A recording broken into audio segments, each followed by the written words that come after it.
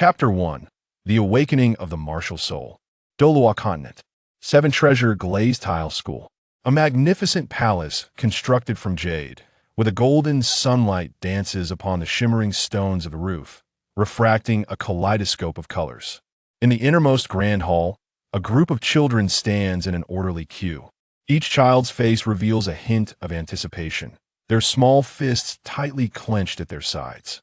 I have lived on Douluo Continent for 6 years now. Yet amidst this throng of people, one child stands out remarkably. Dressed in the attire of the Seven Treasure Glazed Tile School, his handsome visage is marked by an air of composure, though deep within his eyes flickers a glimmer of expectation. This 6-year-old child is named Beichen. Originally an ordinary office worker for Blue Star, he succumbed to exhaustion from long hours at work and sleepless nights spent reading novels, leading to a sudden fainting spell. When he awoke, he found himself transported to this world, and after much exploration, he came to realize that he had crossed over to the legendary Douluo Continent. His greatest passion in his previous life was the novels and animations of Douluo Continent. He had once dreamed of transcending to Douluo Continent, awakening a formidable martial soul and conquering the entire realm. As an ordinary office worker on Blue Star, he had no notable achievements and merely drifted through life. Who would have thought that fate would grant him the opportunity to traverse worlds?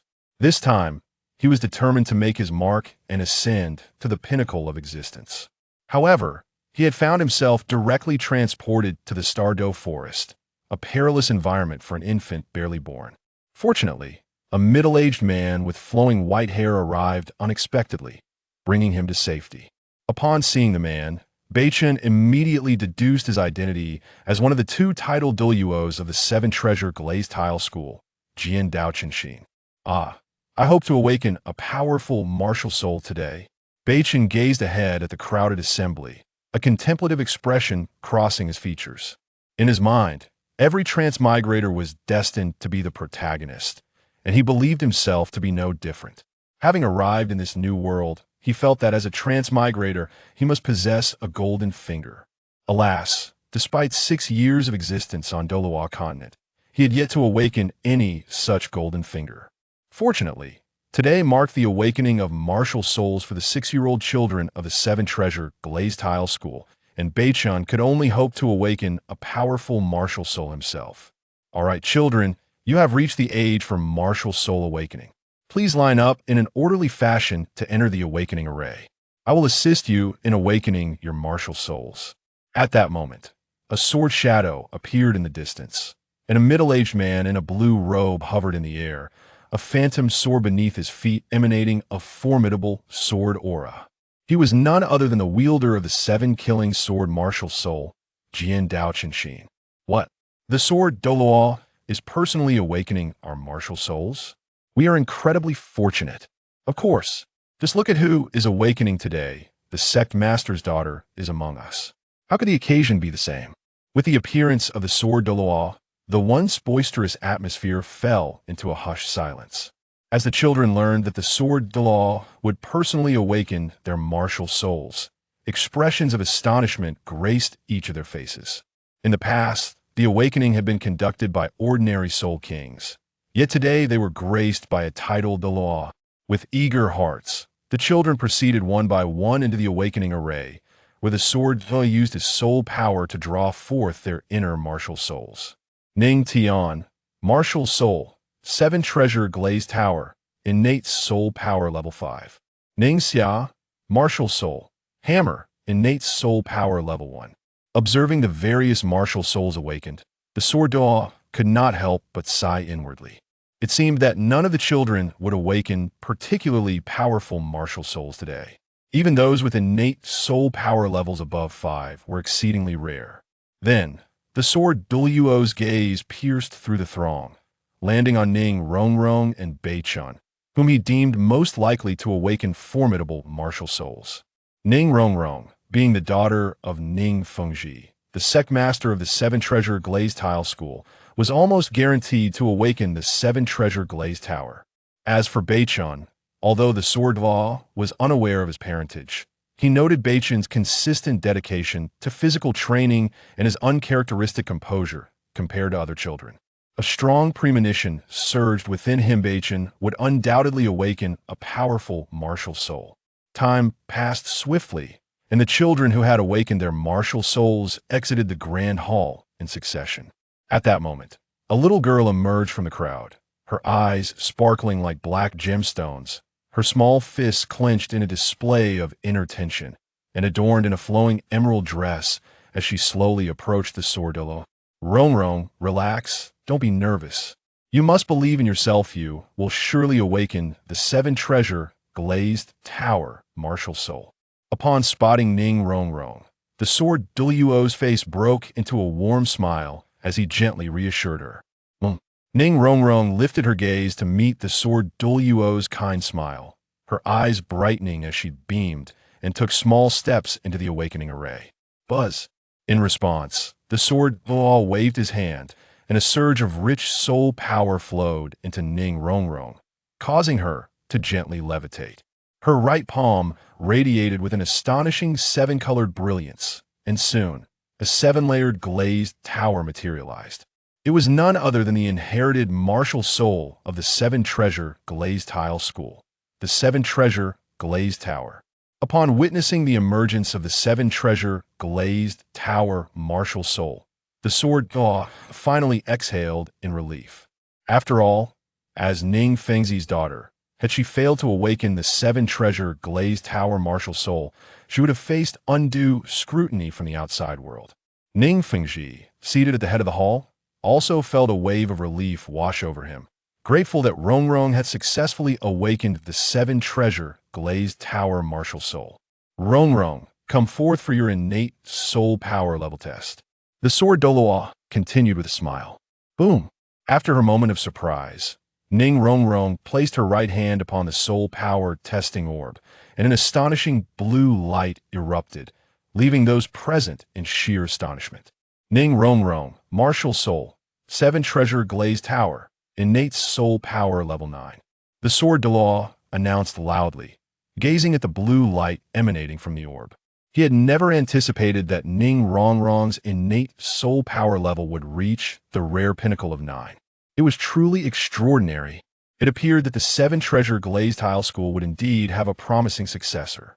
With the successful awakening of her seven-treasure glazed tower martial soul, Ning Rongrong joyfully retracted her martial soul and, with light steps, dashed towards Beichen. Ding!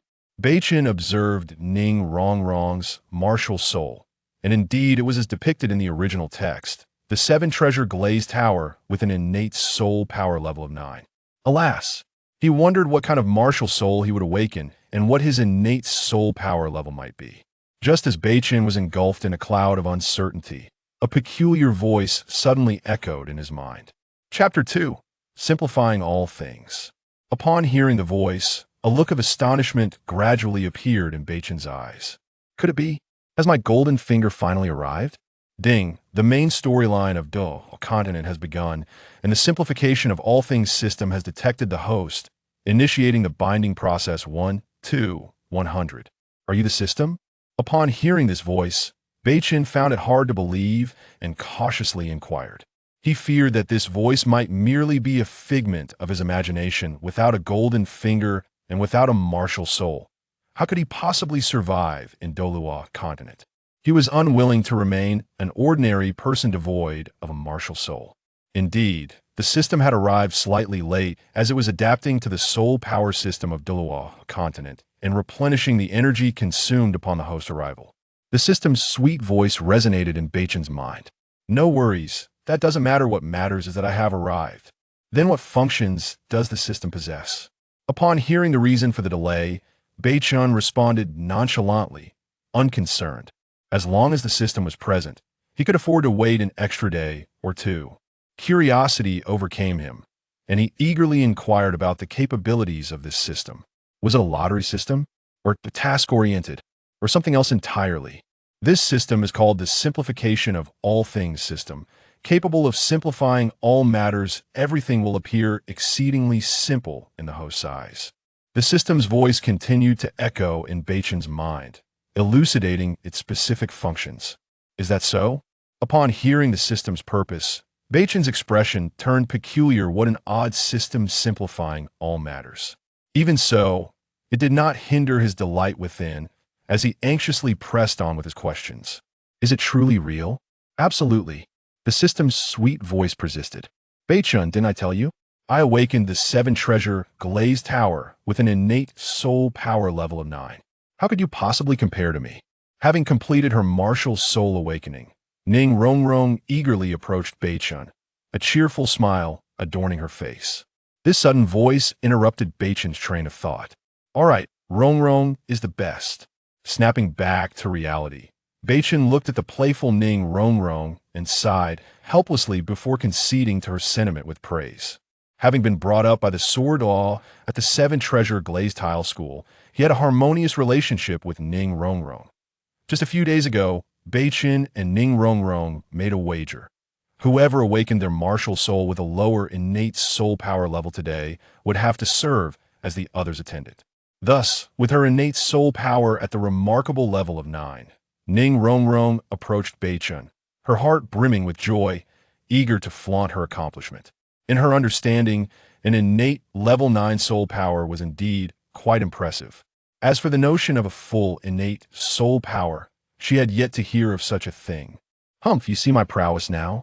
You shall obediently become my attendant, she declared.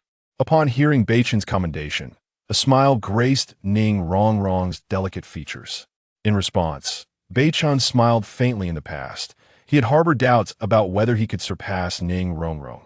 However, with the system now at his disposal, the prospect of outshining her seemed effortlessly attainable. By the way, system, can you simplify the difficulty of my soul power cultivation? He inquired.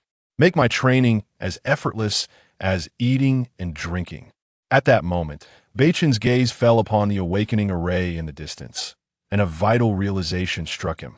He addressed the system again.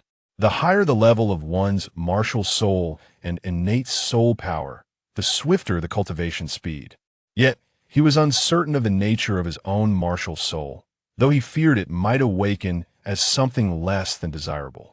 Could the system's ability to simplify myriad aspects also extend to easing his soul power cultivation, rendering it more manageable?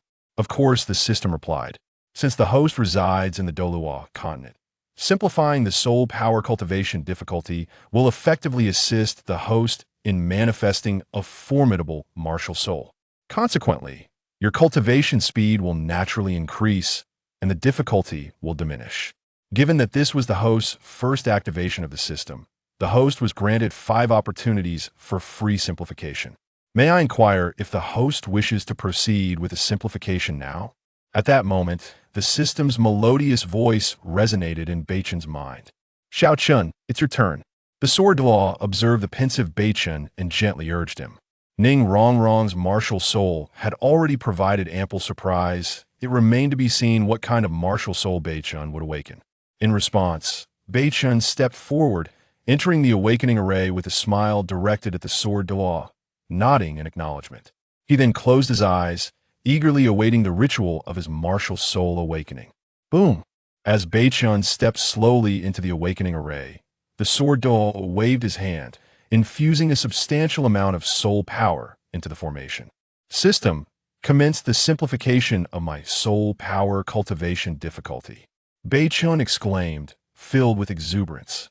He had awaited this moment for quite some time, wondering if fortune would favor him with an exceptionally powerful martial soul. The host consumed 1 opportunity for simplification, initiating the process. Waste martial soul blue silver grass, twin martial souls, twin divine martial souls. Simplification complete. The system's sweet voice echoed in Beichen's mind. As the words settled, Beichen was momentarily taken aback. So fast. Yet, upon hearing the revelation of his newly simplified martial soul, an expression of ecstatic disbelief washed over him. It was indeed a divine martial soul, and he possessed 2 of them. It was simply unbelievable. Initially, Beichen had only hoped to simplify into a top-tier martial soul, akin to the powerful offensive 7-killing sword. Who could have anticipated awakening 2 divine martial souls instead? A wave of joy flooded Beichen's mind, rendering him momentarily speechless. In the next instant, a mist of white haze materialized in his consciousness. Following this, a colossal golden disk appeared silently, surrounded by an array of various martial souls. Do I get to choose my martial soul? Beichen pondered, his curiosity piqued by the enormous golden disk. It appeared that the two divine martial souls he possessed bore an element of uncertainty. Regardless, being of divine quality, they were infinitely superior to top-tier martial souls. Six-winged angel martial soul, sea god martial soul, and countless other divine martial souls filled his vision. Good fortune, come to me. With hands outstretched, Beichen gently nudged the pointer at the center of the disk, causing the entire golden apparatus to spin violently. With his eyes tightly shut, he fervently prayed for luck, hoping to draw a powerful martial soul. Ding! The martial soul lottery has concluded. Moments later, the system's sweet voice chimed in. Chapter 3, Divine Martial Soul. Splash! With a surge of anxiety, Beichen opened his eyes to be greeted by two blinding beams of light. As his vision cleared, he noticed that the golden disk had vanished, replaced by two martial souls that filled his sight. A colossal, verdant tree materialized in a daze, emanating a mysterious glow from its apex. Each emerald leaf bore intricate patterns, as if encapsulating the essence of all creation. The overwhelming vitality radiating from this grand tree left Beichen in awe. How delightful! Unconsciously absorbing the life force. Beichen's eyes narrowed in bliss as he involuntarily uttered a sound of pure joy. In a fleeting moment, the name of this martial soul flashed in his mind. Ancient life, tree divine, martial soul, possesses a healing power that surpasses all, capable of resurrecting the dead and restoring flesh to bone when cultivated to its pinnacle. Knowing the name of this martial soul, Beichen could only marvel in astonishment, left utterly speechless. Possessing such a divine healing martial soul, one might wonder if he could ever truly perish. The implications are indeed terrifying. As for the specifics of its healing capabilities, only upon his absorption of the soul rings will he discern the extent of the ancient tree of life's miraculous restorative powers. Meanwhile, the presence of another martial soul exudes an even more formidable aura. A sudden flash of black light tore through the heavens, accompanied by the fearsome crack of thunder and the overwhelming force of death's annihilation. As the dark mist dispersed, a colossal scythe materialized to the left of Beichen. With a resounding crash, its surface adorned with intricate purple-black patterns, the razor-sharp edge seemed poised to pierce the very sky, creating fissures in the surrounding space. The power of death emanating from it was staggering. Beichen gazed at this divine martial soul in astonishment, realizing its immense strength. The name of this martial soul echoed in his mind, the Death Goddess Scythe, divine martial soul, which possesses an unparalleled tearing force. A single strike from this scythe spells the end of all existence, its deathly energy incessantly corroding life itself. Beichen was already numbed by the shock of his two divine martial souls. The offensive might of the Death Goddess Scythe was indeed formidable, and its accompanying death energy could continuously erode both flesh and vitality. Just then, Beichen noticed that the attributes of his two martial souls were entirely opposite. How intriguing! With the ancient tree of life and the Death Goddess Scythe, he essentially embodied both healing and offensive capabilities, leaving him devoid of any weaknesses. Of course, under the assault of the Death Goddess Scythe, any control-type soul skill would be rendered futile. In the external world, Beichen deliberately restrained his martial souls, concealing the Death Goddess Scythe in his left hand while extending his right, which erupted with a brilliant green luminescence. As a surge of soul power flowed forth, waves of emerald light flickered, coalescing in his right hand. A diminutive version of a giant tree silently emerged, the pressure belonging to a divine martial soul instantly enveloping the entire hall. This sudden development alarmed the sword Douluo, whose expression shifted dramatically. Instantly, his 7-kill sword martial soul manifested, with 9 soul rings rising sequentially beneath him. Yellow, yellow, purple, purple, black, black, black, black, black. The overwhelming aura of the title Douluo enveloped the hall, erecting a barrier that completely sealed off Beichen's martial soul energy. Simultaneously, Ning Fingji and Bone Douluo were profoundly shaken, releasing their martial souls in vigilance against the surroundings. Thankfully, the children who had previously awakened their martial souls had already departed. Otherwise, the commotion could have been catastrophic. They never anticipated that Beichen's awakened martial soul would be so powerful, merely from the energy radiating from it. They could ascertain that it was no less than a top-tier martial soul. The fluctuation of soul power seemed to surpass even their own. Was it possible that he would become a subordinate to Beichen? Ning Rongrong, initially filled with joy, felt a twinge of discouragement upon witnessing the abrupt change. Her beautiful eyes now tinged with deep concern. She hoped fervently that Beichen would remain safe. She was no fool, from the commotion of Beichen awakening his martial soul. She could deduce that it was undoubtedly comparable to her 7-treasure glaze tile. Sensing the soul power fluctuation, it appeared to surpass her innate soul power level. Time flew by, and after awakening his martial soul, Beichen withdrew his consciousness, gently descending to the ground, with a sigh of relief following the initial excitement. He opened his resolute eyes, radiating a dazzling brilliance. With the dual divine martial souls and the simplified system of all things, it was nearly impossible for him not to ascend to greatness. However, the moment Beichen opened his eyes, he was met with the intense gaze of Sword Douluo and others. Their eyes fixated upon him. Seeing this, Beichen instinctively took a step back. "Shaochen, how are you? Is your body unharmed?" Sword Douluo inquired. Visibly relieved upon witnessing Beichen's successful martial soul awakening, he had not anticipated the magnitude of the commotion caused by Beichen's awakening. "Thank you for your concern, Grandpa Jian. I am perfectly fine," Beichen replied, shaking his head to indicate that he was not severely affected. After all, he possessed the divine healing martial soul of the ancient tree of life, ensuring that even the gravest injuries would heal swiftly, leaving no cause for worry. "That is good to hear. By the way, what is your martial soul?" Sword Douluo asked, his eyes reflecting immense curiosity. For he sensed that Beichen's awakened martial soul was certainly no weaker than his 7-kill sword. Strangely, it seemed as though Beichen's martial soul was of a supportive nature.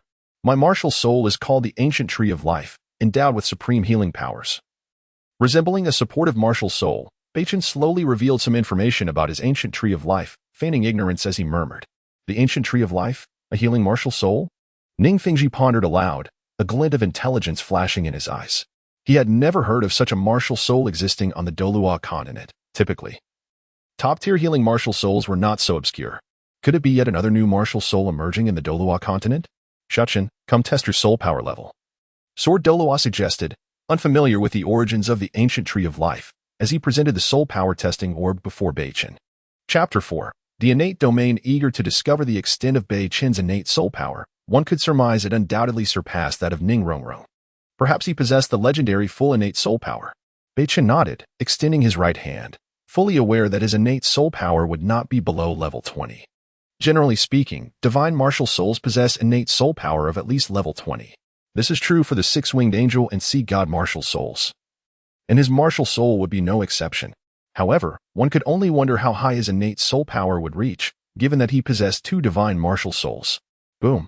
As Beichen placed his right hand upon the soul power testing sphere, a brilliant blue light erupted, illuminating the entire hall in a magnificent azure hue. The Sword Douluo and others, witnessing this spectacle, were expressions of realization. Indeed, it was full innate soul power. Crack. In an instant, cracks appeared on the surface of the testing sphere before it shattered under the overwhelming force of soul power. How could the soul power testing sphere, capable of measuring up to level 10, suddenly break apart? Sword Douluo gazed at the fragments in his hand, bewildered. And even the usually composed Ning Fengji could not maintain his calm demeanor. This was utterly illogical. After a moment, disbelief flickered in the eyes of Sword Douluo and his companions. "Could it be Shaochen? Let us continue testing your soul power." At that moment, Sword Douluo produced another testing sphere, larger than the previous one, his voice betraying an unmistakable tremor. "All right." Beichen placed his right hand once more upon the testing sphere, and the area erupted in a dazzling blue light, which completely dominated 1/3 of the sphere's surface. Haha, just as I thought. Upon witnessing Beichen's final soul power level, Sword Douluo could no longer maintain the composure expected of a powerful figure and erupted into unrestrained laughter. Indeed, it was as he suspected. No wonder he had sensed the extraordinary nature of Beichen's martial soul and the immense soul power it exuded, far beyond what full innate soul power could compare to. Yet, he had never dared to believe that Beichen's martial soul belonged to such an echelon. Until now, with the innate soul power revealed, Sword Douluo finally confirmed his suspicions. Wonderful. Beside them, Ning Fengji and Bone Douluo trembled with excitement. It was indeed the legendary divine martial soul. Even if Beichen's martial soul was merely an auxiliary type, Its divine status would ensure its support capabilities far exceeded that of the 7-treasure glazed tile pagoda. Ning Fingji resolved within himself to spare no effort in nurturing Beichen. Once he matured, the prestige and might of their 7-treasure glazed tile sect would ascend to new heights. Only level 30 innate soul power? Beichen contemplated this result, murmuring softly. A divine martial soul typically possesses innate soul power of level 20, so logically, possessing 2 divine martial souls should confer at least level 40. Why then? Was his soul power merely at level 30? After a brief moment, Beichen cast this thought aside. With 2 divine martial souls and level 30 innate soul power, he was already more than content. Without the system's simplification, he might have awakened as an ordinary blue-silver grass martial soul, lacking any innate soul power whatsoever. The 3 individuals present, all at least soul sage level, naturally overheard Beichen's murmurs, and in the next instant, visible lines of exasperation appeared on their foreheads. What did he mean by only level 30 soul power? Could he not consider their feelings? After all, to break through level 30 by the age of 12 is a hallmark of the continent's most exceptional geniuses. Yet he had achieved what others could only reach at 12 when he was merely 6, and still he was unsatisfied. They could only assume Beichen was unaware of the significance of possessing level 30 innate soul power. By the way, Xiaochen, does your martial soul possess any other information? At this moment, Ning Fingji, seemingly struck by an idea, addressed Beichen with a serious expression. It is said that divine martial souls inherently possess innate domains. For example, the 6-winged angel martial soul from the spirit hall carries such a domain. This is a skill only obtainable by titled Douluos upon acquiring their 9th spirit ring, highlighting the rarity of such domains. With the enhancement of domain skills, a soul master's capabilities would exponentially surpass their previous limits. Since Beichen's martial soul is classified as divine, he too must possess an innate domain. What formidable power might this domain hold? There exists a domain known as the life domain. Upon hearing this, Beichen understood Ning Fingji's implication and feigned confusion. However, internally, he was overjoyed. The life domain is an auxiliary-type domain skill, inherently tied to life itself. The life domain possesses unparalleled healing abilities, capable of restoring all things, with boundless soul power ensuring its permanence. As long as one's soul power remains, the life domain will persist indefinitely, continually replenishing life force. Moreover, with the aid of the life tree martial soul, the potency of his soul techniques would become unprecedentedly powerful, and the healing capabilities of his martial soul would increase geometrically. Most astonishingly, as Beichen's strength grows, the range and enhancement effects of the life domain would expand correspondingly. Simultaneously, Beichen's second martial soul, the Death Scythe, also bears an innate domain known as the Death Domain. The Death Domain, wherever it extends, a pervasive aura of death envelopes the area, annihilating all and eroding everything. The most terrifying aspect of this domain is the omnipresence of death energy, while ordinary soul masters may inhale a slight amount without consequence. Prolonged exposure to the death domain would inhibit their senses and continuously erode their soul power and life force, effectively dismantling their combat capabilities without the need for soul techniques. Come, Xiaochen, unleash your martial soul abilities and your life domain, so we may experience the effects of your martial soul, Ning Fingji said, his demeanor radiant, interrupting Beichen's contemplative thoughts. Buzz. Beichen nodded, slowly stepping back. With his palm open, verdant light surged forth, and a majestic emerald life tree materialized silently. The rich life force radiated around Beichen, enveloping the area. Life domain. Beichen activated his life domain, a green light circle appearing beneath his feet, perfectly encircling Sword Douluo and his companions. Chapter 5, The Astonishing Power of Healing. In the next moment, Beichen's gaze sharpened, and with a wave of his left hand, 3 beams of light surged forth from the ancient tree of life, entering the bodies of the 3 individuals before him. What is this? The healing ability of the ancient tree of life? Hiss. As Jian Douluo and the others received the healing power from Beichen's ancient tree of life, they abruptly awoke, their faces filled with shock. What had they discovered? Having cultivated to their current level, it was inevitable that some irreparable internal injuries lingered within them, which had led to a bottleneck that they could not forcibly overcome. They had not anticipated that Beichen, utilizing the healing capabilities of his martial soul, could actually alleviate the hidden injuries that had remained untreated for years. Most astonishing of all was the fact that Beichen's martial soul had not yet been augmented with a spirit ring. How remarkable is this? Could this be the extraordinary strength of a divine-level healing martial soul? Jian Douluo and the others gazed at Beichen with fervent admiration, their astonishment lingering long after the moment had passed. What is the matter? After a brief pause, Beichen withdrew his martial soul, Upon seeing the astonished expressions of Douluo and the others, he could not help but take a step back. Hadn't he merely awakened a divine-level martial soul? Was it truly necessary for them, two titled Douluos and a soul sage, to be so astounded? Xiaoqin, you must remember not to recklessly use your innate domain. And you must never disclose your martial soul level or innate spirit power to anyone. Realizing the gravity of the situation, Ning Fengji hurriedly approached Beichen, his expression serious. The miracles occurring around Beichen were numerous. Any one of them could potentially incite turmoil across the entire continent. A moment's carelessness could invite assassination from hostile forces. And even though the 7-treasure glazed tile pagoda was guarded by 2 titled Douluos, there would inevitably be times of oversight. Understood, Uncle Ning, Beichen replied obediently, nodding in acknowledgement. He was well aware of the significance of this matter and would not boast about his capabilities without cause. With his current strength, how could he possibly withstand the might of the continent's powerful figures? It would be wiser to cultivate discreetly for the time being. Very well, Xiaoqin. You should return and rest for a while. In a few days, I will take you to obtain your spirit ring, Douluo said, looking at Beichen with reassurance. It was time for Beichen to recuperate and prepare to absorb the spirit ring. They also needed to arrange for the upcoming hunt for spirit beasts. As Douluo intended to lead Beichen to the Stardew Forest for the acquisition of a spirit ring, given that Beichen's martial soul was divine level. The quality of the spirit ring he absorbed must be top tier.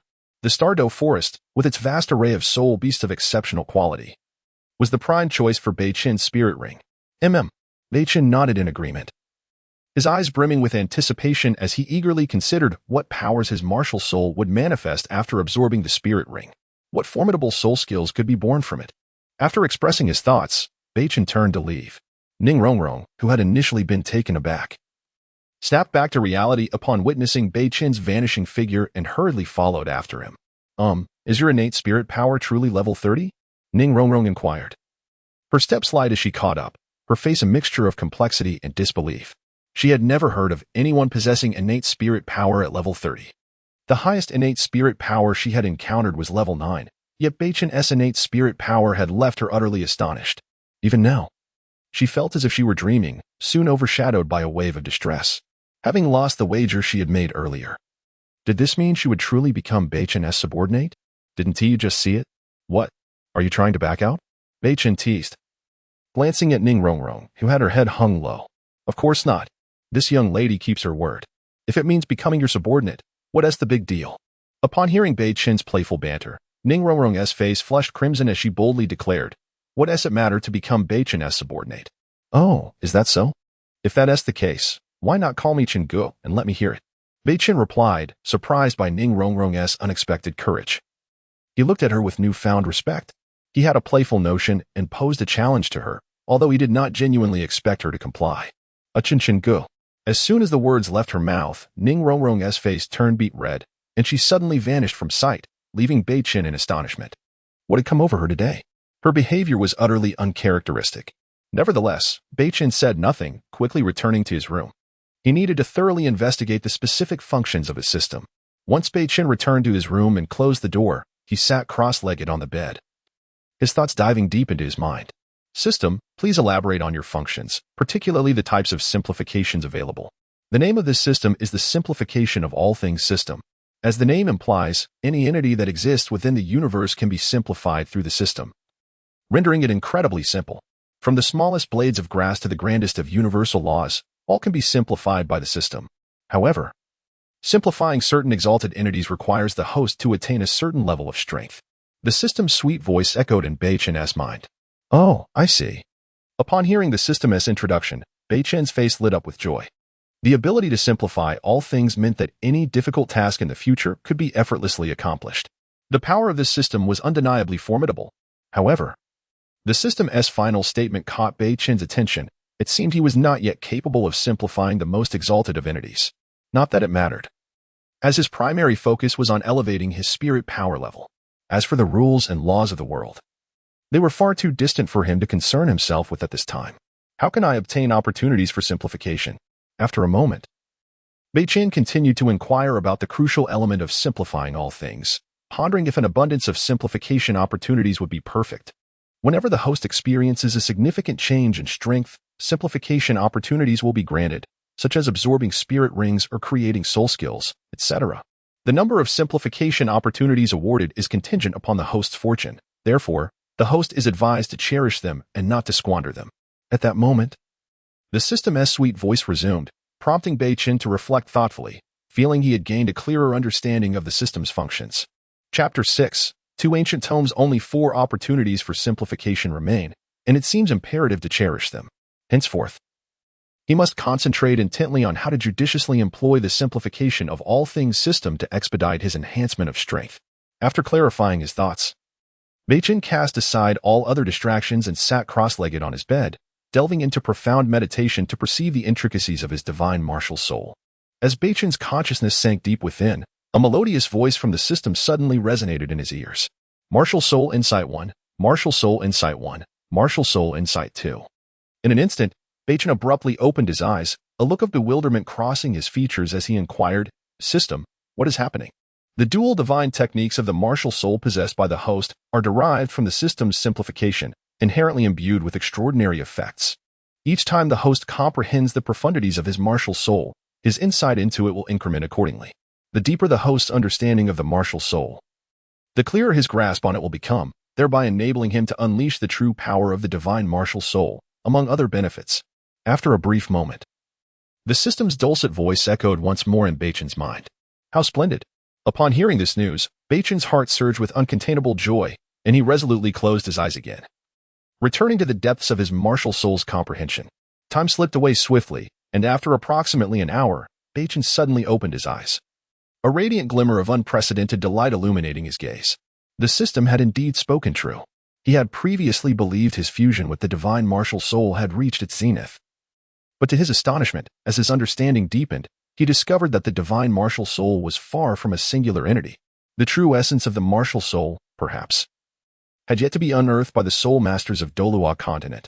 Thus, it was his destiny to pioneer this magnificent feat as night fell. Beichen emerged from his state of cultivation. The hour was late, and in order to rejuvenate his spirit, he retired early to his bed.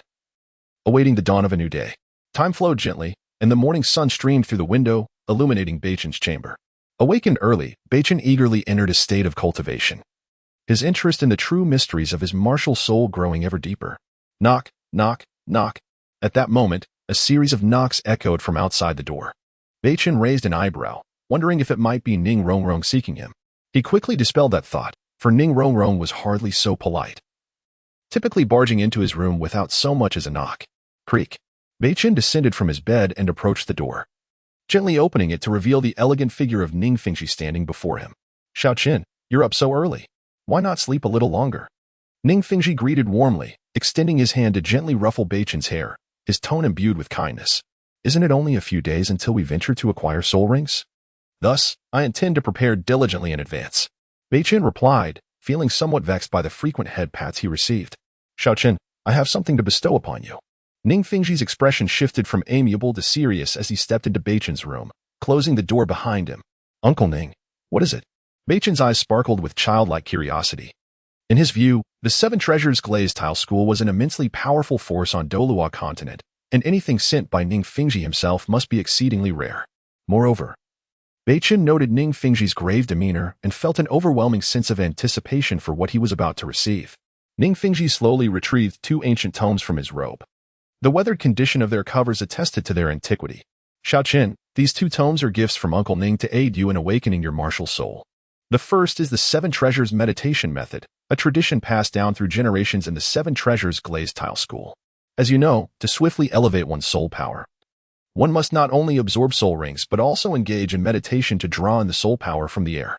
This meditation method has been refined by the esteemed masters of our school and is regarded as one of the finest in Douluo Continent. By practicing this method, your soul power will increase rapidly."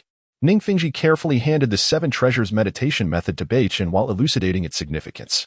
"Thank you, Uncle Ning," Beichen expressed, maintaining an outward calm while inwardly celebrating with joy. He had previously pondered how to acquire an exceptional meditation technique, for relying solely on random absorption of ambient soul power would result in excruciatingly slow progress. To his surprise, Ning Fingxi had presented him with the Seven Treasures Meditation Method, a delightful turn of fortune. And this one is a closely guarded secret of the Seven Treasures Glazed Tile School. "Xiaoqin, you must not disclose it to anyone." This technique is the mind partition control method.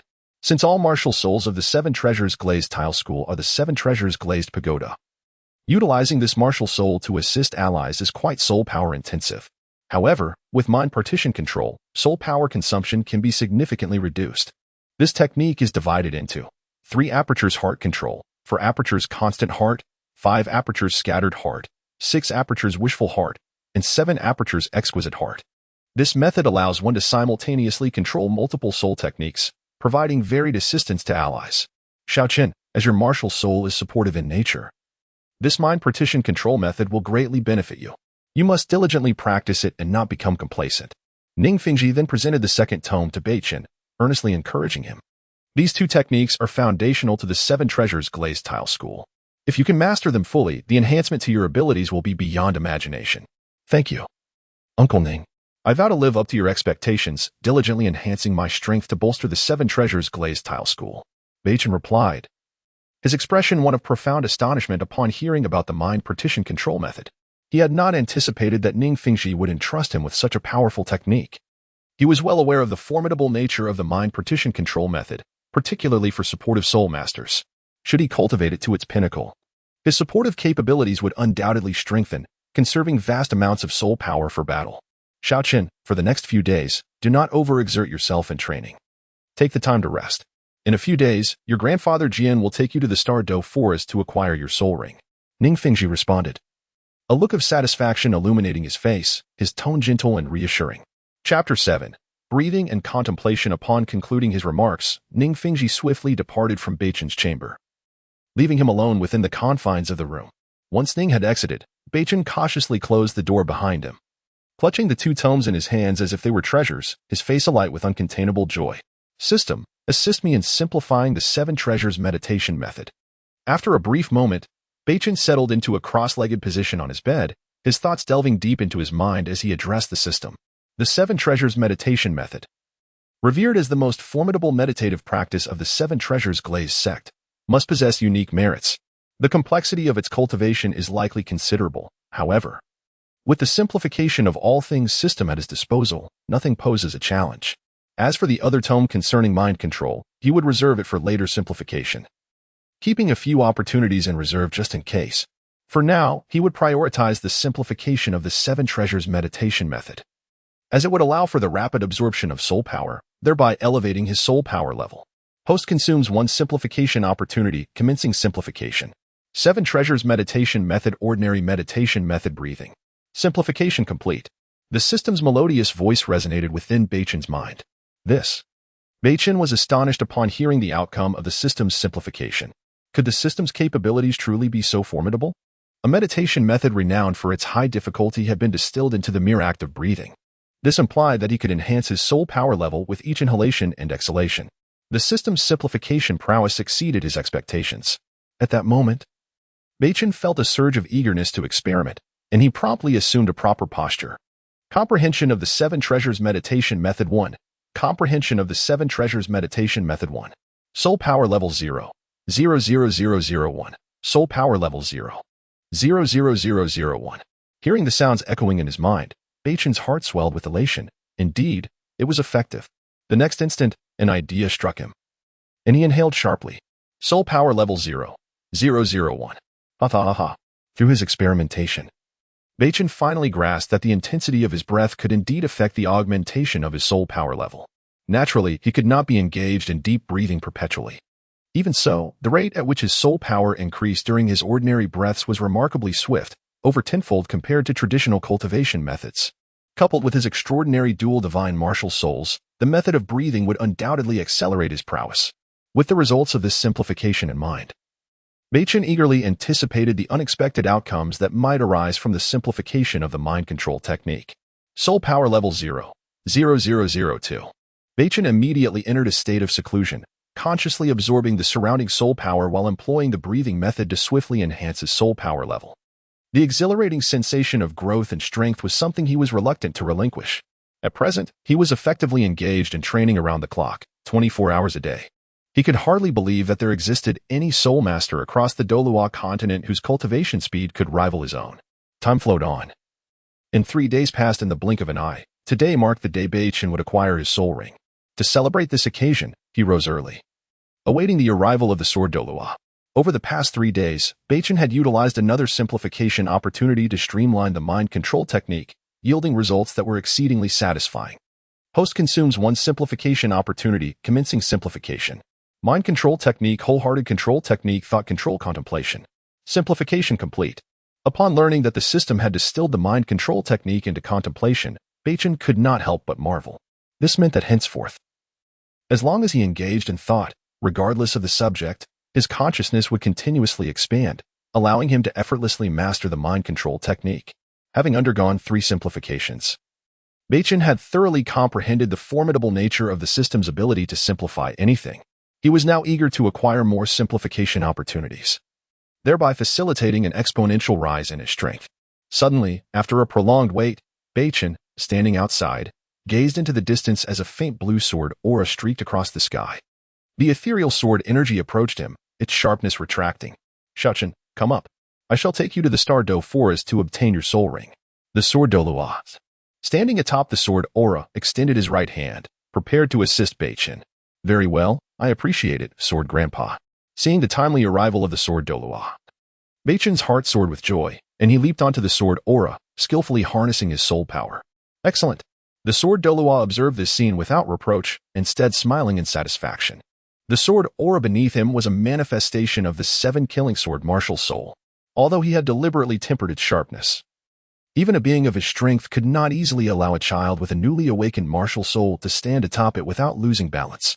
Beichen's ability to stabilize himself amidst the tumult of the sword energy was indeed unexpected. The sword Douluo's affection for Beichen deepened. He had not anticipated that his earlier act of compassion would nurture such a gifted soul master. "Prepare yourself, we depart." Seeing Beichen ready for the journey, the sword Douluo brought his fingers together, unleashing a terrifying surge of soul power. Boom! The sword aura beneath them vanished in an instant, soaring toward the Douluo forest. The Douluo forest is one of the largest congregations of soul beasts on the continent, teeming with a diverse array of soul beast species of exceptional quality, an ideal location for formidable soul masters to acquire their soul rings. The sword Douluo exerted his full prowess, arriving at the Douluo forest in less than an hour. As they entered the forest, they were greeted by lush vegetation, with towering trees shielding them from the harsh sunlight. In certain areas of the forest, the formidable presence of soul beasts intermittently flickered, and the humid atmosphere enveloped Beichen and his companion, casting a shadow over their hearts. "Shaochen, do you have any specific requirements for your first soul ring?" Upon entering the Douluo forest, the sword Douluo immediately unleashed his martial soul, remaining vigilant against any disturbances in their surroundings. Though he was alone on this expedition and capable of handling unforeseen crises, he did not dare to lower his guard, particularly with Beichen at his side. "My life ancient tree martial soul is of the healing type. We should seek a healing attribute soul beast. Among these, plant-type soul beasts are the most desirable." Beichen gradually articulated his aspirations for his first soul ring. While it is true that a martial soul can absorb soul rings of any attribute, it is paramount to find one that aligns harmoniously with his martial soul. His life ancient tree martial soul necessitated a compatible healing attribute soul beast to truly unleash the divine potential of his martial soul. Chapter 8. The Sacred Life Lotus. Initially, the focus was on the plant-based soul beasts, while the search for other varieties would rely on chance. There existed a particularly suitable emerald swan soul beast to serve as the first soul ring. However, this creature was exceedingly rare and difficult to find. Moreover, within the Douluo forest lurked a fearsome emerald swan known as Beichen, making one hesitant to provoke it. It was well and good to have one's own plans, and one could only hope to encounter a fitting soul beast soon. The aim was to acquire all 3 soul rings within 3 days. Upon hearing this, sword Douluo nodded in approval, agreeing with Beichen's sentiments. Thus, Beichen followed sword Douluo as they slowly ventured deeper into the Douluo forest. The search for a soul beast with life attributes proved to be quite taxing, requiring considerable effort and focus. Time flew by, and soon the morning had passed. "Ah? The Sacred Life Lotus?" Suddenly, sword Douluo sensed a fluctuation of soul beast energy in the vicinity, his expression sharpening as he turned his gaze. Not far away, in a crystal-clear pool, floated a pale green lotus, surrounded by an ethereal aura of life that exuded an air of profound mystery. "Shaochen, the Sacred Life Lotus possesses remarkable healing capabilities, making it highly suitable as your first soul ring. Its age appears to be over 400 years, sword Douluo joyfully remarked. observing the sacred life lotus. However, upon hearing this, Beichen furrowed his brow, clearly dissatisfied with the prospect of this soul ring. After all, his martial soul was of divine caliber, coupled with innate soul power at level 30. To absorb a soul ring that was merely over 400 years old felt insufficiently prestigious. Simultaneously, Beichen realized that, having undergone transformation through the power of life, he could easily withstand the pressure of a 1,000-year soul ring. Just as he was about to decline, a sweet voice echoed in his mind. Congratulations, host, on awakening the eye of insight, the ability to perceive the true nature of all things. What a delightful surprise. Hearing the system's voice, a smile of excitement graced Beichen's face. He had unexpectedly awakened the eye of insight. Eager to test this newfound ability, Beichen directed his gaze toward the sacred life lotus. Sacred life lotus, over 400 years, true age, over 3,500 years, possesses top-tier healing power, making it an exceptional soul ring for life attribute martial souls. Beichen was taken aback upon discerning the true information regarding the sacred life lotus. Its actual age exceeded 3,000 years, indicating the lotus harbored remarkable hidden abilities, even managing to elude Sword Douluo's scrutiny. Nevertheless, Beichen had no intention of revealing the lotus's true age. If he disclosed this information to Sword Douluo, it was certain he would not consent to Beichen absorbing the soul ring. In the worst-case scenario, he would simply proceed with his plan, and by then, Sword Douluo would have no means to intervene. He was wholly confident in his ability to absorb this soul ring of over 3,000 years.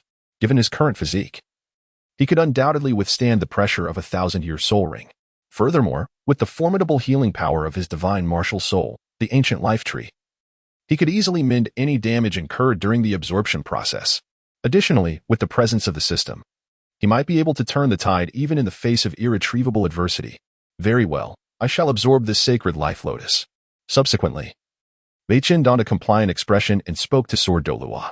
As soon as his words fell, Beichen stepped forward, drawing a dagger from his waist. Although the sacred life lotus was a 1,000-year soul beast, it possessed no offensive capabilities, only an abundance of life energy. Thus, a host of soul beasts typically guarded it, aiding in repelling any threats.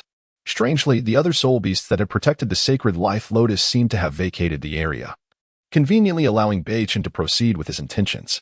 Moreover, Sword Douluo stood vigilantly by his side, allowing Beichen to relax his mind and prepare for the absorption of this soul ring, which was over 3,000 years old. Buzzing, Beichen observed the sacred life lotus emanating a powerful life energy, as if sensing impending danger, enveloping him and drawing near soul beasts for assistance. Unfortunately, Sword Douluo's mere presence deterred even the weaker soul beasts from approaching, despite not intentionally releasing his soul power. Beichen utilized his soul power to draw the sacred life lotus closer. In the next moment, his gaze sharpened as he thrust the dagger forcefully into the center of the lotus. Boom! An overwhelming surge of life energy erupted, mending its own injuries, while the sacred life lotus began to show signs of decline under Beichen's assault. After considerable effort, the once vibrant green petals of the lotus faded to a desolate yellow, devoid of life. Finally, it was done.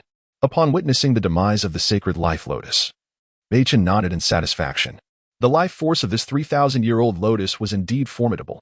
It required no small effort to extinguish its life in such a short span. With a splash, the petals of the deceased lotus began to shimmer with traces of life energy.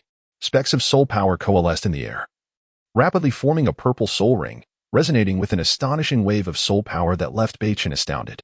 Truly, it was deserving of its 3,000-year classification. Realizing the need to prevent Sword Douluo from discovering his unilateral decision to absorb the 1,000-year soul ring, Beichen quickly settled into a meditative position, closing his eyes tightly. With a whoosh, the ancient life tree martial soul silently manifested in his right hand, unleashing a torrent of life energy that harmonized with the 1,000-year soul ring in the air. Under Beichen's deliberate guidance, the purple soul ring firmly encircled the ancient life tree. The overwhelming soul power surged into Beichen's body. Oh no! Sword Douluo, unaware of Beichen's actions as he remained vigilant against the approaching soul beasts, suddenly sensed the presence of a 1,000-year soul ring. He turned his gaze back, only to be struck with shock upon witnessing Beichen's audacity in absorbing a soul ring of over 3,000 years.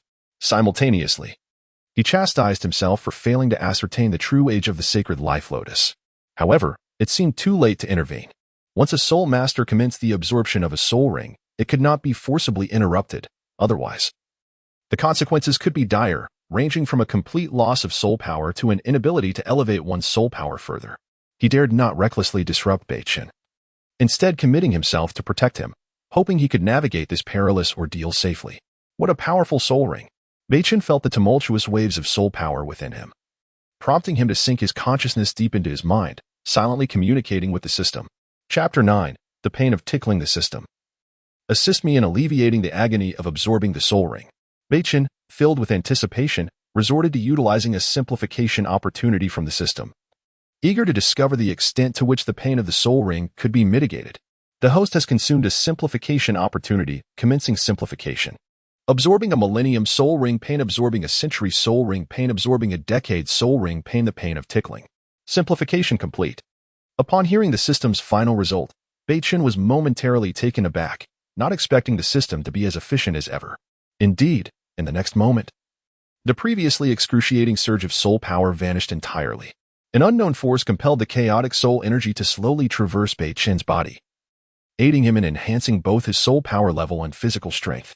Meanwhile, he merely felt a sensation akin to a gentle tickle, a trivial discomfort in comparison. What is happening? The sword Douluo, primarily focused on Beichen, suddenly noticed that his physical state had remarkably improved.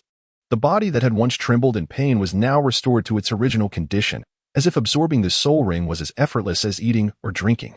Yet, the sword Douluo could not fathom the circumstances that led to Beichen's current state. Boom. Could it be that the Millennium Soul Ring was merely a transformation of the Century Soul Ring? He then released a strand of soul power from his right hand, meticulously probing the Millennium Soul Ring atop Beichen's martial soul. Simultaneously, he continued to investigate the phenomena within Beichen's body resulting from absorbing the soul ring. What unfolded next astonished him. The soul ring Beichen was absorbing indeed had an age exceeding 3,000 years. However, the scene within Beichen's body perplexed him. The previously violent and chaotic soul power now calmly meandered throughout his being, as if these energies recognized their master. This unfolding spectacle left the sword Douluo in a state of disbelief. He could only attribute all these changes to Beichen's divine martial soul. Nevertheless, the transformation in Beichen was astonishing. Sigh. At this moment, the sword Douluo shifted most of his attention back to Beichen. As the absorption of the Millennium Soul Ring approached its conclusion, Beichen's condition had improved immensely, alleviating his concerns. Yet, the sword Douluo remained vigilant, wary of any unforeseen developments, for Beichen was the prized possession of the Seven Treasures Glazed sect, and any mishap was unacceptable. All the questions swirling in his mind would have to wait until Beichen completed the absorption of the first soul ring. As Beichen absorbed the soul ring, he appeared utterly relaxed, reveling in the profound life force flooding his being, involuntarily emitting sounds of delight. The life force is one of the gentlest powers in the universe, capable of cleansing impurities from the heart, even purifying one's spirit. Enveloped in this life force, Beichen was reluctant to exit such a state. However, having fully absorbed the soul ring, he deemed it unnecessary to linger further. Boom. In an instant, Beichen drew in all the surrounding life force, causing a surge of soul power within him that surpassed any previous experience. The purple Millennium Soul Ring on the ancient life tree shimmered vibrantly, tightening securely around Beichen's martial soul, pulsating rhythmically and emanating an extraordinary aura. Upon completing the absorption of the soul ring, Beichen suddenly opened his brilliant eyes, which now radiated a terrifying green light. A mysterious aura enveloped him, and under the illumination of the life force, Beichen resembled a child of life, healing all things. Seeing Beichen complete the absorption, the sword Douluo felt an immense weight lift from his shoulders. The seven-killing sword, exuding an incredible sword energy, isolated the surrounding soul beasts. He swiftly approached Beichen, his tone laced with concern. "Xiaochun, how are you? Is your body unscathed?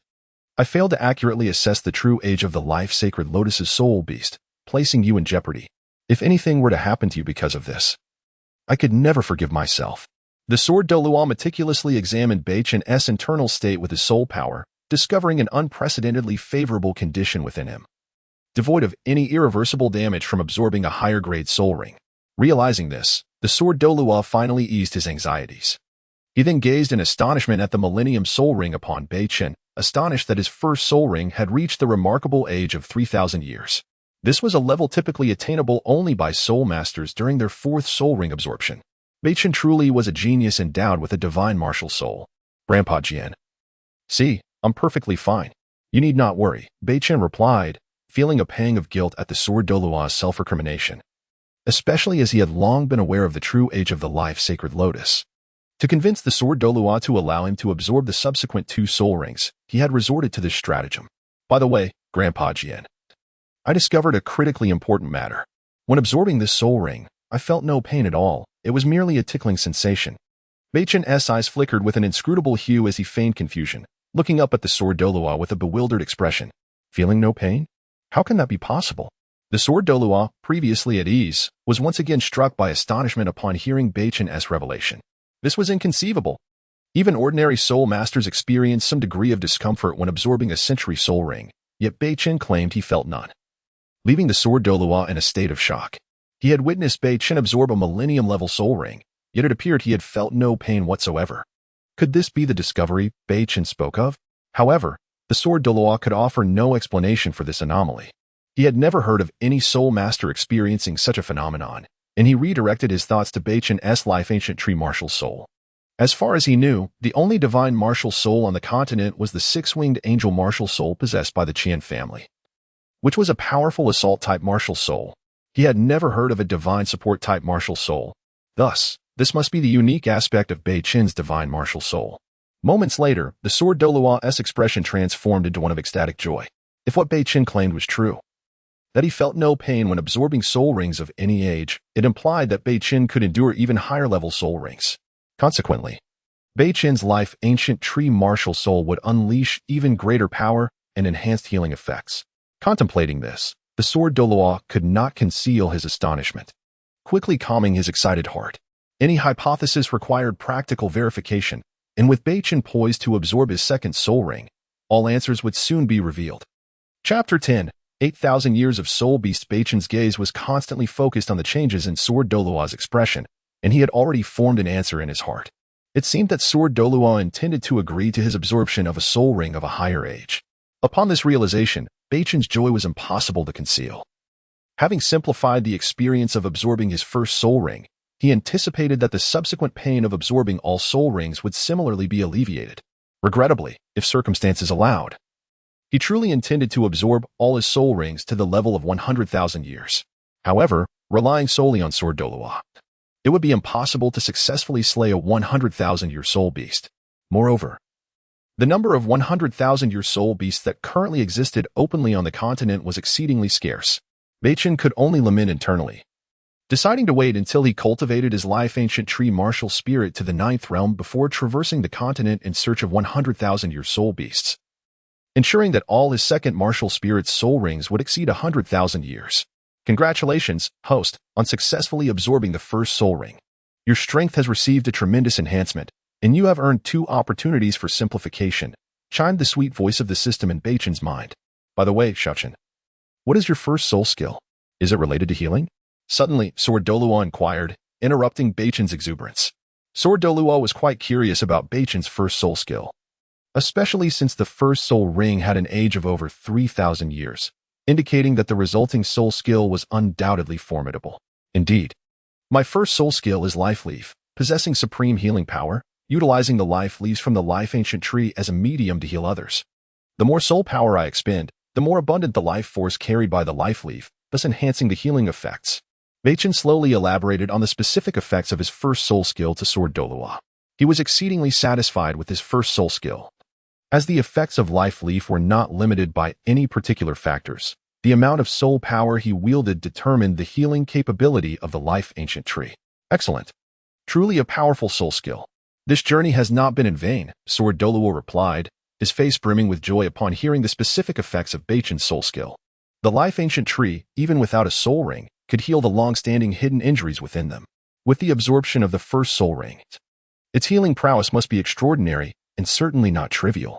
As for the specific healing effects, they would have ample time to test its power once they returned to the 7 Treasures Glazed sect. For now, the priority remained for Beichen to acquire the last 2 soul rings. The longer they lingered in the Stardow Forest, the greater the danger. Come, Xiaochen. I shall take you to obtain the remaining 2 soul rings. But remember, if you cannot withstand the age of the soul rings, do not hesitate to stop. Do not force yourself to avoid irreparable losses. Sword Douluo, seemingly lost in thought, spoke to Beichen with a serious demeanor. Grandpa Jian, I understand. Beichen replied firmly, nodding vigorously. After a brief moment, Beichen followed Sword Douluo, as they swiftly navigated through the Star-Do forest. As they delved deeper, the surroundings grew increasingly silent, damp, and dim. Occasionally, the aura of a 10,000-year soul beast would flicker, with life attribute soul beasts being exceedingly rare, most of which dwelled deep within the forest. Sword Douluo, ever vigilant of their surroundings, was the first to discover a type of soul beast, a plant-type soul beast. Ahead stood a colossal tree, its emerald green trunk supporting bountiful branches and leaves. Strands of willow leaves naturally drooped, resembling stars in the night sky, appearing particularly striking in the dim environment. The most notable feature was the immense life force radiating from its branches and leaves, continuously nourishing the area around it. Numerous soul beasts resided nearby, quietly lying on the ground, basking in the life force's nurturing. Shaochen, this is a 3-life willow, with an approximate age of over 8,000 years. It is currently the most suitable soul ring for your life ancient tree martial spirit. What do you think? Are you confident? Sword Douluo's eyes gleamed with a fierce sword intent as he meticulously examined the 3-life willow, confirming its age repeatedly. He intended for Beichen to absorb this soul ring, though his gaze was mixed with deep concern. This was a soul ring of over 8,000 years. The pressure it exerted was not to be underestimated. He wondered if Beichen's body could withstand it. Yes, if I truly cannot endure, I'll rely on Grandpa Jian for assistance, Beichen replied decisively, his expression earnest. Yet internally, he regarded this soul ring with disdain. Previously, due to the enhancement of his power, the system had rewarded him with 2 opportunities for simplification. Once he absorbed the second soul ring, it was likely that the system would bestow him additional simplification opportunities. In such a case, he could absorb the 3 soul rings without suffering. Behind me, this 3-life willow not only possesses top-tier healing power, but also harbors a particularly vicious ability. It can utilize its sharp willow leaves to slay soul beasts, thereby seizing their life force. Sword Douluo positioned Beichen behind him, concerned that the 3-life willow might inadvertently harm him if he let down his guard. Understood. Beichen obediently responded, standing behind Sword Douluo, eagerly anticipating whether he could acquire the 2 abilities of the 3-life willow. Whether it was the healing power or the life force deprivation, both were tremendously potent soul skills. 7 kill sword. In the next moment, Sword Douluo roared, and a faint blue long sword appeared in his right hand, emanating a dense murderous intent. 9 soul rings rose beneath his feet. Yellow, yellow, purple, purple, black, black, black, black, black. 4th soul skill, murderous aura. The 4th soul ring blazed brilliantly, and a 7-kill sword floated before Sword Douluo. From the blade of the 7-kill sword, a razor-sharp sword blade split off, gleaming with deadly sharpness. Buzz. As the 7-kill sword trembled violently before Sword Douluo, the sword intent surged forth with a resounding sound, piercing fiercely towards the 3-life willow ahead. Boom. Sensing the chilling sword intent, the soul beasts guarding the 3-life willow immediately scattered in fear, vanishing without a trace. The entire emerald green 3-life willow seemed to sense the impending danger, and its massive leaves began to sway wildly. Whoosh. Just as Sword Douluo's sword intent was about to pierce the 3-life willow, the dense branches and leaves unleashed a terrifying whip-like sound that reverberated throughout the area, and then clashed violently against Sword Douluo's sword intent. Chapter 11. Preparing to acquire the 3rd soul ring. Alas, how could a mere soul beast of over 8,000 years withstand the sword intent of a titled Douluo? A scene of astonishment unfolded as a sword aura, as delicate as a cicada's wing, severed the branches and leaves of the 3-life willow with a fierce strike. In response, a remarkable sword energy coalesced at the fingertips of the Sword Douluo, who flicked his fingers with precision. The sword intent, capable of threatening even a soul Douluo, approached silently. Despite the 3-life willow's desperate struggle, its fate had long been sealed. The Sword Douluo's sword aura sliced through the 3-life willow as effortlessly as cutting through tofu. With a resounding crash, the 3-life willow collapsed like decayed wood, sending up clouds of dust. From its trunk, a rich green liquid flowed, emanating a formidable life force. All right. Shaochen, quickly deliver the final blow.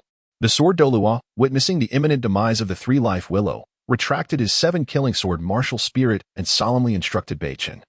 Although the 3-life willow was nearly dead from his strike, its astonishing vitality meant that some life still lingered. Time was of the essence to ensure its complete demise, otherwise, this soul ring would be wasted. Beichen hurried to the fallen 3-life willow, gazing at its massive trunk and the dim leaves. After a thorough search, he finally located the root of the 3-life willow. Drawing forth his dagger, he gripped it tightly and thrust it into the trunk with a decisive plunge. Instantly, an alluring life force permeated the air, revealing the 3-life willow's moment of rejuvenation. In the next moment, Beichen settled into a meditative posture, his gaze fixed upon the gradually forming purple soul ring of 8,000 years. Buzz. As the soul ring fully coalesced, Beichen brought his fingers together, and streams of soul power surged around him. He immediately released his ancient life tree, upon which a 3,000-year soul ring gleamed brilliantly, enveloping Beichen entirely in its purple radiance. With a rustle, a gentle breeze swept by, and the soul ring of the three-life willow firmly attached itself to the ancient life tree martial spirit. Suddenly, a torrent of immense soul power surged within Beichen, overwhelming his internal organs. He bore the pain with fortitude, silently urging the system, "Please simplify the pain of permanently absorbing the soul ring, so I need not endure it repeatedly." Unsurprisingly, the outcome of this simplification would likely mirror the previous one. Beichen contemplated that if he could directly simplify the pain of permanently absorbing the soul rings, he could avoid wasting opportunities for simplification. "Perfect," the system replied. "Host consumes one simplification opportunity, commencing simplification. Permanently simplify the pain of soul ring absorption pain-free. Simplification complete." The system's sweet voice resonated in Beichen's mind. As anticipated, the unbearable agony that had plagued him moments ago transformed into nothingness, replaced by an overwhelming life force that surged through his limbs. How peculiar! Could it truly be the influence of the ancient life tree? The ever-watchful Sword Douluo noted that Beichen's current state mirrored that of his previous soul ring absorption, leaving him both relieved and puzzled. It seemed that Beichen's third soul ring could absorb rings of over 10,000 years, although the Sword Douluo questioned whether this was appropriate. The distinction between 10,000-year and 1,000-year soul rings was profound. Upon the death of a 10,000-year soul beast, its soul ring retained the anger, resentment, and murderous intent it harbored in life. These negative emotions would erupt at the moment of absorption, accompanied by an insurmountable soul impact. The Sword Douluo wondered if Beichen could withstand it. Well, in the end, the decision to absorb rests solely with Xiaoqin, he concluded. Like before, Beichen absorbed the 8,000-year soul ring without any pain. With a resounding thump, a violent surge of soul power erupted from within him, and he opened his brilliant eyes, filled with elation as he absorbed the information of his second soul skill. The magnitude of this soul skill exceeded his expectations. Beichen swiftly absorbed the surrounding dispersed life force, wary of attracting the attention of powerful soul beasts. After a considerable time, having completely devoured the life force, Beichen abruptly stood, stretching his limbs. "Xiaoqin, how is it? What abilities from the three-life willow does your second soul skill possess?" The Sword Douluo, noticing Beichen's remarkable condition and the rapid rise in his soul power, eagerly inquired about his second soul skill. Indeed, the Sword Douluo hoped fervently that Beichen's second soul skill would encompass both of the three-life willow's capabilities. "Grandfather Jian, my second soul skill fully integrates the contrasting properties of life healing and life deprivation. Additionally, it acts as a powerful attack-type soul skill. I can imbue the leaves of life with formidable cutting power, inflicting wounds that cannot heal for a short time, continuously draining the opponent's life force until their demise." Beichen exclaimed joyously. "What? How incredible!" The Sword Douluo marveled. "You have acquired the two most powerful soul skills of the three-life willow. To be honest, I am somewhat envious of your fortune." The Sword Douluo, taken aback by Beichen's extraordinary luck, noted that a single soul skill possessed two entirely opposite attributes, an unprecedented fusion of support and attack. Beichen's second soul skill could easily confound enemies. Who would anticipate that a Soul Master's skill could embody such duality? Alas, only Beichen, as a unique anomaly, could achieve such a feat. His second soul skill hinted at an emerging attack-oriented nature. The emergence of a formidable attack skill from a divine support-type martial spirit was nothing short of astonishing. To a significant degree, Beichen could pursue development in both the attack and support realms. The ancient life tree, imbued with the essence of life, could serve as a top-tier healing support spirit, rivaling the finest healing soul masters on the continent.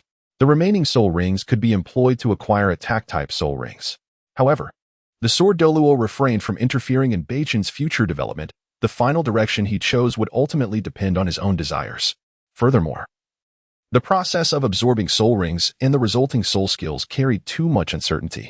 Thus, the ultimate outcome would hinge on luck. Though the Sword Douluo inwardly hoped for Beichen's comprehensive growth, possessing powerful attack soul skills would provide Beichen with greater security, alleviating the necessity of relying on others for protection. Chapter 12. The Light of Healing. I must trouble you, Grandfather Jian, to assist me in acquiring the third spirit ring. Furthermore, I intend to absorb a spirit ring of over 10,000 years. When I absorbed this 8,000-year spirit ring, I felt no pain, just as before. Beichen stated with a faint seriousness. The first 2 spirit rings were sufficient to convince Jian Douluo of his uniqueness. As for the upcoming 3rd spirit ring, its age must not be less than 10,000 years. Xiaoqin, do you truly have the confidence to absorb a 10,000-year spirit ring? Such a ring harbors resentment, anger, and formidable soul shock. If you cannot withstand it, your life may be at stake. Xiaoqin, you must honestly tell me, do you have certainty? Upon hearing Beichen's words, the joy on Jian Douluo's face was swiftly replaced by concern. He inquired repeatedly, insisting that Beichen must be completely confident. Otherwise, he should not attempt to absorb the 10,000-year spirit ring. Rest assured, Grandfather Jian, I have absolute confidence in absorbing a 10,000-year spirit ring. Moreover, with my life ancient tree, a remarkably powerful martial spirit, I can recover swiftly in a short time. At this moment, Beichen casually reassured Jian Douluo to alleviate his worries. With the presence of the life ancient tree in the system, Beichen was hardly concerned. Congratulations, host, on successfully absorbing the 2nd spirit ring. Your strength has significantly increased, and you have been rewarded with 2 simplification opportunities. The system's sweet voice echoed in Beichen's mind. Thus, Jian Douluo consented to allow Beichen to absorb the spirit ring of the 10,000-year soul beast, although his heart remained filled with worry. He had to keep a vigilant watch on Beichen during the absorption process to prevent any irreparable consequences. Time swiftly passed, and a day went by. In a secluded forest, Jian Douluo stood in a clearing, his gaze fixed on the movements around him. Not far from Jian Douluo, Beichen sat cross-legged on the ground, beginning to absorb the 3rd spirit ring. A stunning scene unfolded. Above Beichen's life ancient tree martial spirit floated a pitch-black 10,000-year spirit ring. The ring exuded a destructive aura that made the surrounding trees tremble. Beside Beichen lay the corpse of a soul beast, a vibrant green swan, continuously radiating a gentle life force. This soul beast was the 2,000-year emerald swan that Beichen had longed to acquire. When encountering the emerald swan, Beichen was perplexed. Logically, a 2,000-year emerald swan should always be guarded by formidable soul beasts. Moreover, such soul beasts are typically social and would not stray far from their group. It was astonishing that they had captured a solitary emerald swan. Without the protection of other powerful soul beasts, this emerald swan was easily dealt with by Jian Douluo. Beichen eagerly anticipated what extraordinary healing soul skill he would obtain from absorbing the 2,000-year emerald swan spirit ring. The emerald swan is renowned as the pinnacle of healing soul beasts in the Douluo forest, its rarity beyond imagination. Common soul masters seldom encounter emerald swans in the Douluo forest, thus it could be said that he and Jian Douluo had struck great fortune this time. Boom. At that moment, the 3rd 10,000-year spirit ring on the life ancient tree suddenly constricted, flashing with black light before firmly encircling the life ancient tree. Crackle. After absorbing the spirit ring, Beichen opened his eyes, radiating a brilliant glow. Following the absorption of 3 spirit rings, an abundance of life force inadvertently surged from within Beichen's body. Fortunately, he had intentionally suppressed this life force. Otherwise, he would have become an irresistible target for the soul beasts. Finally, it is over. After absorbing all the spirit rings, Beichen stood up abruptly, stretching his limbs and exhaling deeply. His spirit power level had risen from 30 to 38. This was a result of Beichen deliberately compressing his internal spirit power. Otherwise, with 2,000-year spirit rings and 1 2,000-year spirit ring, he could have pushed his spirit power to 40. However, Beichen was cautious not to allow his spirit power to rise too rapidly, as it could lead to instability and create hidden dangers for his future cultivation. Congratulations, host, on successfully absorbing the 3rd spirit ring. Your strength has received a substantial boost, and you have been rewarded with 3 simplification opportunities. At that moment, the system's melodious voice resonated in Beichen's mind. Excellent. Now he had 3 additional simplification opportunities. Upon hearing the system reward him with 3 simplification opportunities, Beichen was filled with joy. Currently, he still possessed 6 simplification opportunities. Just then, Beichen pondered something and silently thought, by the way, system, the simplification opportunities you granted me won't vanish, will they? This was Beichen's greatest concern. He could not think of what to simplify at that moment. If he woke up tomorrow morning to find his simplification opportunities all cleared, he would be at a significant loss. No. The simplification opportunities awarded by this system will not disappear. Please rest assured, host. In the next moment, the system's explanation resonated in Beichen's mind. That is good. Beichen finally breathed a sigh of relief, thankful that his opportunities would not reset to 0. Otherwise, he would be at a loss for what to do. The remaining simplification opportunities could not be squandered carelessly. It seemed prudent to reserve them for future needs. Xiaochen, I truly did not expect that you would actually absorb a 2,000-year spirit ring. Jian Douluo gazed at Beichen with unblinking eyes after he completed the absorption, utterly astonished. So powerful. If the configuration of spirit rings Beichen possessed were known to the outside world, it would undoubtedly shock the continent. Of course, for Beichen's safety. This information must be kept entirely confidential. This kid, Xiaochen, is truly an anomaly. Not only does he possess a divine-level martial spirit, but he also boasts such an extraordinary spirit ring configuration. Beichen nodded, a smile of joy that was hard to conceal evident on his face. In just a few days, he had transformed from an ordinary person into a 38-level spirit master, endowed with healing abilities that are almost unattainable for others. And each of his soul skills possessed remarkable effects. What is your third soul skill? Jian Douluo inquired, casting a curious glance at Beichen's delighted expression. He certainly understood that the Emerald Swan was an exceedingly rare soul beast, among the elite of life attribute soul beasts. What powerful soul skill would emerge from the absorption of the life ancient tree? My third soul skill is called Healing Light, which provides area-wide healing. By channeling the immense life force from the life ancient tree, any injuries of those below my spirit power level are instantly healed, while the effects decrease for those with higher spirit power levels. Beichen joyfully described his third soul skill. It was undoubtedly the most extraordinary existence among all his soul skills. Chapter 13. A shocking revelation: those whose soul power levels are inferior to his can heal from even the gravest injuries in an instant. Undoubtedly. This is an extraordinary soul skill.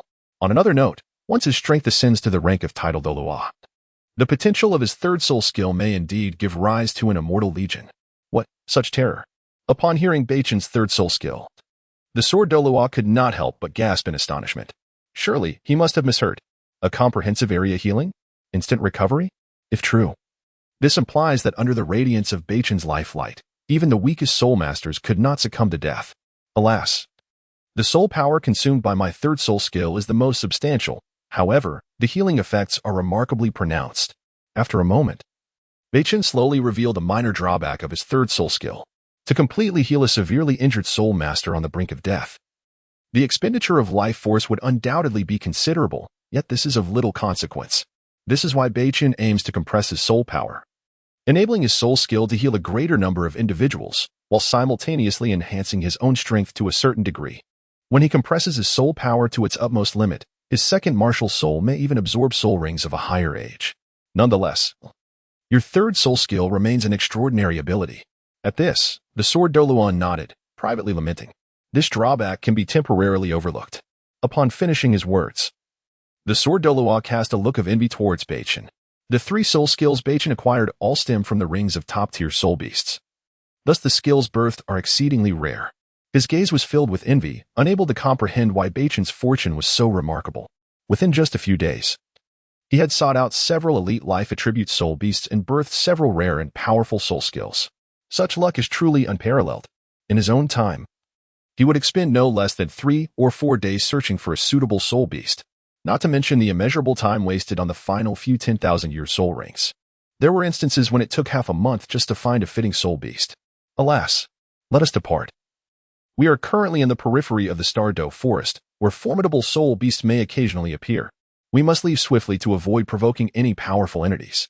The sword Douluo, seeing that Beichen had completed the absorption of his soul ring, spoke with a serious expression. The Stardo Forest is fraught with peril, and we cannot linger. Buzz.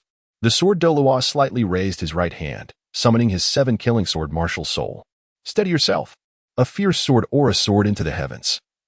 And as Beichen leaped onto the sword's body, the sword Douluo brought his fingers together and sliced forward.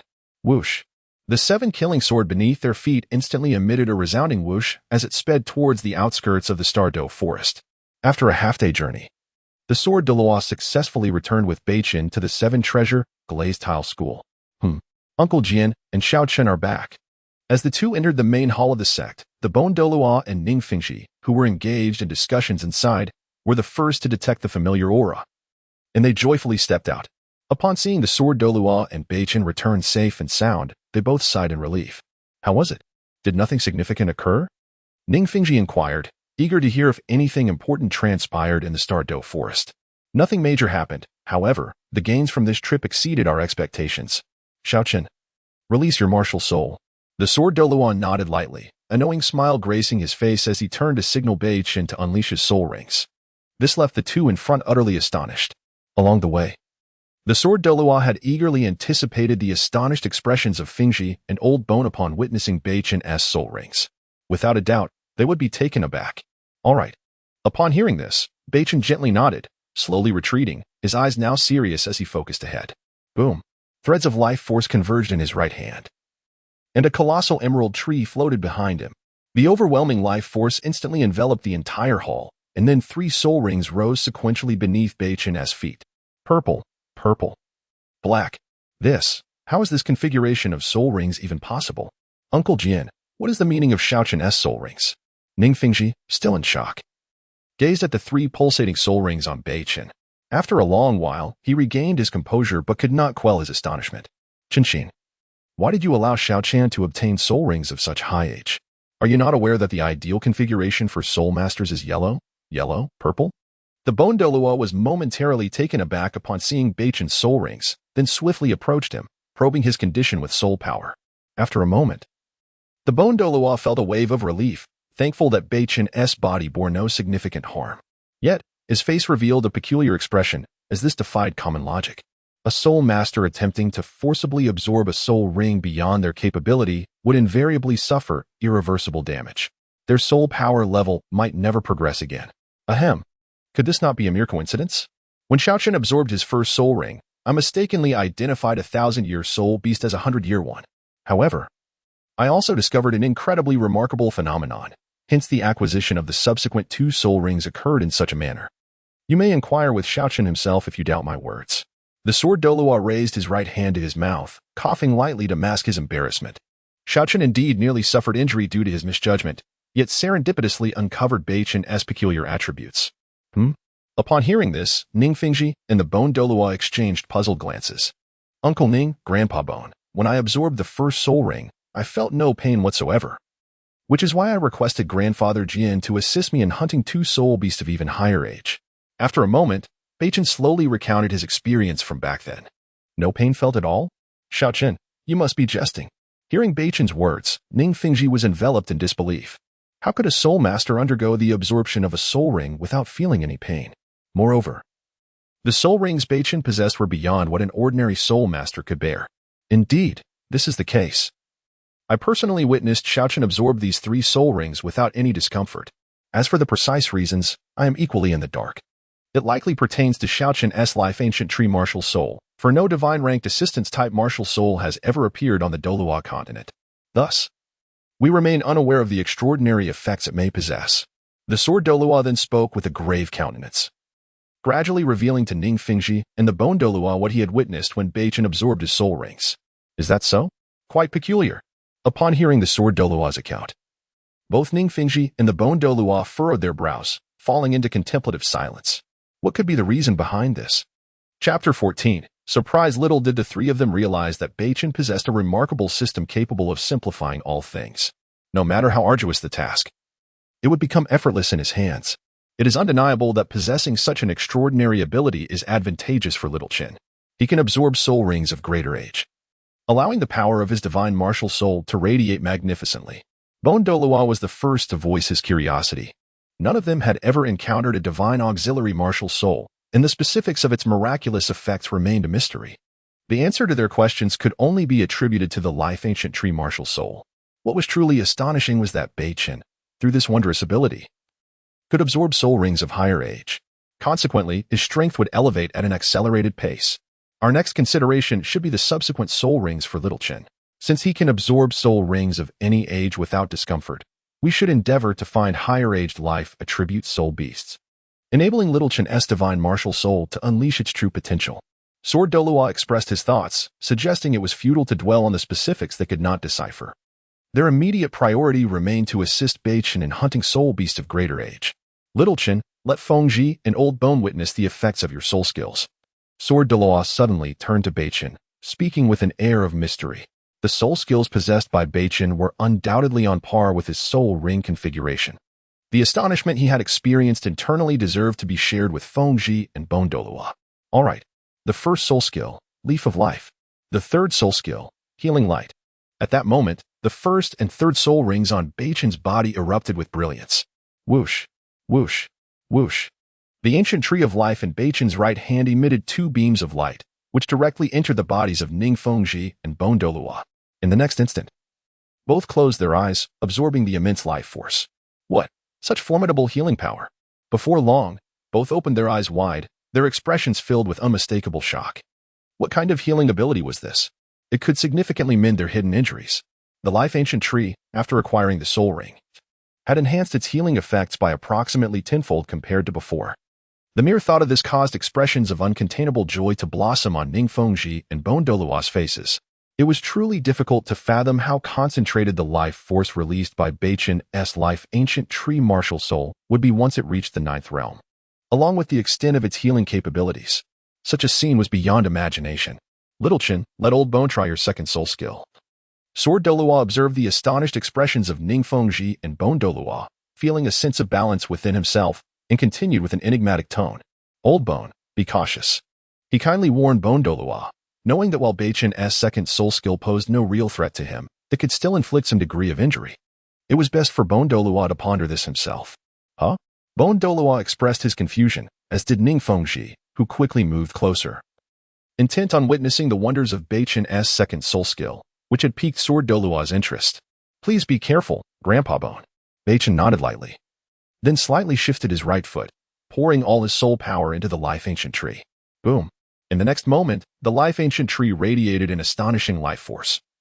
And its second soul ring, aged 8,000 years, suddenly glowed. Second soul skill, life severing.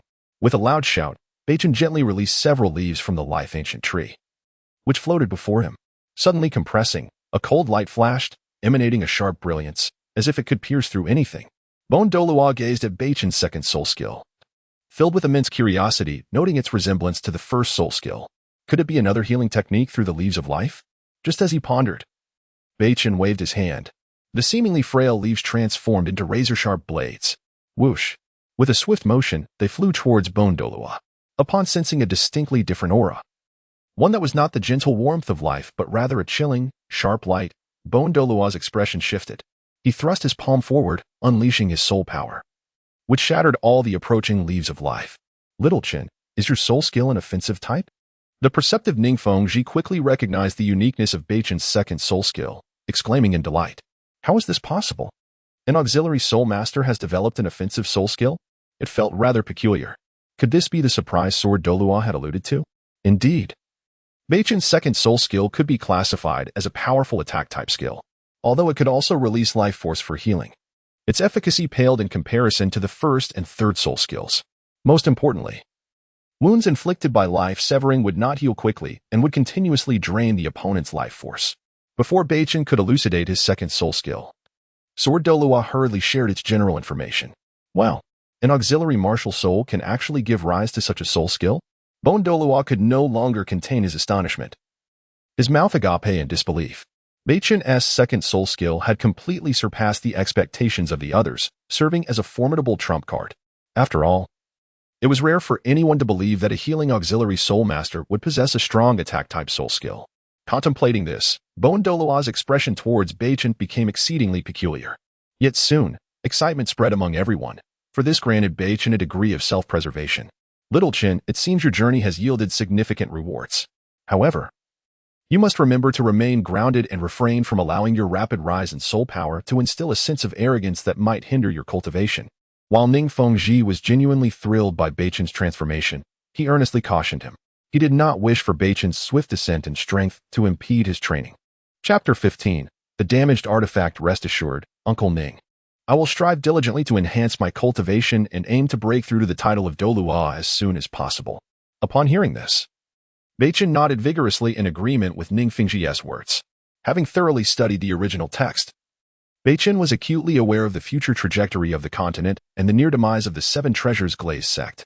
Regardless of the circumstances, he was determined to elevate his own strength swiftly to avert such a tragic fate. Simultaneously, he sought to bolster the Seven Treasures Glazed sect to the pinnacle of the continent. That is splendid. By the way, I notice you do not possess a storage soul guide. To celebrate your ascension in power, I shall gift you a storage soul guide. This artifact was an unexpected acquisition of mine, with a space capacity of 100 cubic meters, ample for your needs. At that moment, a green ring appeared in Ning Rongrong's hand, its surface marred with rust and adorned with fine cracks, exuding an ancient aura. The instant the ring emerged, Beichen felt a rare stir within his martial soul. He swiftly turned to gaze at the ring in Ning Rongrong's hand, activating his Eye of Insight, which conjured detailed information about the ring in his mind. Life God Ring, sealed, damage level 99, an artifact left by the goddess of life on the Douluo Continent.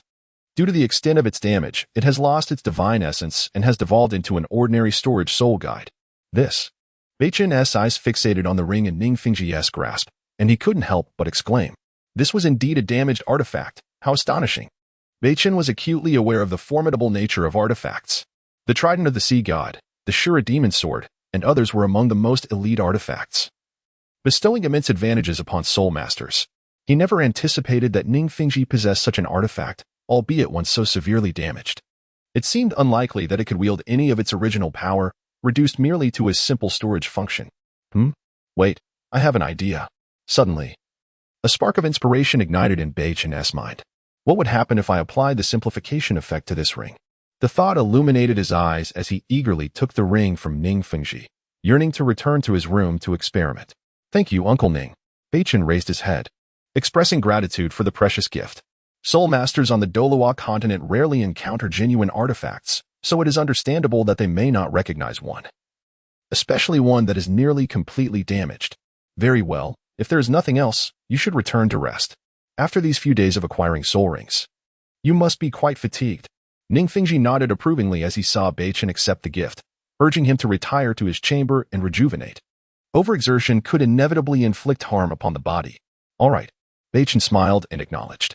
After bidding farewell to Ning Rongrong and the others, he sprinted back to his room, eager to test whether the system's simplification would be effective on the ring. Without delay, Beichen reached his room, flung open the door, and strode in, closing it behind him in a swift motion. He sat on his bed and retrieved the damaged life god ring. One hand rested on his chin while the other weighed the ring, lost in contemplation. Of course, suddenly, an idea struck him, and his eyes sparkled with clarity. Simplification, an elegant process that can streamline all complexities. Repairing the life god ring is inherently intricate and challenging, yet, if it is a process, it can be simplified. With this thought, Beichen promptly addressed the system. System, I wish to restore this life god ring. Please provide me with a simplified repair process. No sooner had he spoken than a method for repairing the life god ring appeared in his mind.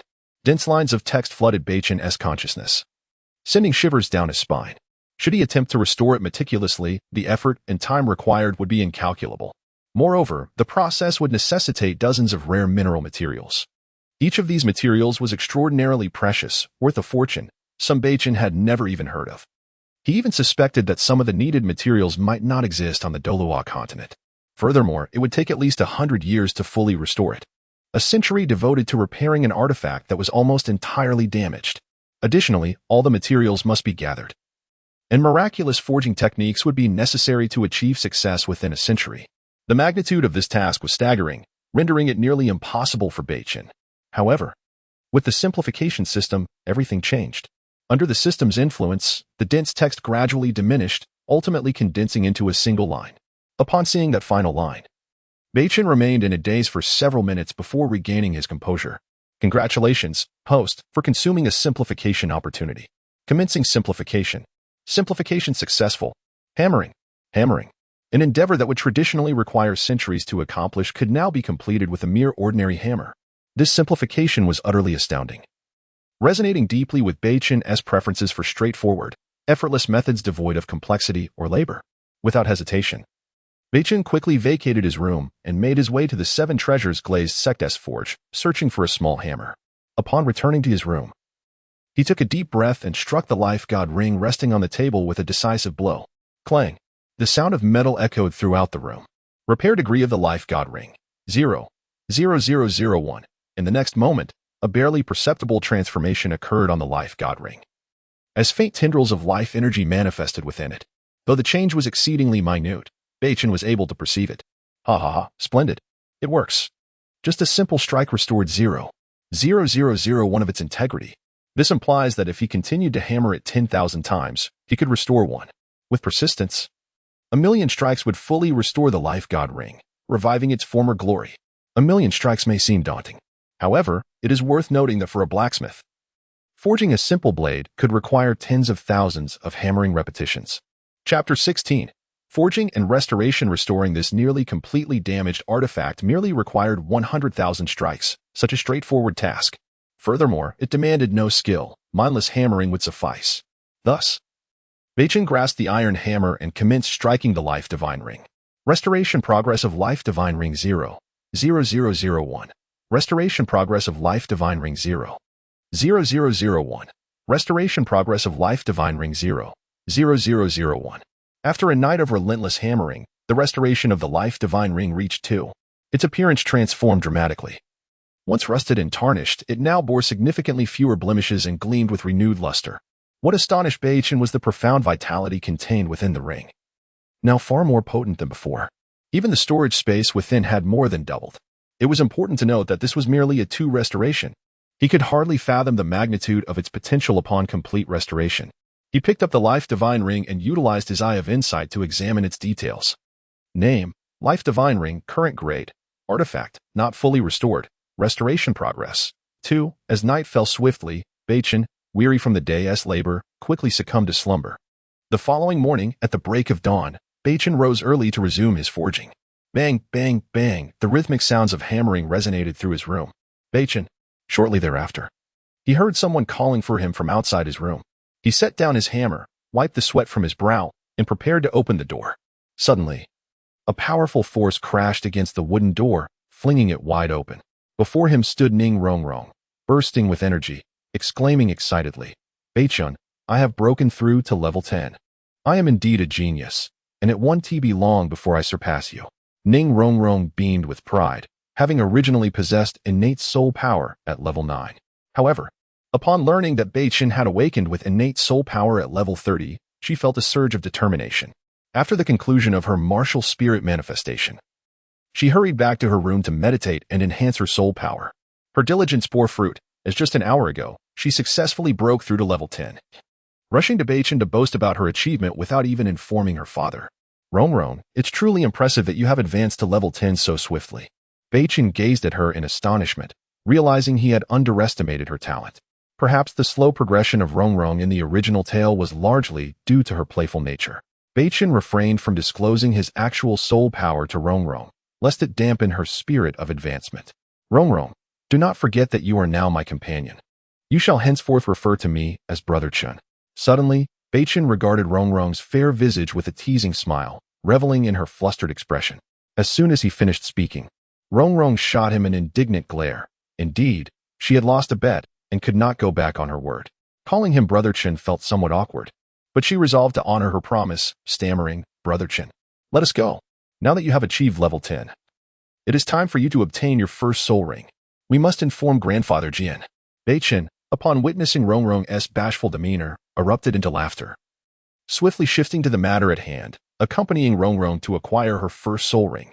"How wonderful! Let us go," Rongrong exclaimed. Her earlier hesitations forgotten as she bounced towards the door, eager to enhance her strength and surpass Beichen swiftly. In the grand hall of the 7-treasure glazed tile school, Ning Fengji, with a benevolent expression, was taken aback upon hearing Rongrong's words. "You're not jesting, are you? Your soul power has indeed broken through to level 10? He could hardly believe his ears. Rongrong had advanced a full level in less than 5 days since awakening her martial spirit. The rapidity of her progress was astonishing. After carefully sensing the soul power within her, he confirmed its authenticity. A proud smile spread across his face. He had not anticipated such extraordinary talent in Rongrong. Casting a glance at Beichen beside her, he nodded in approval, pleased to witness 2 prodigies emerging from this generation of the 7-treasure glazed tile school. "Rongrong, you are indeed exceptional. Today, Grandfather Jian will take you to obtain your soul ring." Jian Douluo and Gu Douluo, standing nearby, also shared in the joy, astonished at the swiftness of Rongrong's advancement. "Yes, Grandfather Jian, I want to absorb my soul ring immediately. I must hunt a high-aged soul beast." Upon hearing this, Rongrong's eyes sparkled with excitement, and she danced joyfully. The others exchanged knowing glances and smiled softly. Generally speaking, a soul master's first soul ring typically spanned around 400 years in age. However, Beichen was an anomaly, defying conventional expectations. Moreover, as a support-type soul master. Ning Rongrong's physical strength was comparatively weaker, making her tolerance for high-aged soul rings considerably less. For safety's sake, it was imperative not to allow her to acquire a soul ring beyond her capacity. Come, Rongrong, I shall escort you to the Sunset Forest for your soul ring. Douluo kindly took her hand, his expression filled with affection.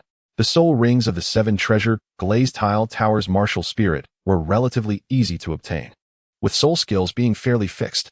Unlike the soul beasts required for Beichen's martial spirit, which were high-level and life attribute creatures, such beasts were exceedingly rare in the Sunset Forest. Only the Stardow Forest might satisfy the conditions for the life ancient tree soul ring. Grandfather Jian, I wish to see it as well and learn more about soul beasts. Hearing Douluo's proposal, Beichen's eyes brightened at the prospect of venturing into the Sunset Forest to hunt soul beasts. He suddenly voiced his eagerness. The very center of the Sunset Forest houses the ice and fire yin-yang eye. If all goes as expected, Dugu Bo has already become its master. I must acquire the celestial herbs that grow within. Many precious celestial herbs thrive there, significantly contributing to the overall strength of the 7 treasure glazed tile school. He did not wish for Dugu Bo to possess such a treasure without making use of it. Moreover, Beichen's goal for this expedition was to procure both the octagon ice crystal grass and the fire apricot blossom, which would greatly enhance his physical strength and soul power level. Very well, let us proceed. Douluo, hearing Beichen's fervent request, paused for a moment, then nodded in agreement. The formidable soul beasts of the Sunset Forest were not numerous, and his strength was sufficient to protect both Beichen and Rongrong. Chapter 17. The Eye of Ice and Fire. The trio, fully prepared, swiftly made their way to the Sunset Forest. Half an hour later, they arrived at the very heart of the forest. Rongrong, Xiaoqing, you must stay close behind me and remain vigilant of your surroundings, Douluo instructed urgently.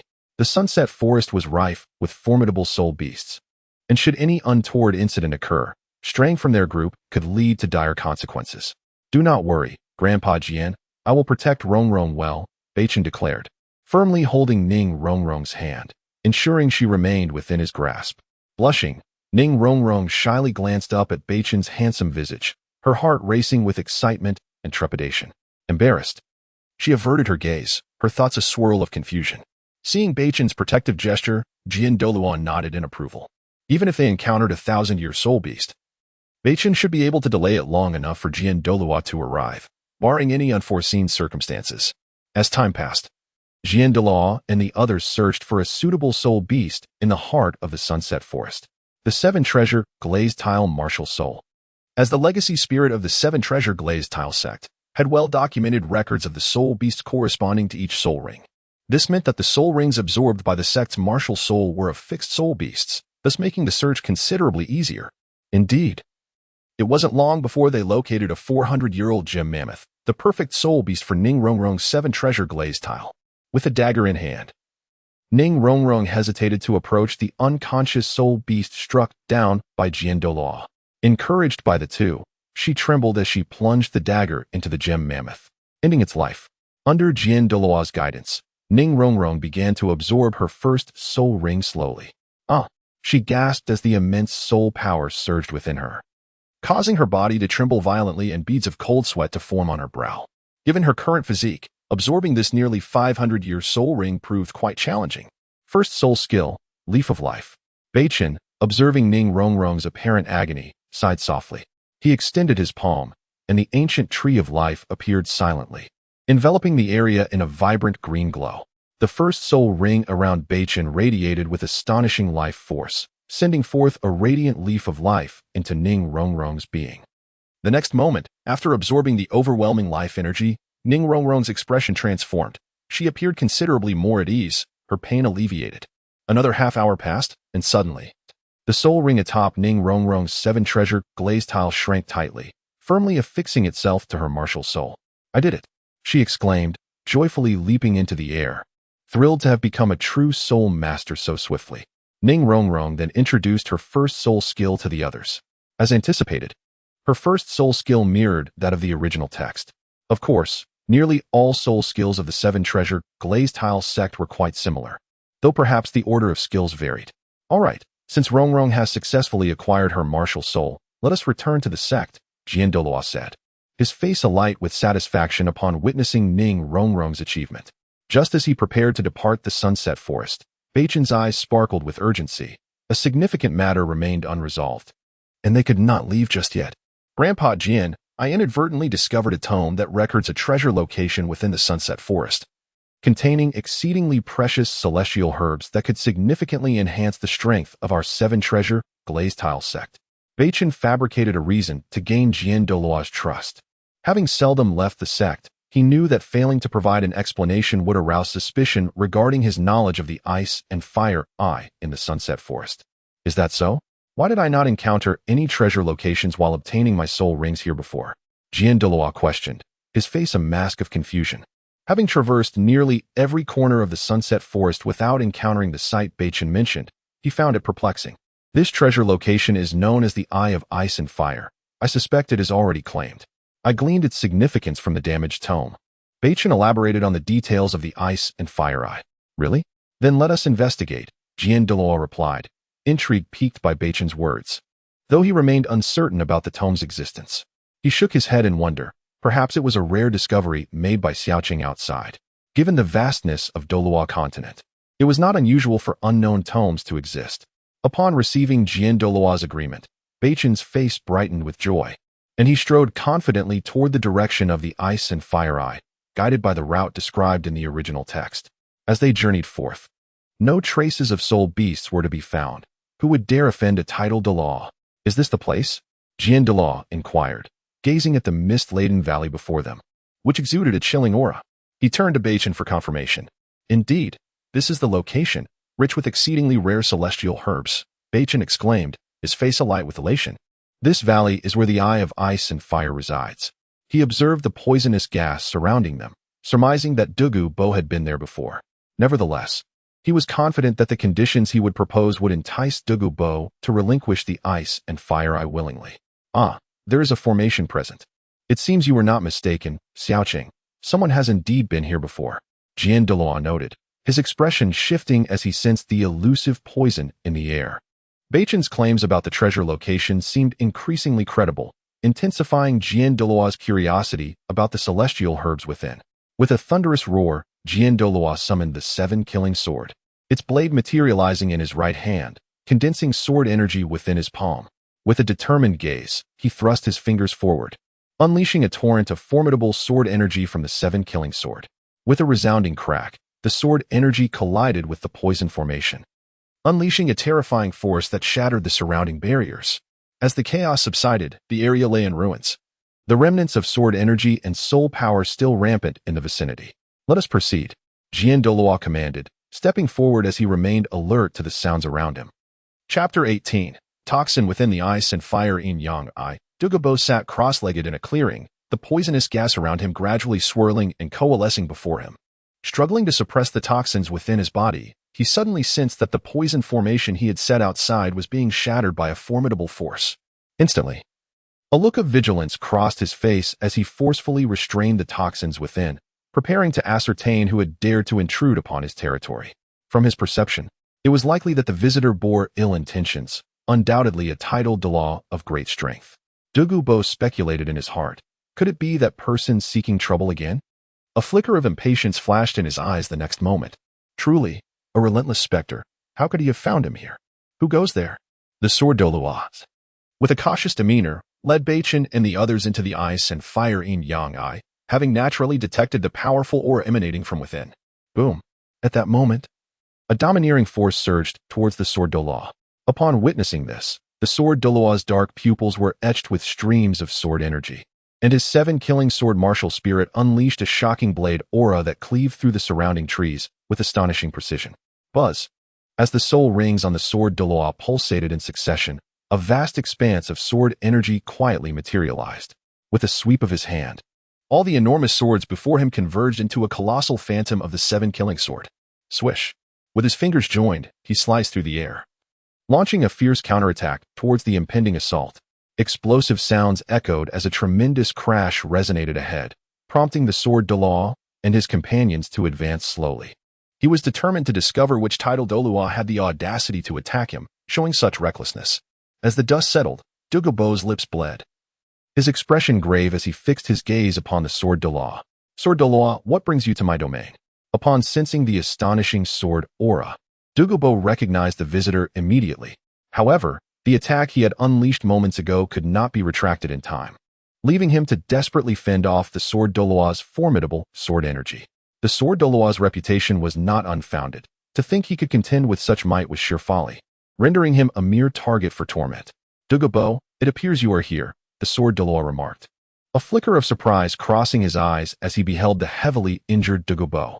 After a moment, his gaze swept the surroundings, revealing a stunning scene that astonished him as he sensed the incredibly dense soul power in the air.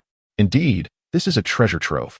Should one cultivate here, the speed of soul power enhancement would undoubtedly multiply several times. His eyes glimmered with admiration as he looked towards Beichen, astonished that he had discovered such a precious location. With the ice and fire yin-yang eye, the strength of their 7 treasures glazed sect would surely ascend at an accelerated pace. Ah, so you are Dugu Bo? Beichen feigned surprise. Yet, Dugu Bo's expression darkened slightly. As a title Douluo, how dare a junior address him so familiarly? However, aware of the sword Douluo's presence and recognizing the extraordinary identities of the 2 youngsters, he could only respond reluctantly, indeed. I wonder what matters you young friends wish to discuss? Noting Dugu Bo's disgruntled demeanor, Beichen sighed inwardly, fully aware of Dugu Bo's character in the original text. Fearless and undaunted, it was evident that only with formidable strength could one instill a sense of awe. Here is the matter, Dugu Bo. We hope you can grant us the valley for our 7 treasures glazed sect. Might I inquire if you have any objections? Beichen stated coolly. Absolutely not.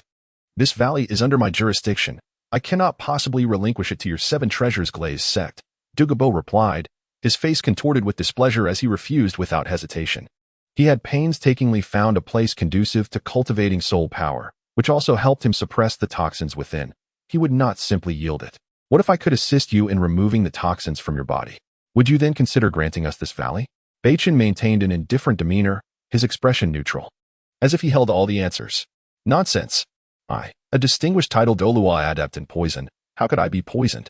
Dugu Bo, as if struck by a sensitive nerve, erupted in fury at Beichen's words. The sword Douluo's expression remained unchanged as a torrent of formidable soul power surged towards Dugu Bo.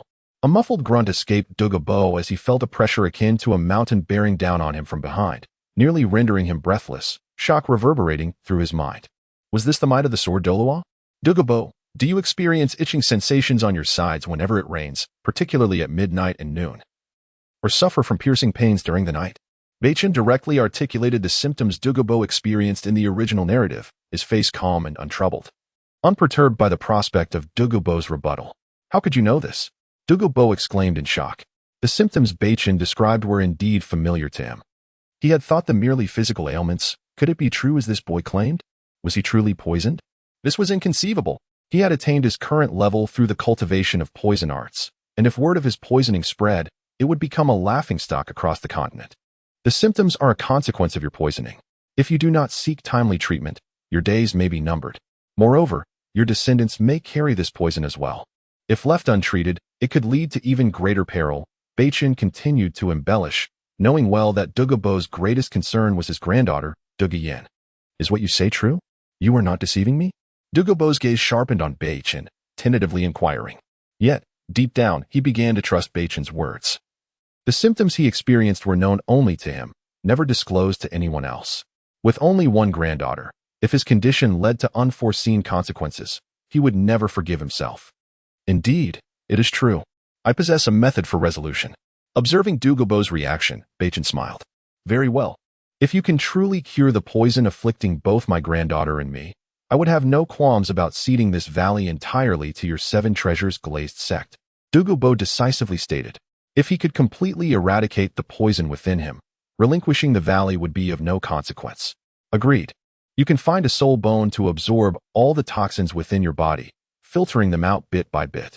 It may take a considerable amount of time, but during this process, it will alleviate years of pain. As for your granddaughter, her poison is not severe. I have other methods that can fully cure her.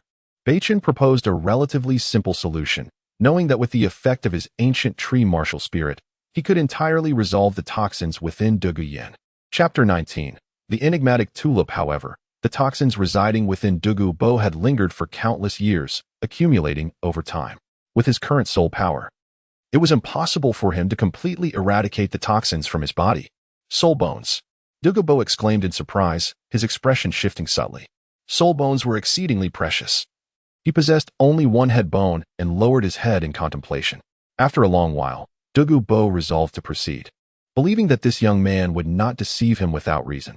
Since that is the case, this valley shall belong to you.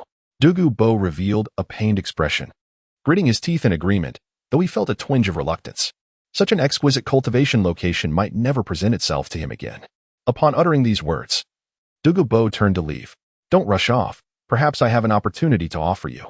Beichen quickly intercepted Dugu Bo, intent on recruiting him into the Seven Treasures glazed tile school. Although Dugu Bo's strength was considered among the lower ranks of tidal Douluo in the original narrative, he was still a genuine tidal Douluo powerhouse. Dugu Bo listened, perplexed by Beichen's vague remarks. Having read the original text, Beichen recognized most of the primary immortal herbs in the Eye of Ice and Fire, with some even documented in fragments within the records of the Seven Treasures glazed tile school. Before long, the group arrived at the very heart of the Eye of Ice and Fire. Upon witnessing the scene before them, the others, except for Dugu Bo, were left in astonishment. Even the sword Douluo displayed surprise. Truly a treasure. They had not anticipated the existence of such a place on the Douluo Continent, where an astonishing amount of soul power permeated the surroundings. If one were to cultivate here, their soul power would surely increase at an extraordinary rate. Is this truly the Eye of Ice and Fire? Beichen gazed at the eye ahead, waves of excitement surging within him. He beheld a modest circular pool, where the fiery red sun spring and the icy bluing spring were distinctly separated, each respecting the other's domain. It resembled the balance of yin and yang, a duality that coexisted yet clashed. After a prolonged moment of admiration, Beichen's gaze swept across the area, revealing an array of exquisite immortal herbs. Among them was the fragrant enigmatic orchid, a renowned antidote that neutralized all poisons. Within its fragrant range, no toxin could prevail. Its aroma possessed the remarkable ability to counteract all venoms, making it the finest anti-poison herb. Beichen's attention shifted to the bank where the waters of the Eye of Ice and Fire converged. There, a magnificent pale pink flower bloomed, its petals vast and crystalline, with a delicate purple center. This was the heavenly mushroom chrysanthemum, a neutral immortal herb capable of invigorating one's limbs and enhancing blood circulation. Capable of cultivating an indestructible body, though it bore no scent. Nearby was the 8-petal fairy orchid, a gentle medicinal herb that required a jade vessel for preservation, enduring for a millennium without wilting. Its rich fragrance could clear the mind and invigorate the spirit. As Beichen navigated through the rare herbs, his exploration allowed him to recognize the names and effects of any herb he encountered. It was immensely convenient. Ultimately, Beichen's gaze settled on two exceptional herbs growing within the Eye of Ice and Fire: the octagonal ice crystal herb and the fiery apricot blossom. The octagonal ice crystal herb thrived at the center near the Yin Spring, its exterior resembling an octagon, sparkling like ice crystals, a rare cold toxin herb. The fiery apricot blossom flourished at the center near the Sun Spring, its fiery red hue starkly contrasting the ice crystal herb, a supreme fire toxin herb. Beichen gazed at these two top-tier herbs with gleaming eyes, eager to consume them immediately. However, his immediate priority was to find the enigmatic tulip that would allow Ning Rongrong's martial soul to evolve into the 9 Treasures glazed tower. That's it. Soon, Beichen's gaze fell upon the herb directly before him, the enigmatic tulip. This flower was extraordinarily noble. Consuming it would absorb the essence of heaven and earth, as well as the brilliance of the sun and moon, making it a premium immortal herb. In the original narrative, after Ning Rongrong consumed this herb, her 7 Treasures glazed tower evolved into the 9 Treasures glazed tower. If all went as expected, after consuming this enigmatic tulip, Ning Rongrong would undoubtedly be able to evolve her martial soul into the 9 Treasures glazed tower. Subsequently, Beichen carefully harvested the herb and hastened to Ning Rongrong. Rongrong, if you consume this enigmatic tulip, you will undergo astonishing changes, and your strength will significantly increase. Beichen approached Ning Rongrong under her eager gaze, expounding on the precise method and precautions for consuming the enigmatic tulip. Shachin, will consuming the enigmatic tulip harm my body in any way? Sword Douluo voiced his concerns, having sensed the extraordinary nature of the flower. While he was puzzled about how Beichen knew of the enigmatic tulip, he still asked out of caution. Although he trusted Beichen not to harm Rongrong, he wished to avoid any unforeseen circumstances. Rest assured, this enigmatic tulip will not inflict any damage upon Rongrong's body. In fact, it will induce remarkable transformations. Beichen replied, shaking his head lightly, then spoke mysteriously. Once Ning Rongrong's martial soul evolved into the 9 treasures, glazed tower, Sword Douluo would undoubtedly be unable to maintain his composure. After finishing his words, Sword Douluo remained vigilant, watching for any signs from Ning Rongrong to prevent any unforeseen incidents. Seeing this, Beichen felt a great sense of relief and turned to leave. The evolution of Ning Rongrong's 7 treasures, glazed tower martial soul would require considerable time. Just right. He would take this opportunity to consume the 2 immortal herbs and thoroughly enhance his physical strength. Beichen approached the Eye of Ice and Fire, taking a deep breath. His expression grave. The octagonal ice crystal herb and the fiery apricot blossom contained potent cold and fire toxins, both of which were formidable. Even Tang San had suffered burns when he attempted to harvest both herbs with his Xianjade hands. Though he possessed the life force of the ancient tree, which could heal him, he remained cautious. Beichen stepped back, prepared, and then swiftly advanced, unleashing the life force of his ancient tree martial soul. First soul skill, Leaf of Life, Beichen murmured softly, channeling the life energy from his first soul skill entirely into his right hand to prevent harm from the fire and cold toxins. With his right hand enveloped in a terrifying wave of soul power, he strode forward to the octagonal ice crystal herb. Whoosh! In a flash of light, as the herb was severed, Beichen swiftly plucked it with his right hand and retreated, tossing the octagonal ice crystal herb to the ground. Hiss! Beichen gazed at his darkened right hand, shock coursing through him. Despite the healing effects of the Leaf of Life, his hand remained unscathed. Chapter 20. Refining celestial herbs. The first soul skill was unleashed once more, the life force illuminating the surroundings, and in the blink of an eye, his right hand was restored to its original state. North Star employed the same method as before, successfully harvesting the flame fire apricot blossom. He watched in disbelief as the hard ground was ravaged by the octagonal ice grass and flame fire apricot blossom, a chill creeping into his heart. Had it not been for the formidable healing power of the ancient tree of life, his right hand would surely have been rendered useless. Dismissing the tumultuous emotions within, North Star promptly sat cross-legged and began to consume 2 top-tier celestial herbs. Following the original text instructions, he had to consume both the octagonal ice grass and the flame fire apricot blossom simultaneously.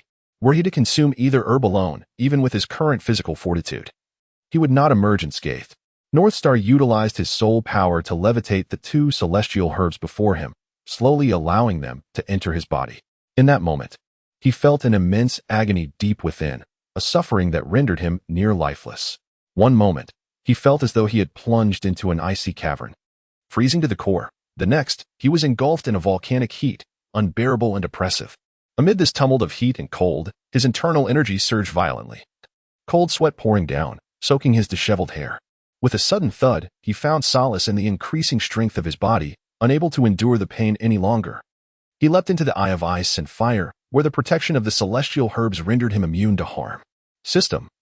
Assist me in mitigating the pain of absorbing the octagonal ice grass and flame fire apricot blossom. A sudden realization struck North Star, and he quickly communicated with the system in his mind. Originally, he had intended to rely solely on himself to withstand the potent aura of the 2 celestial herbs. However, he had not anticipated such excruciating torment, akin to being scorched by fierce flames.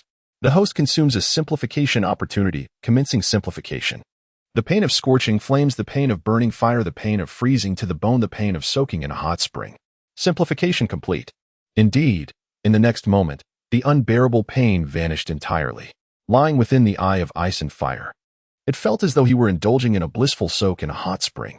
Seizing the opportunity, North Star rapidly refined the 2 celestial herbs, simultaneously augmenting his physical strength.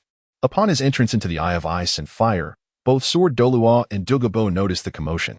However, Dugu Bo's expression changed drastically, and he exclaimed, "Kid, do you wish to throw your life away?" After uttering these words, he took a step forward, intending to rescue North Star, but his steps faltered, leaving him rooted in place. He wished to save North Star, but even with his formidable physique, he could scarcely endure the opposing forces of ice and fire. What is happening? Sword Douluo sensed something amiss and barked at Dugu Bo, who, as the master of this domain, was most aware of the dangers. I don't know how he could be so bold as to leap into that lake. With my current physical strength, jumping in would surely result in severe injury, let alone. Upon hearing Sword Douluo's inquiry, Dugu Bo's heart sank, and he confessed everything. He understood that North Star's identity was extraordinary. Should he inadvertently harm him, his life would be in jeopardy. Damn it, why didn't you say so earlier? Bang! Upon hearing this dreadful news, Sword Douluo's anger flared, and he struck Dugu Bo to the ground, causing him to spit blood. Boom! Sword Douluo's surging soul power entered the Eye of Ice and Fire. Probing the depths of the lake to assess North Star's condition, he discovered that North Star's state was not dire, his breathing was steady, and there were no visible injuries on his body. Seeing North Star unharmed, combined with Dugu Bo's earlier words, Sword Douluo felt perplexed. Suddenly, he recalled North Star's unique constitution, which allowed him to absorb soul rings without experiencing pain. Could it be that North Star was experiencing a similar scenario to when he absorbed soul rings? His previously anxious heart gradually calmed. You must not reveal a single detail about today's events, otherwise, do not blame me for being unmerciful. At that moment, Sword Douluo approached Dugu Bo, speaking in a serious tone. The changes within North Star's body must remain a secret from all. If Dugu Bo dared to leak this information, he would face dire consequences. Understood. Dugu Bo, feeling aggrieved, had no choice but to use his soul power to probe the depths of the Eye of Ice and Fire for North Star. However, the sight that greeted him next left him in shock. How could this be possible? Even with his tidal Douluo-level strength, he could not remain so unscathed. What kind of anomaly was this young man? A hypothesis began to form in Dugu Bo's mind. Realizing that this young friend seemed to understand the Eye of Ice and Fire better than he did, truly possessing a method to disregard its formidable power. Could it be that Sword Douluo's earlier warnings were due to this? If anything were to happen to Xiao Chan, I would not let you off easily. Sword Douluo turned with a cold snort, leaving the area. Based on his observations, North Star's current state might persist for a considerable time. He needed to focus on protecting Ning Rongrong's soul evolution, which was at a critical juncture and could not be disturbed. Dugu Bo wore a bitter expression, feeling unjustly blamed for North Star's reckless leap into the Eye of Ice and Fire. Alas, what bad luck. Yet, even in his anger, he dared not voice it. Resolutely remaining by North Star's side, sincerely hoping nothing would go awry. Otherwise, Sword Douluo would surely flay him alive. Within the Eye of Ice and Fire, North Star's expression was remarkably calm, experiencing waves of icy coldness and scorching heat, seemingly impervious to pain. Time slipped by, and the medicinal properties of the two celestial herbs were gradually refined, leading to a geometric increase in North Star's physical strength. Finally, he had absorbed the last trace of medicinal power, and North Star's brilliant eyes snapped open. At that moment, the waters of the Eye of Ice and Fire had no effect on him. He moved with the grace of a fish in water, completely unrestrained. Buzz! North Star closed his eyes tightly, unleashing the ancient tree of life martial soul, fully absorbing the surrounding soul power. Such an excellent training environment could not be squandered. The spring water within the Eye of Ice and Fire continuously gathered around North Star, aiding in the enhancement of his physical strength. The commotion escalated, creating a whirlpool on the surface of the Eye of Ice and Fire, drawing the attention of Sword Douluo and Dugu Bo. What is happening? Dugu Bo rose and approached the shore of the Eye of Ice and Fire. The verdant hue of his eyes caught sight of the two purple and one black soul rings surrounding North Star's body, causing him to stumble back, nearly losing his footing. Chapter 21. The Ice Dragon King and the Fire Dragon King in disbelief. He gazed with incredulity. What had he witnessed? How could anyone absorb such a powerful soul ring? Was it possible that he was hallucinating? Dugu Bo rubbed his eyes with both hands, continuing to observe, yet the scene remained unchanged, leaving him profoundly shaken. Furthermore, the boy's age, wasn't he merely newly awakened in his martial spirit? How could he possess 3 soul rings? Could it be that his innate soul power was at the 30th level? The mere thought sent Dugu Bo's heart racing as he seemed to uncover something extraordinary. Having concluded his meditation, Beichen recalled a significant matter and swam towards the depths of the Lake of Ice and Fire. He remembered from the original text that the Lake of Ice and Fire was formed from the remains of the Ice Dragon King and the Fire Dragon King, who once served under the Dragon God. The peak strength of the Ice Dragon King and the Fire Dragon King during their existence was enough to rival that of a first-level deity. Even if their lingering souls had not yet fully dissipated, the very essence of the Lake of Ice and Fire was the soul bones left behind by these ancient beings, soul bones that were over 1,000,000 years old. Divine in nature. If he could successfully absorb them, the benefits would be unimaginable. With his simplified system, absorbing divine soul bones would be a trivial endeavor. However, Upon reaching the lake's depths, Beichen found the surroundings utterly barren, causing a furrow of confusion to form on his brow. He swiftly released the aura of his divine martial spirit to sense any lingering traces of the divine beasts. After all, as beings of divine caliber, there should be a reciprocal resonance among them. Suddenly, Beichen detected an unusual fluctuation ahead. He swam forward, preparing to investigate the peculiarities of the area, only to collide with a thin membrane. It was hidden so deeply. Overwhelmed with joy, Beichen quickly tore through the membrane and swam inside. Upon entering, he realized he was in a different dimension, completely isolating the essence within. Had his martial spirit not been divine, he would have never discovered this space. It seemed likely that the soul bones of the Ice Dragon King and the Fire Dragon King resided within this extraordinary realm. At the moment Beichen stepped into the alternate space, the waters of the lake of ice and fire began to tremble violently. A divine beast's aura enveloped the area, sealing it off from any outward leak of energy. Suddenly, four enormous pupils opened wide, radiating an aura so terrifying that it filled the vicinity with an echoing dragon's roar. This is bad. Beichen sensed an overwhelming presence that shook him to his core. The remnants of the Ice Dragon King and the Fire Dragon King had not yet dissipated. He turned to flee, only to find that the space was restricted by an invisible force. Realizing this, Beichen's expression darkened. The sword Douluo was utterly oblivious to the disturbance in the lake of ice and fire. Thus, he was left to confront the remnants of the Ice Dragon King and the Fire Dragon King alone. Deep down, Beichen hoped that their residual souls had weakened significantly. Otherwise, he might truly meet his end within the lake of ice and fire. Boom. In the next moment, Beichen was trapped by an overwhelming force. Cold sweat drenching him as he found himself utterly immobilized. Was this the might of the Ice Dragon King and the Fire Dragon King? Even after all these years, their lingering souls still possessed a power beyond his resistance. Foolish human, how dare you disturb our slumber? Do you seek to challenge our divine might? A thunderous voice boomed, and the immense pressure from the divine beast sent Beichen flying several meters, causing him to spit blood, his face pallid. As he looked up, he beheld two colossal dragons, each 100 meters long, their ethereal forms exuding a cataclysmic aura, a chilling and fiery essence intertwining. Beichen felt as if he were ensnared in unbearable torment, suffering greatly. Esteemed elders, I did not intend to intrude upon your rest. This is an act of desperation. Beichen hastily conjured an excuse to placate the Ice Dragon King and the Fire Dragon King. Meanwhile, his soul power coalesced at his sides, ever ready for the opportune moment. Given the intense hatred the Ice Dragon King and the Fire Dragon King harbored towards human soul masters, it was certain they would not let him go unscathed. Thus, he had to wait for the right moment to strike decisively and eliminate the two lingering souls.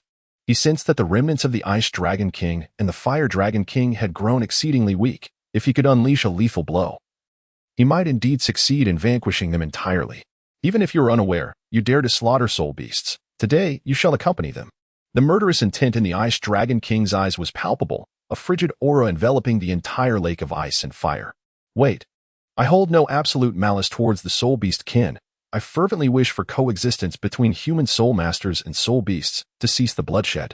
Beichen, fully aware of the Ice Dragon King and Fire Dragon King's thoughts, spoke earnestly. To delay their wrath, he resorted to this strategy, attempting to dissolve the binding force around him while they were distracted, preparing to strike with all his might. You speak the truth. The Ice Dragon King and the Fire Dragon King began to scrutinize the human soul master before them with newfound seriousness. They had not expected a soul master of such youth to propose such a notion, which intrigued them greatly. The established principle that soul masters must acquire soul rings to elevate their strength had fostered the current predicament. If someone could indeed alter this status quo, they might consider sparing this human soul master. However, it was regrettable that despite the eloquence of his words, this human soul master had dared to intrude upon their resting sanctum, and thus he could not depart unscathed. With a rush, the power of ice and fire from the lake of ice and fire began to coalesce before the Ice Dragon King and the Fire Dragon King. Rest assured, should my strength allow, I will undoubtedly put my intentions into action. At that moment, Beichen noticed the Ice Dragon King and the Fire Dragon King preparing to attack him, filling him with a sense of urgency. The binding force around him would be broken in mere moments, so he quickly articulated his plan. He crafted a lie, hoping to buy himself a few precious seconds. You are an anomaly among human soul masters, but regardless, I must eliminate you as a threat to the soul beasts. The Ice Dragon King and the Fire Dragon King roared solemnly.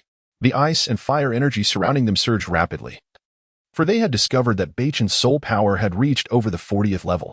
How terrifying was that? Chapter 22. The Death God Scythe unleashed human soul masters typically awaken their martial souls at the tender age of 6. Yet, the current North possesses innate soul power exceeding level 30. This revelation poses an undeniable calamity for the entire spirit beast realm. Even if the claims of this human soul master were true, they dared not take the risk.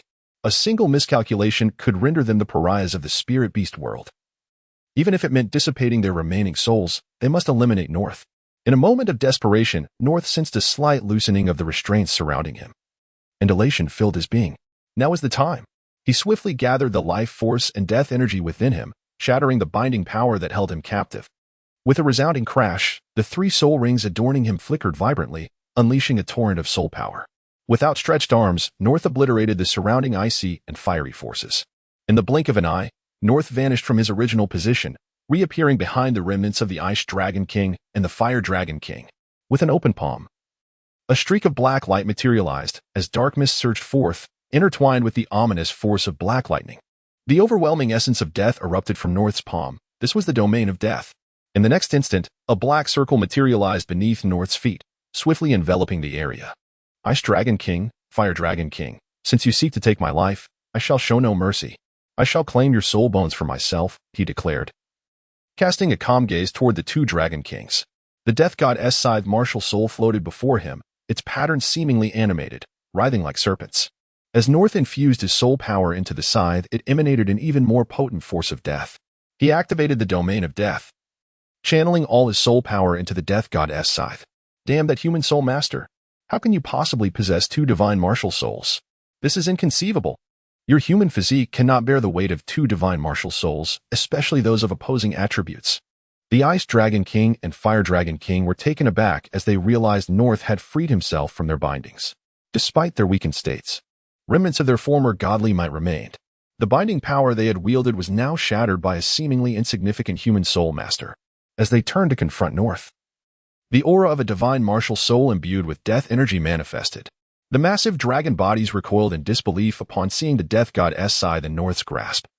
Infused with boundless death energy, unable to maintain their composure, the 2 Dragon Kings expressed their astonishment, their hearts now rife with uncontainable murderous intent. This human soul master's potential was extraordinary. In just a few short years, should he ascend to the rank of titled Douluo, he would become a cataclysmic force within the spirit beast realm. Today, even if they were to expend their remaining souls, they must eradicate North to prevent him from escaping unscathed. Should you wish to take my life, you must first prove your worth. North, gathering the energy for a lethal strike, discerned the overwhelming murderous intent in the eyes of the Ice Dragon King and the Fire Dragon King. Although the current state of their souls rendered them vulnerable, his Death God Scythe, exuding formidable death energy, was a bane to all living beings. Without the enhancement of soul rings, the power released by the martial soul alone was formidable. Whether he could vanquish the Ice Dragon King and the Fire Dragon King in a single blow remained to be seen. Perish. North leapt into the air, the Death God Scythe spinning rapidly in his hand. With a sweeping motion, he directed the scythe, infused with astonishing death energy, toward the remnants of the Ice Dragon King and the Fire Dragon King. As the scythe passed, death energy spread, annihilating all in its path. Accompanied by a cacophony of shattering sounds, the Ice Dragon King and Fire Dragon King, witnessing the release of the Death God Scythe without the addition of soul rings, felt a momentary relief. In their current weakened state, had North's second martial soul been augmented with several soul rings, they would have stood no chance against such overwhelming death energy. An unadorned divine martial soul cannot hope to slay us in one strike. Your confidence is misplaced. The Ice Dragon King and Fire Dragon King braced themselves, preparing to endure North's impending assault. However, what transpired next left them utterly astonished. The Death God Scythe pierced through the remnants of their souls. This was no ordinary death energy. Curse be you. Who exactly are you? The once confident Ice Dragon King and Fire Dragon King realized with horror that this death energy was insidiously corroding their very essence. Their frail souls were being gradually dissolved, and in a panic, they roared at North, demanding to know why his death energy could inflict harm upon them. Humph. It is the death energy destined to extinguish your lives, North retorted, contemplating a question that stirred within him. His 2 divine martial souls had been simplified through the system. Could there truly be a distinction between his death energy and that of the ordinary? Surely, the death energy associated with his divine martial souls must possess a higher caliber. Yet, he dismissed this thought, focusing instead on the fading forms of the Ice Dragon King and the Fire Dragon King. The death god's scythe reappeared in North's left hand, unleashing a series of deadly strikes that struck the remnants of the Dragon King's souls. No. The remnants of the Ice Dragon King and Fire Dragon King quickly succumbed to the encroaching death energy, emitting a series of reluctant dragon roars. Soon, the disturbances within this space subsided, marking the definitive end of the Ice Dragon King and the Fire Dragon King. With their demise, two soul bones began to hover in the air. One, a blue soul bone radiating a chilling aura, exuded a divine presence capable of freezing all in its path, momentarily stalling the surrounding forces of ice and fire. The other, a fiery red soul bone, emanated flames that threatened to incinerate all, heralding destruction. Thus, these two divine soul bones, embodying opposing forces, engaged in a relentless struggle, gradually forming a balance of power. Such formidable divine soul bones. The Ice Dragon King and the Fire Dragon King truly were benevolent. North mused, feeling a profound sense of relief wash over him as he descended to the ground. Gasping for breath. Chapter 23. Absorption of Divine Soul Bones. He had not anticipated that his death god's scythe martial soul would possess such a remarkable affinity for the residual souls of the Ice Dragon King and the Fire Dragon King. In the next moment, Beichen's gaze was captivated by the two divine soul bones suspended before him. The immense aura they emanated dissuaded him from approaching carelessly. Indeed, these were the soul bones of the Ice Dragon King and the Fire Dragon King, exceedingly rare million-year soul bones. Fortunately, the otherworldly space surrounding them completely masked the aura of these divine soul bones. Otherwise, if such potent energy were to leak, it would undoubtedly attract numerous formidable soul beasts and human soul masters. Given his current physique, he would undoubtedly be unable to endure the absorption of these two divine soul bones. Luckily, with the Simplified All Things System at his disposal, the agony of absorbing these soul bones would cease to exist. Beichen eagerly anticipated the soul skills that would emerge from absorbing these two divine soul bones. After all, he was aware that the only million-year soul beast on the Douluo Continent, the heavenly dream ice silkworm, could give rise to 4 soul skills. It stood to reason that the Ice Dragon King and the Fire Dragon King could each manifest 4 powerful soul skills as well. Beichen utilized his soul power to gently guide the two soul bones to hover beside him, one designated for his left arm and the other for his right. System, assist me in simplifying the pain of permanently absorbing these soul bones. Beichen sat cross-legged on the ground, eyes closed, his thoughts delving deep into his mind as he spoke to the system. After all, the absorption of multiple soul bones would yield the same outcome. Experiencing no pain was preferable. Therefore, it was wiser to absorb both simultaneously, thus conserving opportunities for simplification. Host consumes 1 simplification opportunity, initiating simplification. The excruciating pain of ice and fire, the unbearable agony of existence, the pain of severe injury and impending death, the relentless pounding of fists. Simplification complete. The system's melodious voice resonated within Beichen's mind. Upon hearing the final simplification results, a slight smile graced his lips, his demeanor calm and composed. Indeed, the system remained as reliable as ever. Just then, the two divine soul bones, which had been radiating astonishing divine energy, were swiftly suppressed by an unknown force. They ascended to rest upon Beichen's arms, the potent energy of the soul bones clashing and swirling within his body. In an instant, the power of the soul bones grew docile, gradually circulating within him as they eagerly merged into his arms. The surrounding ice and fire duality descended into chaos. An unrelenting flow of ice and fire energy infusing the two soul bones, continuously enhancing Beichen's soul power and physical strength. As time slowly trickled by, nearly an hour passed. With a thunderous roar, Beichen's absorption of the soul bones drew to a close. The soul bones of the Ice Dragon King and the Fire Dragon King firmly affixed to his arms. They emitted a breathtaking dragon-esque roar, shattering all barriers, causing ripples in the surrounding space. Rising to his feet, Beichen stretched his limbs, reveling in the immense power coursing through his arms. His joy was palpable. The augmentation provided by the two divine soul bones was staggering. He had an inkling that if he refrained from unleashing his martial soul, his physical prowess alone could vanquish a soul master of equal rank. Upon examining the soul power within him, Beichen's expression shifted to one of astonishment. He had not anticipated that absorbing the two soul bones would significantly enhance his soul power. After refining the top-tier celestial herbs, the octagonal mysterious ice grass and the fiery apricot blossom, he had elevated his soul power to level 43. Yet, with the addition of the two divine soul bones, his soul power surged to level 49. It would not be long before he could rightfully be regarded as a soul king. By all accounts, Absorbing 2 celestial herbs should have resulted in a greater increase than just 5 levels. However, this was the consequence of Beichen compressing his soul power.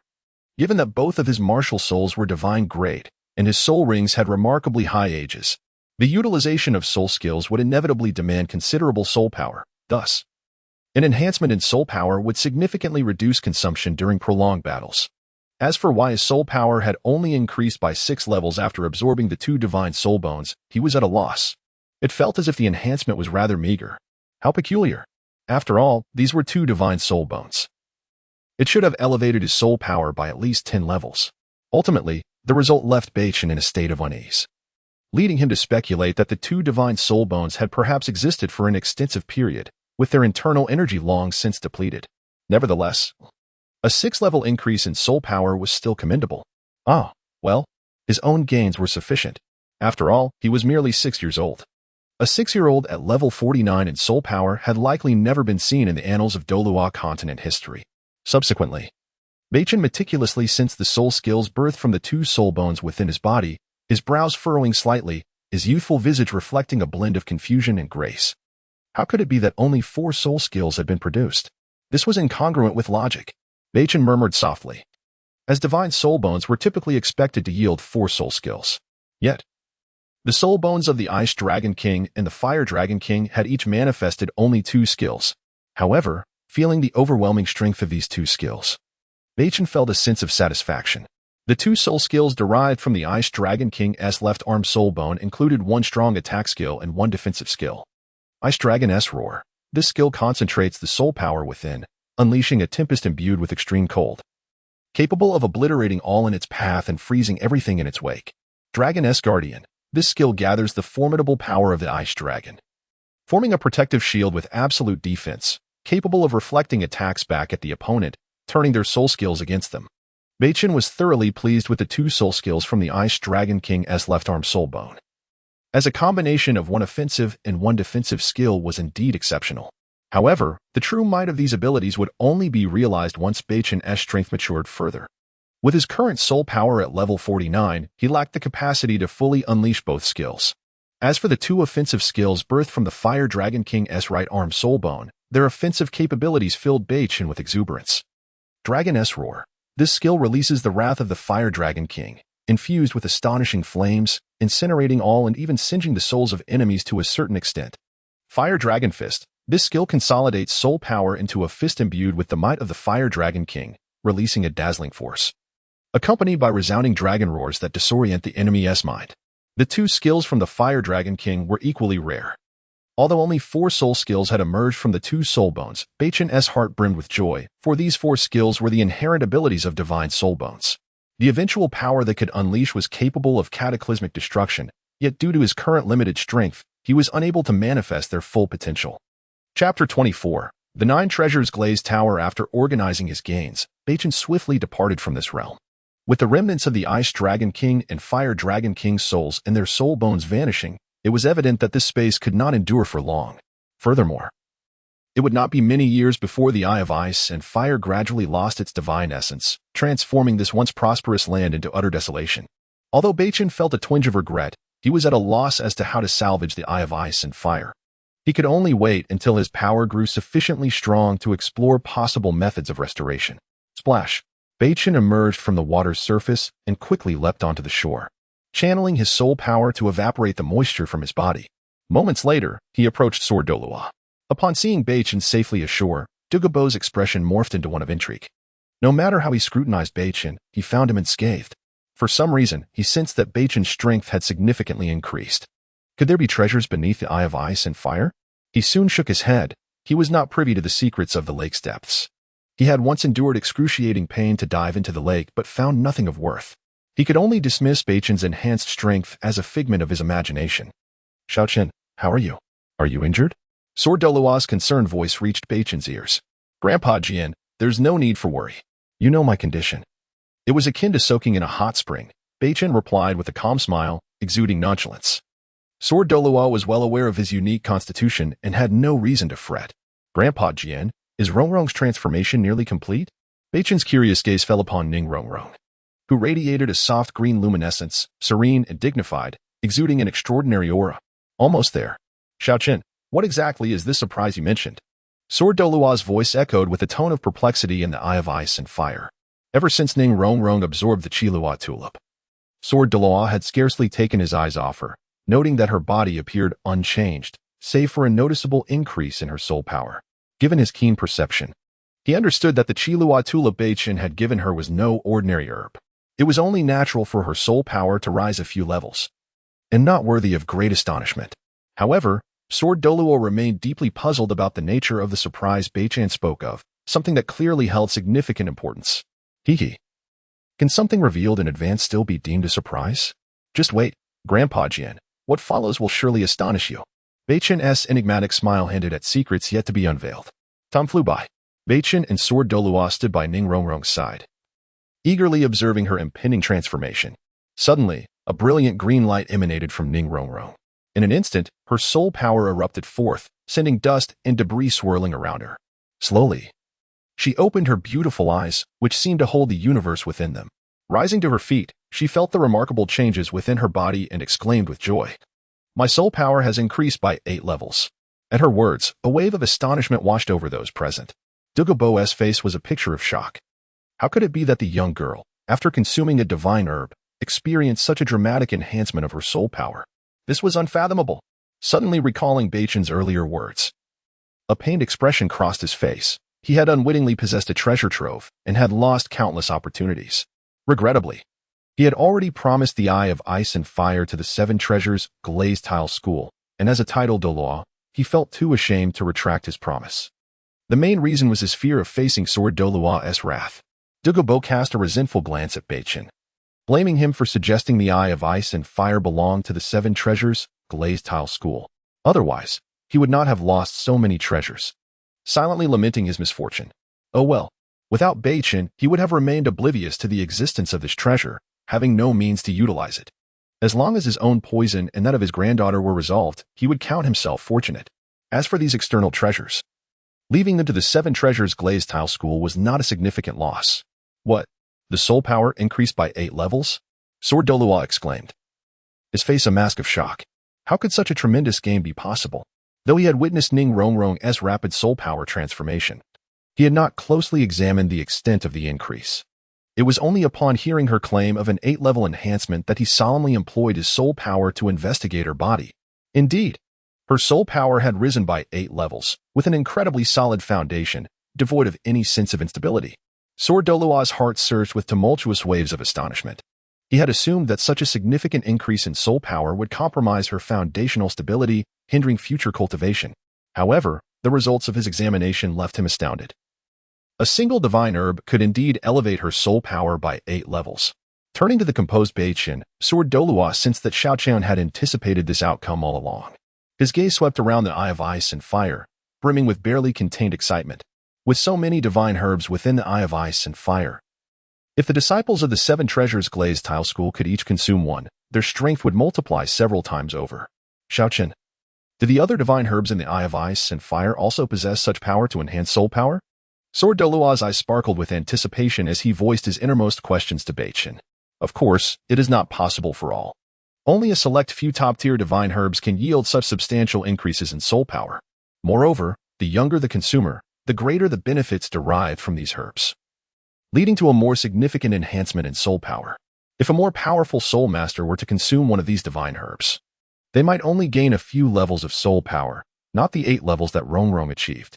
These divine herbs are incredibly precious, capable of completely transforming an individual's foundation and talent without causing any harm to their cultivation or future growth.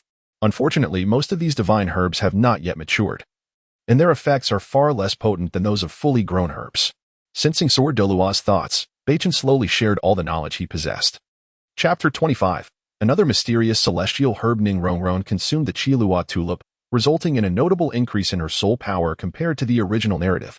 This remarkable enhancement can be attributed to her tender age of merely 6 years, which rendered the benefits of the Qilua tulip indescribable. Other soul masters, however, would likely not reap such substantial advantages. Thus it was. Upon hearing this, Sword Douluo nodded slowly, his gaze tinged with a hint of despondency. If these celestial herbs indeed possess such extraordinary effects, they would undoubtedly incite turmoil across the Douluo Continent. Should the information regarding the ice and fire yin-yang eyes inadvertently leak, the entire seven-treasure glazed tile school would be engulfed in conflicts among the continent's various factions. Even so, the celestial herbs within the ice and fire yin-yang eyes are rare treasures, and such information must remain utterly concealed. Rongrong, has your soul power only increased by 8 levels? Have you observed any changes in your martial soul? At this moment, Beichen, with a beaming smile, interrupted Ning Rongrong, who was lost in her own excitement. Overwhelmed by her significant enhancement, Ning Rongrong had neglected to examine the state of her martial soul. Presumably, after consuming the Douluo tulip, her martial soul should have evolved into the legendary 9-treasure glazed tower. Upon hearing Beichen's words, Ning Rongrong suppressed the spark of excitement in her eyes and began to dance gracefully in place, her right hand surging with soul power. Subsequently, a dazzling light emerged from her palm, a cascade of 9-colored brilliance flickering into existence, and the 9-treasure glazed tower seemed to materialize. Huh? Why has my 7-treasure glazed tower martial soul suddenly gained 2 additional layers? Ning Rongrong concentrated intently on her 7-treasure glazed tower martial soul and soon discerned the peculiarities within it, counting layer by layer. She was astonished to find that her 7-treasure glazed tower had inexplicably acquired 2 additional levels. Ning Rongrong was enveloped in bewilderment, clearly unaware that the legendary martial soul of the 7-treasure glazed tile school was the 9-treasure glazed tower. What? A 9-layer martial soul? Initially perplexed by the sight of Ning Rongrong's martial soul, Sword Douluo felt a sense of change. Her subsequent revelation completely dispelled the fog in his mind, creating a ripple of excitement within him. Sword Douluo abruptly regained his composure, approached Ning Rongrong, and fixated his gaze upon her martial soul. He instantaneously recognized an astonishing truth. It was indeed 9 layers. Could this be the fabled 9-treasure glazed tower of the 7-treasure glazed tile school? How could this be possible? Was it the Douluo tulip administered by Xiaoqian that led to this? He had never anticipated that the evolution of the 7-treasure glazed tower martial soul hinged on that celestial herb. Truly remarkable. Xiaoqian, did you know this all along? Sword Douluo then turned his attention to Beichen, noticing his demeanor was remarkably composed, as if he had everything under control. It seemed this was the surprise Beichen had alluded to, and indeed, it was a considerable surprise. One could hardly imagine the profound effects of the 9-treasure glazed tower martial soul, a powerful auxiliary martial soul. The 7-treasure glazed tower was already referred to as the foremost auxiliary martial soul of the Douluo Continent. What might the enhanced 9-treasure glazed tower achieve? Indeed, I also learned from that incomplete tome about the Douluo tulip, which can assist the 7-treasure glazed tower in its martial soul evolution to a certain extent. It also stated that the younger a soul master is when consuming the Douluo tulip, the higher the likelihood of martial soul evolution.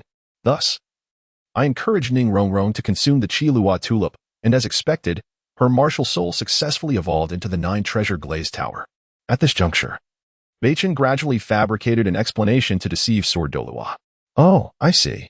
Upon hearing this, Sword Douluo fell into a state of confusion, never having anticipated that the incomplete tome contained such information. Truly fascinating. It appears the Douluo continent harbors many unknown secrets, and the mysterious fragmented tome had fortuitously come into Beichen's possession.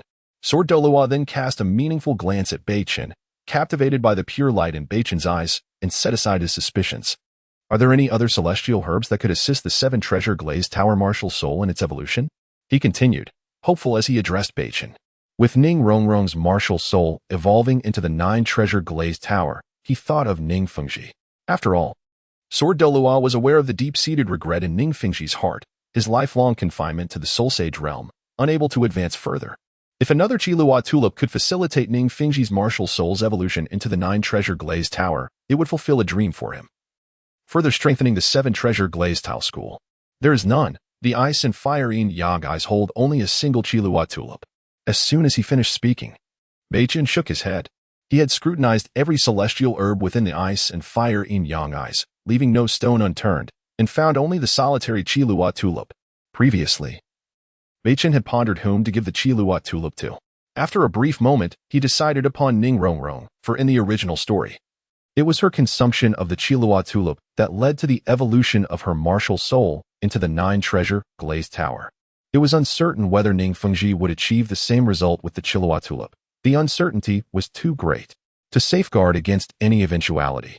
It was best to allow Ning Rongrong to consume the Douluo tulip. As for why Beichen swiftly resolved to give the Douluo tulip to Ning Rongrong, It was because he possessed another celestial herb that could serve a similar purpose. None left? Sword Douluo's eyes were clouded with disappointment as he muttered softly. Oh well. Such a top-tier celestial herb is indeed a matter of fate. The presence of a single Qilua tulip on the entire Douluo continent is exceedingly rare. Grandpa Jian. Perhaps there exists another celestial herb that can help Uncle Ning's martial soul complete its evolution. As for whether it can evolve into the 9-treasure glazed tower, that remains uncertain. Beichen's astonishing words resonated once more, illuminating a flicker of hope in Sword Douluo's heart, dispelling the darkness ahead. Really? Upon hearing this, Sword Douluo, who had initially intended to concede, now wore an expression of delight. Of course. Beichen nodded affirmatively, then turned and vanished from sight. He arrived not far from the ice and fire yin-yang eyes, his gaze fixed upon a pale blue celestial herb. It radiated in astonishing starlight, embellishing its surroundings and standing out conspicuously in the darkness. It resembled a profound starry sky, captivating all who beheld it. Chapter 26. The Majestic Immortal Herbs. The Celestial Herb, born from the celestial energies that cascade down from the heavens, requires millennia to mature, encapsulating boundless astral power capable of refining the essence of matter. This particular herb, known as the Celestial Herb, was diligently sought by Beichen as the most suitable for Ning Fengji. The source power within a soul master is intrinsically linked to their martial soul, indicating that this celestial herb can indeed catalyze the evolution of a martial soul to some extent. However, whether it can transform Ning Fengji's martial soul into the 9-treasure glazed pagoda remains uncertain. Undoubtedly, evolution is inevitable, and it may even allow Ning Fengji's 7-treasure glazed pagoda martial soul to shatter its constraints and absorb the 8th and 9th spirit rings. Beichen slowly opened his right hand, enveloping the celestial herb with life force. Subsequently, a surge of soul power enveloped it.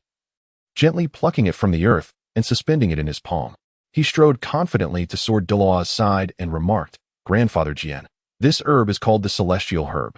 It has the potential to assist a martial soul in its evolution, though the ultimate outcome remains uncertain. Nonetheless, the martial soul will undoubtedly evolve towards greater strength. Thus, Uncle Ning's martial soul will evolve, but whether it will become the 9-treasure glazed pagoda is unclear. Beichen introduced the name of this herb to Sword Douluo, who gazed at it with eyes gleaming with admiration. The rich celestial energy emanating from the herb was formidable, rivaling the extraordinary Qilua tulip consumed by Rongrong. No matter. As for whether to consume this celestial herb, let Fengji decide for himself. Sword Douluo's eyes sparkled with brilliance as he beheld the herb in Beichen's hand, clearly recognizing its power. Without hesitation, he tucked the celestial herb away for Fengji to decide later. By the way, Grandfather Jian, I shall also assist you and Grandfather Gu in selecting some immortal herbs. In the next moment, as Beichen noticed Sword Douluo secure the celestial herb, a glimmer of brilliance flashed in his eyes, and he whispered softly. Having uttered these words, he vanished from sight and began to explore the myriad immortal herbs within the ice and fire yin-yang eye. Perhaps the original text did not delve deeply into the names and effects of the immortal herbs. However, with his probing eyes, Beichen easily discerned their names and properties.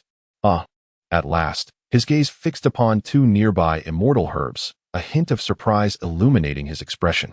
He knew that Sword Douluo's 7-killing sword martial soul was extraordinarily powerful, and he had initially thought that a suitable herb would be exceedingly rare.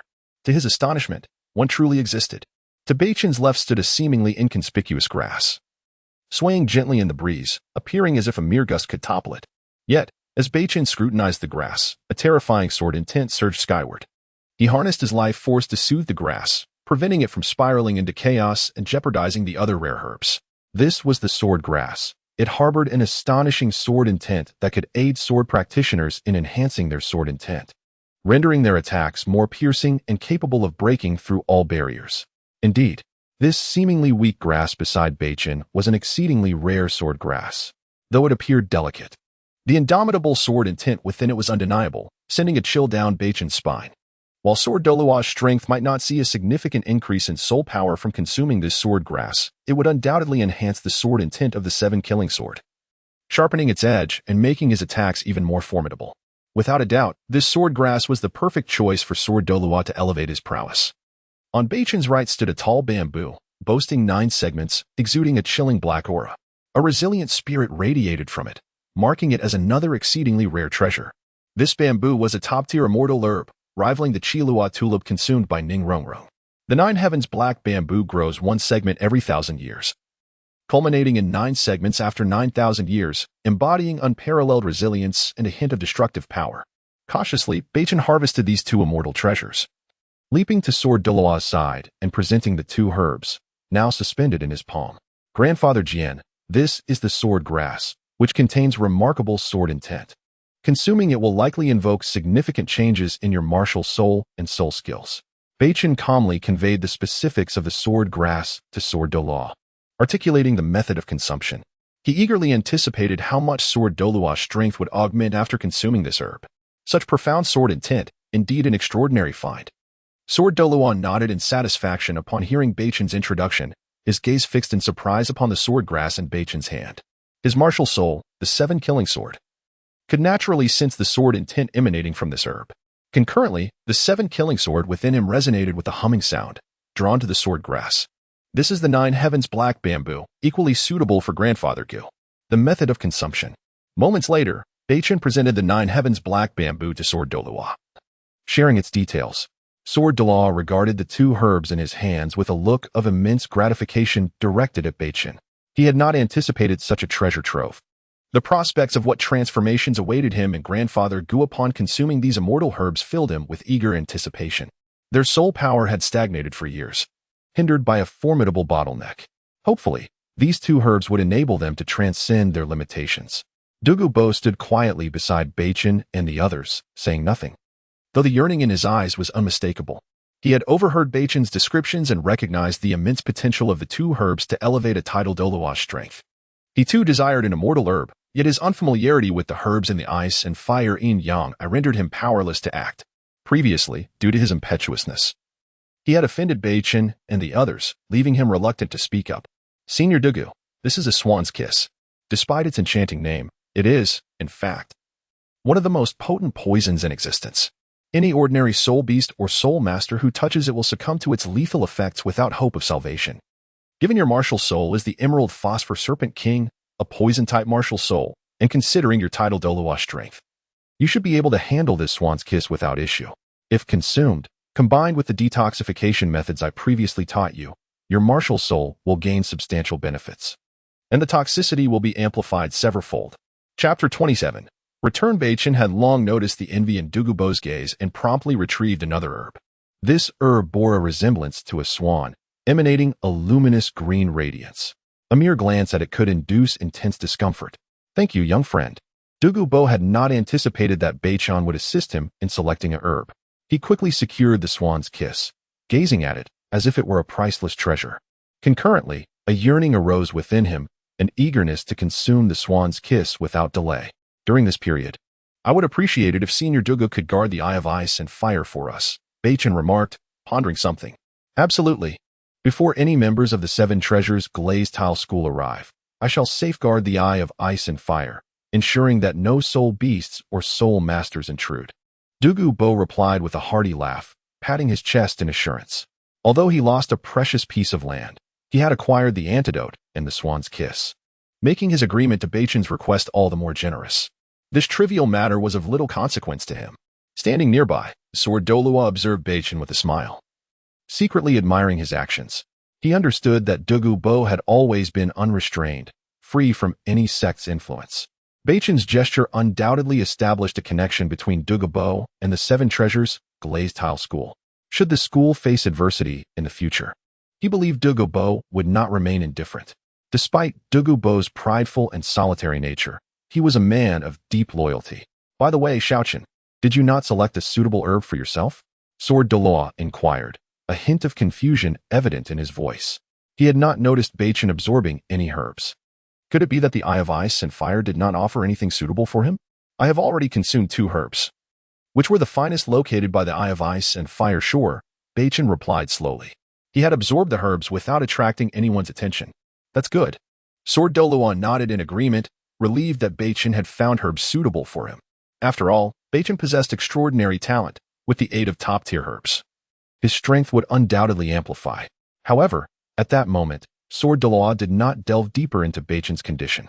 Otherwise, he would have been astounded to discover that Beichen's soul power had reached level 49, just 1 level away from the realm of Soul Kings. Grandfather Jian, shall we depart?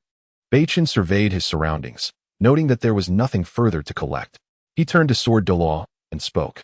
Indeed, Sword Douluo nodded in agreement, summoning the 7-killing sword martial soul, which expanded significantly in size. Ning Rongrong and Beichen leaped aboard, and with a surge of soul power, Sword Douluo soared into the sky, vanishing from sight as they headed toward the 7 Treasures Glazed Tile School. Upon arriving at the 7 Treasures Glazed Tile School after nearly half an hour of travel, Beichen and the others were greeted by Ning Fengji and Bon Douluo before they reached the main hall. Rongrong, how did it go? What did you acquire?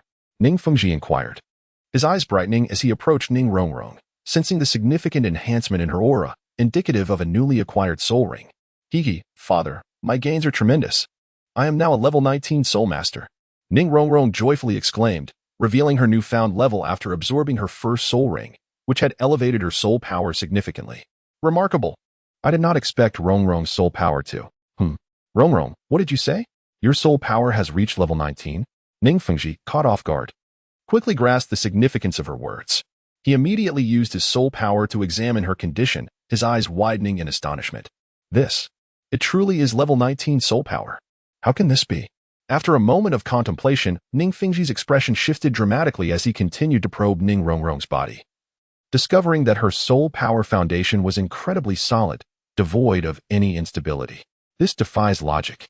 How could a mere outing result in the acquisition of a soul ring and a surge to level 19 soul power? Uncle Jian, what is happening? Ning Fengji turned to Sword Douluo, his expression serious and seeking clarification. Nothing significant. It is merely that Xiaoqin discovered a treasure trove in the Sunset Forest, and Rongrong consumed a rare herb, which led to her rapid soul power growth. Sword Douluo replied, his heart brimming with joy at their substantial gains. Curious, what sort of herb could possibly yield such an increase in soul power? Ning Fengji pondered, his mind racing with possibilities. He had never heard of such a herb. Rongrong, why don't you share your experiences with your father? Sword Douluo encouraged, a mysterious smile adorning his face. I consumed a herb known as the Qilua tulip, which boosted my soul power by 8 levels. Additionally, my martial soul, the 7 Treasures Glazed Tile, has gained 2 additional layers. Ning Rongrong beamed, her eyes sparkling with delight as she revealed her transformations. In the next moment, she began to dance gracefully, and a radiant 9-colored light emanated from her right hand. Instantly, a small tower of glimmering glass materialized, exuding an aura of nobility about her. 2 additional layers to the martial soul? Could it be? Ning Fengji's mind reeled as he processed what Ning Rongrong had said, soon realizing the implications of her martial soul's transformation. His eyes widened in disbelief as he approached her, closely examining her martial soul. Even Bon Douluo could not hide his astonishment, fixated on Ning Rongrong's martial soul, which made her feel somewhat bashful. It truly is the 9 Treasures Glazed Tile. Ning Fengji confirmed the evolution of Ning Rongrong's martial soul, erupting into laughter filled with joy. Chapter 28. Refining the Celestial Herbs. A glimmer of light flickered in his heart as the 7 Treasure Glazed Tile sect once again unveiled the 9 Treasure Glazed Tile martial soul. It was unexpected that the catalyst for this evolution into the 9 Treasure Glazed Tile would be a mere celestial herb. After a considerable time, Ning Fengji still could not quell the excitement surging within him. He envisioned his daughter one day cultivating the 9 Treasure Glazed Tile martial soul to the rank of title Douluo, at which point the might of the 9 Treasure Glazed Tile would truly manifest on the Douluo Continent. Alas, at this thought, a hint of despondency crossed Ning Fengji's gaze. His own martial soul was the 7 Treasure Glazed Tile, and it seemed there was little hope for its evolution into the 9 Treasure Glazed Tile. But Xiaoqin has also gathered a celestial herb for each of you, Sword Douluo remarked, noticing the flicker of disappointment in Ning Fengji's eyes. With a grand gesture, 2 extraordinary celestial herbs silently hovered before him, exuding an ethereal aura. Fengji, this herb is the Starry Celestial Herb, which can assist in the evolution of your martial soul to some extent.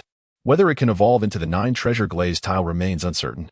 Sword Douluo then imparted the specifics of the Starry Celestial Herb and its consumption method to Ning Fengji. Really? Upon hearing Sword Douluo's words, Ning Fengji's eyes sparkled with renewed brilliance. Could it be that his martial soul might also achieve evolution? He completely disregarded the latter part of Sword Douluo's statement, for his soul power was merely at the 79th level, and he would never break through to the rank of Soul Douluo. Now that he had the opportunity for martial soul evolution, whether it became the 9 Treasure Glazed Tile was of little consequence. As long as he could shatter the shackles of his martial soul and successfully cultivate to the title Douluo level, he would be content, no longer yearning for more. Old Bones, this is the 9 Heavens Ink Bamboo, specifically selected for you by Xiaoqin, which can enhance your strength in the next moment.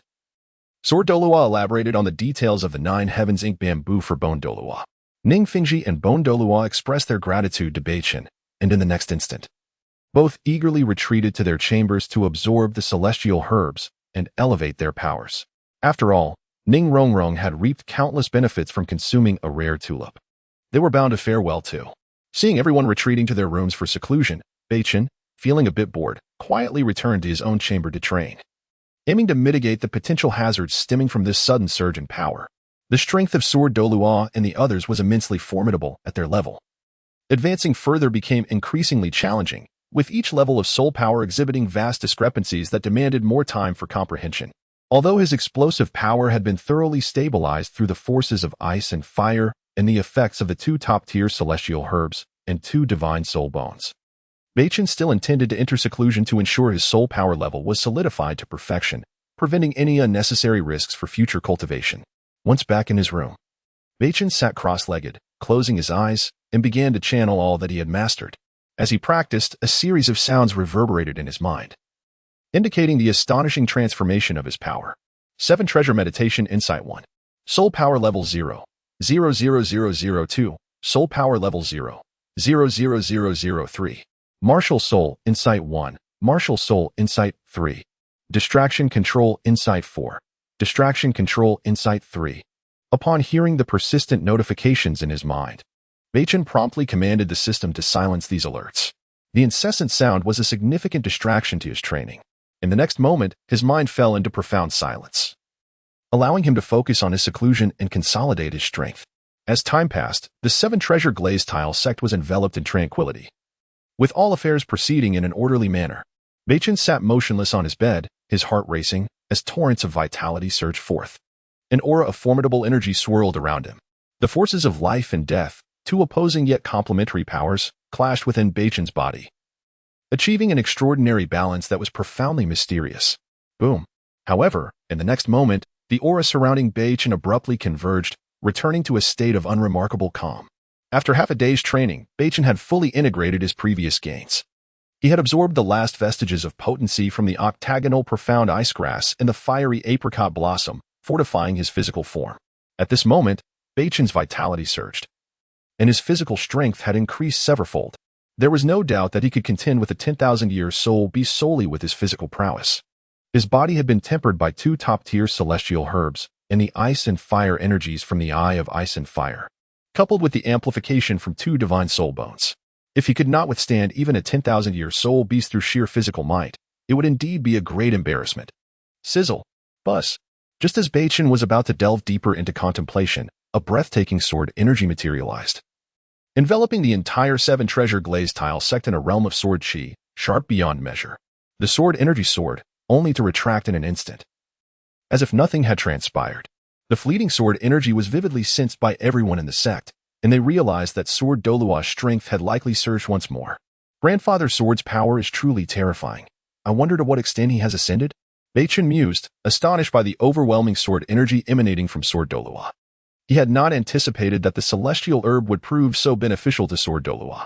Through his perception, he discerned that Sword Douluo's soul power had significantly increased, becoming profoundly deep, and even the sword energy of the 7 Killing Sword martial soul had grown exceedingly sharp, nearly doubling compared to before. It was worth noting that Sword Douluo was a Super Douluo, and almost doubling of his sword energy would yield an unfathomable enhancement to his overall strength. Creak. Noticing that Sword Douluo had finished absorbing the celestial herb, Beichen hurriedly exited his meditative state, opened his door, and made his way to Sword Douluo's seclusion area. Standing outside, he awaited Sword Douluo's emergence. Moments later, the door swung open, revealing Sword Douluo, who emerged with an aura of springtime vitality, exuding no discernible energy, appearing as an unremarkable man. Yet, Beichen could distinctly sense an astonishing sword energy within Sword Douluo, seemingly poised to erupt and devastate a region. Congratulations on your tremendous increase in strength, Grandfather Sword. Beichen promptly congratulated him. After all, the greater Sword Douluo's power, the safer the 7 Treasure Glazed Tile sect would be, granting him ample time to fortify his own strength. Haha, Xiaoqin, it is all thanks to you. Without that sword herb you provided, I would never have been able to break the shackles that have bound me for years. It has allowed me to leap to the 97th level in one fell swoop. Chapter 29. Astonishing gains. Moreover, it appears that my 7-killing sword martial soul has undergone a subtle evolution, enhancing its prowess. While my own soul abilities have grown increasingly formidable, my strength has undergone a transformative change compared to before. The sword Douluo gazed at Beichen with a contented expression, slowly sharing the changes he experienced after consuming the sword grass. His soul power had previously remained at the pinnacle of level 95 for many years, unable to advance, despite exhausting various methods and means to break through that barrier to reach level 96. To his surprise, after absorbing the sword grass gifted by Beichen, he not only effortlessly shattered the previous confinement of his soul power, but also, through years of accumulated energy, elevated his soul power to level 97. What delighted him even more was the apparent evolution of his 7-killing sword martial soul. It is worth noting that his 7-killing sword martial soul is a top-tier martial soul, the foremost sword martial soul across the entire Douluo Continent. With the evolution of his 7-killing sword, he could confidently assert that its might rival that of the Haotian hammer martial soul. Now, equipped with his evolved 7-killing sword martial soul and his own soul power at level 97, the sword Douluo felt a strong assurance that he could contend with peak Douluo at level 98 without falling behind. Such a remarkable enhancement. Upon hearing of the sword Douluo's gains, Beichen was left astounded, never imagining that such an ordinary sword grass could assist the sword Douluo in achieving such a significant elevation in strength. It is known that the sword Douluo's power resides at the peak level of 95, where each advancement demands an immense amount of soul power. This single sword grass managed to elevate the sword Douluo by 2 levels and also reinforced his 7-killing sword martial soul. Beichen couldn't help but marvel internally, recognizing that indeed, sword grass was most suitable for soul masters possessing sword martial souls. Beichen's gaze drifted towards the 2 rooms not far away, curious about the transformations that Ning Fingxi and Bone Douluo would experience after absorbing the celestial grass. Thus, the sword Douluo and Beichen stood in anticipation, their eyes gleaming with hope for the forthcoming good news. During this period, Ning Fingxi and Bone Douluo had nearly completed their absorption of the celestial grass. Suddenly, a tremendous aura erupted forth. Terrifying dark clouds enveloped the entirety of the 7-treasure glazed tile school, creating a palpable sense of oppression that left the weaker disciples gasping for breath. Such a formidable presence. As Beichen felt the immense pressure upon his back, akin to a mountain, his expression was one of sheer astonishment. Fortunately, the sword Douluo was there to assist him in withstanding that overwhelming force.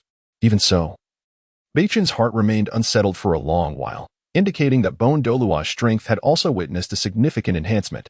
After a prolonged moment, a resounding laughter echoed through the 7-treasure glazed tile school, reverberating in the air. Soon, a bone dragon, stretching 100 meters, materialized in the sky, exuding a chilling aura. Before Beichen appeared a figure radiating joy, it was none other than the elated Bone Douluo, who seemed to have reaped considerable benefits from absorbing the 9 heavens black bamboo. Old Bone, restrain your aura. Do not think that just because you have broken through to level 97, I would hesitate to take you on, the sword Douluo remarked, his tone teasing yet revealing an understanding in his gaze. He had naturally noticed that Bone Douluo's strength had also ascended to level 97, with his martial soul undergoing remarkable changes. Nevertheless, the sword Douluo remained confident that Bone Douluo was no match for him. You two have broken through to level 97? Bone Douluo's smile faltered as he carefully sensed the aura emanating from the sword Douluo, revealing a hint of surprise. The sword Douluo's soul power had risen to the same level as his own, igniting a spark of battle intent in his eyes. For years, they had been rivals, unable to determine a victor, and now with both having simultaneously reached level 97, a proper contest was inevitable. As their competitive spirits intensified, Beichen, with an exasperated expression, interjected, Grandpa's sword, Grandpa Bone, please do not engage in combat. Otherwise, the entire 7-treasure glazed tile school will be utterly destroyed. As soon as Beichen's words fell, the sword Douluo and Bone Douluo reined in their auras and stood quietly in place. Bone Douluo regarded Beichen with gratitude, softly expressing, Shaochen, you must be thankful for the celestial grass you bestowed upon me. Otherwise, my strength would not have surged so rapidly. The sword Douluo mirrored this sentiment, casting a grateful glance at Beichen. Their remarkable breakthroughs were entirely thanks to Beichen's assistance. Had Beichen not discovered the ice and fire yin-yang eye, they would have remained trapped at level 95 for an extended period, unable to advance, let alone witnessing the changes in their martial souls and the elevation of their strengths by several tiers. Of course, it is my pleasure. Upon hearing the praise from the sword Douluo and Bone Douluo, Beichen felt immense joy, wearing a somewhat smug expression. After all, he would now be protected by 2 level 97 super Douluo, deterring most from daring to provoke him. He could leisurely develop and strive to break through to title Douluo. When that time came, few on the Douluo Continent would stand a chance against him, and Beichen possessed the confidence to believe so. With remarkable soul ring configurations, 2 divine martial souls, and 2 divine soul bones, if he could not overpower other title Douluo upon reaching that stage, he would find it hard to face the world.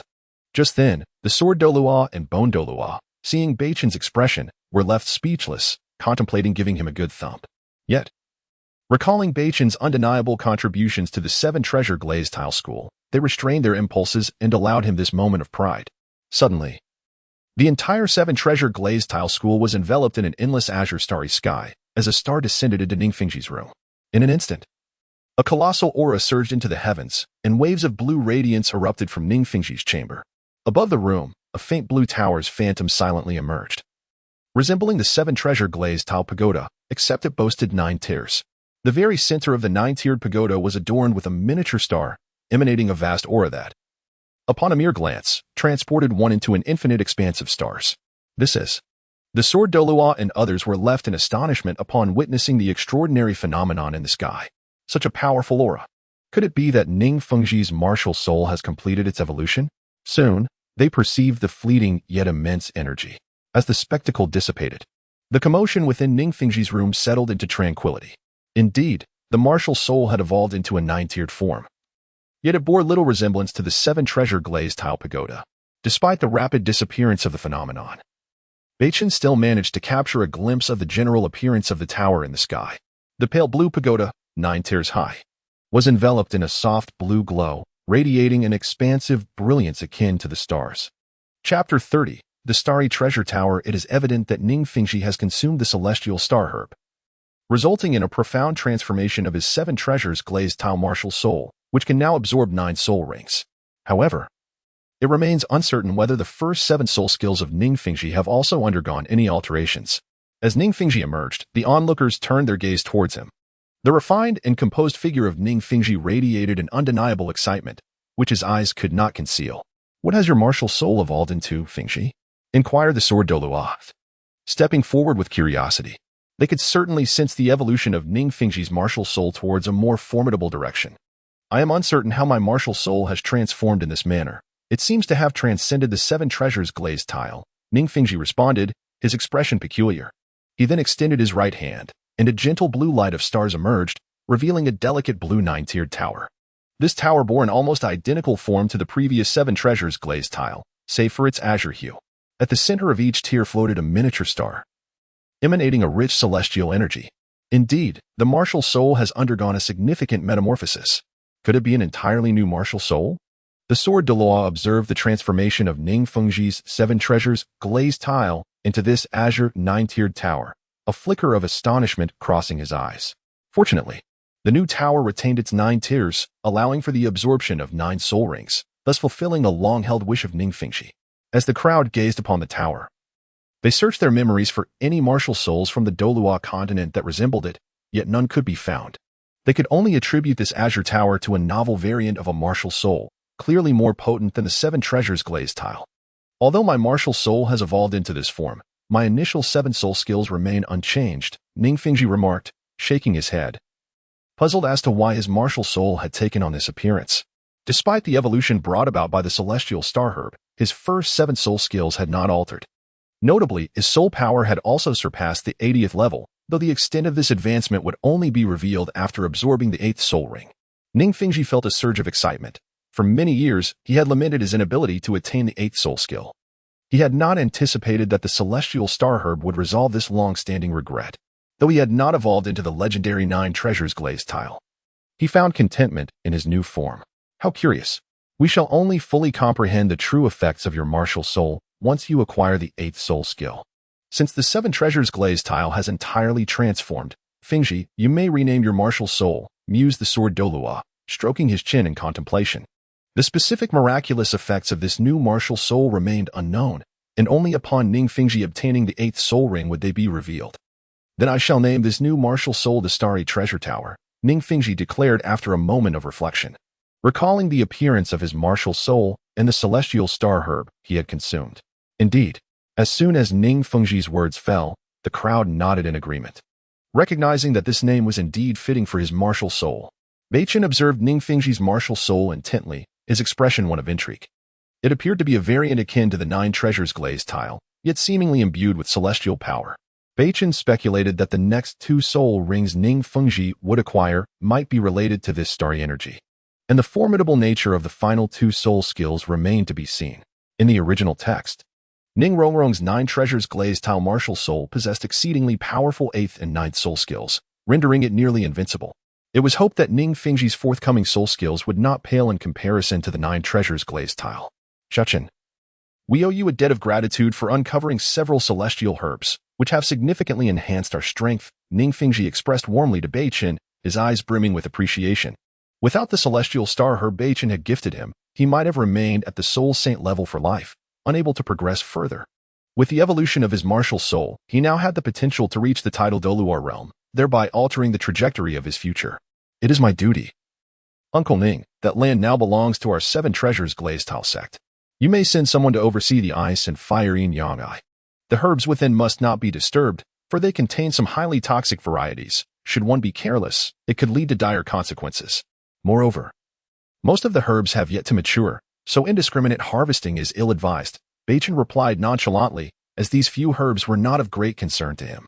The 7 treasures glazed tile sect had shown him considerable kindness, had the sword Douluo not rescued him from the forest.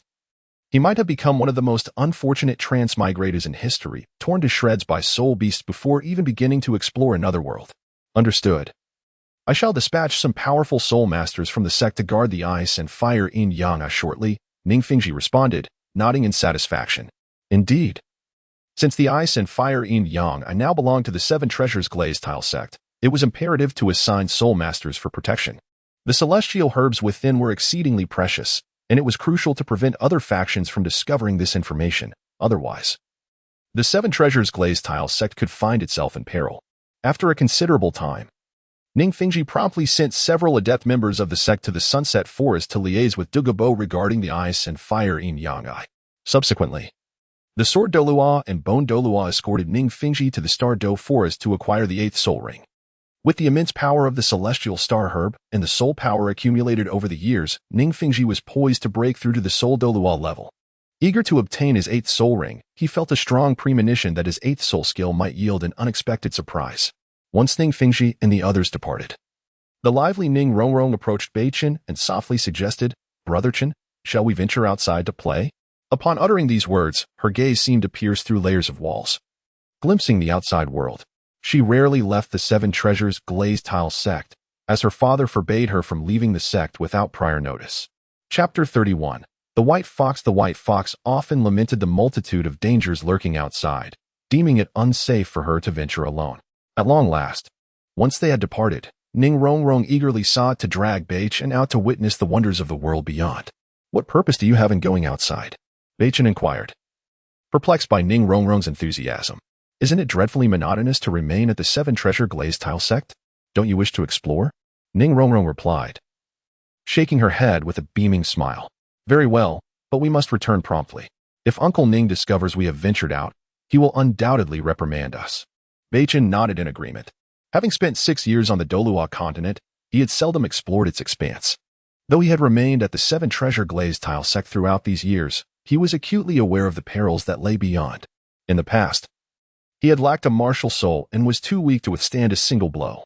However, now, his strength had undergone a remarkable transformation, his physical prowess rivaling that of a 10,000-year-soul beast, affording him the ability to protect both himself and Ning Rongrong. "Wonderful!" Ning Rongrong exclaimed, her heart brimming with joy as she pulled Beichen towards the gates of the sect. Despite Ning Fengji's prior instructions to the guards to prevent Ning Rongrong and Beichen from leaving, her spirited nature rendered such warnings futile. Finally, they emerged. Ning Rongrong dashed out of the 7 treasure glazed tile sect like a wild horse set free. Within less than an hour, they had left the sect's premises and arrived at a bustling marketplace. Upon entering the market, they were greeted by a throng of people, the air filled with incessant shouting. "Don't miss out. Here lies the most comprehensive history of the Douluo Continent, all for just 1 gold soul coin. Come and see, prices are favorable. Are there any soul masters seeking to team up for a hunt in the soul hunting forest? We are currently short one control-type soul master, and the rewards are substantial. I am offering high prices for soul beasts. Is anyone willing to assist me in hunting them down? The compensation is negotiable. The marketplace buzzed with activity, each vendor's cries resonating in Beichen's mind. Ning Rongrong, having finally ventured outside, was filled with curiosity, glancing around in wonder. Beichen followed closely behind, mindful that her naivety could lead her astray. Wow, brotherchen, look at that pendant. It's so beautiful, let us buy it. Ning Rongrong exclaimed, stopping by a stall adorned with iridescent pendants. The sunlight refracted off them, casting a dazzling glow. Go ahead, Beichen replied, his expression one of reluctant acceptance. As the daughter of the sect's leader, Ning Rongrong had certainly encountered countless treasures, yet she found herself captivated by this modest stall's offerings. In a moment of surrender, Beichen tossed his purse into Ning Rongrong's hands. Let her buy whatever she wishes, he thought. With joy in her heart, Ning Rongrong swiftly purchased several pendants. Are there any soul masters in need of soul rings? I possess dying soul beasts. For just 10 gold soul coins, you can acquire a century-old soul beast. Suddenly, a resonant voice echoed from the far end of the street. As the words left the speaker's lips, most of the crowd turned towards the source of the sound. A soul master capable of capturing century-old soul beasts was undoubtedly a formidable figure. Brotherchen, let us go take a look. Ning Rongrong, momentarily distracted from her treasures, eagerly pushed her way into the crowd. With a resigned sigh, Beichen followed closely behind. Their slender frames allowed them to weave effortlessly through the throng until they reached the front. Before them stood a massive iron cage, housing several severely injured soul beasts, the majority of which were century-old, with a few that were merely 10 years old, being attuned to the life force. Beichen could sense that these soul beasts were gravely wounded, teetering on the brink of death. How much are you asking for these soul beasts? A young man stepped forward from the crowd, addressing the rotund proprietor. Not expensive at all. 10-year soul beasts are priced at 1 gold soul coin, while century-old ones are 10 gold soul coins, the plump vendor replied, eager to sell the critically injured creatures before their souls faded away. You're joking, right? That's far too steep. The young man exclaimed, astonished by the prices. This is already my lowest price. You must understand how difficult it is to capture these soul beasts. The dangers involved are not to be underestimated. Moreover, you only need to absorb their soul rings. You won't face the perils of hunting century-old soul beasts yourself. The prices I offer are quite reasonable, the vendor insisted, continuing to persuade the crowd. That fox looks so pitiful. Ning Rongrong's heart softened at the sight of the wounded soul beasts, particularly a white fox cowering in the corner of the cage. It appeared to have recently surpassed the century mark, its fur as white as jade, marred by blood seeping from its wounds. Its tail seemed broken, dragging on the ground, and it struggled to breathe, clearly on the verge of collapse. Beichen nodded quietly, his expression contemplative. I want that fox, he declared suddenly, producing 10 gold soul coins and handing them to the vendor, intent on rescuing the white fox. Beichen had sensed the creature's remarkable potential, its bloodline brimming with power. Yet, regrettably, its bloodline was too mixed, making it nearly impossible for the fox to ascend to greater heights.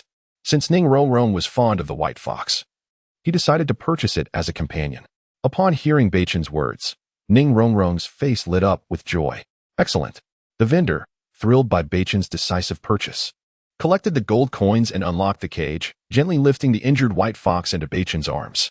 The fox seemed to sense an unfamiliar aura and stirred slightly, but its severe injuries and loss of blood rendered it unable to move, collapsing in Beichen's embrace.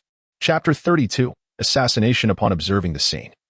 Beichen gently caressed the fox's pure white fur, channels of life force incessantly flowing from his hand into the creature's body, aiding in the recovery of its severe injuries. After all, he found it inconvenient to treat the white fox here. It would be best to return to the 7 Treasures glazed sect for proper care. Brotherchen, shall we return? It seems this fox cannot hold on much longer, Ning Rongrong remarked, glancing at the feeble creature cradled in Beichen's arms, concerned for the fox's well-being. She felt an urgency to expedite its healing. Very well. Beichen nodded in response, then turned to grasp Ning Rongrong's hand, striding purposefully toward the 7 Treasures glazed sect. Together, they quickened their pace in that direction. Suddenly, Beichen sensed an anomaly ahead, a grave expression crossing his handsome features. Rongrong, hold the fox for a moment, he instructed solemnly, placing the ailing creature into Ning Rongrong's embrace. The fox, gravely injured, posed no threat to her. Beichen felt the presence of someone closely trailing behind them. An unwelcome shadow he could not shake off. Was this a consequence of exposing their valuables, attracting unwanted pursuers? Or was it something else entirely? Ning Rongrong, absorbed in concern for the fox, remained unaware of the impending danger. Feigning ignorance of the pursuit, Beichen maintained a steady pace, ensuring he lagged just behind Ning Rongrong to shield her from potential harm. Suddenly, a sharp whoosh pierced the air, the sound of something slicing through space. A blinding metallic gleam illuminated the sky as a figure cloaked in black materialized silently, brandishing a pitch-black longsword aimed directly at Ning Rongrong's back. Seeking death. You have finally shown yourself, Beichen shouted, exhilarated at the appearance of the foe he had awaited. In an explosive surge, a tempestuous wave of soul power erupted from him. As he swiftly turned, his fingers converging to seize the longsword that aimed to strike.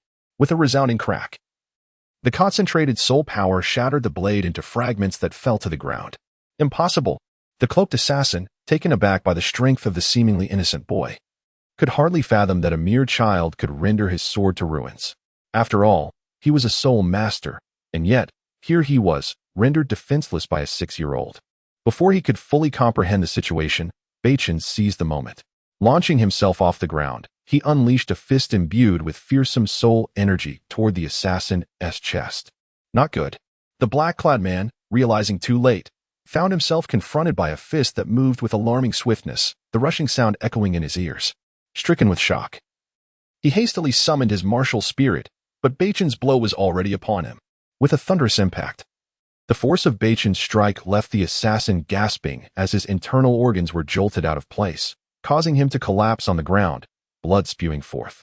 Speak. Who sent you? Beichen demanded, stepping forward and placing his foot firmly on the assassin's chest, his expression one of vigilance. He suspected that this attack stemmed not from greed, but rather from a more sinister motive. Perhaps someone coveted Ning Rongrong's life.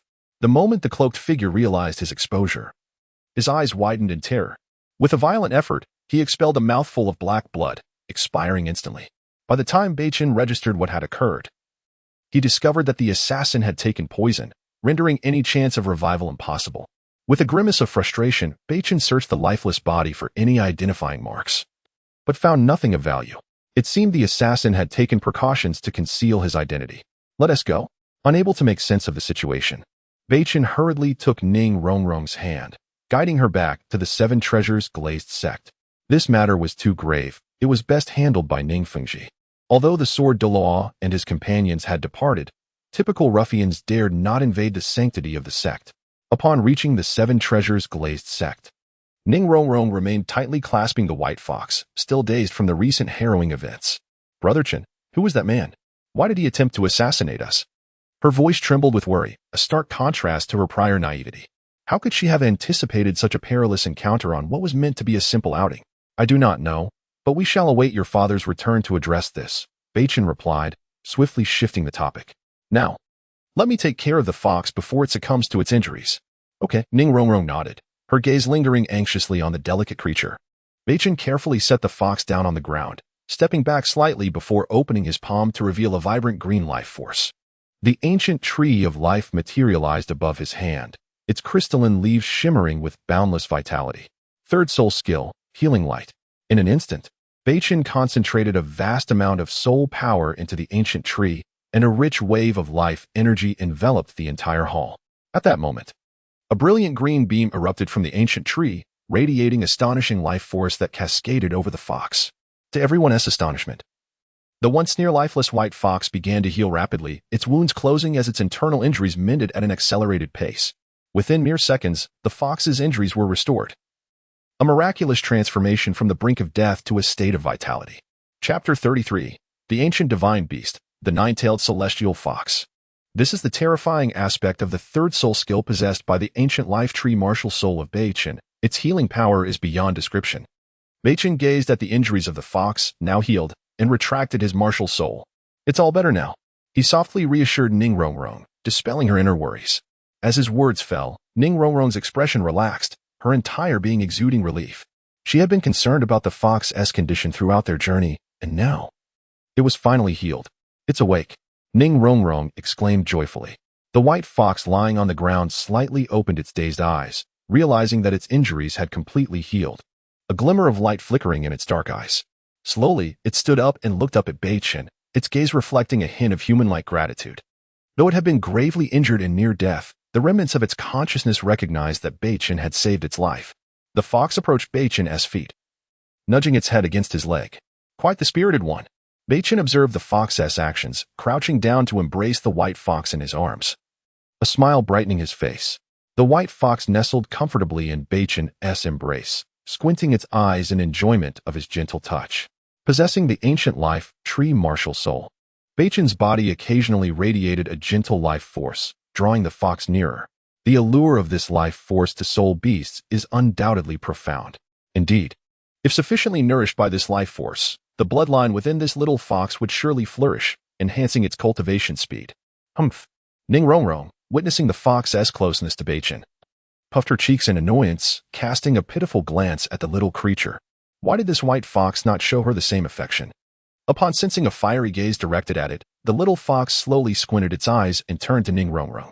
In an instant, it leaped out of Beichen's embrace and into Ning Rongrong's arms. "Now that's considerate of you," Ning Rongrong exclaimed, her heart brimming with joy as she held the little fox, unable to contain her delight. How intriguing! Beichen mused at the fox's actions, a contemplative glint flashing in his eyes. He had not anticipated that this little fox possessed such high intelligence, especially considering it had only recently surpassed 100 years of age. It exhibited wisdom rivaling that of a 10,000-year soul beast, evidently. The origins of this little fox's potent bloodline were remarkable. Perhaps he could assist in purifying its bloodline. After all, with his divine-level martial soul, the ancient life tree, he could potentially refine the fox's bloodline and extend its soul beast lifespan to a certain extent. As time flowed, nearly half a day passed. At this moment, Ning Fengji had completed the absorption of his 8th soul ring and returned to the 7-treasure glazed tile school.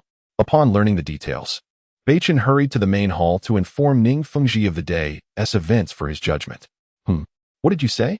Someone attempted to assassinate you? By the way, Xiaochen, did you notice any characteristics or tokens on the assailant? Originally overjoyed from absorbing the 8th soul ring, Ning Fengji was informed by a guard that Beichen and Ning Rongrong had departed the 7-treasure glazed tile school. Upon receiving this news, Ning Fengji said nothing, grateful that they had returned safely. Naturally, he surmised it was his daughter who had insisted on taking Beichen away, and now that she had awakened her martial soul, she continued to be a source of worry.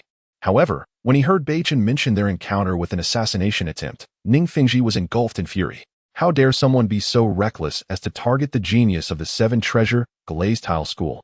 The joy in his heart evaporated, and he felt immense relief that his daughter and Xiaochen had emerged unscathed. Otherwise, let me find out which faction orchestrated this. Otherwise, they shall not escape my wrath, for I will make them suffer.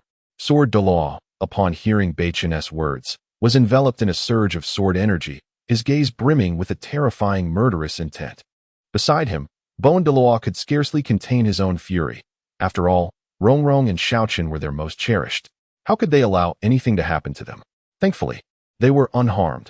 Otherwise, they would have turned the entire Douluo Continent upside down to find the perpetrator of this assassination. In any case, this matter must be thoroughly investigated.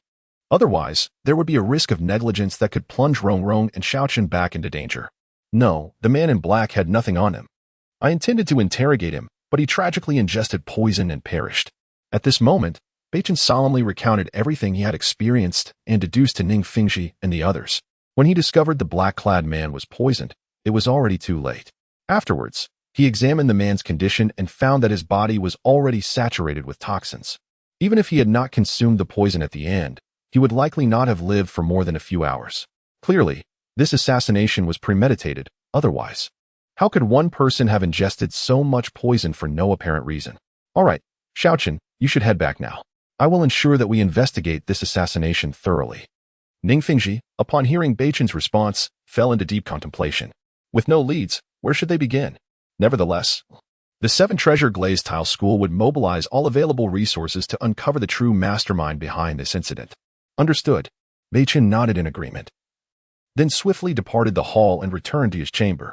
Bidding farewell to Ning Fengji and the others, Beichen cradled the little fox as he returned to his room. With the ancient life, tree martial soul, this little fox had become quite reliant on him. Who wouldn't he relish the gift of free life force? Merely by absorbing this life energy, It could enhance its bloodline and extend its lifespan as a soul beast. It was a mutually beneficial arrangement. Thus, the little fox sprawled comfortably across Beichen's bed, sleeping soundly, showing no regard for its status as an outsider soul beast. Beichen's gaze lingered on the fox, a look of deep contemplation crossing his features. Each time he infused life force into its body, it felt as though an elusive power was voraciously absorbing his life energy. This was evidently abnormal. After all, this fox was merely a soul beast that had just surpassed 100 years of age. It should not be able to accommodate such a vast amount of life energy. Within this little fox, there must be an extraordinary force. With that thought, Beichen directed his probing eye towards the white fox. In the next moment, exhaustive details about the fox appeared vividly in his mind. Name: White Fox, Spirit Beast age, 125 years. Bloodline composition: Demon Fox bloodline, 18. Ordinary White Fox bloodline, 59. Ancient Divine Beast Nine-Tailed Celestial Fox bloodline, 0. 00001. Chapter 34. Simplifying the bloodline. Upon completing the introduction, Beichen inhaled sharply, his heart racing in astonishment. Through his exploration, he discovered that the fox harbored a multitude of bloodlines, all in a disarray. Alas, he never anticipated that the ancestors of this white fox were so indulgent in mischief. Nevertheless, Beichen's gaze remained fixated on the bloodline power of the ancient divine beast, the nine-tailed celestial fox. To his surprise, this white fox possessed such a formidable lineage. While he was unaware of the true nature of the nine-tailed celestial fox, he recognized that any soul beast imbued with the blood of divine creatures was extraordinary. Regrettably, the essence of the nine-tailed celestial fox was exceedingly sparse, almost negligible. Otherwise, this white fox's strength would undoubtedly be far more formidable. And it would not have been so easily captured by a great soul master and sold on the streets. System: Can the bloodline power within this fox be simplified? At that moment, Beichen was struck by a sudden thought, compelled to use simplification on the little fox's bloodline. This system is known as the Simplification of All Things System. Everything in the world can be simplified, and naturally, the bloodline within this fox can be simplified as well. Please choose the bloodline to retain. Demon Fox bloodline, 18. Ordinary White Fox bloodline, 59. Ancient Divine Beast Nine-Tailed Celestial Fox bloodline, 0. 00001. After selecting the bloodline to retain, all other bloodlines will be eliminated. Please make your choice with caution. As soon as Beichen's words fell, the system's melodious voice resonated in his mind without end. Upon hearing the system's words, Beichen's dark pupils constricted, his heart swelling with joy. It turned out, simplification could be utilized in such a manner. Simplifying the bloodline. Retaining a singular lineage was indeed a form of simplification. If he were to preserve the bloodline of the ancient divine beast, the nine-tailed celestial fox, while simplifying away the other bloodlines, it would transform into the ancient divine beast itself. A pure blood lineage, although thin, had the potential to evolve into 100% one day. The mere thought of the little fox's bloodline evolving completely into that of the nine-tailed celestial fox sent a shiver of exhilaration through Beichen. However, the only concern was that if he simplified away the fox's other bloodlines, the resources required to enhance the bloodline power of the ancient divine beast would be considerable. After pondering for a moment, Beichen resolutely made his decision. He intended to simplify the fox's chaotic bloodlines. For having a divine beast by his side would undoubtedly be a spectacle. After a prolonged silence, Beichen approached the bedside and gently roused the fox from its slumber. Gazing into the fox's bewildered, drowsy eyes, he spoke with utmost seriousness. "Little fox, I am about to perform a significant act upon you. I cannot ascertain whether it will succeed. Should it fail, you may lose your life. However, if successful, you shall undergo an extraordinary transformation and be reborn. Do you wish to trust me?" A peculiar light flickered in Beichen's eyes. This was his first endeavor at simplifying a bloodline. He believed that the system's methods would ensure no mishap befell the little fox.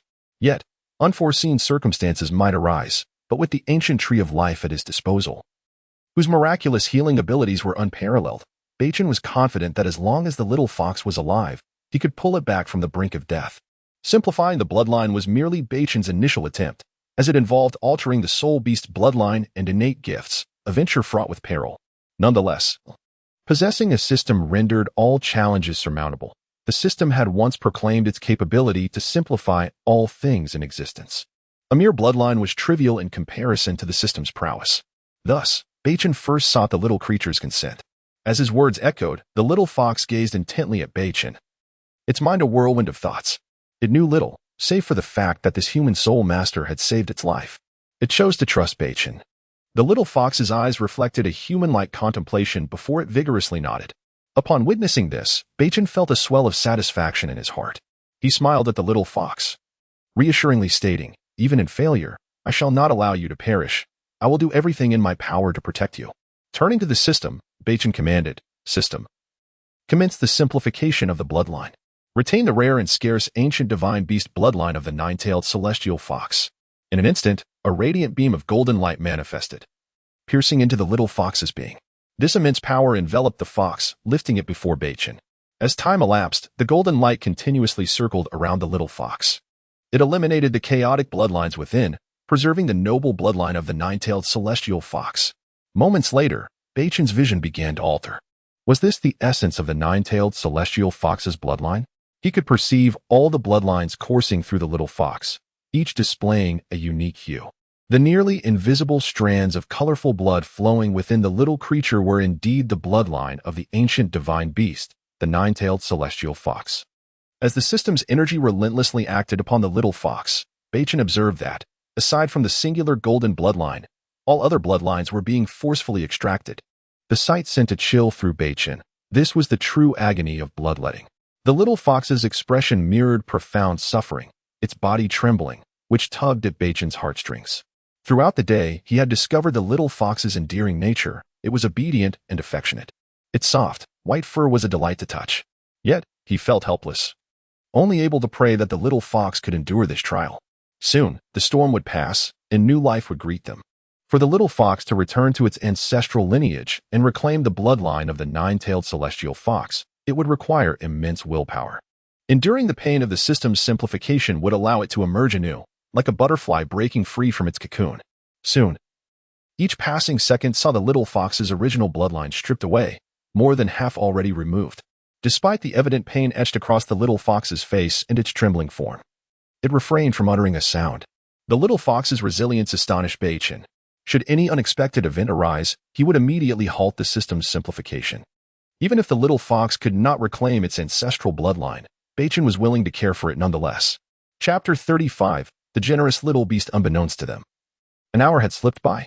The little fox had endured the extraction of 99% of its original bloodline. Alas, the little creature could no longer withstand the torment and let out a faint whimper. In an instant, apart from the bloodline of the ancient divine beast, the nine-tailed celestial fox, all other ancestral bloodlines had been completely drawn out. The remaining bloodline of the nine-tailed celestial fox was exceedingly scarce, insufficient to sustain the little fox's life, and now its vitality was alarmingly weak. Life domain. First soul skill, Leaf of Life. Third soul skill, Healing Light. Upon witnessing the little fox's feeble essence, Beichen's expression changed drastically, prompting him to swiftly retreat, unleashing a powerful surge of life energy. A mysterious green aura enveloped the little fox, while the ancient tree of life materialized in his right hand, rapidly expanding several times its original size, hovering behind him. The 3 soul rings on his body shimmered in succession, with the first and third rings suddenly glowing brightly. Whoosh, whoosh, whoosh. A multitude of life leaves released a torrent of life energy, transforming into 2 brilliant beams of green light that surged into the little fox's body. In the next moment, a miraculous event unfolded. The once gasping little fox, after receiving Beichen's formidable life energy, began to regain its vitality. However, the agony of having its bloodline extracted rendered it momentarily disoriented. Observing this state, Beichen wasted no time in amplifying the output of life energy from within. After all, with the extraordinary healing power of the ancient tree of life, he was certain to ensure the little fox's safety. Beichen gazed at the little creature and could discern the purity of its blood. Current bloodline purity, Nine-tailed celestial fox 0.00001. He discovered that only one bloodline remained within the little fox, albeit with a remarkably low purity. Moments later, the system's sweet voice chimed in again. Warm reminder, the host merely needs to nourish the nine-tailed celestial fox normally, preferably with rich soul power from rare herbs and abundant life energy. In due time, its bloodline purity will gradually increase until it reaches 100%. Upon hearing this, Beichen's face lit up with joy. The arduous process of bloodline simplification had finally concluded. With the protection of life energy, A strand of colorful blood melted into the little fox's bloodstream. Soon, the little fox's entire bloodline transformed into a soft hue of color, and its vitality was restored in an instant. Beichen stepped forward, catching the little fox that was about to fall from midair. His expression filled with tenderness as he gazed at the drowsy creature. Although this little fox's soul beast age had diminished to mere decades, its internal bloodline power had significantly strengthened, elevating it to an entirely different realm. Once the little fox's bloodline evolved to a certain degree, it would undoubtedly reclaim the formidable might of the ancient divine beast, the nine-tailed celestial fox. Beichen scrutinized the successfully simplified little fox and was astonished to discover that its size had not only remained unchanged, but had actually diminished slightly, its fur now gleaming with a pristine whiteness, symbolizing purity. While its appearance had not altered dramatically, its aura had undergone a remarkable transformation. If the little fox had once seemed like a wild soul beast lost on the ground, it now exuded the nobility of a supreme soul beast lineage, radiating an extraordinary presence. After a considerable time, the little fox gradually awoke, lifting its head to gaze at Beichen with eyes brimming with gentleness. The little creature sensed the transformation of its internal bloodline power, and its eyes sparkled with gratitude. Though the pain of bloodline extraction was unbearable, its bloodline had now become exceedingly noble. All that it had gained was bestowed upon it by this human soul master, and it affectionately nudged Beichen's chest with its little head. "Little one, let me name you," Beichen mused, stroking his chin with a serene expression. "Since you carry the bloodline power of the nine-tailed celestial fox, from now on, I shall call you Little Geo." The name came to Beichen's mind in a flash, and he felt it suited the little fox perfectly. Naming had always been a laborious task for him. Upon hearing this, the little fox emitted a soft, plaintive whine, seemingly displeased with the somewhat rustic name. Nevertheless, it remained silent, continuing to nestle in Beichen's embrace, relishing the infusion of life energy. Beichen observed little Geo, who soon drifted back into slumber, and then gently laid it on the bed, sitting at the edge and contemplating. Although little Geo now possessed only a singular bloodline of the nine-tailed celestial fox, its purity was alarmingly low. To elevate little Geo's bloodline to 100% would undoubtedly require an extensive amount of time. Furthermore, as indicated by the system, to expedite the enhancement of little Geo's nine-tailed celestial fox bloodline, an abundance of rare herbs and powerful life energy would be essential. Beichen's thoughts immediately turned to the Eye of Ice and Fire, for within it lay some of the most precious and rare celestial herbs of the Douluo Continent, which would surely provide a significant boost to little Geo's bloodline. Alas, soon, a frown creased Beichen's brow as he surmised that the resources required to elevate the nine-tailed celestial fox bloodline to 100% would be staggering. He had indirectly nurtured a little beast that could squander wealth. Well, if little Geo's bloodline could indeed evolve to 100% in the future, its strength would be formidable, and he would not emerge at a loss, having made a prudent investment in advance. With the bloodline simplification of little Geo complete, the night had grown late, the moon shining bright amidst the sparse stars. Subsequently, Beichen succumbed to slumber, indulging in dreams of indescribable wonders. Time flowed gently, and 3 days passed. As dawn broke, golden sunlight bathed the earth, bringing forth a revival of life. Beichen awoke early, embracing the morning breeze as he commenced vigorous physical training. Though his physique now rivaled that of a millennium-old soul beast, he still carved out time to enhance his physical prowess.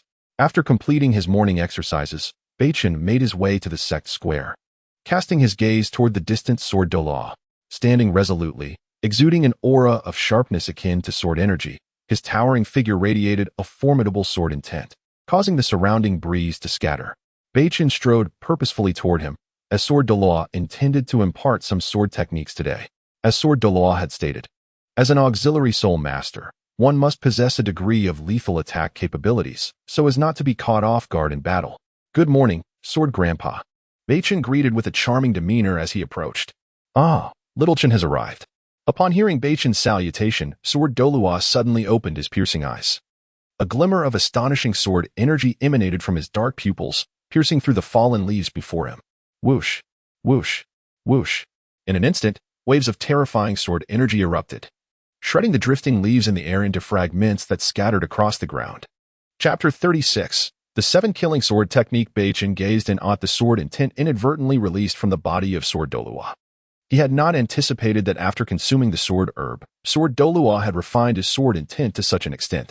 "Xiaochen, today I shall teach you my self-created 7 Killing Sword Technique, which comprises 3 formidable sword forms. However, mastering this technique is exceedingly arduous. Since your martial soul is not a sword martial soul, the effort required to cultivate these 3 sword forms will far surpass that of an ordinary individual. Yet, should you succeed in mastering them, you will possess a powerful trump card, enabling you to engage in combat without falling into a passive position. At that moment, Sword Douluo, with arms crossed behind his back, wore a resolute expression. The 7 killing sword technique he had devised was terrifyingly potent and remained his proudest achievement. Regrettably, this technique was formulated based on the 7 killing sword martial soul, which Beichen did not possess. Therefore, learning the 7 killing sword technique would be an incredibly daunting task, requiring unimaginable effort. Nevertheless, he believed that with Beichen's talent, successfully cultivating the 7 killing sword technique should not be overly challenging. Within a year, he might grasp some essence of the technique. I will not disappoint Grandpa Gen's expectations and will strive to master the 7 killing sword technique to perfection. Upon hearing this, Beichen was overjoyed, never expecting that Sword Douluo would impart the 7 killing sword technique to him that day. He was well aware of the formidable power of Sword Douluo's technique. As for whether he could master it, that was not a concern.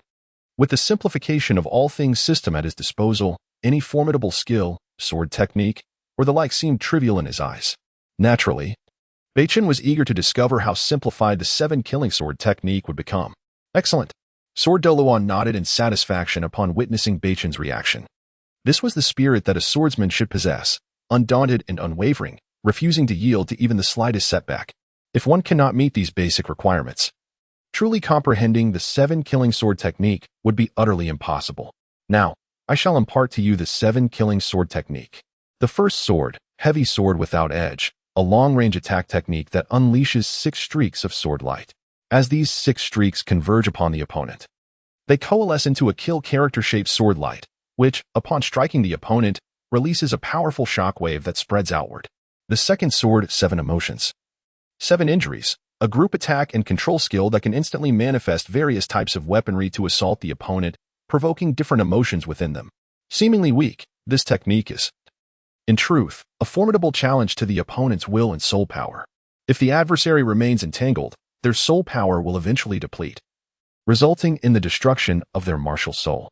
The third sword, great skill without craft, a single target attack technique, delivering a decisive blow with enough strength to obliterate anything in its path. Sword Douluo solemnly introduced his self-created 7 killing sword technique, conveying the names and effects of the techniques to Beichen. At that moment, Beichen could not help but gasp in astonishment. He had initially thought the 7 killing sword technique was immensely powerful, but after hearing Sword Douluo's explanation, he realized its true reputation was well-deserved. He became increasingly eager to witness the power he would wield upon mastering the 7 killing sword technique.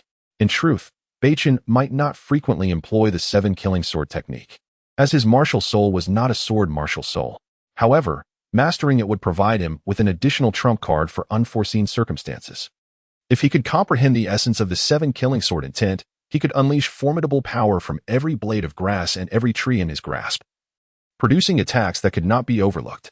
Furthermore, as the 7 killing sword technique was a creation of Sword Douluo, Beichen sought to draw inspiration from it to develop his own unique techniques. His powerful offensive martial soul, the Death Goddess Scythe, could yield a distinctive set of moves when combined with his divine-level martial soul, resulting in overwhelming power. In summary, having numerous techniques only serves to enhance one's prowess. Learning from the experiences embedded within the techniques created by others was immensely valuable to Beichen, who aspired to swiftly create a technique of his own. My 7 killing sword technique currently consists of these 3 forms. Next, I shall demonstrate it for you, hoping you can grasp the essence of the 7 killing sword technique. After introducing the 7 killing sword technique, Sword Douluo turned to Beichen, his expression grave. Very well. Beichen cleared his mind of chaotic thoughts.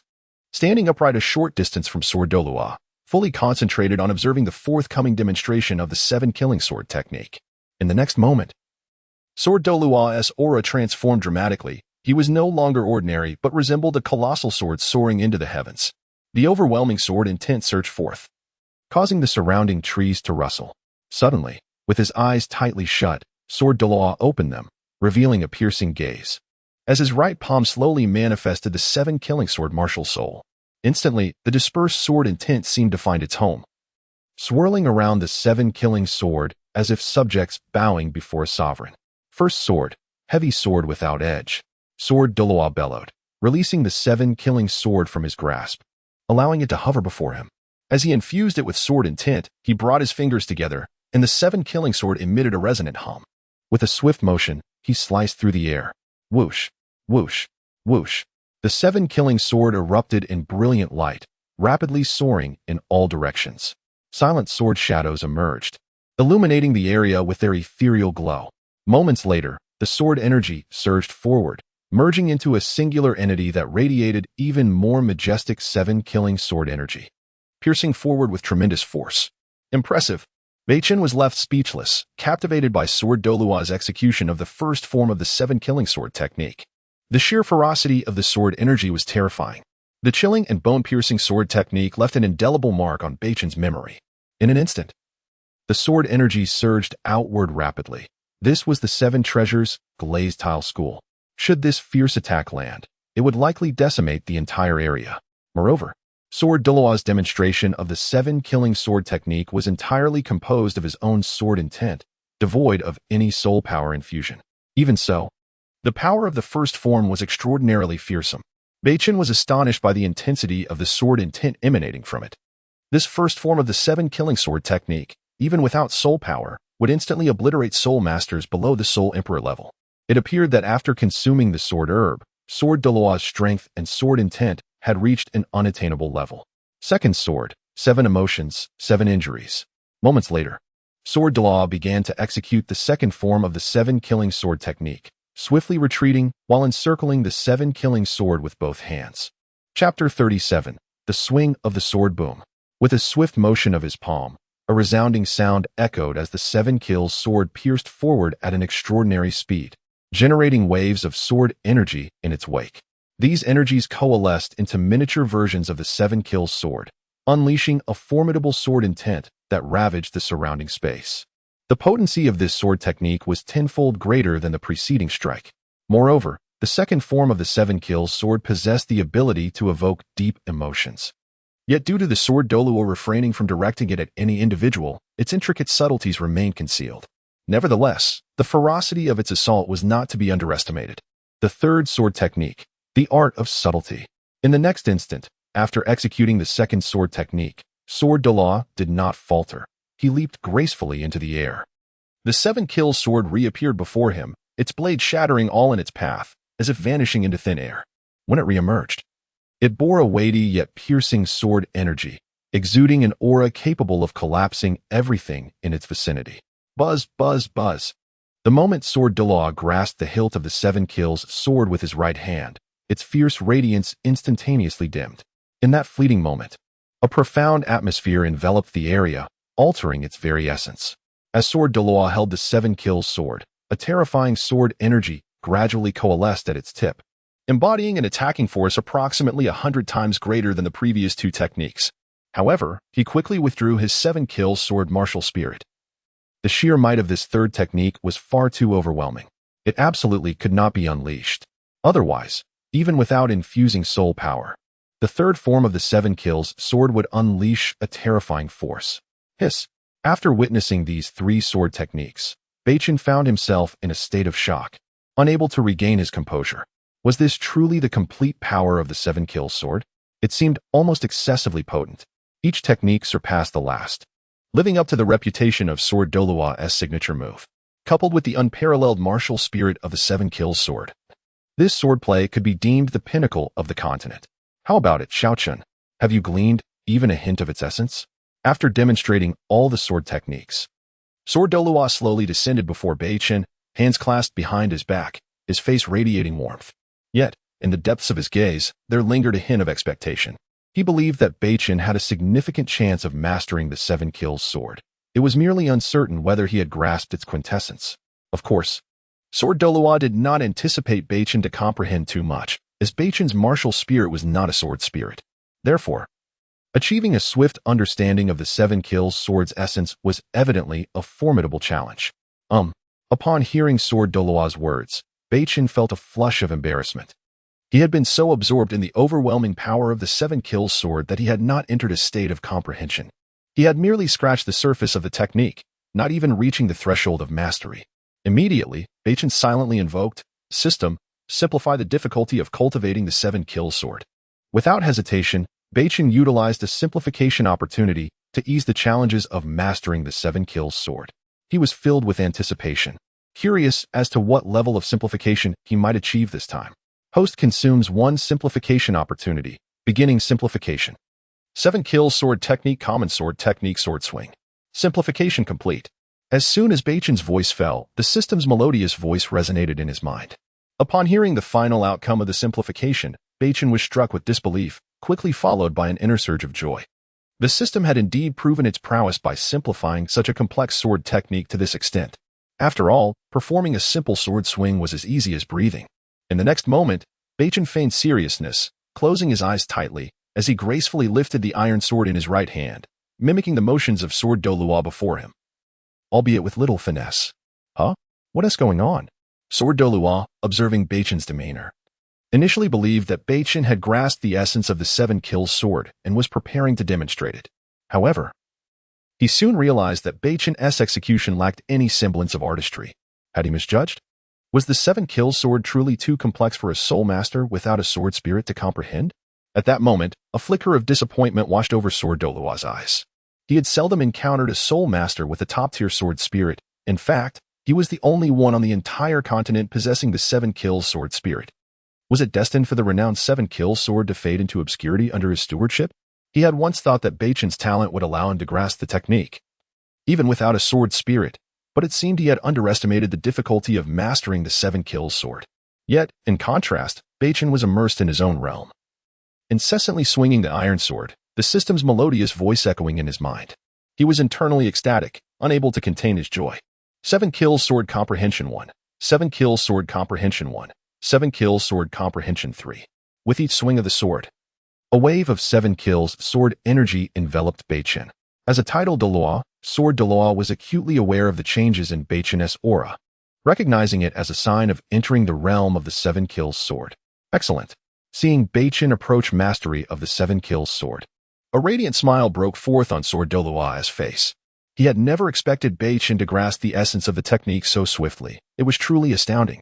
As time passed, Sword Douluo could no longer contain his astonishment, his eyes wide in disbelief as he beheld the 7 kills sword energy surrounding Beichen.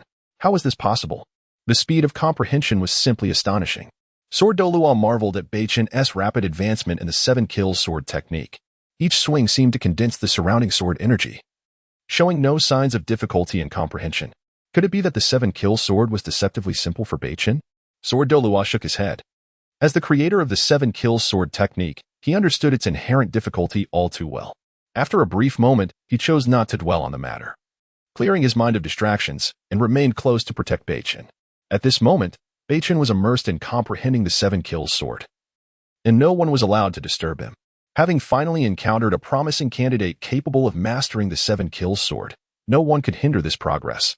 Sword Douluo fervently hoped that Beichen could elevate the fame of the 7-kill sword throughout the continent. Buzz, buzz, buzz.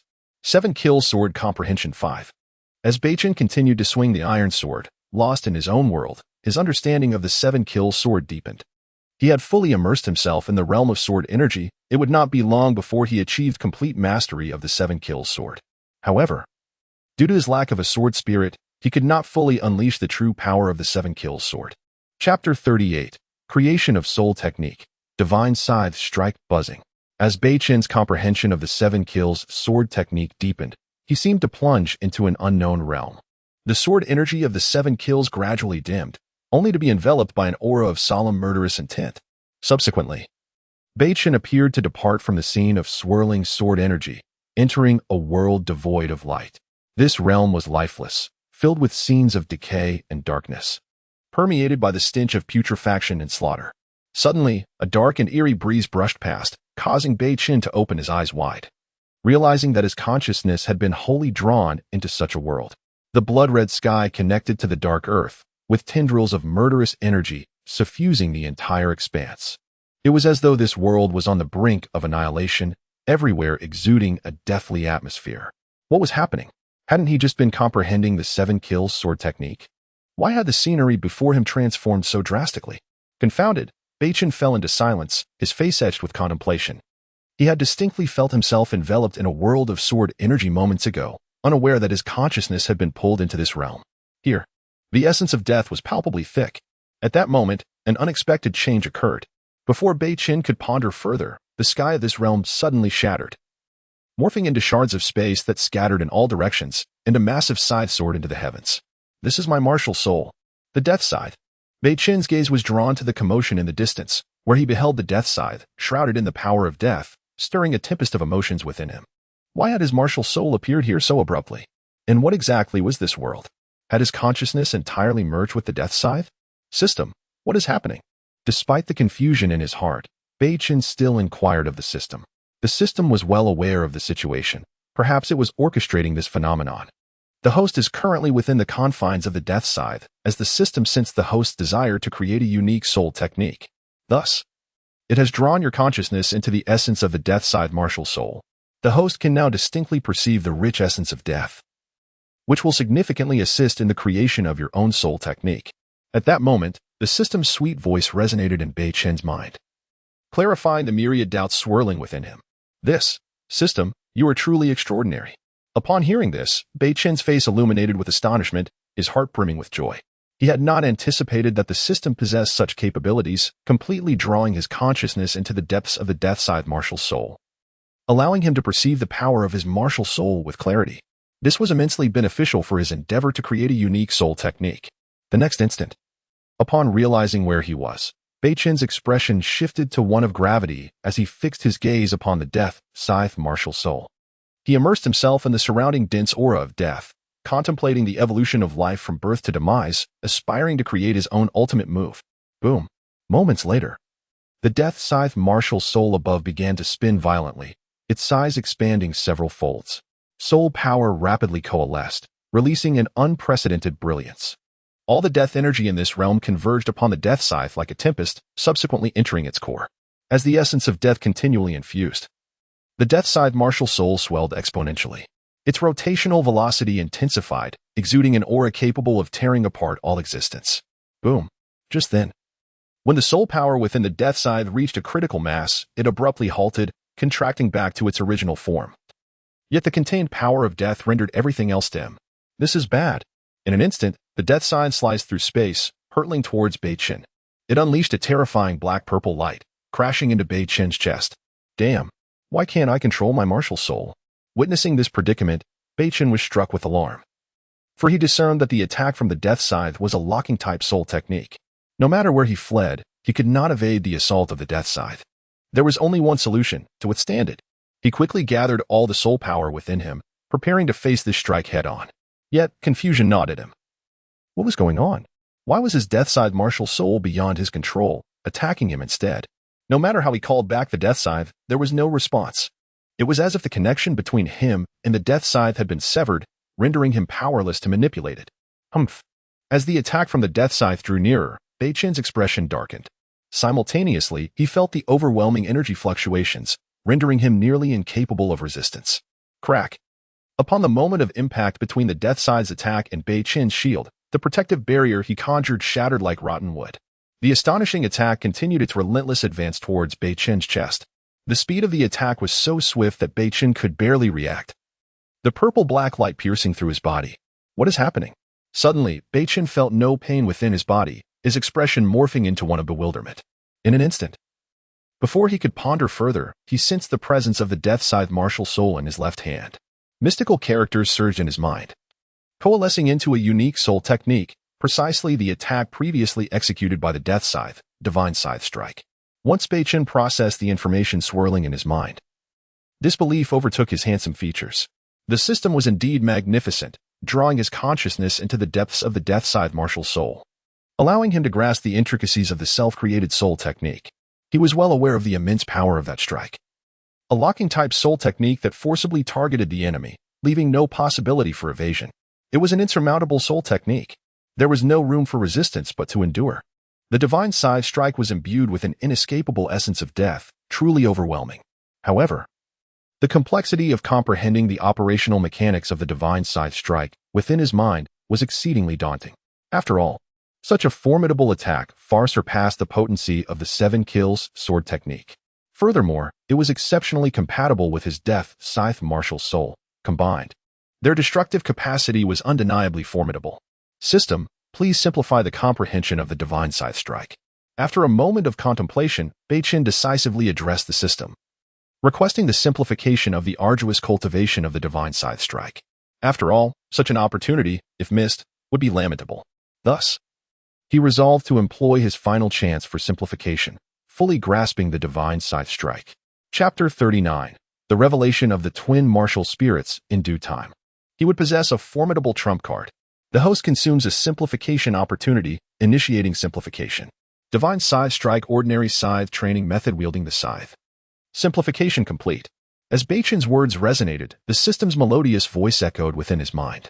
A wave of clarity washed over him, transforming the previously obscure Divine Scythe Strike into something exceedingly lucid.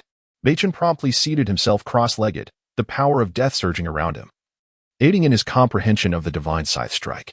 Outside, Beichen stood still like an old man, the surrounding sword chi of 7 killings fading into oblivion, enveloped instead by a dark purple aura radiating potent death energy. What is happening? At that moment, the sword Douluo, noticing Beichen's peculiar transformation, wore an expression of confusion. Suddenly sensing the death energy emanating from Beichen, perplexed by its nature. What is this? Xiaoqin's martial spirit is not the ancient tree of life, logically. It should emit the gentle life energy of all things. Why does this power starkly contrast with life energy? No, I cannot delay.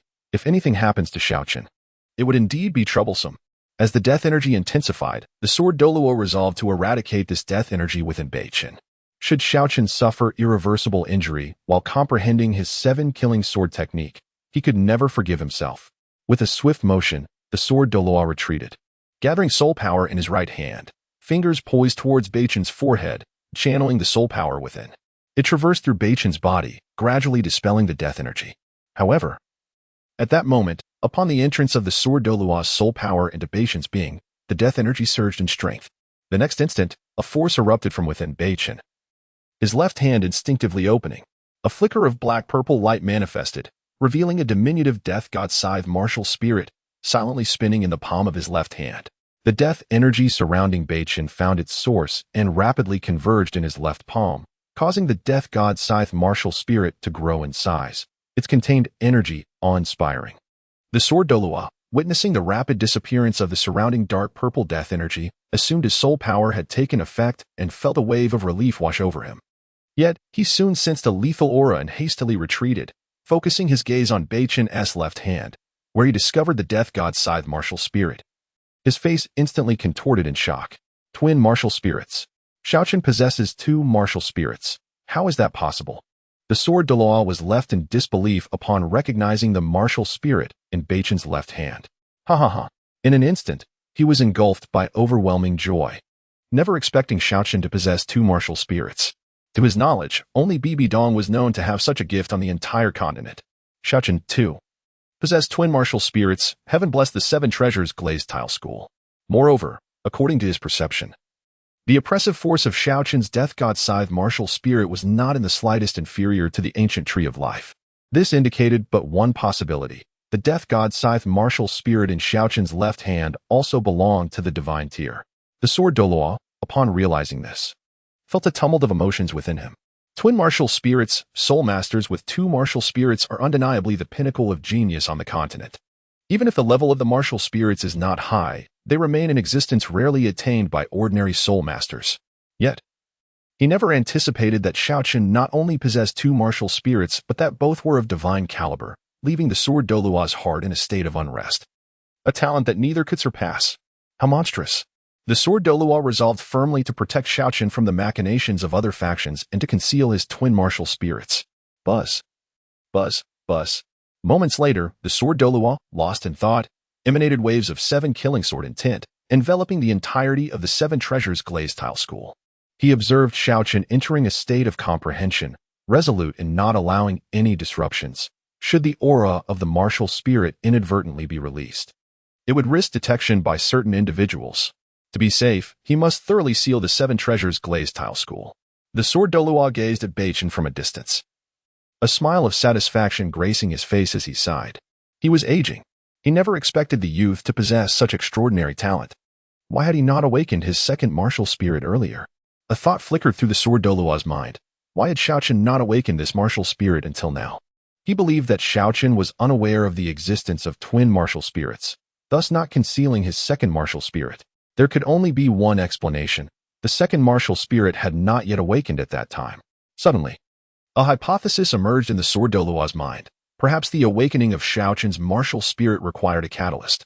Coincidentally, having taught him the 7 killing sword technique may have inadvertently led to the successful awakening of his second martial spirit. While comprehending the divine scythe strike, Beichen remained oblivious to the full revelation of his second martial spirit. At this moment, he was in a state of tranquil focus within the confines of the death god scythe martial spirit, his left hand continuously wielding the scythe. The insights regarding the divine scythe strike burgeoned within his mind. Self-created soul skill, divine scythe strike comprehension 20, self-created soul skill, divine scythe strike comprehension 31, self-created soul skill, divine scythe strike comprehension 24. The surrounding death energy seemed to have found its sanctuary, converging before Beichen, within the confines of the death god scythe. His comprehension of the divine scythe strike flourished exponentially. Beichen was on the verge of grasping the threshold of the divine scythe strike. After all, this self-created soul skill vastly surpassed the intricacies of the 7 killing sword technique. Therefore, even with the system's assistance and simplification, attaining a fundamental understanding of the divine scythe strike would require some time. At last, success. In the next moment, Beichen's aura underwent a dramatic transformation as he abruptly opened his eyes, his pitch-black pupils radiating boundless death energy. With hands forming seals, the death god scythe in his left hand expanded several-fold, unleashing death energy that rippled outward. An ominous aura swirled around Beichen as he raised his right hand, firmly gripping the death god scythe. Boom! Suddenly, an explosive force erupted from within Beichen as he swiftly swung the death god scythe forward. The self-created soul skill, divine scythe strike, had fully unleashed its own formidable power. Wherever it passed, the world began to shatter into fragments, while in reality, Beichen's eyes shot open. The amassed death energy within pouring forth in a spectacular display. The death god scythe in his left hand instinctively executed the very strike he had just performed. Chapter 40. Shock. It was astonishing that Beichen inadvertently unleashed a strike from the death scythe, which contained an overwhelming force of death that swiftly radiated outward. Bang! Before the sword Douluo could react, it struck the surrounding sword energy barrier with a tremendous impact. In an instant, the entire barrier resonated with the sound of shattering, transforming into countless fragments that thunderously dissipated into the void. The formidable momentum of the death scythe strike continued to press forward. Oh no! As the sword Douluo regained his senses, he was filled with alarm and confusion. Although the barrier he had just erected merely served to conceal his aura, it was evidently not something a novice like Beichen could breach. What sort of attack had Beichen unleashed with the death scythe? Why was it so powerful? Even the sword Douluo felt a chill upon sensing that aura. Although Beichen's current strength posed no real threat to him, the sheer magnitude of the death force contained within left him profoundly moved. Given time, that strike would undoubtedly shake the continent. The sword Douluo pondered whether that last move was a soul skill inherent to the death scythe. It seemed excessively powerful. However, the situation did not allow him to dwell on such thoughts any longer, as he promptly vanished from his position. Thus, the 7 kills sword silently materialized in his right hand, hovering before him. With a flick of his fingers, the 7 kills sword instantly released an extraordinarily sharp sword energy, directly aimed at the oncoming attack. The moment the two forces collided, an earth-shattering explosion erupted, echoing relentlessly. Even the usually composed sword Douluo could not maintain his calm, as the force of the attack actually forced him back a step. How astonishing was that? Yet, after the initial gravity of the moment, a glimmer of excitement overtook his expression. In his heart, the stronger Beichen became, the more delighted he felt. Oh my! As Beichen regained consciousness, a look of confusion crossed his face as he glanced at the death scythe martial soul in his left hand and the sword Douluo, who appeared to be on high alert. His expression momentarily froze. It seemed his second martial soul had been revealed, and he feigned composure, adopting the innocent demeanor of a child. Surely, the sword Douluo would not think he had intentionally concealed his second martial soul. Yet, Beichen felt a twinge of helplessness within. He had initially intended to keep his second martial soul as a trump card. However, now that it was exposed, there was no point in hiding it any longer. Oh well, After all, the seven-treasure glazed tile school would not divulge the existence of his second martial soul, allowing him to continue his cautious development. Congratulations, host, on creating a soul skill exclusive to the Death Scythe Martial Soul, Death Scythe Strike. Reward, Simplification Opportunities 8. At that moment, the system's sweet voice resonated in Beichen's mind. Upon hearing this, Beichen was momentarily taken aback, his heart swelling with joy. He never expected the system to be so generous this time, rewarding him with 8 opportunities for simplification. As his strength increased, his current simplification opportunities were insufficient. The simplification opportunities granted by the system would not vanish, allowing him to reserve them for future use. Beichen looked toward the approaching sword Douluo with a hint of frustration, pondering how he might explain the existence of his second martial soul. Suddenly, 2 loud footsteps echoed from a distance, prompting Beichen and the sword Douluo to glance over. It was the bone Douluo and Ning Rongrong, both approaching with serious expressions. Brother Jian, what was that powerful fluctuation of soul power just now? Ning Rongrong inquired, surveying the chaotic surroundings, his expression filled with confusion. He noted the scattered leaves and debris shattered by the immense force. Why did the seven-treasure glazed tile school experience such a strong surge of soul power? Could it be that a formidable opponent has targeted our sect? Wait, Beichen, how do you have another martial soul? As Ning Rongrong finished speaking, his gaze shifted to Beichen, who stood beside him. Upon seeing the Death Scythe martial soul in Beichen's left hand, along with the overwhelming pressure characteristic of a divine martial soul, his face was instantly filled with astonishment. Then, as if struck by a revelation, Ning Rongrong exclaimed, Beichen, could it be that you possess twin martial souls? The realization struck him with such force that he remained in stunned silence for an extended period. He had not anticipated that Beichen would possess a second martial soul, which must surely be of divine rank, akin to the ancient tree of life.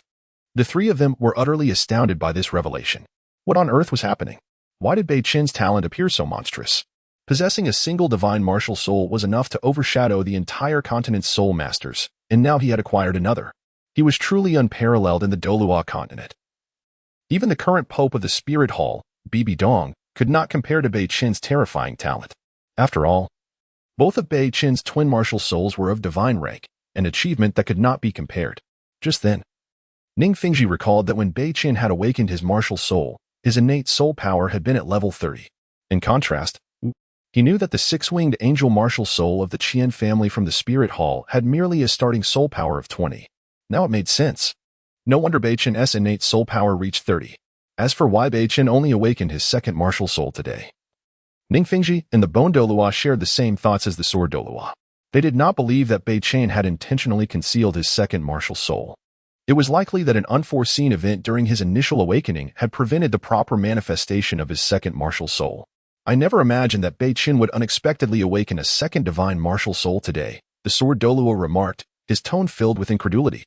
He then proceeded to explain his thoughts on why Beichen had not awakened his second martial soul earlier. It's possible that the soul power I imparted to Beichen during his initial awakening was insufficient, causing his second martial soul to remain dormant. After all, I never anticipated that he would possess 2 divine martial souls. Today, when I taught Beichen the 7 kill sword technique, it inadvertently led to the awakening of his second martial soul. Truly, a cause for celebration. As the sword Douluo's words settled, Ning Rongrong and the bone Douluo nodded in agreement, finding the reasoning sound. Otherwise, there would be no other explanation that made sense. However, they were relieved that the outcome was positive. Had Beichen's second martial soul remained dormant, it would have been a tremendous waste of his talent. The 3 of them gazed at Beichen's Death Scythe martial soul, their minds wandering as they began to envision Beichen's future, possessing a single divine martial soul. It was likely that Beichen would ultimately become one of the pinnacle powerhouses of the Douluo Continent. With 2 divine martial souls, the trio could scarcely fathom the heights to which he might ascend. Perhaps Beichen truly had the potential to surpass the limits of Douluo and reach the legendary realm of the gods. Chapter 41. The interplay of creation and destruction. Upon this realization, the hearts of Ning Rongrong and the others brimmed with uncontainable joy as they gazed at Beichen with increasing satisfaction. Simultaneously, their determination to safeguard Beichen solidified further. Indeed, an immense surge of soul power had unexpectedly welled up within me, and unbeknownst to me, my second martial soul had quietly manifested. Upon hearing the explanation from the sword Douluo, Beichen's eyes gleamed with enlightenment. The reasoning was undeniably sound. There was no need for him to exert himself in concealing the existence of his second martial soul. By the way, Xiaochen, what is the name of your second martial soul? At that moment, Ning Fengji approached Beichen, eyeing the divine martial soul in his left hand. The martial soul was imbued with an intensely potent force of death, causing Ning Fengji to furrow his brow in concern. My martial soul is called the Death Scythe. A powerful attack-type weapon martial soul affiliated with the death attribute, in stark contrast to the life ancient tree martial soul, representing the duality of creation and destruction. My second martial soul also possesses an innate domain known as the Domain of Death. Domain of Death. The area encompassed is suffused with a dense force of death, obliterating all things and eroding everything within its reach. Upon uttering these words, Beichen slowly revealed the name of his martial soul and its accompanying innate domain. Death Force? Life Force. Indeed, they are two opposing attributes. Ning Fengji fell into deep contemplation upon hearing the name and attributes of Beichen's second martial soul. Lost in thought, the group lapsed into an unusual silence. At this juncture, the Bon Douluo inquired of Beichen, Xiaochen, you possess two divine martial souls, one infused with the force of death and the other with the force of life. Logically, these two opposing forces should struggle to coexist. Have you achieved a state of balance between the energies within you? Upon hearing this, the previously silent Ning Fengji and the Sword Douluo cast worried glances at Beichen. They were acutely aware that such conflicting attributes rarely coexist unless a delicate balance was maintained. Otherwise, a slight misstep could lead to an imbalance of energies within, with dire consequences. Beichen's two divine martial souls, whose attributes were inherently contradictory, posed a significant risk should the equilibrium within him be disrupted. The repercussions could range from the dissipation of his soul power to life-threatening peril. This matter was of utmost importance and could not be overlooked. They certainly did not wish for a prodigious talent like Beichen to suffer irreparable consequences due to a disruption in energy balance. Naturally, they pondered if there was any method to mitigate the conflict between the two energies. No, I do not sense any conflict between the forces of death and life. Currently, the two energies within me have indeed reached a state of balance, coexisting without interference. Upon hearing the Bon Douluo's words, Beichen realized the gravitas of the situation and promptly closed his eyes to examine the two energies within him. To his astonishment, the energies spiraled within his body, seemingly coexisting without encroaching upon one another, achieving an enigmatic state of balance. Witnessing this, Beichen was left perplexed. Ordinarily, his life ancient tree martial soul was complemented by 4 soul rings, whereas the death scythe martial soul bore none. Hence, it was expected that these two powers would be unbalanced, yet they appeared to coexist harmoniously. System. Why are the life force and death force within me able to maintain a state of equilibrium? With an eye toward the future and to preempt any potential disastrous outcomes stemming from energy imbalance, Beichen hastily inquired of the system for alternative solutions. Host, do not worry. The balance between the life force and death force within you has already been stabilized by this system. There is no need to fear an upheaval of the conflicting energies within you. Moreover, host, you have absorbed the divine soul bones of both the Ice Dragon King and the Fire Dragon King, which also represent two opposing forces. They have formed two vortices within you, ensuring that even if the death force and life force of your two martial souls were to spiral into chaos, they would be thoroughly differentiated by the duality of ice and fire, alleviating any worries of soul power conflict. As soon as Beichen finished speaking, the system's melodious voice resonated in his mind, alleviating his concerns. That is a relief. Beichen nodded, feeling a weight lift from his shoulders, grateful for the system's assistance. Otherwise, he would have found it challenging to address the conflicting forces of life and death on his own, which could have easily cost him his life. Xiaochen, should you ever sense an imbalance between the two energies within you, you must inform us immediately. We should be able to temporarily suppress it. During that time, we can scour through the text to find a method to balance the life force and death force within you. Upon hearing Beichen's words, the Sword Douluo and the others visibly relaxed, though the gravity in their eyes remained. They slowly reminded Beichen of the potential dangers ahead. At present, Beichen's strength was not particularly formidable. Should an energy imbalance occur, they would still be able to temporarily prevent the destructive forces from wreaking havoc on his body. However, to be on the safe side, they remained resolute in their quest to discover a means to harmonize the opposing forces. Thank you, Uncle Ning, Grandpa Jian, Grandpa Gu. Beichen expressed his gratitude with a nod, withholding the true reason for his situation. The existence of the system must remain a secret. Thus, he would have to rely on Ning Fengji and the others to assist him in seeking a solution, feeling somewhat embarrassed for burdening them. By the way, Xiaochen, you've just mastered the 7 kills sword technique. Why not learn my self-created soul skill as well? My self-created soul skill is far superior to your grandpa Jian's 7 kills sword technique. At this moment, the Douluo wore a serene smile as he addressed Beichen. He had not anticipated that the sword Douluo had secretly imparted the 7 kills sword technique to Xiaochen. What a breach of martial ethics. He could not afford to fall behind. He too must teach Beichen his self-created soul skill. Humph. You think your self-created soul skill can rival my 7 kills sword technique? You are becoming increasingly delusional.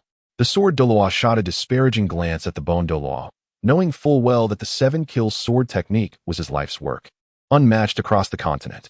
In the realm of single-target attack soul skills, few self-created techniques could surpass his. The Douluo's self-created soul skill was merely a defensive technique, rendering any comparison unnecessary.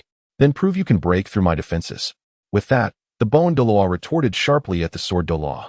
Chapter 42. The first encounter with Qianren Shui in his eyes. His self-created soul skill's defensive power was unparalleled on the continent, beyond reproach. Naturally, the sword Douluo and Douluo had battled before, resulting in a stalemate where neither could gain the upper hand. Thus, they remained locked in their conflict. The sword Douluo and Douluo continued their heated exchange regarding their soul skills, while the onlookers, Ning Rongrong and Beichen, exchanged glances and shook their heads lightly. Subsequently, the two departed quietly, allowing the sword Douluo and Douluo to continue their quarrel. It was well known throughout the 7 Treasures glazed tile school that the personalities of the sword Douluo and Douluo were quite contentious. Suddenly, a resounding voice echoed from afar, and a guard clad in black hurriedly approached Ning Rongrong. Observing the situation, Ning Rongrong and Beichen halted their steps. Could something significant have occurred? Reporting to the sect master, His Highness Prince Xueqinghe of the Tiando Empire has come to visit the 7 Treasures glazed tile school. The guard knelt on one knee and announced the news loudly to Ning Rongrong. Ah, Qinghe has arrived? Upon hearing this news, Ning Rongrong's eyes brightened, and he spoke gently. Little Chen, come, I shall introduce you to Prince Xueqinghe of the Tiando Empire. At that moment, a smile crept onto Ning Rongrong's face as he took Beichen's hand and walked towards the main hall of the sect. The sword Douluo and Douluo also ceased their argument and followed slowly behind Ning Rongrong towards the main hall, as Beichen was led by Ning Rongrong. The mention of Xueqinghe stirred a slight reaction in her demeanor. Given the current timeline, the real Xueqinghe had likely already met his demise, and the one arriving today was presumably the disguised Qianren Shui. Since Xueqinghe and Ning Rongrong shared a mentor-student relationship, he frequently visited the 7 Treasures glazed tile school. However, for various reasons, she had always missed the opportunity to meet the disguised Xueqinghe. Sigh. Lost in thought, Beichen sighed softly, feeling sympathy for the tragic life of Qianren Shui as depicted in the original narrative. After all, her fate was quite unfortunate. She was born into a world where her father had passed away, and her mother despised her, resulting in a childhood devoid of love. Qianren Shui had committed almost no acts that harmed the continent, yet she was ultimately branded a villain by the protagonists and fell into a woeful state. Having read the original work, Beichen favored the character of Qianren Shui. Now that she found herself in Douluo Continent, she was determined to prevent such tragedies from unfolding. Contemplating this, a series of thoughts raced through her mind as she closely followed Ning Rongrong's footsteps towards the main hall, eager to meet the disguised Qianren Shui. Before long, Ning Rongrong and the others arrived at the main hall, awaiting Xueqinghe's arrival. Suddenly, the sound of firm footsteps resonated from outside the hall, and a remarkably handsome youth emerged. Dressed in a golden robe with neatly cut short hair, he exuded an air of royal authority and nobility. This youth was none other than the Tiando Empire's prince, Xueqinghe. Student Xueqinghe pays respects to the teacher. Upon entering the hall, Xueqinghe respectfully bowed to Ning Rongrong. After a moment, he stood up, his gaze inadvertently drawn to Beichen beside Ning Rongrong. For some unknown reason, Xueqinghe seemed to perceive something unusual in Beichen's eyes. It was as if this child could see through her disguise and uncover her true identity. Reflecting on this thought, Xueqinghe momentarily froze, shaking his head in disbelief. It should be impossible. After all, this child had just reached the age of awakening their martial soul. Even an ordinary titled Douluo could not discern her disguise, let alone a 6-year-old child. After a long while, Xueqinghe cleared his mind of chaotic thoughts. Surely, she was overthinking things. Teacher, may I ask who this young one beside you is? At that moment, Xueqinghe's gaze shifted to Beichen, his tone infused with curiosity. Though she did not believe this child could see through her disguise, for some reason, Beichen emanated an extraordinary aura. Simultaneously, she felt a resonance from her six-winged angel martial soul within her body. The martial soul of this young boy was undoubtedly formidable. However, Shuo Qinghe could not accept that Beichen possessed a divine martial soul.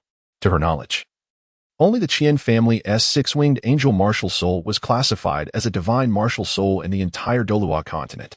Regrettably, the current Qianren Shui was unaware of the existence of Sea God Island and the Sea God martial soul. Qinghe, you have arrived just in time. Allow me to introduce you. This is the little Chen I mentioned to you previously. Ning Fengxi, with a beaming smile, introduced Beichen to Shuo Qinghe, his voice brimming with pride. Beichen's talent was extraordinarily terrifying, yet Ning Fengxi refrained from disclosing her true innate soul power and martial soul level. He intended to keep this information confidential among themselves. Oh, so you are little Chen. Come, let me have a look. Upon hearing Ning Fengxi's words, Shuo Qinghe's expression shifted to one of understanding, and she felt a wave of surprise within. She had not expected this child to be the one with awakened innate full soul power that Ning Fengxi had spoken of, with such an extraordinary demeanor. It was no wonder. However, Shuo Qinghe was immensely curious about the nature of Beichen's martial soul, wondering what it could be that resonated with her six-winged angel martial soul. Surely, it belonged to the highest echelon of martial souls. The notion of a divine martial soul was one she promptly dismissed without consideration. Sister Shuo Qinghe, you are so beautiful. Upon hearing this, Beichen's mischievous eyes sparkled as she swiftly trotted over to Shuo Qinghe, leaping into her embrace. With her sparkling black gem-like eyes, she looked up at the astonished Shuo Qinghe, revealing an innocent smile. Shuo Qinghe was startled by Beichen's address, her heart racing. Had she inadvertently revealed herself? It should be impossible. Then she felt the warmth of the child in her arms and looked down to see this little rascal nestled against her. The next moment, she reacted sharply. Could it be that this child was unaware of the propriety between genders? However, realizing that Beichen was merely an innocent child, she resigned herself to the discomfort and allowed Beichen to hold her. Yet, a rare blush crept onto Shuo Qinghe's handsome cheeks. Throughout her life, apart from her grandfather, she had never embraced any other male. But upon witnessing the purity in Beichen's gaze and the radiance of childhood, she quickly dismissed any wandering thoughts. What was she thinking? This was merely a 6-year-old child. Chapter 43. Thoughts of revenge. Holding Qian Rinxue in his arms, Beichen felt the warmth enveloping him along with a faint, delicate fragrance. He gazed upon the visage of Shuo Qinghe, failing to discern any imperfection. The disguise was astonishingly real. Even at such close proximity, he had not detected anything amiss. If it weren't for the youthful softness of the skin beneath his fingers and the subtle fragrance wafting from her, he might have remained oblivious to the fact that Shuo Qinghe was merely a guise for Qian Rinxue. After a moment's contemplation, Beichen resolved to caution Qian Rinxue. The alluring scent surrounding her could easily unveil her true identity. After all, at her tender age, Qian Rinxue was still a young girl, and it was only natural to desire beauty. Sister Shuo Qinghe, you smell delightful, Beichen exclaimed, his dark eyes wide in feigned innocence. Upon hearing his words, Shuo Qinghe momentarily stiffened, her heart sinking. Oh no, she had completely overlooked this detail, but she quickly regained her composure, realizing her lapse. Fortunately, this child had unwittingly reminded her. She scrutinized Beichen's gaze and found it devoid of any malice. In that instant, Shuo Qinghe shook her head, assuring herself that she had overreacted. Little Chen, I am not your sister. You may call me Brother Qinghe from now on. How could I possibly possess a fragrance? It must be your nose that is amiss, she retorted, forcibly pulling Beichen from her embrace and setting him on the ground. With a swift motion, she tapped his head lightly, exasperated. The child's unintentional reminder made her ponder whether Ning Fengxi and the others had perceived any hint of her identity. However, given that this child had pointed out a flaw in her disguise, she chose not to dwell on it further. Apologies, Qinghe. Little Chun has a child's naivete. Ning Fengxi interjected hastily, hoping to prevent Beichen from uttering anything inappropriate. He too was puzzled by Beichen's remark, for Shuo Qinghe was evidently a male. So how could he have been mistaken for a female? After a brief moment, Ning Fengxi shook his head in quiet contemplation. It's nothing. Such a charming boy like Little Chen will surely attract many beautiful maidens when he grows up. Shuo Qinghe waved her hand dismissively, eager to shift the conversation, fearing that any further discourse might expose her true identity. Suddenly, an idea struck her. She reached out to pinch Beichen's rosy cheek, harboring a vengeful thought, and exerted a bit more pressure with her right hand. Beichen winced at the pain in his cheek. furrowing his brows as he realized that Qian Renxue was indeed seeking retribution. Yet, he could not reveal himself in the next moment. He swiftly brushed aside Xue Qinghe's hand and darted to Ning Fengji's side. Noticing Beichen's departure, Xue Qinghe felt an inexplicable discomfort rising within her. However, recalling her earlier childish behavior, she felt acutely uneasy. How could she have acted so foolishly? In an instant, she banished the errant thoughts from her mind, attributing her actions to Beichen's overwhelming cuteness. Indeed, she had never encountered a child as adorable as him. At that moment, two middle-aged men concealed in the shadows observed Xue Qinghe's actions with slight astonishment. These two were the serpent spear Douluo and the porcupine Douluo from the spirit hall, tasked with safeguarding Qian Renxue's safety. It has been ages since we have seen the young lady smile. The serpent spear Douluo sighed wistfully upon witnessing the fleeting smile on Qian Renxue's face. Throughout the years of protecting her, they had discerned that her heart was often shrouded in sadness, her emotions tightly sealed away. Only in the presence of the grand offering could she fully lower her guard and reveal her smile. They never anticipated that this child from the Seven Treasure Glazed Tile School could cause even the most guarded heart of Qian Renxue to stir. It was truly remarkable. Indeed, the burden upon the young lady is exceedingly heavy, remarked the porcupine Douluo, equally contemplative. They wished to assist Qian Renxue in her struggles. Yet some matters were beyond their reach. Their directive was simply to ensure her safety. I sense this child may not be as simple as he appears. The serpent spear Douluo intently scrutinized Beichen's aura, his expression revealing his confusion. With his title as a Douluo, he could certainly perceive the extraordinary nature of Beichen. Yet, alas, the aura surrounding Beichen was entirely obscured by the system. Not even a titled Douluo, nor even Qian Daolu himself, could uncover the truths hidden within Beichen's essence. Regardless, even if this young boy possesses innate full soul power and a top-tier martial soul, he poses no threat to the spirit hall. The young lady seems to hold a special regard for him. Let us observe how this unfolds, the porcupine Douluo concluded, attempting to downplay the situation. In his eyes, Beichen was merely a child who had just awakened his martial soul, and despite his exceptional endowments, he would require decades to mature. By then, the spirit hall's plans would be fully realized, and they would not fear an unformed child.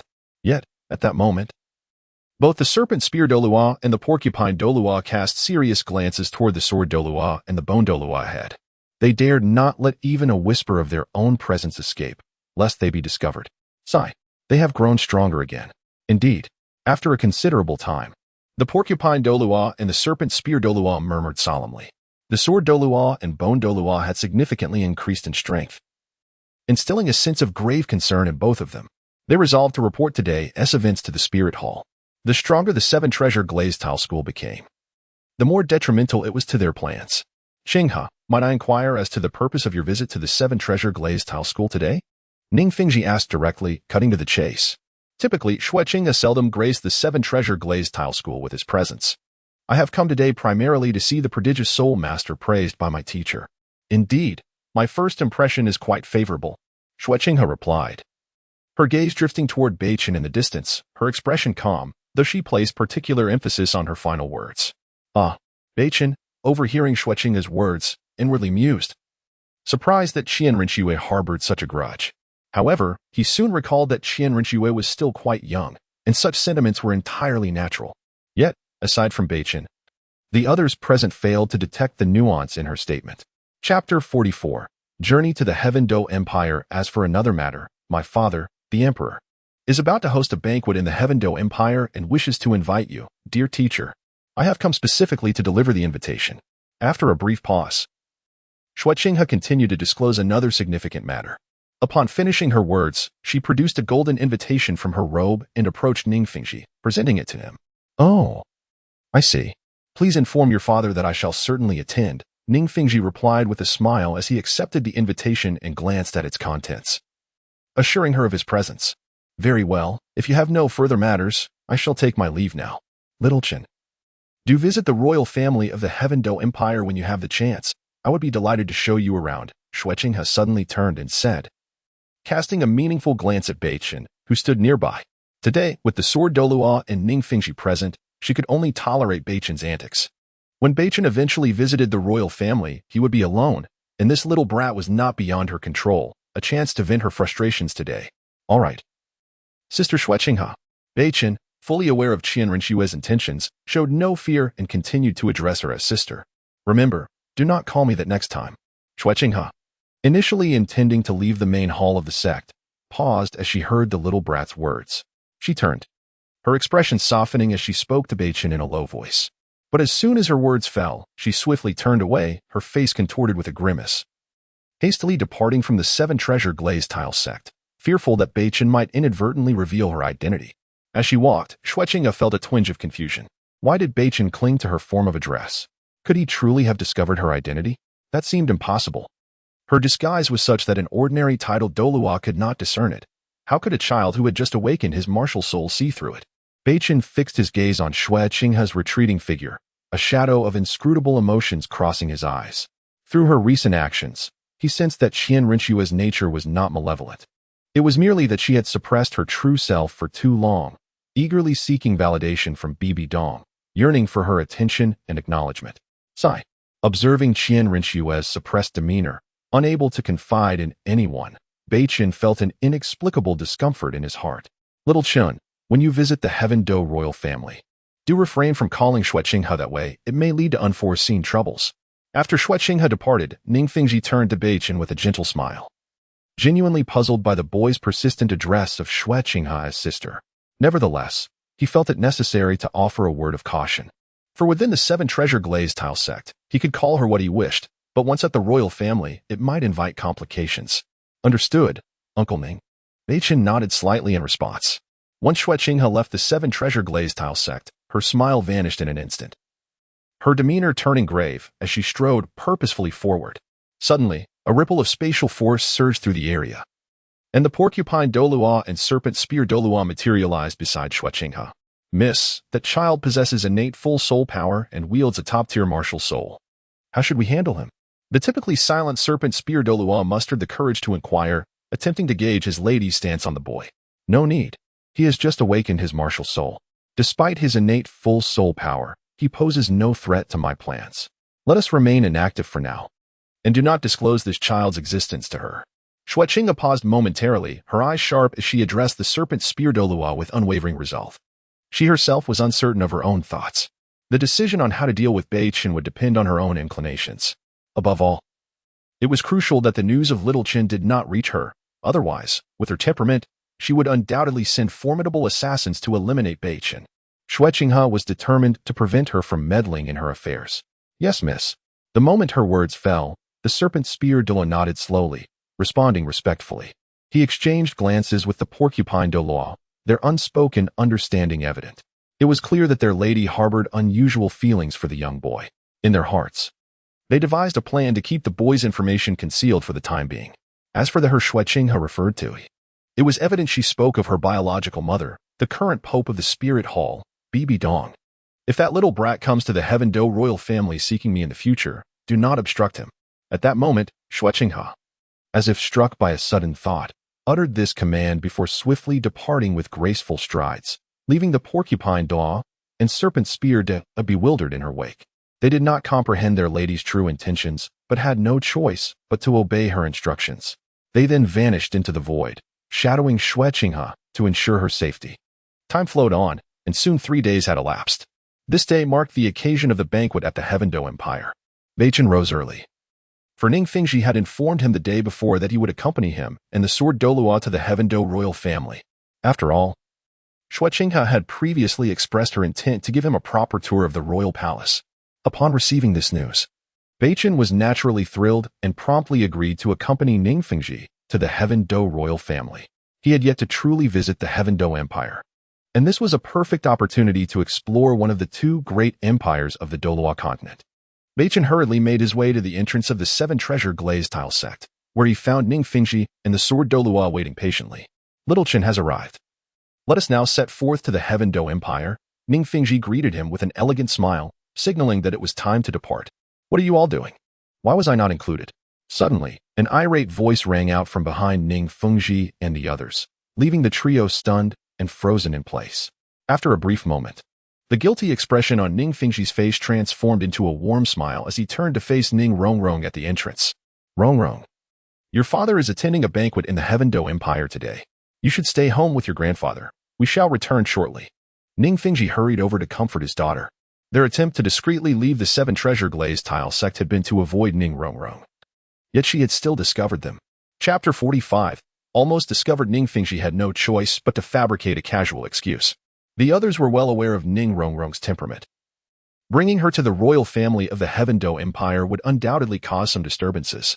Then why are you taking Chen Ge with you to the Heaven Do Empire's royal family? If that's the case, I want to go too. At this moment, Ning Rongrong clearly was not swayed by Ning Fengji's reasoning and looked over at Beichen, playfully insisting. Well, Chen had previously promised the prince of the Heaven Do Empire that he would visit the royal family today to appreciate its splendor. Reluctantly, Ning Fengji had to use Xue Qinghe as a shield. Suddenly, Beichen stepped forward and gently addressed Ning Rongrong. Rongrong, you should stay at the Seven Treasure Glazed Tile School. We will return shortly, and I promise to bring you some delightful trinkets. Really? As soon as Beichen's words fell, Ning Rongrong's beautiful eyes sparkled with excitement. If she were to remain at the Seven Treasure Glazed Tile School while Beichen brought her enjoyable items from outside, that wouldn't be so bad. Moreover, with Xiao Jiao and Grandpa Gu accompanying her, it wouldn't be too dull. Indeed, I assure you. Seeing Ning Rongrong's reaction, Beichen realized his tactic was effective and patted his chest in confidence. Very well, but you must return early, or else. Humph. After a moment of contemplation, Ning Rongrong placed her hands on her hips and declared, before decisively turning to enter the Seven Treasure Glazed Tile School. Sigh, you really have a way with her. Little Chen. Both Gu Douluo and Jian Douluo sighed in relief, casting appreciative glances at Beichen after Ning Rongrong had finally left. They were quite familiar with Ning Rongrong's temperament and had not expected Beichen to have a solution. It was truly remarkable.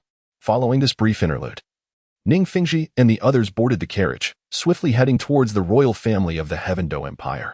Approximately half an hour later, Beichen and the others arrived at the royal palace of the Heaven Do Empire.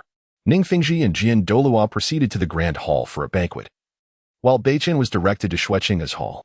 At that moment, two figures slowly approached outside the prince's palace. One was a maid clad in a flowing white dress, and the other was a contemplative young boy, none other than Beichen himself. This is the prince's palace. You may enter now, but remember not to provoke the prince. The maid knelt down, softly warning Beichen. Having completed her task, she was concerned that Beichen might inadvertently offend the prince, well aware of his formidable prowess. Understood. Farewell. Dear maid. Beichen nodded vigorously and waved goodbye to the maid. As soon as the words left his lips, he stepped cautiously into the palace. Is anyone here? The moment he entered, an eerie silence enveloped the space. Sister Xue Qinghe, are you here? Beichen called out, perplexed. Hadn't the maid mentioned Xue Qinghe was in her palace? Meanwhile, in the innermost chamber of the palace, a stunning golden-haired woman was in the midst of a bath. Crystal droplets cascaded down her snow-white shoulders, exuding an aura of unparalleled elegance. Any onlooker would be utterly captivated by her beauty. This exquisite maiden was none other than the unmasked Qian Renxue. Beichen called out several times without a response, his mind racing with confusion. Had Xue Qinghe left? By sheer coincidence, he had stumbled upon the very room where Qian Renxue was bathing. Is anyone there? Beichen continued to inquire, when suddenly he heard a rustle from the nearby room, prompting him to tread lightly towards the sound. Oh no! Qian Renxue, startled by the familiar childish voice, quickly snapped to attention. A surge of soul power enveloped her, and she sprang up, evaporating the water droplets from her body. Swiftly donning her garments, she summoned her soul bone-s power to conceal her appearance. Creak. Beichen, acutely aware of the disturbance from the adjacent room, wondered if a thief had entered. He warily opened the door, gathering his soul power, ready to defend himself. To his astonishment, a thief dared to invade the prince's chamber. Such an occurrence was truly rare. As Qian Renxue hastily tidied herself, she suddenly noticed the young boy had opened the door. In a flustered state, she gathered a golden orb of soul power in her right hand and launched it towards the doorway. Not good. Beichen, initially tense, felt a powerful attack approach, causing him to retreat in alarm. He quickly conjured a protective barrier of soul power in front of him to withstand the impending strike. Boom. The clash of formidable soul powers echoed as Beichen stumbled backward, landing on the ground. Though a slight ache coursed through his body, it was nothing compared to the strength of a 10,000-year-soul beast. Having composed herself, Qian Renxue sighed in relief, only to hear the sound of someone falling nearby. Realizing she had inadvertently attacked Beichen, a wave of unease washed over her. With her current strength, Even a casual strike should be beyond the capability of a child with just awakened martial spirits to endure. In a flash, Qian Rinxue dashed towards the door, only to find Beichen seated, rubbing his aching body, presenting an amusing sight. Upon seeing Beichen unscathed, she felt a wave of relief. But the sight of his comical appearance made her laugh uncontrollably. However, a lingering confusion nagged at her. Why did Beichen appear to be unharmed? It was evident that should her earlier attack have connected, he would surely be gravely injured. Was it possible that her attack had veered off course and missed him? Phew. Thankfully, it didn't hit. Sister Shueqinghe, it's you. I thought a thief had invaded your palace. Beichen exclaimed, his eyes widening in surprise as he recognized her. The realization of their close encounter made him momentarily flustered, especially noticing the faint blush on Qian Rinxue's face and her damp black hair. Coughing awkwardly, he recalled the earlier sounds he had heard. Was she bathing? His thoughts shifted, and he felt an inexplicable sense of regret. Chapter 46. Avalanche. I have previously mentioned that you should call me Brother Qinghe, not just any name. Hearing Beichen address her, Qian Rinxue's countenance darkened, and she feigned seriousness as she corrected him. Yet, internally, she felt a sense of relief that the little rascal had not discovered her in the midst of her bath. Had her identity been exposed, the repercussions would have been far too grave to handle lightly. Is there something on my face? At that moment, Qian Rinxue noticed Beichen's gaze fixed intently upon her, causing her to feel quite uneasy. She had just been bathing and was nearly caught. The flustered emotions within her had yet to settle. No, I merely realized that Sister Shueqinghe is exceedingly beautiful. Upon hearing Qian Rinxue's words, Beichen blinked his gem-like eyes and spoke earnestly. Do not be so glib. How can a man describe someone as beautiful? Get up quickly. I shall take you to tour the royal palace of the Tiando Empire. Qian Rinxue's heart surged with delight at Beichen's compliment, and the flush on her cheeks remained vibrant. She then approached Beichen, took his small hand, and led him toward the palace's entrance. Just as she was about to give him a proper tour of the Tiando Empire's royalty, a guard clad in golden armor rushed over from a distance, his expression frantic as he whispered urgent words into Qian Rinxue's ear. In an instant, her demeanor shifted dramatically before she quickly composed herself.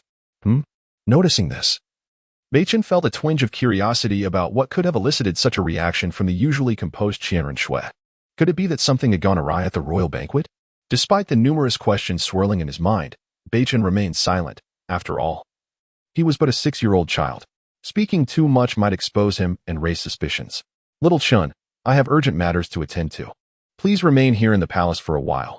I shall return shortly. Do not venture outside. Qian Rinxue crouched down and spoke softly. The matter was of grave importance, and she could not delegate it to anyone else. It was imperative that she handle it herself. Hence, she could only ask Beichen to stay put until she could return to take him out. MHM. In response, Beichen nodded in agreement, though a flicker of contemplation crossed his eyes. Clearly, this situation was indeed serious. Very well. He would amuse himself within the expansive confines of the prince's palace, which was so vast that he could not explore it all in a short time. Seeing Beichen acquiesce, Qian Rinxue sighed in relief and, without a backward glance, departed with the guard. Sigh.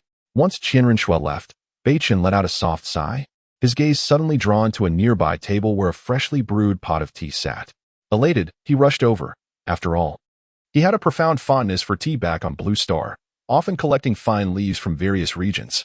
He wondered if the tea on Douluo Continent possessed a unique flavor of its own. With his little legs moving quickly, Beichen seized the teapot and poured himself a cup. Holding the teacup with both hands, he took a gentle sip, and the delicate fragrance of tea unfolded in his mouth, a unique and refreshing aroma enveloping his senses.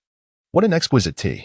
Beichen savored the taste, realizing that the tea cultivated on Douluo Continent was indeed unparalleled compared to anything from Blue Star. This tea bore an exceptional aroma that seemed to clear his mind. Just then, as he focused on his tea, Beichen suddenly heard footsteps approaching from outside the door and quickly placed the teacup back on the table. Could it be that Qian Rinxue had returned? Beichen hurriedly sat down, directing his gaze toward the entrance. Elder brother, are you there? Before he could see the speaker, the voice of a ruffian, seemingly dismissive of all, echoed through the air. Beichen's brow furrowed in confusion. This was not Qian Rinxue, so who could possibly be arriving at this hour? The next moment, narrowing his eyes, Beichen scrutinized the young man who had appeared at the doorway, noting his lavish attire and the unmistakable air of arrogance about him. Coupled with the way he addressed Shueqinghe, Beichen had no doubt that this individual was Avalanche of the Tiando Empire. Observing Avalanche's flamboyant demeanor, Beichen's expression turned inscrutable. Well-versed in the original narrative, he was aware that Avalanche was a person of remarkable restraint, having discovered the harm befalling his brethren. He likely had an inkling of the perpetrator's identity. Yet, rather than alerting the Night Emperor immediately, he chose to masquerade as a debauched youth, feigning ignorance of the world. This ruse served to lower Qian Renshui's guard, allowing him to survive by sheer luck. However, this also posed a significant risk. Should Qian Renshui's identity be unveiled and she be forced to leave the Tiando Empire? Who could predict what Avalanche would do once he shed his disguise and seized control of the Tiando Empire? If Avalanche truly possessed the patience attributed to him, he would not allow Qian Renshui to remain hidden for long now that he had arrived at Douluo Continent. Beichen felt the necessity to subtly remind Qian Renshui to be cautious, lest she be misled by Avalanche's current guise. At that moment, Avalanche, noticing the absence of a response from Xue Qinghe, appeared puzzled. His gaze fell upon Beichen at the nearby table, the glimmer of intrigue flickering in his eyes. "Child, who might you be? Where's the crown prince?" Avalanche swayed toward Beichen, feigning a semblance of drunkenness.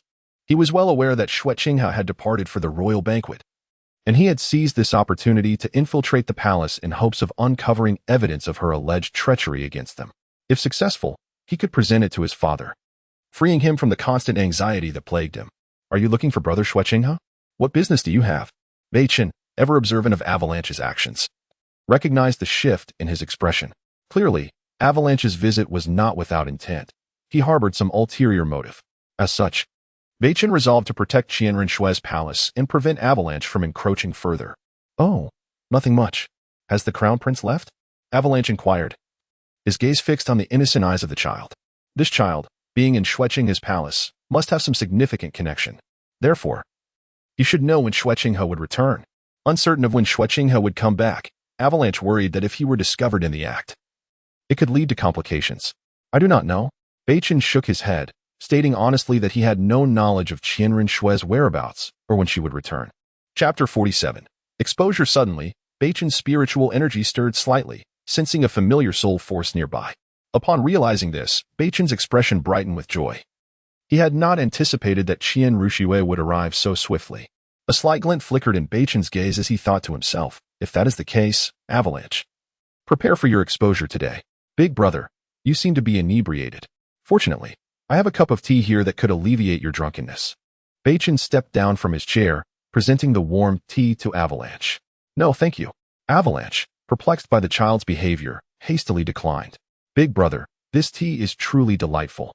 Sensing Qian Renshui's approach, Beichen hurriedly extended the tea once more. Just as Qian Renshui entered the door, Beichen's eyes darkened, and he feigned an accidental collision with Avalanche, causing the steaming tea to spill onto the ground. Nevertheless, a few drops splashed onto Beichen's hand, leaving a red mark from the burn. He remained unfazed. As he possessed formidable healing powers, such a minor injury was inconsequential. However, in order to unveil Avalanche's true nature, he chose to keep the wound as a reminder. "Big brother, if you don't wish to drink, why push me?" At that moment, Beichen pouted, his eyes glistening with unshed tears. He was exceptionally adept at playing the victim, especially at his tender age of 6, making his act all the more convincing. "Avalanche, what are you doing?" Just then, Qian Renshui arrived at the palace, witnessing the scene with an expression filled with fury. Upon hearing Xue Qinghe's voice, Avalanche trembled uncontrollably. He then noticed the cunning glint in the child's eyes, causing alarm to surge within him. It seemed he had been outmaneuvered by this young boy. Yet he was utterly bewildered. Having seen the child only once today, why would he seek to frame him? Could it be? A troubling premonition suddenly washed over Avalanche. Had this child uncovered his deepest secret? "Xiaoqian, how are you? Are you hurt?"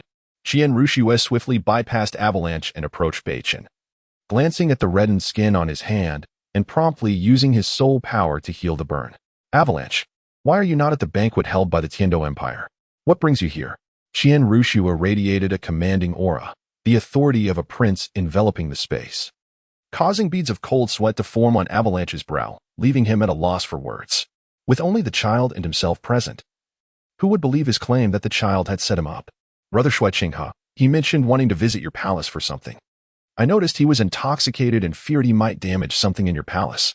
So, I offered him a cup of tea to help sober him up, but..." Beichen continued, adopting a tone of faint pity, subtly insinuating Avalanche's culpability. He trusted that Qian Rushue's keen intellect would grasp the implication behind his words. Indeed, as Beichen finished speaking, Qian Rushue's penetrating gaze bore down on Avalanche, searching for any sign of guilt. Avalanche had forsaken the banquet to clandestinely visit his palace. Coupling this with Beichen's words, could it be that Avalanche had discovered something? In the next instant, a flash of murderous intent flickered in Qian Rushue's eyes. It seemed imperative to investigate Avalanche thoroughly. If he were to learn of her actions, he could meet the same fate as others who had fallen before him. Avalanche, upon hearing Beichen's words, felt a chill run down his spine, unable to suppress a shudder. What was this child insinuating? He cautiously glanced up at Xue Qinghe's expression, his heart sinking. It was over. It appeared Xue Qinghe was truly beginning to suspect him. All his years of concealment could unravel at the hands of a mere child. Would he not be putting his own life in jeopardy?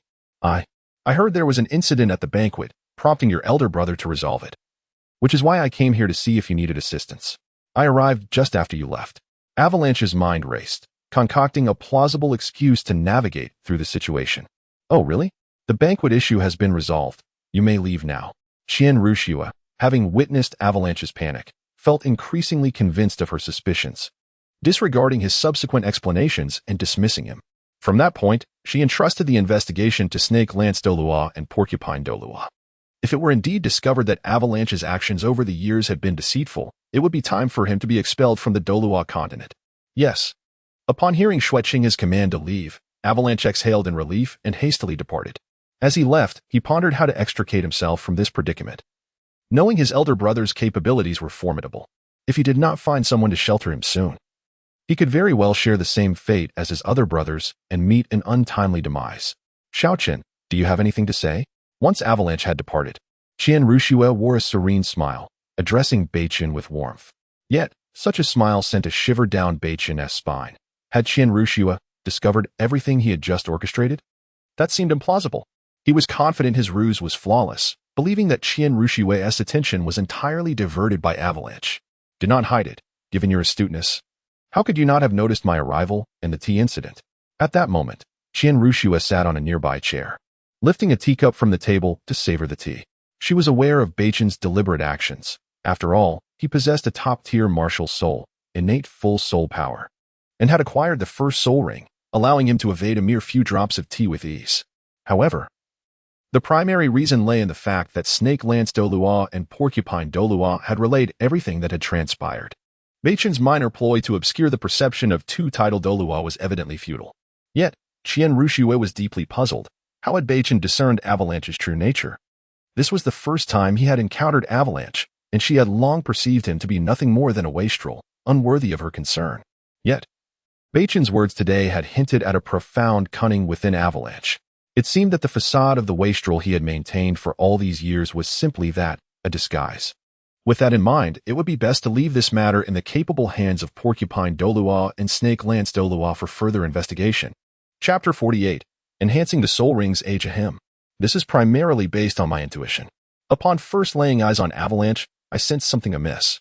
His every action appeared exceedingly deliberate, especially when he arrived at your palace, his gaze consistently drifting within, leading me to suspect he harbored ulterior motives. I feared you might not believe me, so I devised a cunning plan to make Avalanche flustered, thereby revealing his vulnerabilities.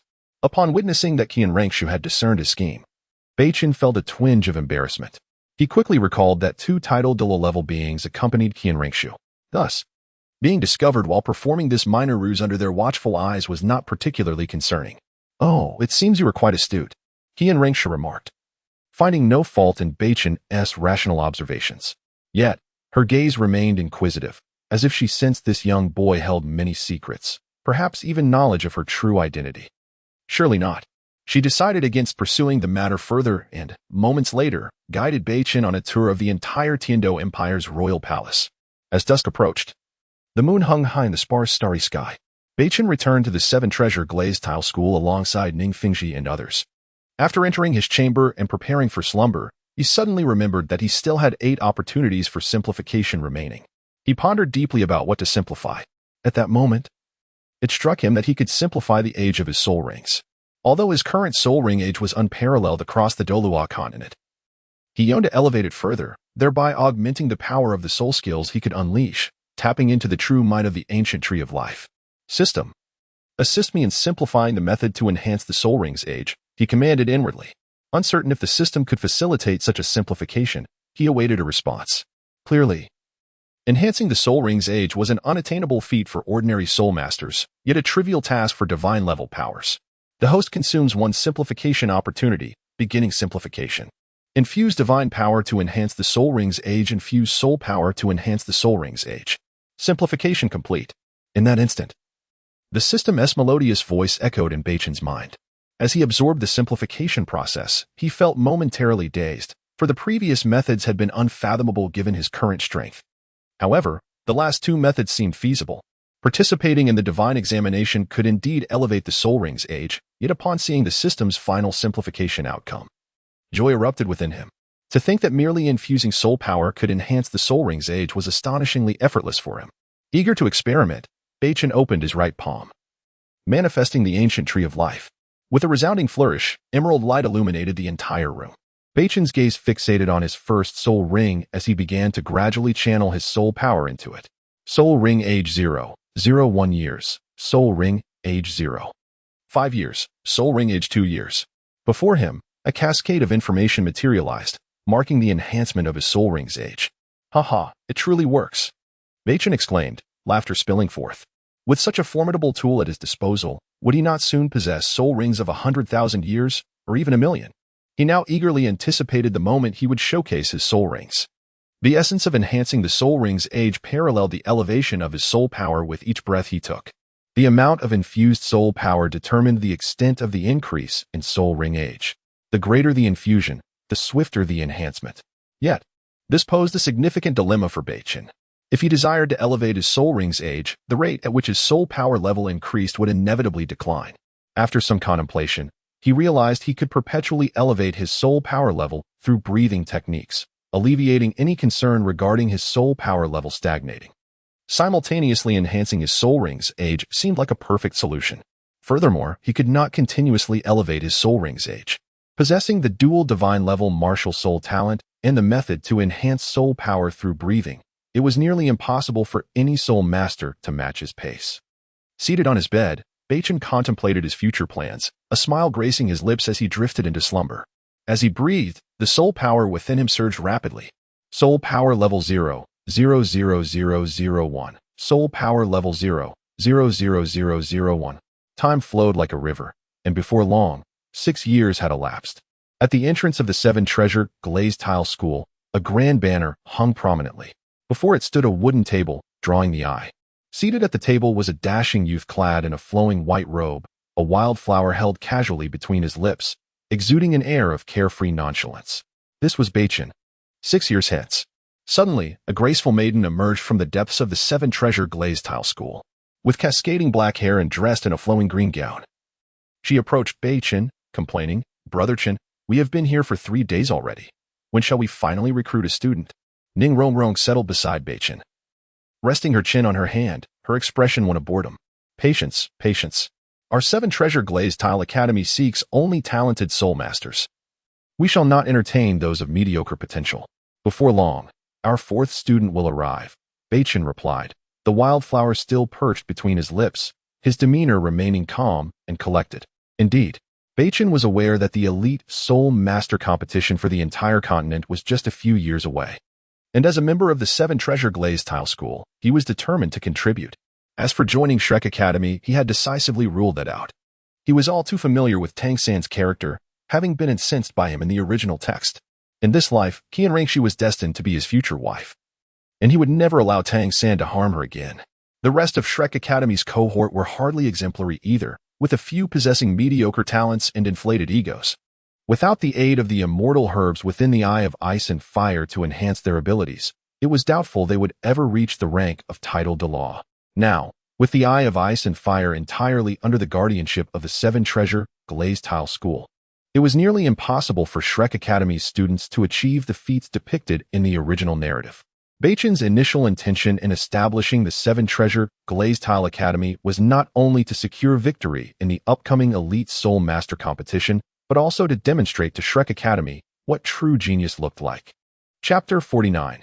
Zhu Zhuqing. The reason North Star awaited at the entrance of the Seven Treasures glazed tile school was to welcome Zhu Zhuqing. the fourth student of the Seven Treasures Glazed Tile Academy. North Star had already sent someone to inquire, and he learned that Zhu Zhuqing had departed from the Star Luo Empire a few days prior. Her journey to Shrek Academy necessitated passing through the Seven Treasures Glazed Tile School, hence his presence here, hoping to recruit her into their academy. Zhu Zhuqing's talent was slightly inferior to Ning Rongrong's. If she were to join their academy with the enhancement of celestial herbs, she would undoubtedly reap numerous benefits. The Seven Treasures Glazed Tile Academy had been established for less than a year, and there was no need to worry about the faculty, as Ning Fengji had arranged everything meticulously. Currently, the academy only had him, Ning Rongrong, and Dugu Yin as its students. He had assisted Dugu Bo and Dugu Yin in purging the toxins within them, which prompted Dugu Bo to encourage his granddaughter to join upon learning of North Star's plans to establish the academy. Dugu Bo, with his discerning eye, recognized North Star as an extraordinary talent among spirit masters, and the advantages of being near him were unimaginable. This indirectly led to Dugu Yin not joining the Tiando Royal Academy and missing the opportunity to become the vice-captain of the Royal Fighting Team. Alas, Brother Chun, I truly do not understand why your standards are so high. Ning Rongrong gazed at North Star with a look of lament. The recruitment of the Seven Treasures Glazed Tile Academy, bolstered by the prestige of the Seven Treasures Glazed Tile School, would undoubtedly attract talented spirit masters from across the continent. North Star had previously scrutinized the martial spirits and soul power levels of those aspiring to join the academy, dismissing them all, including several prodigies with innate levels of 7 or 8. Such individuals would be regarded as geniuses in other factions, yet they were eliminated by North Star. When Ning Fengji received this news, he appeared helpless. After all, this academy was the brainchild of that young rascal, and he was to manage it independently. Nevertheless, they were all eager to see what kind of perfect outcome North Star would deliver. At that moment, a sudden uproar erupted in the distance, piquing the curiosity of North Star and Ning Rongrong, who exchanged glances. Upon seeing the figure approaching, North Star's heart leaped with joy as he whispered to Ning Rongrong, "The fourth student of the Seven Treasures Glazed Tile Academy has finally arrived." Where? Ning Rongrong's eyes sparkled with excitement upon hearing this. They had been waiting here for days without catching sight of anyone. Now, hearing that the fourth student of the academy was arriving, her enthusiasm surged. Following North Star's gaze, she looked ahead. As the crowd parted, a stunningly voluptuous young woman emerged. Clad in a form-fitting black outfit that accentuated her enviable figure, her expression exuding an icy demeanor that radiated an air of maturity and authority. "Is this the person you mentioned?" Ning Rongrong glanced at Zhu Zhuqing's alluring figure, then at her own, her eyes filled with envy as she shot a resentful look at North Star. The ambiguous expression she wore made North Star feel a bit awkward. "I am not what you presume," he replied hastily. "Her talent is commendable, if I am not mistaken. Her soul power has already reached the 26th level." North Star could not help but cough lightly, aware of Zhu Zhuqing's renowned allure in the original story. Now that he beheld her, it was indeed as the legends foretold. However, he harbored no such thoughts. Instead, he promptly shared Zhu Zhuqing's current soul power level with Ning Rongrong. 26th level soul power, how impressive. Ning Rongrong's astonishment was evident. Yet she felt it was not worthy of excessive admiration. Moreover, observing that Zhu Zhuqing appeared to be merely 12 years old, achieving such a soul power level at her age certainly marked her as a genius spirit master, surpassing those who had come before her. After a brief moment, Ning Rongrong composed herself. Over the past 6 years, the three of them, herself, North Star, and Dugu Yin, had all attained remarkable prowess. As for North Star's precise soul power level, Ning Rongrong was unaware. She had once inquired, but North Star skillfully evaded the question. If North Star could hear Ning Rongrong's thoughts, he would undoubtedly cry out in protest. The reason he refrained from revealing his soul power level was primarily to avoid undermining Ning Rongrong's confidence. Although he had often elevated the age of his spirit rings over the years, his soul power level had remained consistently high. Attaining such a level at the age of 12 was unprecedented, destined to be recorded in the annals of Douluo Continent. As Zhu Zhuqing walked down the street, she surveyed the gazes of passers-by upon her, her expression growing increasingly frigid. A powerful aura emanated from her, causing the onlookers to disperse, astonished that such a young girl possessed such formidable strength. Zhu Zhuqing maintained her icy demeanor as she strode purposefully forward, utterly disdainful of the prying eyes. However, as she approached North Star, he quickly rose and called out to her, "Miss, please hold on a moment. It appears you are on your way to join an academy. Why not consider joining us at the Seven Treasures Glazed Tile Academy? Our academy is backed by the 7 Treasures Glazed Tile School, providing all the cultivation resources you could possibly need. You would have a robust foundation to enhance your soul power level. Moreover, our academy boasts a wealth of knowledgeable faculty, including titled Douluo who can guide your training. Northstar felt the icy aura surrounding Zhu Zhuqing and began to introduce the 7 Treasures Glazed Tile Academy. His words rang true. After all, he was the founder of the academy, and thus, the Sword Douluo and Bone Douluo frequently visited to instruct them in their training. With the title Douluo guiding their cultivation, their doubts would surely be resolved, and their strength would soar. Zhu Zhuqing halted, her face etched with impatience, then turned her gaze towards Northstar, her dark pupils suddenly narrowing. Observing Northstar's breathtaking visage and otherworldly demeanor stirred a tempest within her. Such a man existed in this world. In that instant, her icy expression softened slightly. The ancients were not mistaken. Those of extraordinary appearance could indeed, to some extent, lower one's guard. As she continued to observe Northstar, she noted the clarity in his gaze, devoid of the disdain found in the eyes of others. This realization sparked a flicker of goodwill within Zhu Zhuqing towards Northstar. However, I have already chosen the academy I wish to join, Zhu Zhuqing finally responded, shaking her head in refusal to Northstar's invitation. Chapter 50. Joining the 7 Treasures Glazed Tile Academy, she had heard of the colossal entity that was the 7 Treasures Glazed Tile sect. But her current destination was the Shrek Academy. She had pressing matters to attend to and was not in a position to join the 7 Treasures Glazed Tile Academy. Are you truly unwilling to join the 7 Treasures Glazed Tile Academy? We possess an abundance of cultivation resources that could undoubtedly elevate your soul power significantly. Upon hearing Zhu Zhuqing's refusal, Beichen displayed a serene smile. He had anticipated this outcome and, with a voice imbued with temptation, conveyed his thoughts to Zhu Zhuqing. As soon as he finished speaking, Zhu Zhuqing fell into contemplation. She sought to rapidly enhance her soul power level, which naturally required substantial cultivation resources. However, she had previously inquired about the educational conditions at Shrek Academy, and they were dismal at best. Were it not for Daimubai's presence at Shrek Academy, she would have been disinclined to go. The mere thought of Daimubai made Zhu Zhuqing's head spin. Allow me to introduce the current status of the 7 Treasures Glazed Tile Academy. We currently have 2 teachers at the Soul Douluo level. And as for the Soul Sage and Soul Emperor level instructors, we have no fewer than 10. The 7 Treasures Glazed Tile Academy was established only a year ago. Hence we have admitted just 3 students. One of them is myself, with a martial soul of the ancient tree of life, while my soul power remains confidential. The second student beside me is Ning Rongrong, with a martial soul of the 9 Treasures Glazed Pagoda and a soul power level of 39. The third student is absent, having achieved a soul power level of 46. At this point, Beichen slowly relayed their information to Zhu Zhuqing. As for why Ning Rongrong's soul power had progressed so slowly, it was simply due to her penchant for play, leaving little time for cultivation. Otherwise, her soul power would likely have already surpassed the soul master level. What? What did you say? Zhu Zhuqing, who had been indifferent, suddenly widened her beautiful eyes in disbelief upon hearing Beichen's introduction. What she had just heard was unfathomable. No matter how she observed, Ning Rongrong appeared to be the same age as her, having just turned 12. Yet, Ning Rongrong's soul power had already reached 39. A staggering 13 levels higher than her own. How could this be possible? Zhu Zhuqing found it hard to accept Beichen's words. Rongrong, reveal your martial soul and soul rings. Beichen, noticing Zhu Zhuqing's skepticism, turned his gaze toward Ning Rongrong, urging her to unleash her soul rings. With a sigh, Ning Rongrong activated her powers, and an array of multicolored light enveloped her, as the 9 Treasures Glazed Pagoda martial soul materialized from her right hand. 3 rare soul rings gradually ascended beneath her feet. Yellow, purple, purple. At the moment the soul rings appeared, the atmosphere around them felt as though it had come to a standstill. A rare expression of surprise flickered across Zhu Zhuqing's typically icy visage as her mouth fell agape. Unable to regain her composure while gazing at the 3 soul rings adorning Ning Rongrong, while she had previously marveled at Ning Rongrong's martial soul and soul power, the uncommon configuration of soul rings left her at a loss for words. Zhu Zhuqing could hardly believe the scene before her. Wasn't the standard configuration for soul rings yellow? Yellow and purple?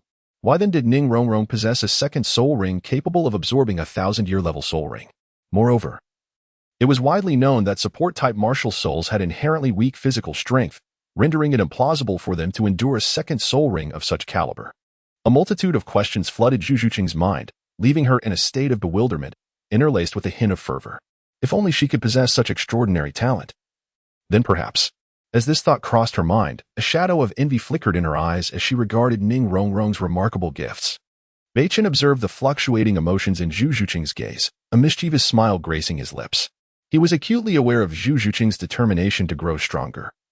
With Ning Rongrong's prowess as a conduit, persuading Zhu Zhuqing to join the Seven Treasures Glazed Tile Academy would be a simple task. As for Ning Rongrong's ability to absorb a 1,000-year soul ring, that was a result of Beichen's assistance. Ning Rongrong was aware that Beichen had once acquired a second soul ring of 8,000 years. Hence, she aspired to absorb a 1,000-year soul ring herself. However, when this notion was proposed, everyone present, including Beichen, vehemently opposed it. Even though Ning Rongrong's body had undergone modifications through the Kirin tulip, the difficulty of absorbing a 1,000-year soul ring for her second ring remained immense. Furthermore, how could her doting mentors, the sword Douluo and bone Douluo, allow her to venture into such peril? Ultimately, unable to dissuade Ning Rongrong's resolve, Beichen and the others deliberated and ultimately acquiesced. His ancient tree of life martial soul possessed extraordinary healing powers, which could potentially mitigate the risks associated with Ning Rongrong's perilous endeavor. What do you say? Are you inclined to join us? If you were to join the Seven Treasures Glazed Tile Academy, surpassing Ning Rongrong's strength should pose little challenge. At that moment, Beichen dropped another bombshell. Zhu Zhuqing was but a single celestial herb away from attaining top-tier talent. Should she consume such a herb, her innate gifts would surely ascend to unparalleled heights, and her soul power would increase by several levels. Coupled with Zhu Zhuqing's relentless pursuit of strength, it would merely be a matter of time before she surpassed Ning Rongrong. Really? Upon hearing this, Zhu Zhuqing's contemplative eyes sparkled with anticipation as she gazed at Beichen. Though uncertainty tinged her tone, she understood that Ning Rongrong's talent was astonishing. Achieving a soul power level of 39 at the tender age of 12 was a remarkable feat. A full 13 levels above her own.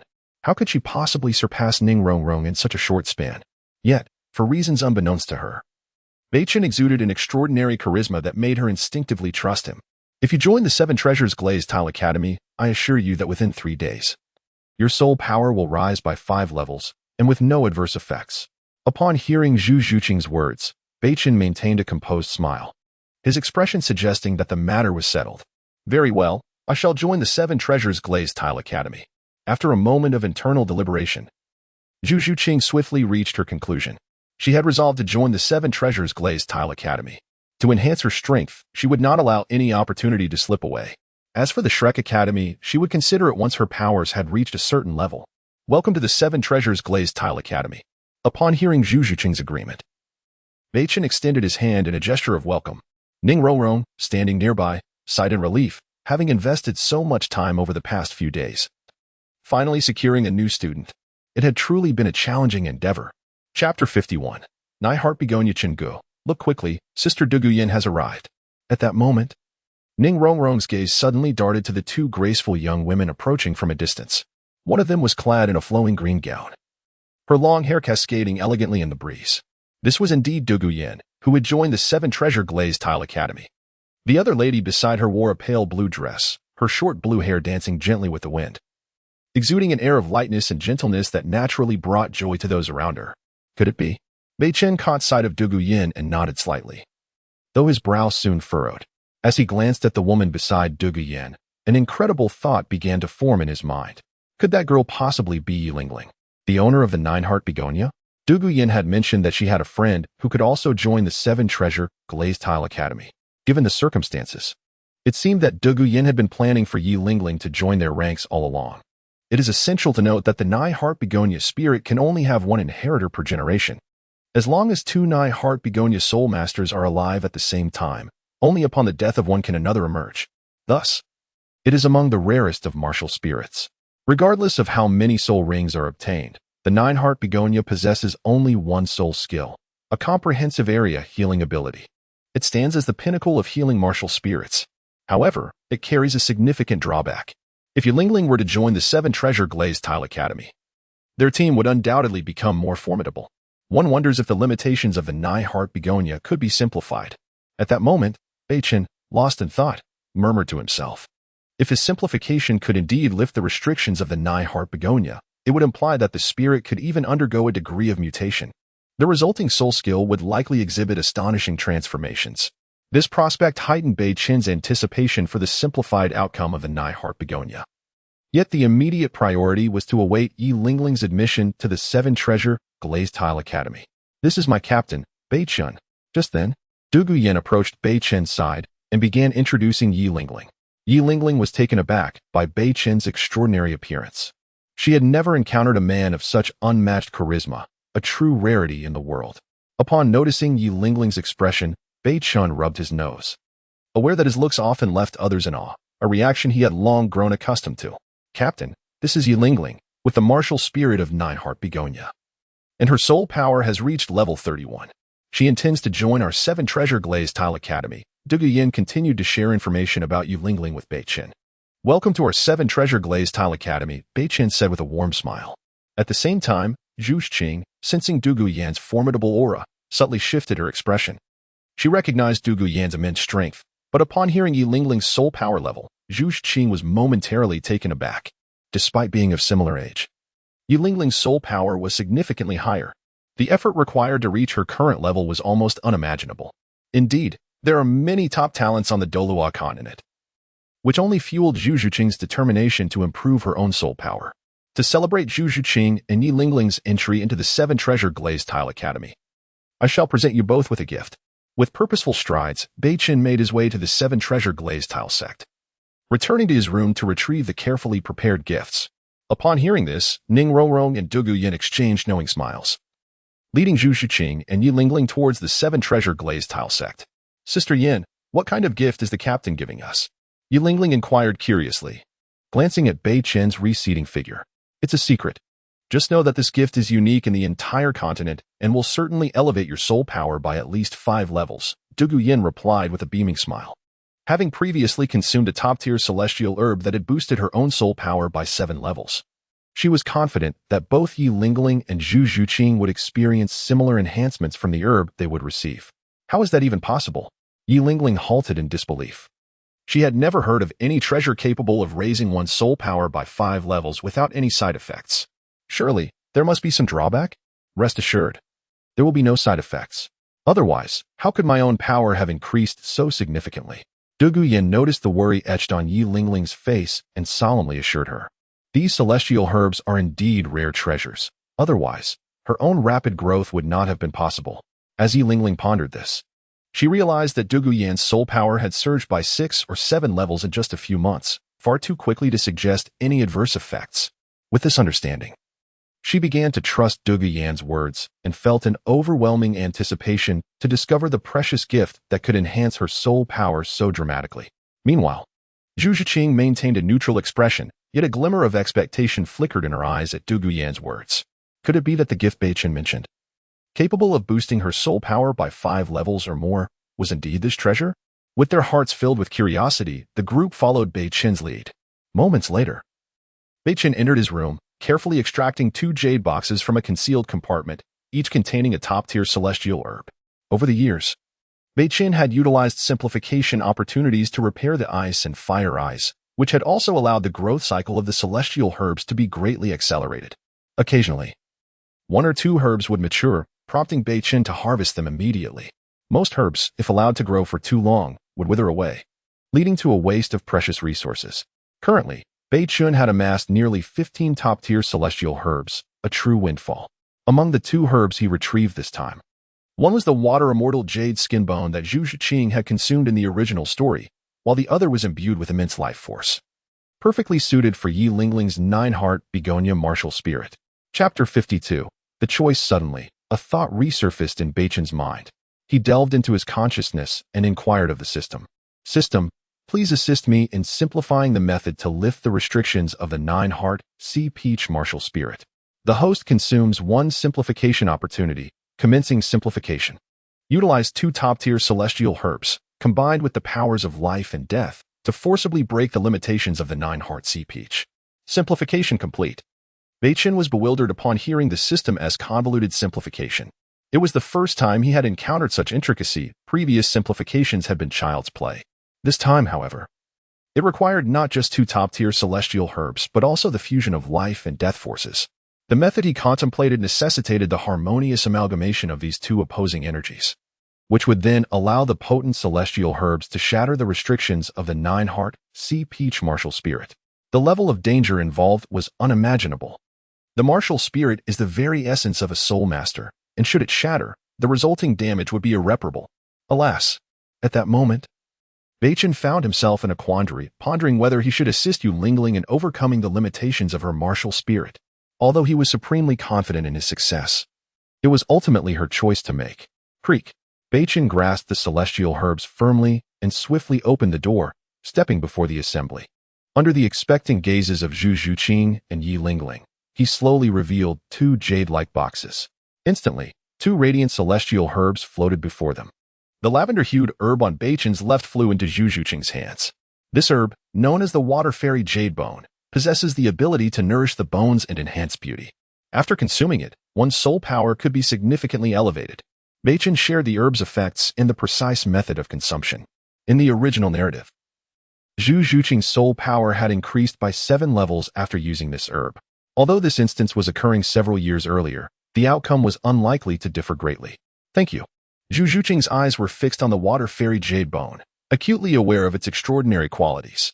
Eagerly, she yearned to consume it to bolster her strength. With a grateful gaze, she looked at Beichen, never anticipating that she would acquire such a precious treasure so soon after joining the 7 Treasure Glazed Tile School. Yi Lingling, come with me, Beichen suddenly said, retracting the other celestial herb. Observing Yi Lingling's puzzled expression, he spoke earnestly. Upon hearing Beichen's words, Yi Lingling was filled with questions. The once joyous light in her eyes dimmed, perhaps indicating that the other herb was not suitable for her. However, she did not dwell on it for long and quickly followed Beichen to a more secluded area. What is happening? At that moment, Dugu Yin noticed Beichen had taken Yi Lingling aside, her brows furrowing in concern. Was there something amiss?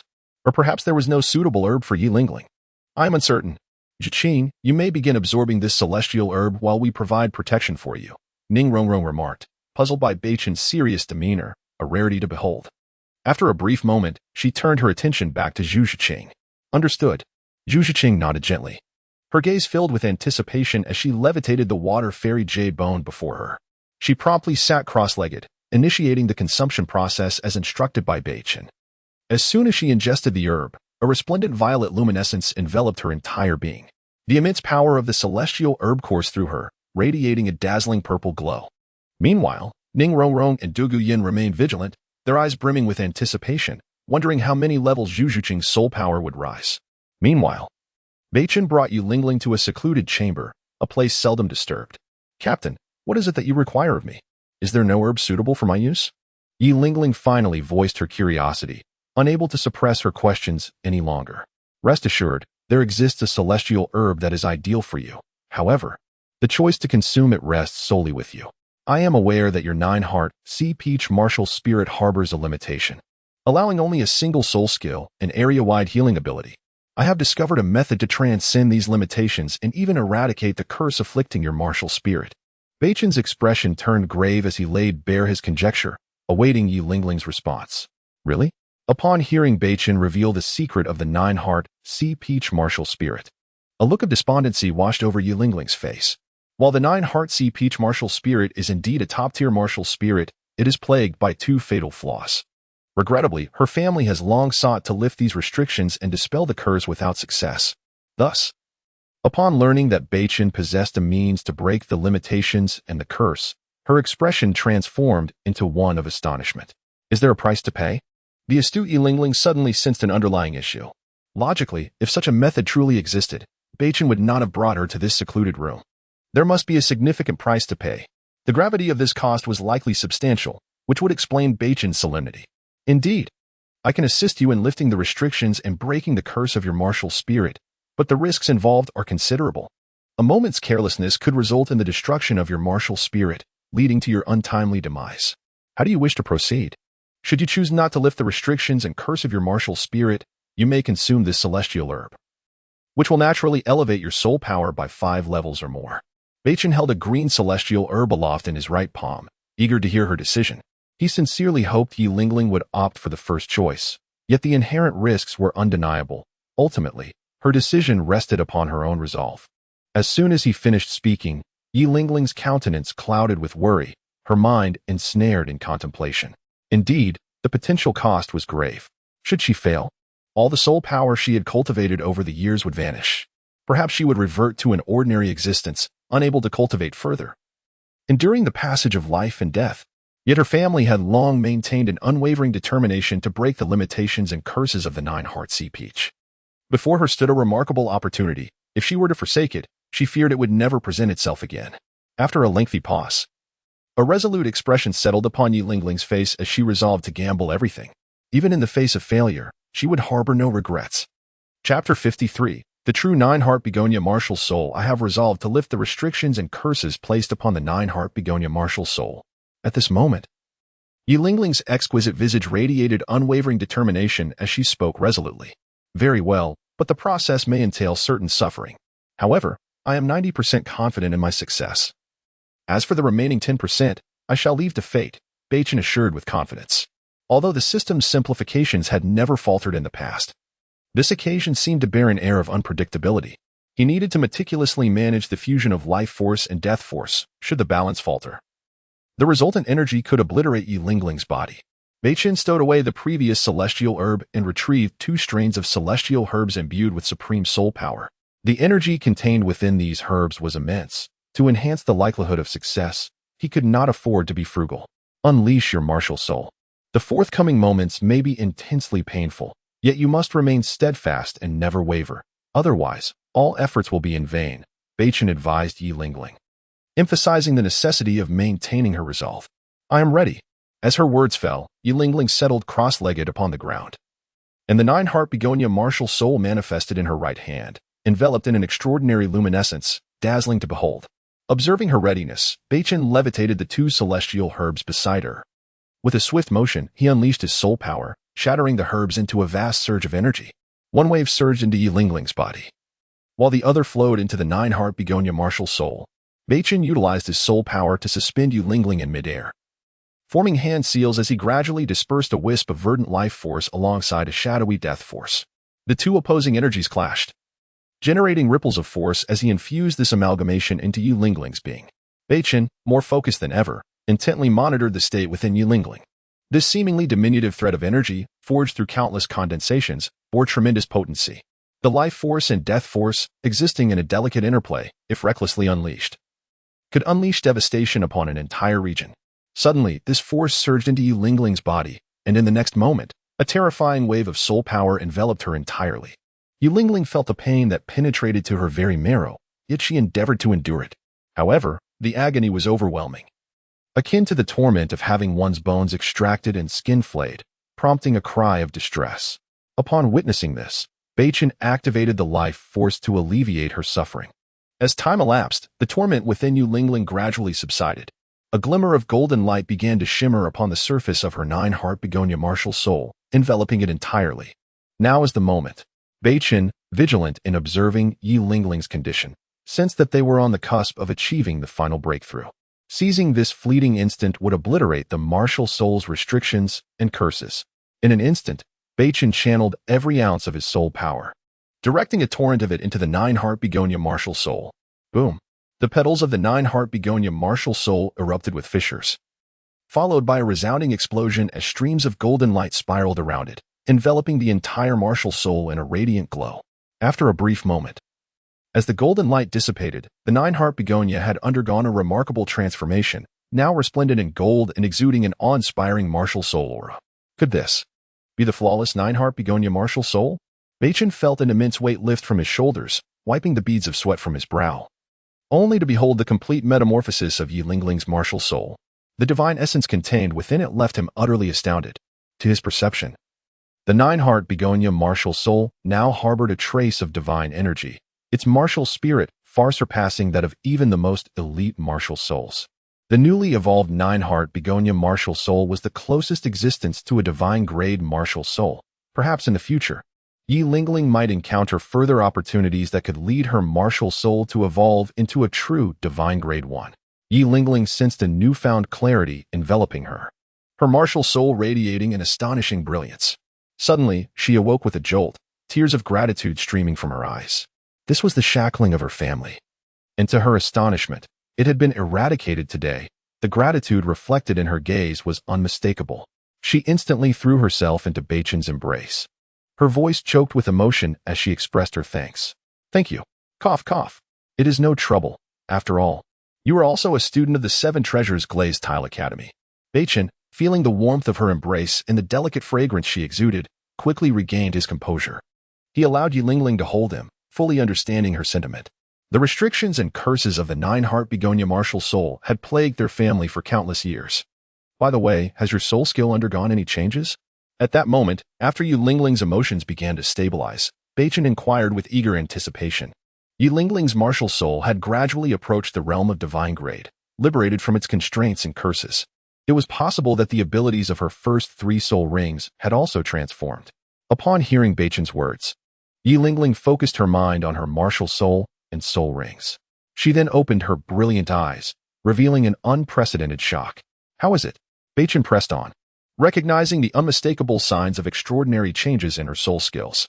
My martial soul retains its previous capacity for comprehensive healing.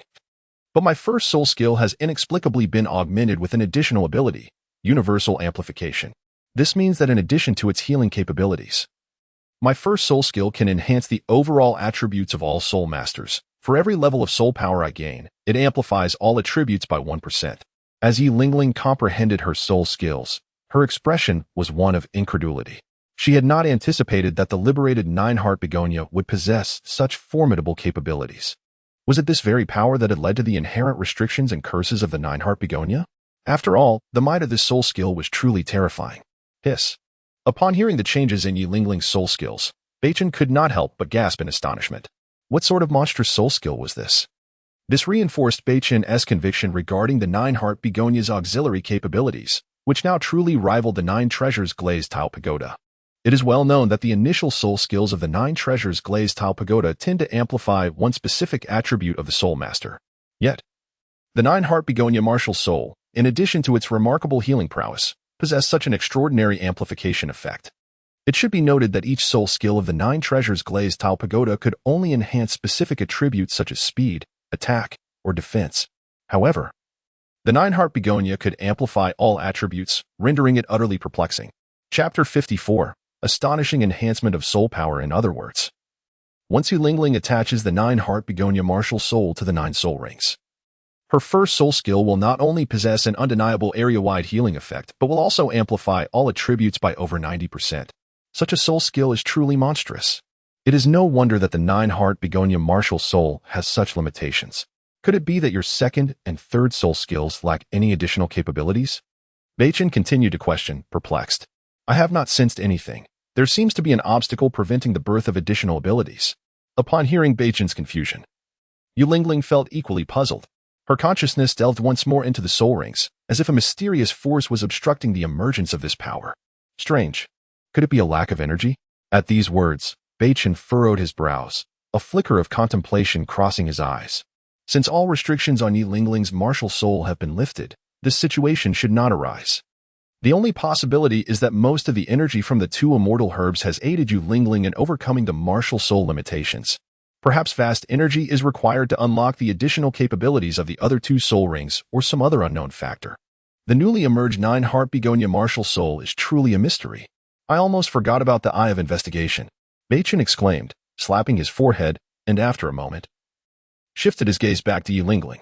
Name, Yilingling, martial soul, nine-heart begonia. Each time a soul ring is absorbed thereafter, the additional ability of the preceding soul skill will be activated.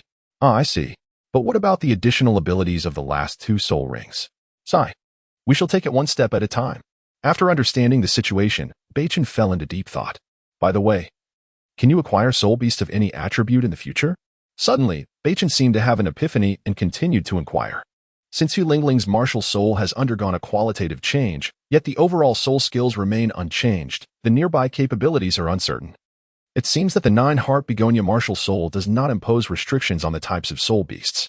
Indeed, as soon as she spoke, Yilingling nodded slightly, as the information she had gathered thus far confirmed this.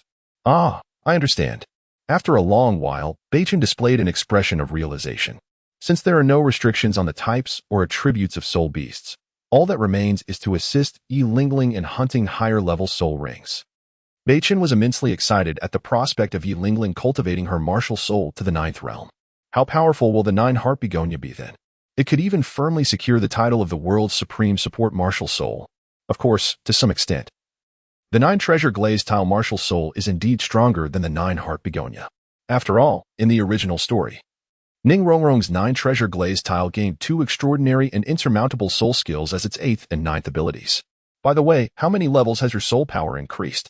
At this moment, Beichen continued to inquire. Although the immense energy from the 2 immortal herbs completely aided Yi Lingling in breaking the limitations of her martial soul, the increase in soul power would not be negligible either, considering those 2 herbs were the most potent ones in Beichen's possession. My soul power has actually increased by 9 levels. Upon hearing Beichen's words, Yi Lingling finally took notice of her soul power level, and she couldn't help but exclaim in astonishment. How is this possible? Her soul power had clearly been at the 31st level, yet after her martial soul's restrictions were lifted, it had surged by 9 levels. How terrifying is this? The gratitude in Yi Lingling's eyes was unmistakable. She truly did not know how to thank Beichen. Beichen was also taken aback upon hearing that Yi Lingling's soul power had increased by 9 levels. Strange. This clearly defies logic. If those 2 immortal herbs had been used solely to enhance soul power, a 9-level increase would be unquestionable. However, since most of the herb's energy had helped Yi Lingling lift the restrictions on her martial soul, how could her soul power have increased so significantly? At that moment, a spark of inspiration struck Beichen. Could it be that the evolution of Yi Lingling's 9 heart begonia martial soul had somehow replenished her soul power? Yet, there was no evidence to support this theory. After much contemplation, Beichen found himself unable to arrive at a satisfactory conclusion and decided to cast these doubts aside. Oh well, as long as her soul power has increased, that is what matters. Now, Yi Lingling possesses a true 9 heart begonia martial soul, coupled with a soul power of 40. Such talent is exceedingly rare throughout the Douluo Continent. Your soul power has already surpassed 40, once Zhu Qing absorbs the immortal herb. I will take both of you to obtain soul rings. Beichen looked at Yi Lingling, who was as joyful as a little girl, and shook his head with a smile. If all goes well, after absorbing that water immortal jade muscle bone, Zhu Qing's soul power will undoubtedly break through 30. It is perfect timing to take them both to the Sunset Forest to obtain soul rings today. MHM. Yi Lingling lifted her head, her beautiful eyes fixed on Beichen, nodding vigorously. Moments later, she followed Beichen out of the room to find Zhu Qing and the others. When Beichen and Yi Lingling appeared before Ning Rongrong and the others, for some reason, both Ning Rongrong and Dugu Yin stared at Yi Lingling, their faces displaying expressions of confusion. Huh? It feels as though something has changed about Yi Lingling. But they couldn't quite pinpoint what it was. Lingling, why do I feel like you've undergone some transformation? At this moment, the perceptive Dugu Yin immediately noticed the difference in Yi Lingling. The once melancholic Yi Lingling now seemed to radiate vitality, appearing brighter than before. What had transpired during her time away with Beichen? Higi, look. Yi Lingling revealed a mysterious smile, and in the next moment, she began to dance gracefully in place, her right palm summoning forth the surge of soul power. A golden 9 heart begonia materialized, and an overwhelming martial soul pressure instantly enveloped the entire area. Waves of rich soul power flowed into Yi Lingling's martial soul, releasing an even more resplendent golden glow. Lingling, how has your martial soul changed? Could it be due to the immortal herb the captain provided you? Dugu Yan's emerald green pupils widened in shock as her gaze fell upon Yi Lingling's martial soul. Her face filled with astonishment. She recalled how Yi Lingling's martial soul had looked before. How could it have transformed so drastically? Moreover, the aura emanating from this martial soul was far superior to that of the previous 9 heart begonia. It seems that all of this is the result of Beichen's work. Meanwhile, Ning Rongrong also wore a grave expression as she focused on the 9 heart begonia martial soul, sensing that her own 9 treasure glazed tile had been somewhat suppressed. Aside from divine-level martial souls, the 9 treasure glazed tile martial soul is among the most elite entities. Chapter 55. Hunting Soul Beast. Could it be that this 9 heart Tang is also an unknown god-level martial soul? It should not be. Ning Rongrong resolutely dismissed her inner speculation. Beichen's martial soul is indeed a god-level martial soul, exuding a pressure and aura that surpasses this 9 heart Tang. Captain, have you secretly given Lingling special treatment? At this moment, Dugu Yin cast a sidelong glance at Beichen, her face filled with resentment as she muttered. Previously, she had consumed a top-tier celestial herb, yet her own martial soul had only seen a slight enhancement. Instead, it was her soul power that saw a more significant increase. Who would have thought that Yulingling, having also consumed a celestial herb, would experience such a remarkable transformation? From her perception, Yilingling's soul power had similarly advanced at a rapid pace, astonishingly breaking through to level 40. Dugu Yan, upon learning this news, found it hard to believe. It was known that Yilingling's soul power had merely been at level 31 before. How could she absorb a celestial herb and leap directly to level 40? Even she couldn't comprehend how this was possible. This entire change was undoubtedly related to Beichen, and she lamented that despite their close relationship, he had failed to consider her first. Cough cough. Perhaps the celestial herb I provided to Yulingling is perfectly compatible with the 9-heart Sitang martial soul, which, to some extent, has led to the evolution of the 9-heart Sitang. Additionally, the martial soul nourishes the soul master with some soul power, resulting in a greater increase for you all. Upon noticing Dugu Yan's gaze, Beichen promptly clenched his fists and coughed lightly at his mouth. Suddenly, a sound akin to a shattering bottleneck echoed from Zhu Zhiqing, who was fervently absorbing the celestial herb nearby. In the next moment, a brilliant purple light erupted around her, followed by a surge of violent soul power radiating outward, stirring up clouds of dust. How many levels has your soul power increased? Beichen inquired eagerly, relieved that Zhu Zhiqing had managed to break through. Otherwise, he would have been at a loss on how to explain things to Ning Rongrong and Dugu Yan. My soul power has increased by 9 levels. Moments later, Zhu Zhiqing's face blossomed into a radiant smile as she revealed her newfound soul power level. At this moment, her heart was in turmoil. She had never expected that merely one celestial herb would elevate her soul power by 9 levels. This was simply astounding. Had she not joined the 7 Treasures Glazed Tile Academy today, she couldn't fathom how many years it would have taken her to achieve such an increase on her own. The thought of reaching this milestone through the aid of a celestial herb was beyond her imagination. Indeed, Beichen nodded slightly. An increase of 9 levels in soul power was quite reasonable. In the original narrative, Zhu Zhiqing had consumed the water fairy jade bone at level 30-something and had gained 7 levels of soul power. Thus, it was only fitting that she would achieve a 9-level increase at the current level of 26. As soul masters advance, the amount of soul power required to increase even a single level becomes astronomical. This explains why ordinary titled Douluo masters need to invest a year or even several years to raise their soul power by just 1 level. Since Lingling and Zhuqing have both surpassed levels 30 and 40 respectively, I shall take you both to acquire your soul rings, Beichen stated, stroking his chin as he addressed the two. Upon hearing that Yulingling's soul power had indeed reached level 40, Zhu Zhiqing's mouth fell open in astonishment, her previously serene face now brimming with surprise. She had thought that her increase of 9 levels was impressive enough, yet Yulingling's advancement was even more terrifying. The joy that had once filled Zhu Zhiqing subsided in that instant, as she resolved to strive harder to elevate her soul power, realizing she was the weakest among those present. Are we the only ones going? Yulingling queried, looking curiously at Beichen's departing figure. She had not seen him notify any powerful individuals from the 7 Treasures Glazed Tile sect to accompany them in obtaining their soul rings. Were they truly venturing forth alone? Although the soul beasts in the Sunset Forest were not as formidable as those in the Stardow Forest, many 10,000-year soul beasts still inhabited the area. Wouldn't they be courting death with their current strength? The others also turned their gazes toward Beichen, seeking clarification. Ning Rongrong and Dugu Yan scrutinized him with curiosity, for they had scarcely witnessed Beichen's true capabilities. As for his actual soul power level and strength, they were utterly oblivious. However, there was no doubt that Beichen's power far surpassed theirs. Fear not. My strength is more than sufficient to procure your soul rings without alarming the strong members of the 7 Treasures Glazed Tile sect, Beichen assured, maintaining a calm and composed smile as he surveyed the puzzled expressions of the group. The soul rings that Zhu Zhiqing and Yulingling sought were merely of the 1,000-year variety. If he couldn't even defeat a 1,000-year soul beast, he might as well find a boulder to throw himself against. Moreover, with his prowess, he could easily traverse the Sunset Forest. Ordinary soul beasts posed little threat to him. Once Beichen's words settled, Ning Rongrong and Dugu Yan fell silent, closely following Beichen's lead into the Sunset Forest. Through years of camaraderie, they had come to understand that Beichen was not one to boast. When he claimed he could accomplish something, it was evident he had at least a 99% assurance. Seeing the others move on, Zhu Zhiqing and Yulingling, despite their lingering doubts, followed suit. For reasons unknown, they found themselves instinctively trusting Beichen. Sunset Forest. After approximately an hour's trek, the group arrived at the sunset forest. The moment they entered the woods, the earthy aroma enveloped them. The dense foliage obscured the sun, casting the entire forest into a dim and shadowy atmosphere. Everyone, stay close together and refrain from wandering off. Even though we are on the outskirts of the sunset forest, powerful soul beasts can still emerge unexpectedly. Furthermore, we are now a team. From this moment on, each of us must assume our designated roles. Zhu Zhiqing.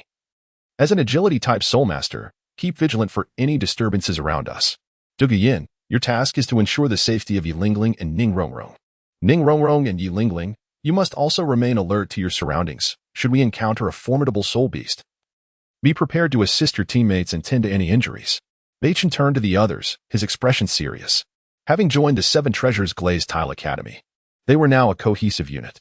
Although they still needed 2 more members to complete the 7-person team, each individual had their own responsibilities. Chapter 56. The Shadow Cat. With his formidable strength, he could easily eliminate the encroaching spirit beasts. However, this occasion presented a splendid opportunity for training. It would serve to hone the team dynamics and simultaneously augment their practical experience. Engaging in a life-and-death struggle could yield significant enhancements to their power, while also reinforcing the stability that might have been compromised by hasty breakthroughs. Indeed, upon hearing this, the group nodded in agreement, each summoning their martial spirits and remaining vigilant of their surroundings. They meticulously observed the forest and the rustling grass, wary of a potential assault from a powerful soul beast. The vibrant hues of their soul rings flickered in succession, radiating potent waves of soul power in all directions. After assessing the heightened alertness of his companions, Beichen nodded approvingly. With light-footed strides, they ventured deeper into the sunset forest, where the outskirts housed only 10-year and 100-year spirit beasts. It was within the depths of the forest that one might encounter high-quality 1,000-year and even 10,000-year spirit beasts. As they traversed the terrain, Beichen and his companions encountered a few weaker spirit beasts that sought to obstruct their passage. Without hesitation, they were swiftly dispatched by the formidable Dugu Yin. Just then, Beichen sensed something amiss, his gaze drifting toward the distance, and a serene smile graced his features. Indeed, in the next moment, a resounding cat's cry echoed through the air, imbued with a powerful surge of soul energy that caused the surrounding trees to tremble. Preparations were necessary. A formidable soul beast was approaching. Beichen calmly warned Dugu Yin and the others that the impending soul beast would be particularly suitable for Zhu Zhiqing. The group immediately heightened their vigilance. Before them appeared a feline spirit beast, adorned with intertwining purple-black patterns, exuding an unmistakable aura of a 1,000-year soul beast. This was a shadow cat, approximately 2,000 years old, possessing extraordinary speed, making it an ideal match for agility-based soul masters. The age and type of this spirit beast aligned perfectly with Zhu Zhiqing's requirements. Beichen stepped forward, gazing at the menacing shadow cat, and began to relay its specific information. Meow. The shadow cat unleashed its formidable 1,000-year spirit beast aura, its violent soul power erupting forth. In the blink of an eye, the shadow cat vanished from sight, leaving behind mere afterimages in the air. Boom. Ever vigilant, Dugu Yin and the others quickly retreated, employing their formidable abilities to evade the shadow cat's assault. Curiously, Beichen suddenly detected a more potent presence approaching from not far away. It was evidently a 10,000-year soul beast, radiating an aura strikingly similar to that of the shadow cat. Could it be the parent of this little creature? After a moment of contemplation, Beichen remained unfazed by the 10,000-year shadow cat. However, he was mindful of Dugu Yin and the others accompanying him. Should they be caught off guard and harmed, it would spell trouble. A swift resolution was imperative. With that thought, Beichen's figure vanished like a wraith, reappearing behind the shadow cat. Buzz. His right hand surged with an overwhelming wave of soul power, abruptly restraining the shadow cat's next move. Clenching his fist, he struck down, and the shadow cat let out a pained cry as it plummeted from the air, blood spilling from its mouth. The shadow cat, on the brink of death, had never anticipated that this human soul master would possess such strength. It had sensed no forewarning before being struck by an immense force that shattered its bones. Delivering the final blow was essential. After all, encountering a soul beast suitable for Zhu Zhiqing was a rare occurrence. After dispatching the shadow cat, Beichen casually shook his hand, his expression indifferent. Yet, this scene left Yilingling and the others in profound shock. What had just transpired? They had not witnessed how Beichen had acted, nor how he had appeared behind the shadow cat. It felt as if a gentle breeze had swept through, and in an instant, the shadow cat had been struck down. gravely injured and lying on the ground. This, Yi Lingling and the others could not help but gasp in astonishment. Indeed, Beichen's strength was truly formidable. After a considerable time, each person silently resolved to enhance their abilities and strive to keep pace with Beichen. Had he been aware of their thoughts, he would surely have advised them against setting him as their goal. After all, aspiring to match him might lead to disillusionment and a sense of inadequacy. Soon after, Zhu Zhiqing approached the gravely wounded shadow cat, drawing a sharp blade from her waist and delivering a swift strike to end its life. Buzz! In an instant, a resplendent purple soul ring materialized. As Zhu Zhiqing channeled her soul power, the 1,000-year soul ring encircled her martial spirit, infusing her with immense soul energy. Sensing the fierce aura emanating from the 1,000-year soul ring, Zhu Zhiqing shivered slightly, cold sweat beading on her brow. Her physical resilience was somewhat lacking, and this soul ring exceeded the typical lifespan for a third soul ring. Having absorbed the essence of the water fairy jade bone, Zhu Zhiqing's physique had evidently strengthened, allowing her to accommodate the soul ring without issue. The process might be somewhat painful, yet Beichen did not intervene. To become a powerful warrior, one must inevitably face obstacles and challenges. Lingling, it seems your soul ring is also showing promise. Beichen sensed the presence of the 10,000-year shadow cat, drawing ever closer. Subsequently, he expanded his soul power outward, discovering a towering ancient tree nearby, radiating a rich life force. This spirit beast was over 6,000 years old, making it an ideal candidate for Yi Lingling's fourth soul ring. For an ordinary soul master, absorbing a fourth soul ring of such age would undoubtedly be extravagant. However, given that Yi Lingling's body had undergone transformations from 2 celestial herbs, along with the enhancements from her martial spirit evolution, absorbing this 6,000-year soul ring would pose no significant challenge. At worst, it would merely provide substantial energy support. Regardless, for Yi Lingling, the absorption of any soul ring would yield healing abilities and supplementary attributes. Beichen was particularly eager to discover what additional ability would awaken alongside the activation of her second soul ring after absorbing this one. Given that her first soul ring's supplementary ability was remarkably powerful, it was highly likely the second would follow suit. With this thought, Beichen's anticipation soared. Boom! A surge of soul power erupted from Beichen's right hand, forming swirling vortices that hurtled toward the ancient tree. The deafening roar echoed, and as Beichen's soul power activated, the entire tree uprooted and was flung before Yi Lingling. Chapter 57. The severely wounded boy. With a thunderous crash, the towering ancient tree fell to the ground, sending up clouds of dust. As the dust settled, the onlookers beheld the colossal tree before Yi Lingling, which was permeated with the aura of a 1,000-year soul beast. However, this tree's essence had diminished to the brink of death. The force of Beichen's earlier strike had shattered the very core of its being. Witnessing Beichen's violent dispatch of a 1,000-year soul beast left the others astonished, yet speechless. Did Beichen not fear that this gigantic tree might suddenly crash down upon them? They could only shake their heads in disbelief. Beichen, with the demeanor of an elegant gentleman, exuded charm, yet his recent displays of brute force were utterly unexpected. The group quickly spread out, remaining vigilant of their surroundings. Yi Lingling gripped her dagger and approached the colossal tree, delivering a decisive blow to end its life.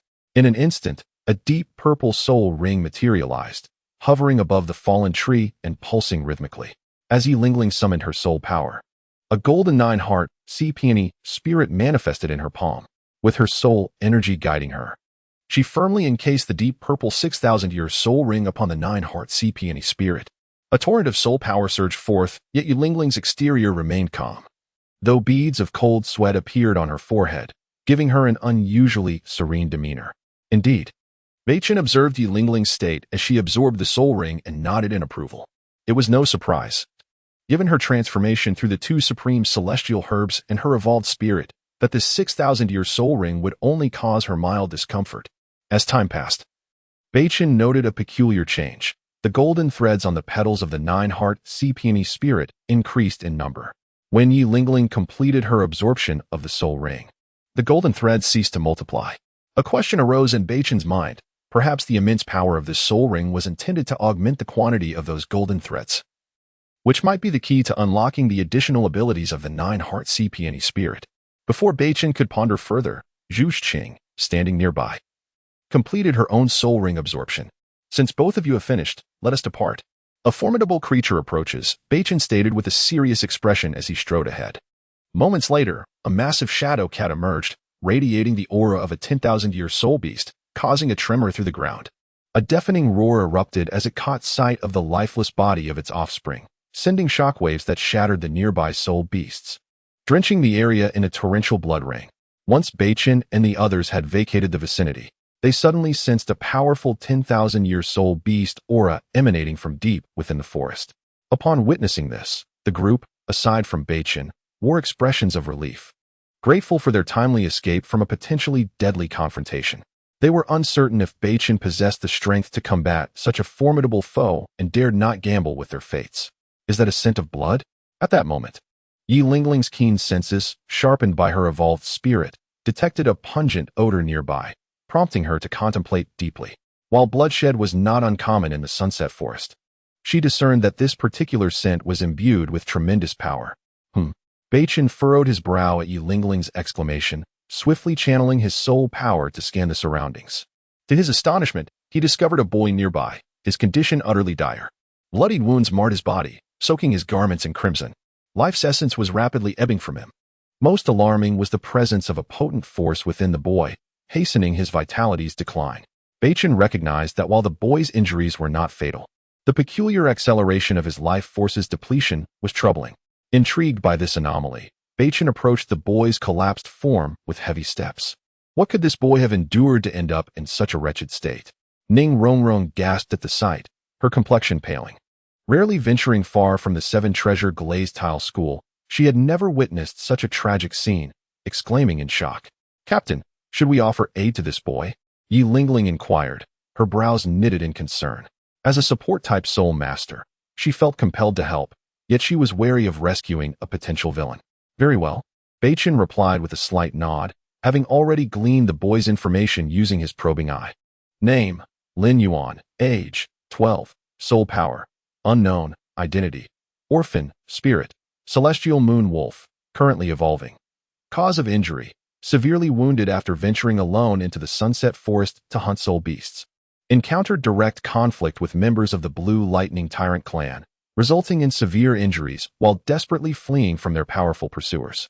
He accidentally entered a secluded cave, where he consumed a fragment of a 10,000-year soul beast's core, which was relentlessly destroying his body with its overwhelming power.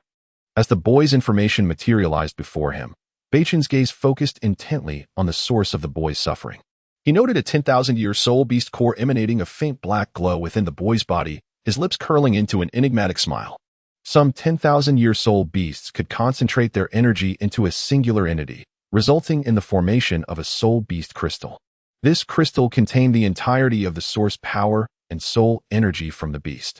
Although the boy had consumed the nearly depleted core, it was remarkable that he had survived this far despite his grievous injuries. Beichen could not help but admire the boy's tenacity. However, the thought of the boy's conflict with the Blue Lightning Tyrant clan brought an odd expression to his face. Chapter 58. Sixth Soul Skill.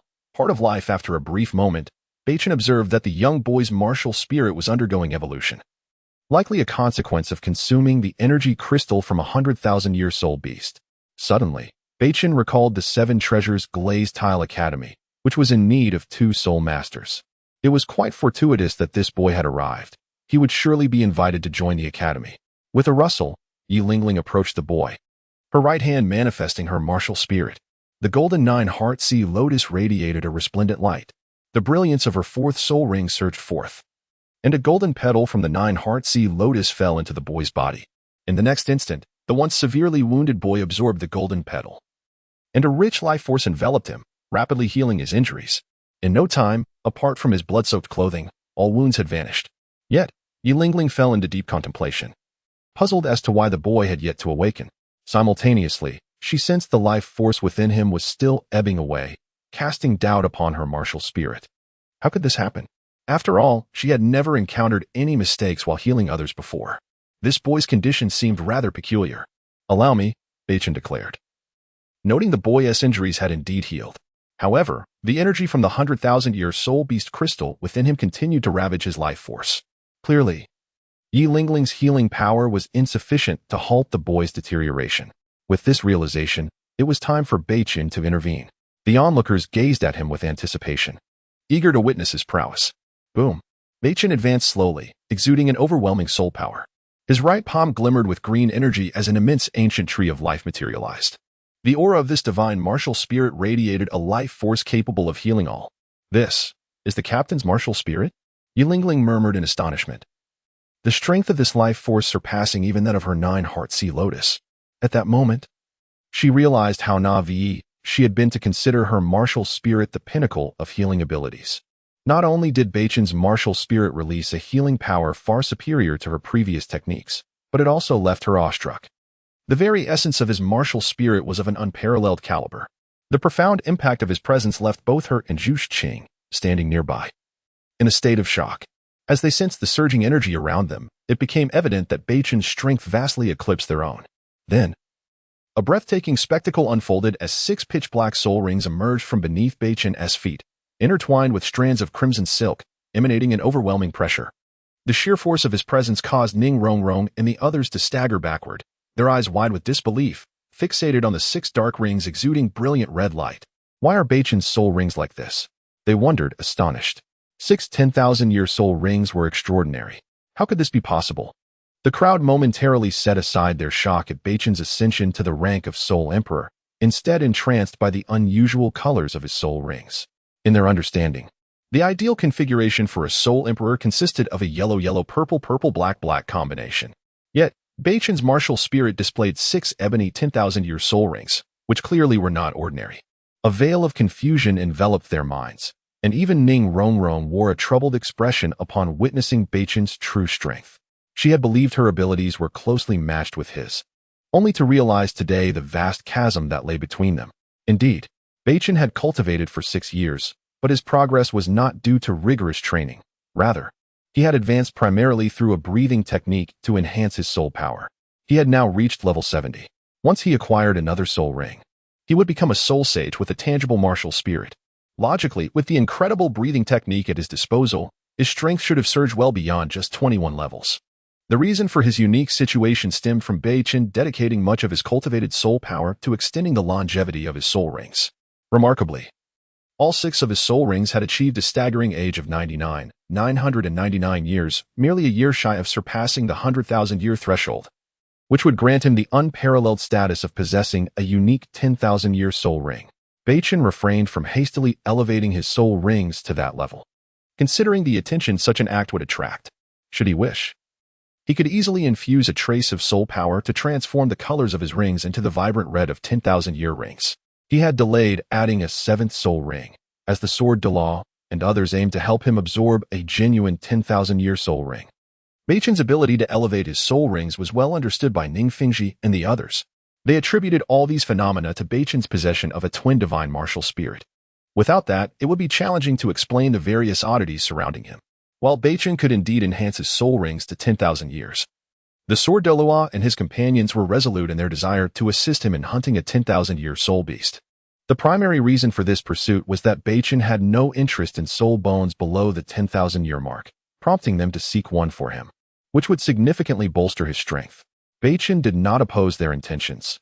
He was now a soul emperor with 6 soul rings, yet his power had ascended to an extraordinarily formidable level. As for the extent of his combat prowess, it remained immeasurable.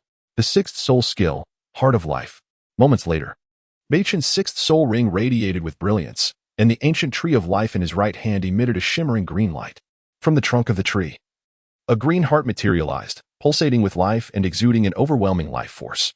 With the emergence of this heart of life, the previously withered trees around them revitalized, slowly transforming towards the direction of the soul beast. This exemplifies the terrifying aspect of Beichen's 6th soul skill. It concentrated the vast life force of the ancient tree into a singular heart, endowed with unparalleled healing capabilities. When the soul skill is activated, as long as the soul master clings to life, even if by a mere thread, they will be restored to their former state. Furthermore, the heart of life possesses a miraculous effect. As long as it remains intact, any injuries sustained during that time will heal instantaneously. Chapter 59. The evolution of the martial soul. The heart of life can sustain itself for an extended duration, though the precise length of time depends on the strength and condition of the severely injured individual. In an instant, the verdant heart of life before Beichen entered the boy's body, halting the loss of vitality within him. The heart of life remained within the boy, contending with the essence of a century-old soul beast crystal, subtly suppressing its formidable aura. "Let us proceed. Take him back," Beichen declared. Observing that the boy's vitality had been entirely stifled, he retracted his martial soul and gently nodded. As soon as he spoke, he lifted the boy by his clothing and advanced forward. Upon hearing Beichen's words, Ning Rongrong and the others shook off their earlier shock, quickly witnessing Beichen's vigorous lift of the boy, akin to carrying a small chick. They couldn't help but chuckle at the sight. Beichen remained as forceful as ever. The group shook their heads in bemusement, remaining vigilant of their surroundings. The previous scent of blood may have attracted other soul beasts, so they carefully departed from the Sunset Forest and returned to the Seven Treasures Glazed Tile School. At the Seven Treasures Glazed Tile School, Beichen brought the boy to his chamber. Meanwhile, he contemplated how to eliminate the shattered century-old soul beast crystal within the boy. Though his heart of life could endure for a considerable time, it was clearly not a permanent solution. The immediate priority was to assist the boy in fully absorbing the soul beast crystal and simultaneously aid in the evolution of his martial soul. This boy was already designated as a student of the Seven Treasures Glazed Tile Academy. As the captain, it was only fitting for Beichen to help him resolve the peril within. Beichen gently nodded and positioned himself behind the boy, propping him up. His hands, imbued with rich life energy, surged into the boy's body. Boom. In the next moment, a tremendous force surged through the boy, causing the century-old soul beast crystal to erupt with a powerful aura, clashing against Beichen's life energy. Humph. Beichen observed the crystal's offensive. A mere object reduced to such a state still daring to unleash its power against him. With a calm smile gracing his face, he infused the boy with death energy, tightly enveloping the century-old soul beast crystal, which, despite containing the entirety of the soul beast power and essence, dared not act recklessly before him. Indeed, as the death energy enveloped the century-old soul beast crystal, the chaotic aura was swiftly subdued. A devilish smile crept across Beichen's handsome visage as he began to gradually deconstruct the soul beast crystal, simultaneously enhancing the boy's physique and fortifying his martial soul. Roar. The boy's martial soul manifested, revealing a colossal wolf-like spirit behind him. The magnificent wolf, adorned in contrasting black and white fur, exuded an aura of majesty. As the soul beast crystal rapidly vanished, the boy's celestial moon wolf martial soul grew increasingly enigmatic, its once white fur now transformed into an inky black, radiating the essence of a supreme martial soul. The moment the soul beast crystal dissipated, all changes within the boy came to a halt. The heart of life vanished, having been entirely consumed to restore the boy's injuries. His martial soul successfully evolved, the wolf's form expanding several folds, exuding an imposing presence. The deep black fur seemed to pierce the air, and his sharp wolf eyes emanated a kingly aura. Indeed, the martial soul had evolved into a top-tier wolf martial soul, a fitting tribute to the century-old soul beast crystal. Beichen nodded in satisfaction upon witnessing the boy's martial soul attain such a pinnacle, noting that the boy's soul power had similarly risen by approximately 5 levels. It is said that soul masters cannot absorb the powers of soul beasts. However, the serendipitous alignment of the boy's martial soul's essence with that of the century-old soul beast crystal allowed for a seamless integration. As the crystal willingly disassembled its power to merge with the boy's celestial moon wolf martial soul, had any single condition been lacking, the boy would have undoubtedly perished, devoid of any chance for survival. Moments later, the boy stirred his fingers, gradually opening his bewildered eyes. Once fully cognizant, he abruptly sprang up, his body tense and poised for combat, eyes scanning his surroundings warily. "You're awake." Beichen, noticing the boy's movements, calmly turned his head, a smile adorning his face. Observing the boy's reaction, Beichen refrained from speaking further, understanding that the boy had likely been fleeing from pursuers before losing consciousness, making such a stance quite natural. "Who are you? Where am I?" the boy exclaimed, startled by Beichen's voice, his expression shifting to one of caution. It is quite rare for an individual to maintain composure upon awakening in an unfamiliar setting. "I am merely a disciple of the Seven Treasures Glazed Tile School. You are safe here, rest assured, no one will pursue you," Beichen replied, alleviating the boy's concerns. "Did you save me?" The boy, relieved to learn he was within the Seven Treasures Glazed Tile School, exhaled deeply. He had previously been pursued by the Blue Lightning Tyrant Dragon clan, aware that the Seven Treasures Glazed Tile School seldom interacted with them. Despite this, a sliver of wariness lingered in his heart. At that moment, the boy sensed an inexplicable recovery of his injuries. Previously wounded while evading the Blue Lightning Tyrant Dragon clan, he had stumbled upon a cave, drawn in by a powerful and mysterious soul beast crystal within. In a desperate bid for survival, he had swallowed it without hesitation. Yet, the instant he did, his soul power erupted into chaos, and with the clan in pursuit, he had fled in panic, unable to suppress the turmoil within, ultimately rendering him unconscious from the overwhelming energy. Upon awakening here, he felt the turmoil in his soul power had completely subsided. How has my strength increased so dramatically? The boy marveled at the changes within him, astonished to discover that his soul power had inexplicably surged by 5 levels. He promptly summoned his martial soul, only to find his celestial moon wolf had undergone a remarkable transformation, emanating the aura of a premier martial soul. It was noteworthy that his previous celestial moon wolf martial soul had merely been an ordinary one, with innate soul power barely reaching 5 levels. Chapter 60. Joining the 7 Treasures Glazed Tile Academy, awakening from a deep slumber. The young man was astonished to find that not only had his soul power inexplicably increased by 5 levels, but his martial spirit had also evolved into a top-tier one. Clearly taken aback by this extraordinary turn of events, he recognized that the smiling figure before him, Beichen, was the catalyst for such a profound change. Thank you for saving my life. May I ask your esteemed name? I am Lin Yuan, he expressed with sincere gratitude as he rose from his bed and approached Beichen. Although he lacked formidable strength, he had always understood the importance of gratitude and reciprocity. Beichen had not only saved his life but had also healed his internal injuries, resulting in a remarkable enhancement of his capabilities. In a sense, Beichen had altered the trajectory of his future. Previously, with an ordinary Tianwei wolf martial spirit, Lin Yuan might never have aspired to break through to the rank of Soul King. However, with his martial spirit now transformed into a top-tier one, he found himself facing a future brimming with possibilities, even harboring a faint hope of reaching the legendary Soul Douluo rank. I am Beichen, Beichen replied, nodding in appreciation at Lin Yuan's earnest demeanor. Through his investigative gaze, he had gleaned nearly all there was to know about Lin Yuan, including his character. Otherwise, he would not have expended his soul skills to assist someone he had just met. Furthermore, the 7 Treasures Glazed Tile Academy was indeed in need of 2 students. And Lin Yuan's newly evolved top-tier martial spirit made him an ideal candidate for the institution. Thank you for your life-saving grace. Should you require any task of me, I will face any peril without hesitation, Lin Yuan declared suddenly, his expression turning serious. Beichen nearly burst into laughter at Lin Yuan's earnestness but managed to suppress it at the last moment, realizing the sincerity behind his words. He had not anticipated Lin Yuan's forthright nature and deemed the notion of facing peril unnecessary. In that case, I do have a request for you, Beichen said, maintaining a calm demeanor as he recalled his earlier intention. Given Lin Yuan's willingness to assist, he felt assured that the youth would not refuse his invitation to join the 7 Treasures Glazed Tile Academy. Please, speak freely. I shall endeavor to fulfill any request within my capacity, Lin Yuan replied, his face lighting up with excitement at the prospect of aiding Beichen. He had never enjoyed being indebted to others, as he believed that the most challenging debts to repay were those of kindness. It is quite simple.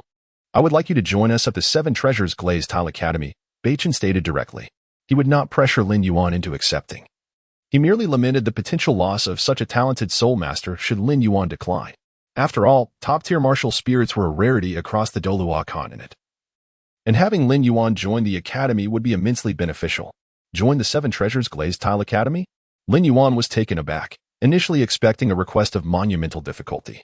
As his expression shifted to one of confusion, he recalled the academy's reputation, established by the 7 Treasures Glazed Tile sect less than a year prior. This realization plunged him into a state of indecision. Despite being an orphan, he longed for freedom and did not wish to be bound by any faction. However, upon encountering Beichen's serene smile, Lin Yuan steeled his resolve and declared, I choose to join the 7 Treasures Glazed Tile Academy. His hesitation stemmed from both a desire to repay Beichen's kindness and an acknowledgement of his own weakness. He recognized the necessity of improving his strength. He surmised that Beichen held a significant position within the academy, and recalling the overwhelming energy that had surged through him earlier, he felt an undeniable urge to strengthen himself. The ease with which Beichen had alleviated his crisis and enhanced his soul power reinforced Lin Yuan's conviction that joining the academy would enable him to fulfill his aspiration for strength. Excellent. You have made a wise choice. Welcome to the family of the 7 Treasures Glazed Tile Academy. Now, follow me. And I will introduce you to the other 4 students, Beichen exclaimed, his face aglow with joy at Lin Yuan's acceptance. He intended to familiarize Lin Yuan with the others while also advising him to brace himself for what lay ahead. If Lin Yuan were to learn about the prowess of Ning Rongrong and the others, he would undoubtedly be astounded. Not only Lin Yuan, but anyone on the Douluo Continent would be awestruck by their abilities. Lin Yuan's expression turned perplexed as he struggled to comprehend Beichen's cryptic remark.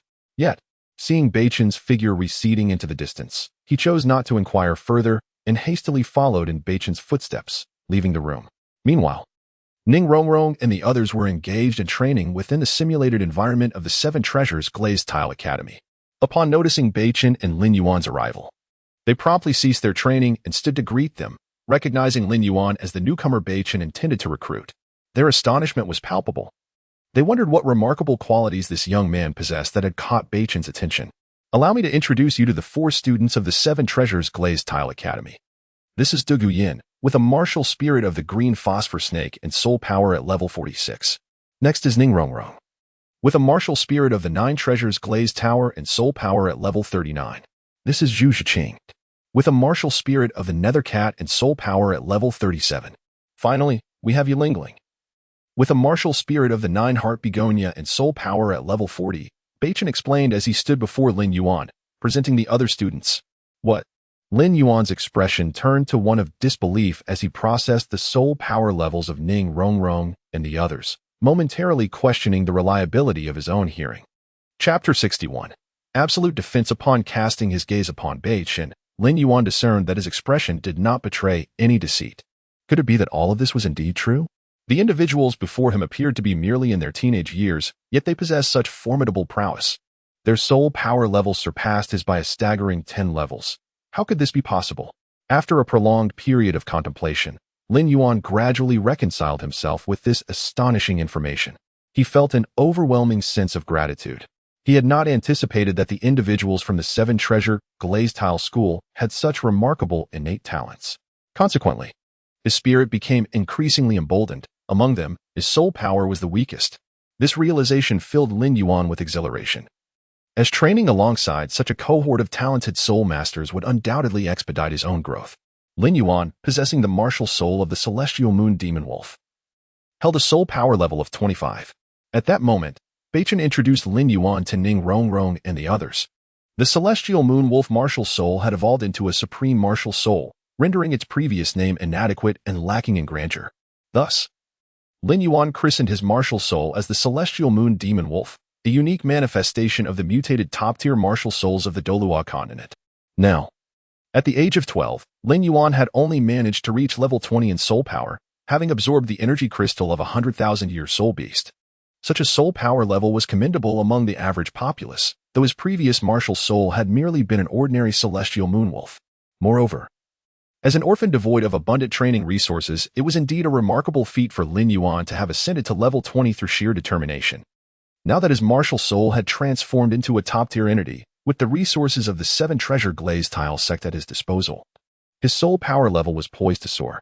However, to catch up with Ning Rongrong and her companions would undoubtedly require considerable time and immense effort. Welcome to the family of the Seven Treasure Glazed Tile Academy. After becoming acquainted with one another and understanding each individual's capabilities, Ning Rongrong and the others warmly welcomed Lin Yuan. Thank you. Lin Yuan felt deeply moved by their response. As an orphan, he had seldom experienced genuine concern, yet he could perceive that everyone before him treated him with sincerity. This is the simulated training environment of the Seven Treasure Glazed Tile Academy, which accelerates soul power cultivation. You should visit here frequently for training, as your strength is somewhat lacking, Beichen stated directly, urging Lin Yuan to utilize this opportunity for growth. Understood, Captain, Lin Yuan replied, straightening his posture and speaking earnestly. Without Beichen's reminder, he would have frequently visited this place to enhance his abilities. His eyes sparkled with fervor, fully aware that the simulated training environment was a privilege reserved for the pinnacle of forces in the Douluo Continent. The benefits of training within such an environment were unimaginable, and he never expected to have the chance to do so in his lifetime. He was grateful to Beichen for inviting him to join the Seven Treasure Glazed Tile Academy and felt fortunate that he had not declined Beichen's request at that time. After conveying these thoughts, Beichen nodded in satisfaction before departing with purposeful strides. At that moment, Yilingling, observing Beichen's departure, gracefully followed in his wake. Once they had left the area, Beichen turned to Yilingling, a puzzled expression crossing his face as he inquired, "Lingling, is there something you wish to discuss? I intend to inform you about the changes to my nine-heart begonia martial soul. I neglected to examine its condition after hastily leaving the sunset forest." Yi Lingling replied with a calm demeanor, eager to share the evolution of her martial soul with Beichen. The additional capability of her second soul skill was astonishingly extraordinary, filling her with indescribable excitement. "Oh, what is the additional capability of your second soul skill?" Beichen responded, suddenly recalling that he had yet to inquire about the enhancements following Yi Lingling's absorption of her fourth soul ring. Upon absorbing the fourth soul ring, my second soul skill similarly unlocked an additional ability, yet my soul power did not increase even slightly. It appears as though all of my soul power was expended to activate the additional capability of the second soul skill. Yi Lingling explained her current state. Logically, her fourth soul ring was of 6,000 years in age, and absorbing it should have raised her soul power by at least 2 levels. Yet, her soul power remained eerily stagnant, not increasing in the slightest. "Oh, is that so?"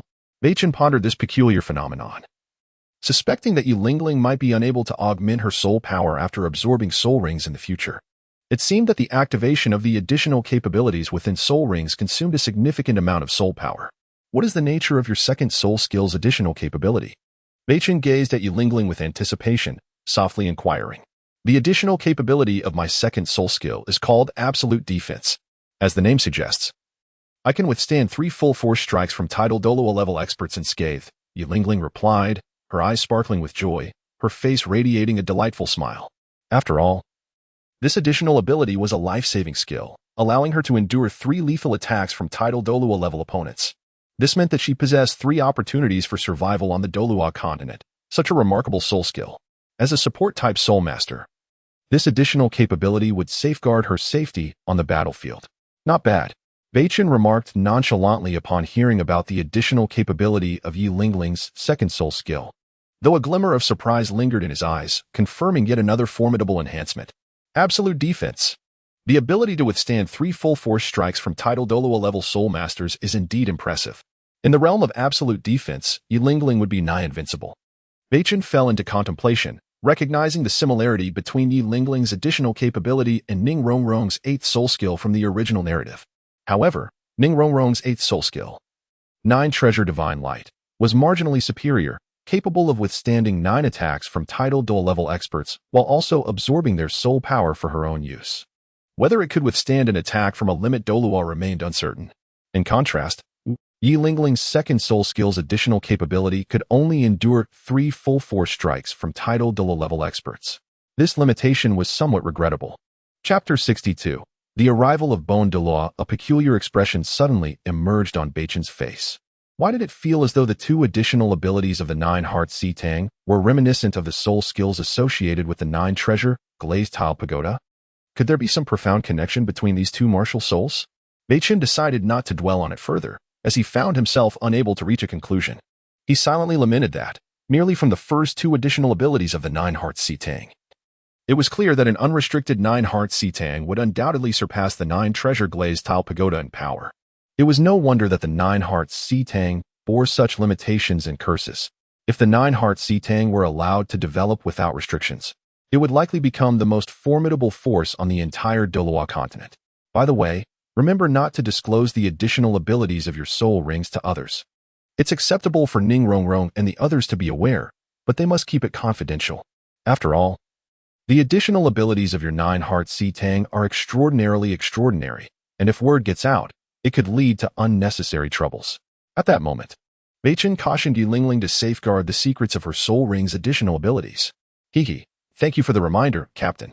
Upon hearing Beichen's concern, Yi Lingling's eyes sparkled with joy as she flashed a playful smile. She then turned and returned to her simulated training environment to solidify her strength. After Yi Lingling departed, Beichen turned and left, heading back to his own quarters. Time flowed gently, and before long, an entire night had passed. The dawn broke, and the newborn sunlight bathed the earth, heralding a new beginning. At that moment, in the plaza of the 7-treasure glazed tile academy, Beichen and his 5 companions stood in the courtyard, engaging in duels 2 at a time, familiarizing themselves with each other's soul skills and combat styles. This was a means to refine their combat techniques and enhance cooperation within the team. Suddenly, a man appeared from a distance, exuding a restrained aura, resembling an unremarkable individual. "Grandpa Bone, you're here," Beichen exclaimed joyfully upon spotting Bone Douluo not far away. He had not anticipated that Bone Douluo would take the time to visit the Seven Treasure Glazed Tile Academy today. "I came to observe how the Seven Treasure Glazed Tile Academy has developed," Bone Douluo replied, his gaze landing on Beichen. "Oh, Xiaoqin, you've successfully recruited 3 more individuals?" Upon seeing the unfamiliar Yi Lingling, Zhu Qing, and Lin Yuan, Bone Douluo's tone reflected his astonishment. In just a few days, Beichen had brought in 3 more talented soul masters. With his title Douluo level insight, he could easily discern that these new students at the Seven Treasure Glazed Tile Academy possessed extraordinary talents. It was likely that each of them harbored top-tier martial souls and substantial soul power. Otherwise, Beichen would not have deemed them worthy of his attention. Bone Douluo's gaze subtly shifted toward Yi Lingling.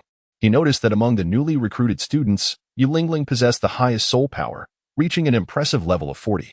Simultaneously, he sensed a faint aura of suppression emanating from her martial soul. However, the disparity in strength between them rendered this suppression nearly negligible.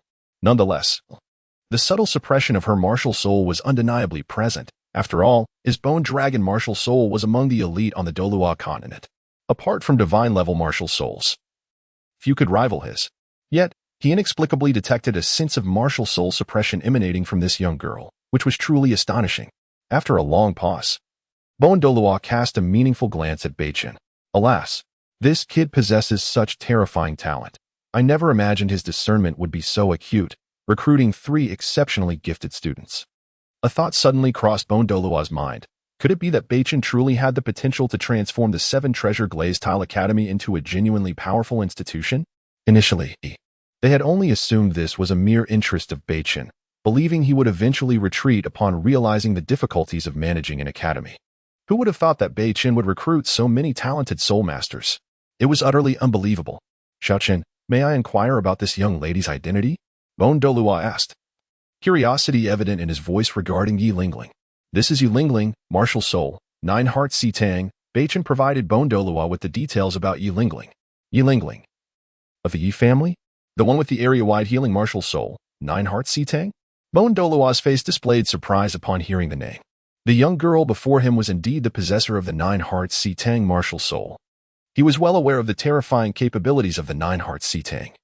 And to think that Beichen had recruited her into the Seven Treasure Glazed Tile Academy was truly impressive. In an instant, Bone Douluo sensed something amiss. Yi Lingling's martial soul, the 9 heart Si Tang, belonged to the same echelon as his Bone Dragon martial soul. These 2 top-tier martial souls would not exert suppression on one another. Could it be that the 9 heart Si Tang had undergone a mutation? "Young lady, may I see your martial soul?" Bone Douluo asked, curiosity gleaming in his eyes as he sought to ascertain whether Yi Lingling's martial soul had indeed mutated. "Certainly." Yi Lingling nodded gently, taking a small step back, her right hand gathering soul power as she danced gracefully in place. A golden 9 heart Si Tang martial soul silently manifested before her. With a flourish, a magnificent golden light, imbued with astonishing healing power, radiated from Yi Lingling, enveloping her entirely. Is this the 9 hearts Si Tang martial soul? Only when Yi Lingling's golden 9 heart Si Tang emerged did Bone Douluo truly perceive the suppression of martial soul power. He was absolutely certain of his perception. Gazing at Yi Lingling's golden 9 heart Si Tang, he murmured in bewilderment, "I have seen the 9 heart Si Tang before. How could it possibly be golden?" After a brief moment, Bone Douluo focused intently on Yi Lingling's martial soul. It indeed resembled the 9 heart Si Tang, yet the color was entirely mismatched. Furthermore, the life force emanating from this golden 9 heart Si Tang was pure and potent, far beyond what he had previously known. "Grandpa Bone." Lingling's 9 hearts Si Tang martial soul evolved due to the consumption of a divine herb. Beichen observed Bone Douluo's puzzled expression and subtly shook his head. After all, the only plausible explanation for Yi Lingling's martial soul transformation was the consumption of divine herbs. In truth, her martial soul had changed due to the influence of 2 divine herbs, but her martial soul's life and death force played a supporting role. "Ah, I see." Upon hearing this, Bone Douluo nodded appreciatively. It was indeed reasonable that such extraordinary divine herbs could facilitate the evolution of the 9 hearts Si Tang martial soul. Chapter 63. The pressure of soul power. He, alongside the sword Douluo and Ning Fingxi, had consumed a miraculous herb, which continued to benefit them immensely, significantly enhancing their cultivation speed compared to the past. Now, with some leisure time at hand, he decided to assess their abilities. Moments later, Douluo observed the talented soul masters before him and articulated his intentions. He planned to guide them thoroughly, enabling them to avoid unnecessary detours on their future paths of cultivation. As a genuine titled Douluo, his experience in cultivation was invaluable. Countless soul masters across the continent longed for the guidance of a titled Douluo. As soon as Douluo's words fell, apart from Ning Rongrong, Dugu Bo, and Beichen, the other three displayed expressions of astonishment, standing rigidly in place. The cultivation experience of a titled Douluo held immeasurable advantages for them, facilitating a smoother journey in their future cultivation endeavors. Fortuitously, Lin Yuan had joined the Seven Treasure Glazed Tile School. At that moment, he gazed at Douluo with admiration.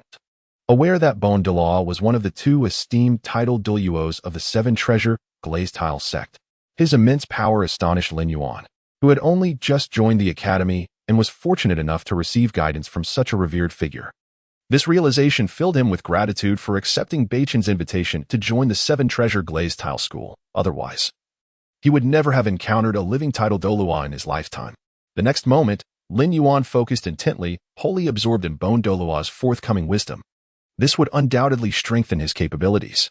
Before imparting my knowledge of soul power cultivation, let us engage in a little game, Douluo announced with a beaming smile.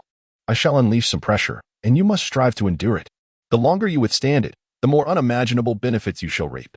Without granting them a moment to react, Douluo released a torrent of formidable tidal Douluo-level pressure, enveloping the entire area.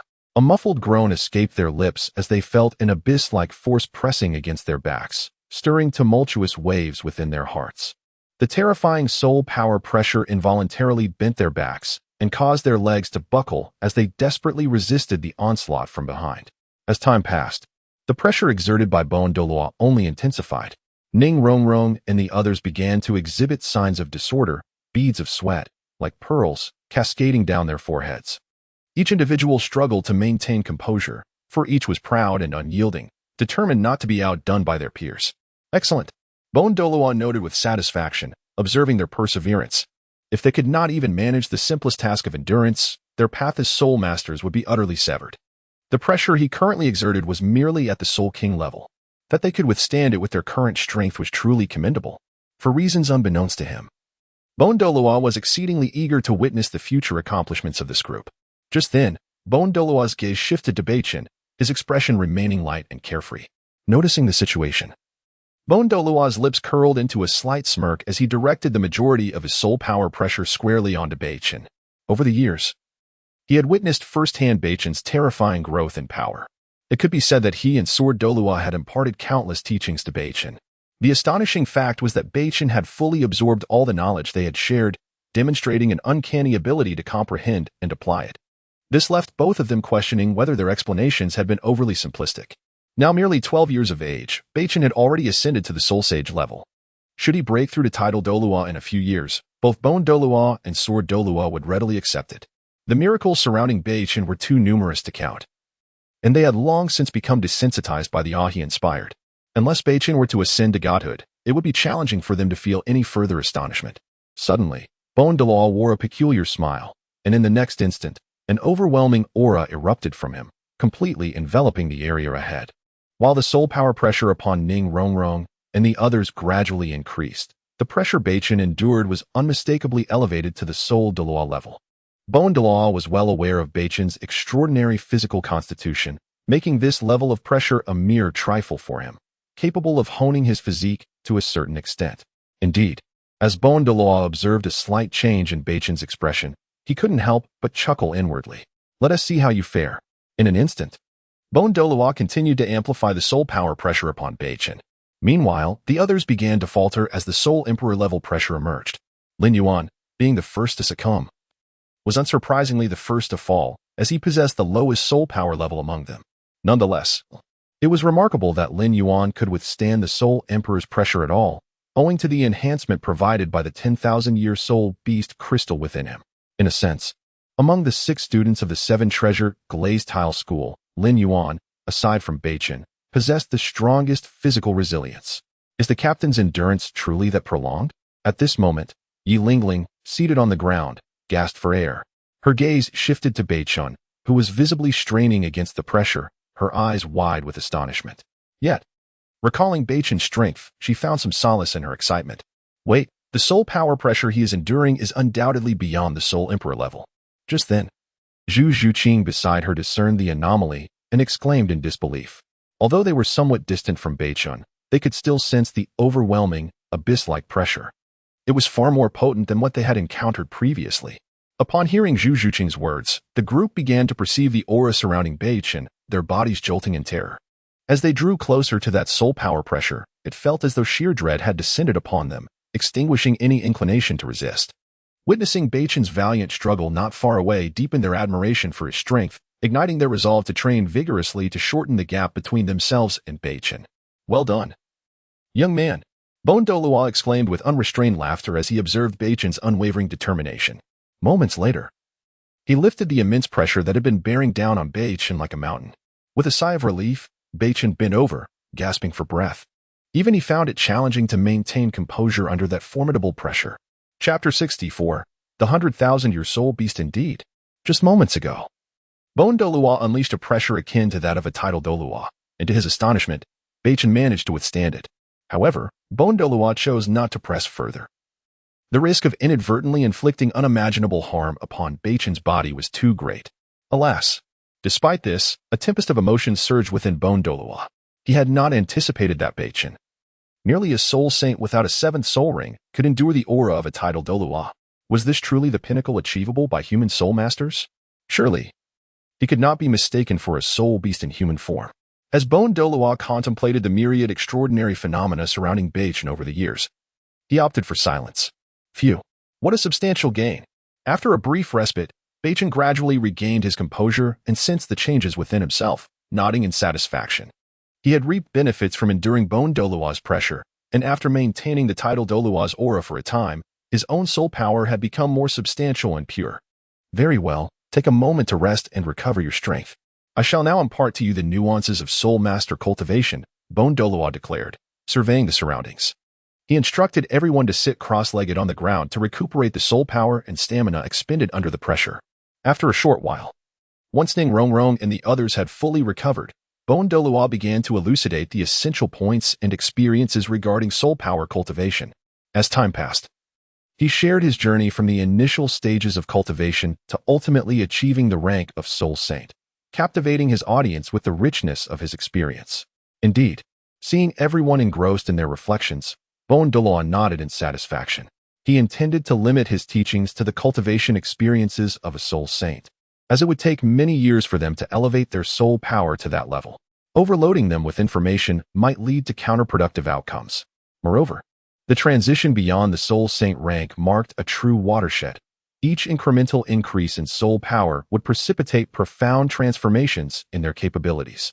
Observing the group lost in contemplation, their soul power swirling around them, Douluo couldn't help but marvel. To what heights would these young men and women ultimately ascend? Undoubtedly, their eventual achievements would likely reach at least the level of a soul Douluo. Xiaochen, accompany me, Douluo said, turning to the idly standing Beichen with a hint of irritation. Douluo made no comment regarding Beichen's lack of attention to his teachings. Beichen's talent was simply too formidable for ordinary comprehension. Whether he listened or not bore little consequence. At this moment, Beichen had already transcended to the rank of soul saint, rendering much of Douluo's advice rather ineffectual for him. Grandpa Bone, may I inquire as to why you called for me? Beichen followed Douluo into a chamber at the Seven Treasure Glazed Tile School, his face a canvas of curiosity. I have come to the Seven Treasure Glazed Tile School today, not only to observe your training progress, but also to convey a matter of utmost importance. Douluo replied with a beaming smile, his tone imbued with an air of profound mystery. What is it? Beichen felt a flush of embarrassment at Douluo's theatrics. He wondered from whom Douluo had learned such captivating speech. Your seventh soul ring has been located, Douluo declared, observing Beichen's expression before clearing his throat and speaking directly. They had expended considerable effort to assist Beichen in locating a 100,000-year soul beast. Finally, fortune smiled upon them. A few days prior, a thunderous calamity was reported in the Sunset Forest. It is well known that the appearance of such a storm signifies either a powerful soul beast undergoing tribulation or the presence of rare treasures. Consequently, formidable soul masters ventured into the depths of the sunset forest, where they indeed discovered a soul beast that had surpassed the 100,000-year threshold. Though that soul beast had already successfully endured its tribulation, it remained in a weakened state. Regrettably, upon receiving this news, no soul master dared to venture into the depths of the forest to slay the 100,000-year soul beast. After all, it was a 100,000-year soul beast. Such a creature, along with its corresponding soul ring and soul bone, was an exceedingly rare treasure across the Douluo Continent. Ultimately, rationality prevailed over greed, even in a weakened state. A 100,000-year soul beast was not something an ordinary title Douluo could contend with. The news spread swiftly to the 7-treasure glazed tile school. Upon receiving this information, Douluo made a special expedition into the sunset forest, where he indeed found a 100,000-year soul beast grievously injured by the thunderous calamity. He returned post-haste to the 7-treasure glazed tile school to relay this news to Sword Douluo and Ning Rongrong. Slaying the soul beast during its moment of weakness would significantly mitigate potential casualties. Really? Beichen's heart brimmed with joy upon hearing that Douluo had located a 100,000-year soul beast. A sudden realization struck him. Could it be that the two publicly known 100,000-year soul beasts in the Stardoe Forest, the Titan Giant Ape and the Sky Blue Bull Python, were now in play? Deep within the Sunset Forest, a soul beast that had just undergone tribulation was undoubtedly in a vulnerable condition. If they acted swiftly, they could slay this soul beast and secure the 7th soul ring for Beichen. Upon hearing this, Douluo meticulously relayed every detail of their findings to Beichen. Simultaneously, he cast an envious glance at Beichen. Under normal circumstances, this 100,000-year soul ring would surely be absorbed by him. The mere thought of Beichen's soul ring configuration, 6 black and 1 red, caused even the composed Douluo to gasp in astonishment. It was unimaginable that Beichen's 7th soul ring was poised to be a 100,000-year soul ring, a rarity on the entire Douluo continent. Very well.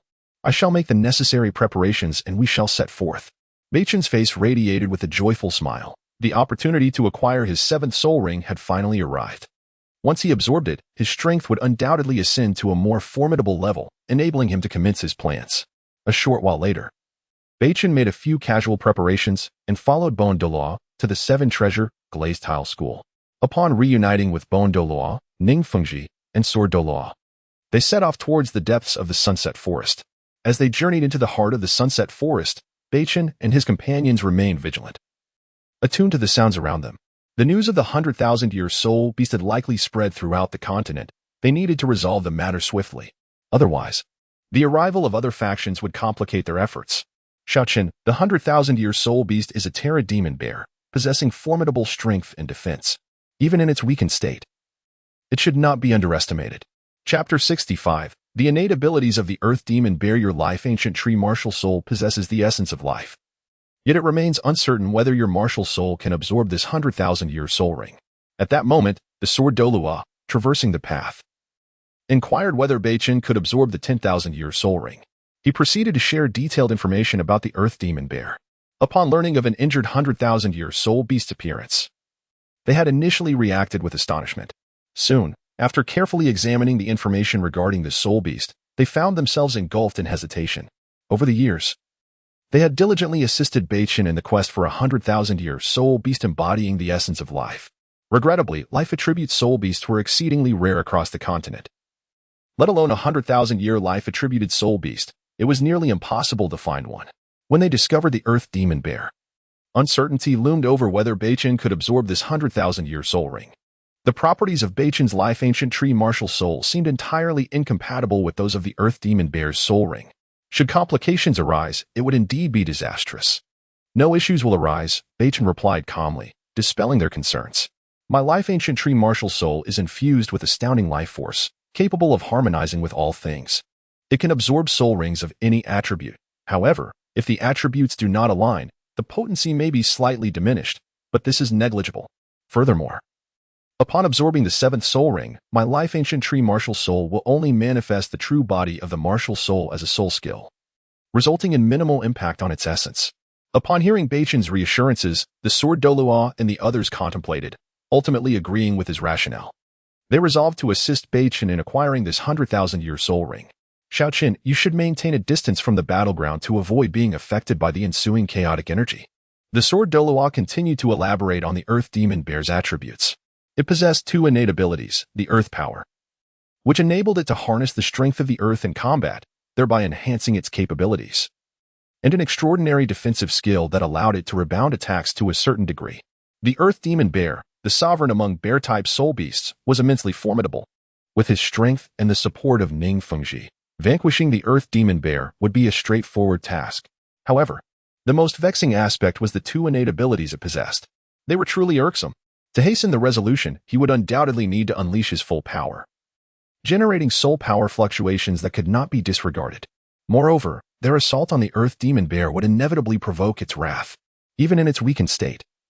The ferocious aura of 100,000-year soul beast would resonate widely. Understood. Beichen nodded gently, his gaze shimmering with contemplative depth. He pondered the extent of his own strength, realizing that the seemingly feeble 100,000-year Earth Demon Bear could serve as an excellent testing ground if he proposed to engage in battle with the Earth Demon Bear. The Sword Douluo and the others would likely object. Thus, he would have to devise alternative means to assess his capabilities. Moments later, the expressions of the Sword Douluo and his companions turned grave. As they ventured deeper into the sunset forest, they could sense an oppressive presence. Yet within the overwhelming aura of the 100,000-year soul beast lay an undercurrent of decay, indicating that the soul beast had not fully recovered from the injuries sustained while resisting the heavenly tribulation. Nevertheless, Bone Douluo's serious demeanor suggested that the Earth Demon Bear's aura had grown stronger than before, indicating some recovery of its injuries. They were fortunate to have arrived today. Had they delayed for a few more days, it would have fortified its strength and healed its wounds, complicating their efforts to eliminate it. The Sword Douluo and his companions subdued their presence, their breaths becoming measured as they swiftly approached the valley ahead. Upon reaching the mountain's peak, they beheld a massive bear sprawled in the valley's center, absorbing surrounding soul power to mend its wounds. Its brown fur blended seamlessly with the valley, while arcs of dark purple electricity flickered across its body, a testament to the lingering power of the heavenly tribulation yet to be dispelled. A dark gash on the bear's back continuously oozed blood, presumably a consequence of the terrifying heavenly tribulation. Fingji, assist me in swiftly eliminating this Earth Demon Bear. The Sword Douluo commanded. Old Bone, patrol the perimeter to ensure no other forces encroach upon this area while also safeguarding Xiaoqian's safety. At that moment, he noticed the Earth Demon Bear was preoccupied with absorbing soul power and had not detected their approach. He whispered his plan, determined to unleash his most potent attack to resolve the encounter swiftly. In the meantime, Ning Rongrong, having ascended to Soul Douluo after absorbing the 8th Soul Ring, had significantly enhanced his support capabilities. Coupled with his absorption of the sword grass, both his sword energy and soul power had seen remarkable improvement. He felt confident in his ability to eliminate the Earth Demon Bear in a remarkably short span of time. Rest assured, engage in battle without worry. If you find yourself unable to contend with the Earth Demon Bear, feel free to call for my assistance. Bone Douluo teased the Sword Douluo. Humph. The Sword Douluo shot Bone Douluo an exasperated glance. Given his strength alongside Ning Rongrong's support, losing to an injured 100,000-year soul beast would be utterly humiliating. In the next instant, Bone Douluo lifted Beichen by the collar, vanishing from sight. Beichen, caught in Bone Douluo's grasp, felt utterly speechless. Did he not care for his dignity? Recognizing this, Beichen quickly wriggled free and sprinted away into the distance. Chapter 66, Soul Skill, Light of the Stars Wind Chi. Let us commence and swiftly deal with this Earth Demon Bear, Sword Douluo declared gravely as he turned to Ning Rongrong. As soon as he finished speaking, he opened his palm, and a surge of soul power flowed forth, with the ice blue 7 kills sword martial spirit hovering above his palm, releasing an awe-inspiring sword aura. The 7th soul skill, true body of the weapon spirit. The 7th soul ring around Sword Douluo radiated an intense black light, and a formidable sword aura surged into his being. At that moment, Sword Douluo's strength was enough to shake the heavens, with a terrifying aura enveloping the entire area. Roar. The Earth Demon Bear, which had been recuperating, sensed a deadly threat and turned its massive body toward the source of the fierce 7 kills sword. It let out an enraged roar. These accursed human soul masters had disturbed it time and again. It would not remain docile. It was no sickly bear. In the next instant, the Earth Demon Bear angrily pounded its chest, and the overwhelming pressure of 100,000-year soul beasts spread throughout the valley, surging wildly in all directions. The surrounding weaker soul beasts, feeling this immense pressure, prostrated themselves, too terrified to move a muscle. 8th soul skill, Light of the Stars. Upon witnessing Sword Douluo unleash his martial spirit's true form, Ning Rongrong swiftly retreated. The blue radiance of the star tower cascaded down, enveloping Ning Rongrong in the celestial power of the stars, as the light from his 8th soul ring shone brilliantly. Suddenly, a dazzling array of starry energy appeared, enveloping Sword Douluo. Wenji, every time you employ your 8th soul skill, I am profoundly astonished, Sword Douluo remarked, feeling the enhancement from Ning Rongrong's support. After a brief moment, the 7-kill sword martial spirit became even more formidable, and Sword Douluo's power reached its zenith. He sensed the energy within him and couldn't help but exclaim in awe. After all, Ning Rongrong's 8th soul skill was extraordinarily potent. It was no wonder it was derived from the celestial herb-enhanced Star Tower martial spirit. Following the absorption of the 8th soul ring, Ning Rongrong's 8th soul skill was exceedingly formidable. By channeling the Star Tower, he unleashed a vast array of starry light that augmented the attributes of the supported individual by 80%. Moreover, the celestial power carried a ferocious offensive capability, also enhancing the soul master being supported, enabling them to unleash even more powerful soul skills. Furthermore, there existed an even more extraordinary ability. Ning Rongrong could concentrate all the celestial power from the Star Tower through his 8th soul skill to deliver a devastating blow. In a sense, this granted Ning Rongrong a means of self-preservation. Uncle Jian, you must be cautious. Ning Rongrong warned Sword Douluo, his expression one of vigilance. After uttering these words, he quickly distanced himself from the area, for the battle between a tidal Douluo and a 100,000-year soul beast was not to be taken lightly. Sword Douluo fixed his gaze upon the earth demon bear, his expression growing exceedingly solemn, as the 7-kill sword martial spirit floated before him. Instantly, a terrifying sword aura surged forth, aiming directly at the earth demon bear. Roar! The earth demon bear, upon seeing the approaching sword aura, unleashed a tremendous force, propelling itself forward. A glimmer of caution flickered in its enormous eyes. Having barely survived the tribulations of a 100,000-year soul beast, its injuries were evidently not yet healed. Moreover, the strength of this human soul master was vastly superior to that of the previous soul masters it had encountered. At that moment, the earth demon bear felt a desire to retreat. It resolved to settle the score with this human soul master once its injuries had fully healed. However, the immediate priority was to escape from this perilous situation. Boom! The earth demon bear struck the ground with both fists, condensing the rich power of the earth into a yellowish shield, ready to withstand the onslaught of the incoming sword energies. Bang! As the two forces collided, the earth demon bear was forced to retreat repeatedly, relying on the earth beneath it to withstand the relentless sword aura. It could hardly unleash its full strength, as the human soul master's soul skill was overwhelmingly powerful. The continuous barrage of attacks left it struggling to cope. Human soul master, I have not provoked you. Why do you persistently pursue me? The furious voice of the earth demon bear echoed in Sword Douluo's ears. As a soul beast that had transcended to 100,000 years, it possessed human-like cognition and could articulate speech. I seek you out solely for your soul ring and soul bone, so you might as well resign yourself to becoming a soul ring. Sword Douluo replied with a disdainful smile upon hearing the earth demon bear's words. Having arrived at this point, he was determined to claim the bear's soul ring. In the next moment, Sword Douluo raised the 7-kill sword high above, his eyes radiating an overwhelming sword aura, as the 6th black soul ring on him suddenly illuminated. 6th soul skill, all swords return to the origin. The 7-kill sword in Sword Douluo's hand split into numerous illusory sword shadows, infused with unmatched sword energy. As he channeled his soul power, the number of sword energies multiplied. As the soul skill reached completion, Sword Douluo swiftly gripped the hilt of the 7-kill sword and fiercely swung it toward the earth demon bear. In an instant, countless sword energies swept across the valley like a tempest, piercing directly toward the earth demon bear. Accursed human soul master, you have forced my hand. The earth demon bear intoned, drawing upon the power of the earth. Upon sensing the onslaught of the fierce sword energies, the earth demon bear was engulfed in dread. It felt the sharp sword energies tearing into its flesh, leaving behind gaping wounds. It was known for its formidable defensive capabilities. Few soul beasts of comparable rank could surpass its defenses. Moreover, it was constantly bolstered by the power of the earth, rendering its defenses astonishingly robust. Yet, despite this, it was still wounded by the onslaught of the sword energies, a testament to the sheer ferocity of Sword Douluo's assault. Boom! The earth demon bear pounded its chest in fury, unleashing the overwhelming pressure of a 100,000-year soul beast, causing debris to scatter and the ground to tremble violently. Fissures appearing in the earth.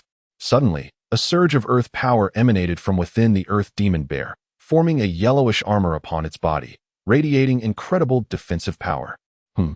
Sword Douluo observed as the Earth Demon Bear unleashed the power of the earth, its aura significantly bolstered.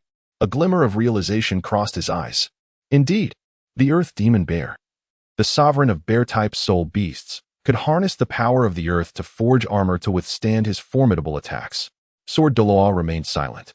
Having previously consumed the sword herb, his sword energy had reached a terrifying level. Though the Earth Demon Bear had enhanced its defense using the power of the earth, it would still find it impossible to withstand the ferocity of his 7 kills sword energy. Chapter 67. A trap of one's own, making the sword Douluo. Clutching the 7-killing sword, vanished from his original position in the blink of an eye, reappearing before the Earth Demon Bear. With his first soul skill, Sword Emergence, the sword Douluo unleashed a brilliant radiance from the 7-killing sword. Wielding this formidable blade, he resembled an invincible sword deity, the icy steel thrusting towards the bear's chest. Roar. The Earth Demon Bear, witnessing the silent approach of the sword Douluo, was unable to disguise the terror in its eyes. The power of the earth coalesced before it, forming a shield to confront this imminent peril. The bear distinctly sensed the lethal threat emanating from the 7-killing sword. Should it attempt to withstand the sword's energy, even as a defensive 10,000-year soul beast, it risked severe injury. In such a scenario, would it not be at the mercy of this human soul master? No. As the monarch among bear soul beasts, it could not allow such an eventuality. In response, the sword Douluo, observing the shield forged from earth power, channeled a more potent sword energy into the 7-killing sword. Boom. The two energies collided, a heavy earth force clashing with the annihilating sword energy, resulting in an explosion that reverberated throughout the valley. The awe-inspiring might obliterated the landscape, leaving only the remnants of their destructive essence to wreak havoc. The sword Douluo staggered back slightly, astonished, while the Earth Demon Bear was forced to retreat hundreds of steps, its injuries exacerbated. A deep gash marred its chest, inflicted by the 7-killing sword, and the mingled sword energy relentlessly tore at the wound, causing unbearable pain.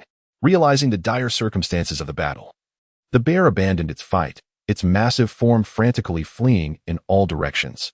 To escape. A fool's dream. The sword Douluo remarked coolly upon witnessing the bear's retreat. To think it could elude him was sheer folly. The Earth Demon Bear was destined for his companion, Xiaochun. It must not escape. In the next moment, the sword Douluo, radiating an awe-inspiring aura, swiftly pursued the bear. With Ning Fengji's assistance, if he could not catch a mere Earth Demon Bear, he might as well find a rock to dash into. Boom. The Earth Demon Bear sensed the formidable presence closing in behind it, filling it with dread. As its injuries worsened, it ground its teeth and halted, channeling its potent 10,000-year soul beast energy into the ground.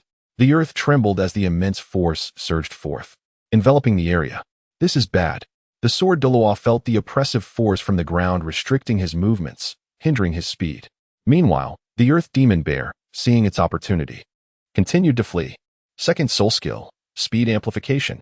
Ning Fengji, noticing the sword Douluo's slowed pace, activated his second soul skill to enhance the sword Douluo's speed to a degree. The sword Douluo felt his speed increase, realizing it was Ning Fengji's support.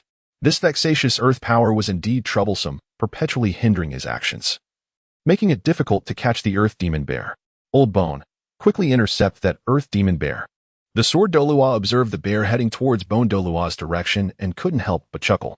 It was unexpected that the Earth Demon Bear would unwittingly walk into its own demise. If they could not handle this injured beast, they were in dire straits. Bone Douluo's expression turned grave as he saw the Earth Demon Bear charging towards him. He immediately instructed Beichen, Xiaochun, stay put and do not leave this place. I shall confront the Earth Demon Bear. Just then, Bone Douluo's demeanor shifted to seriousness as he vanished without a sound. The Bone Dragon martial spirit manifested, unleashing its overwhelming pressure towards the Earth Demon Bear. Damn it! The Earth Demon Bear was taken aback by the emergence of another powerful title Douluo. It had not anticipated stumbling into another's territory, and its panic intensified. This is the end. Little bear, take this. Bone Douluo approached the Earth Demon Bear, channeling his soul power into his palm, launching an assault. Bang! The Earth Demon Bear, realizing the threat, did not dare to underestimate its opponent. It harnessed its ferocious energy into its right fist and retaliated against Bone Douluo's strike. The sound of their clash echoed throughout the skies, relentless and thunderous. Goodness, how strong! Bone Douluo staggered back a step, shaking his fist in disbelief at the bear's immense power. The ground beneath them surged with earth power, continuously gathering within the Earth Demon Bear. Bone Douluo understood that this innate skill of the bear was indeed formidable. He looked up with a smile at the sword Douluo, knowing he too was undoubtedly vexed by the bear's innate abilities. Let us strike together and eliminate this earth demon bear swiftly. The sword Douluo positioned himself opposite Bone Douluo, his gaze fixed on the bear with wary determination. After all, this battle was bound to attract the attention of others, and stronger soul masters could soon arrive. Upon hearing this, Bone Douluo's expression grew serious, his powerful aura surging forth as his 9 soul rings shimmered in succession. The earth demon bear, witnessing the 2 formidable tidal Douluos, was thrown into disarray, uncertain of its next move. Its injuries were severe, and even facing 1 tidal Douluo alone would spell its doom. Who could have foreseen the emergence of 2 tidal Douluos today? Despair gripped the bear's heart, yet, as a 10,000-year soul beast, it would never yield to human soul masters. Moments later, the earth demon bear seemed to reach a decision, its eyes gleaming with a fierce resolve. If you desire my soul rings and soul bones, you shall pay a price. With a furious roar, the earth demon bear leaped into the air and landed heavily on the ground, shaking the earth with its powerful presence. A thick aura of domain power enveloped the bear, continuously augmenting its strength, while the surrounding earth energy sought to completely restrain the powers of Bone Douluo and Sword Douluo. Chapter 68, The Domain of Eartham? Could it actually be a domain skill? At that moment, Sword Douluo and Bone Douluo noticed the restrictions on their powers, their expressions revealing a glimmer of excitement. This earth demon bear had unexpectedly manifested a domain-type skill, and the brilliance in their eyes shone ever more brightly. If Beichen were to absorb the soul ring or soul bone of this earth demon bear, there was a significant chance he could acquire a domain-type skill. For soul masters, domain skills hold an unimaginable allure. It is worth noting that even a tidal Douluo has only a slim chance of obtaining a domain-type skill when absorbing a 9th soul ring. Although Beichen already possessed 2 innate domains, having additional ones would be of no detriment. Moreover, the domain of earth power is indeed remarkable. As long as one stands upon the ground, they can constantly draw upon the power of the earth in battle, the benefits of which are self-evident. Domain-type skills are indeed exceedingly rare. Beichen, who had been standing aside with a calm demeanor, also displayed a hint of astonishment. For a soul beast to develop a domain skill, it must possess either unparalleled strength or an elite soul beast lineage. To his knowledge, among the renowned 10,000-year soul beasts on the Douluo Continent, only the Titan giant ape's gravity domain and the azure bull python's slow domain seem to exist. This 10,000-year earth demon bear, with its earth-like domain, truly deserved its title as the king among bear-type soul beasts. Beichen grew increasingly intrigued by this soul beast, especially since absorbing the soul ring from the earth demon bear would grant him a powerful martial soul true body. However, the 10,000-year soul bone held a far greater chance of bestowing this domain skill. Attack! Bone Douluo and Sword Douluo immediately unleashed their ferocious powers, erupting forth with tremendous might. Ning Rongrong's support enveloped the 2 of them, enhancing their strength to its zenith. 3rd soul skill, Bone Dragon Terror. Bone Douluo bellowed, and his 3rd soul ring suddenly illuminated. The Bone Dragon martial soul swung its massive form wildly, roaring fiercely at the earth demon bear, releasing a series of dragon roars. This was Bone Douluo's 3rd soul skill, Bone Dragon Terror, which unleashed the pressure of the dragon race, suppressing the beast martial soul to 30% of its original strength and simultaneously weakening the enemy's defenses.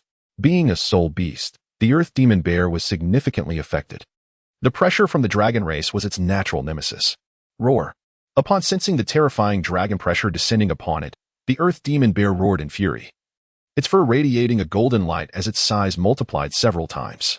4th soul skill, Bone Dragon Devour. Recognizing the formidable strength of the earth demon bear, Bone Douluo activated his 4th soul ring, which shimmered with brilliance. The Bone Dragon martial soul released an even more potent radiance. Boom! The ground beneath the earth demon bear cracked open, revealing a multitude of bone dragons that began to devour the earth power surrounding the bear, binding its movements. Unwilling to be consumed, the restrained earth demon bear let out a roar, fiercely fixating its gaze on Bone Douluo, its overwhelming aura sweeping away everything in its vicinity, causing the surrounding trees and boulders to tremble violently. Suddenly, a gentle breeze swept through as Sword Douluo's eyes shimmered with an extraordinary sword intent. Unity of man and sword. Observing that Bone Douluo had successfully restricted the earth demon bear's movements, he prepared to deliver a decisive blow. He unleashed a soul skill of his own invention. Whoosh! The 7-killing sword martial soul transformed into an incredibly brilliant beam of light, swiftly entering Sword Douluo's body. In an instant, he seemed to embody the essence of the seven-killing sword, emanating an awe-inspiring aura that rippled through the surrounding space. With fingers aligned, a cataclysmic sword chi materialized before everyone. Sword Douluo vanished from his position, thrusting the sword chi fiercely toward the earth demon bear. Sizzle! The explosive sword chi spread outward, tearing a gash in the protective shield formed by earth power around the earth demon bear. Go! Witnessing the breach in the earth demon bear's defenses, Sword Douluo unleashed an even more overwhelming surge of seven-killing sword chi. It surged forth, piercing into the earth demon bear's body, seeking to obliterate its internal vitality. Roar! The earth demon bear, realizing its defenses had been shattered, was filled with terror. The icy, piercing sword chi invaded its body, causing it to feel as though it had plunged into an ice cellar, shattering its internal organs. Bang! The massive bear body collapsed to the ground with a resounding thud, its vitality rapidly diminishing. The earth demon bear's eyes were filled with unwillingness. It had just broken through the 10,000-year limit and had yet to truly display its might.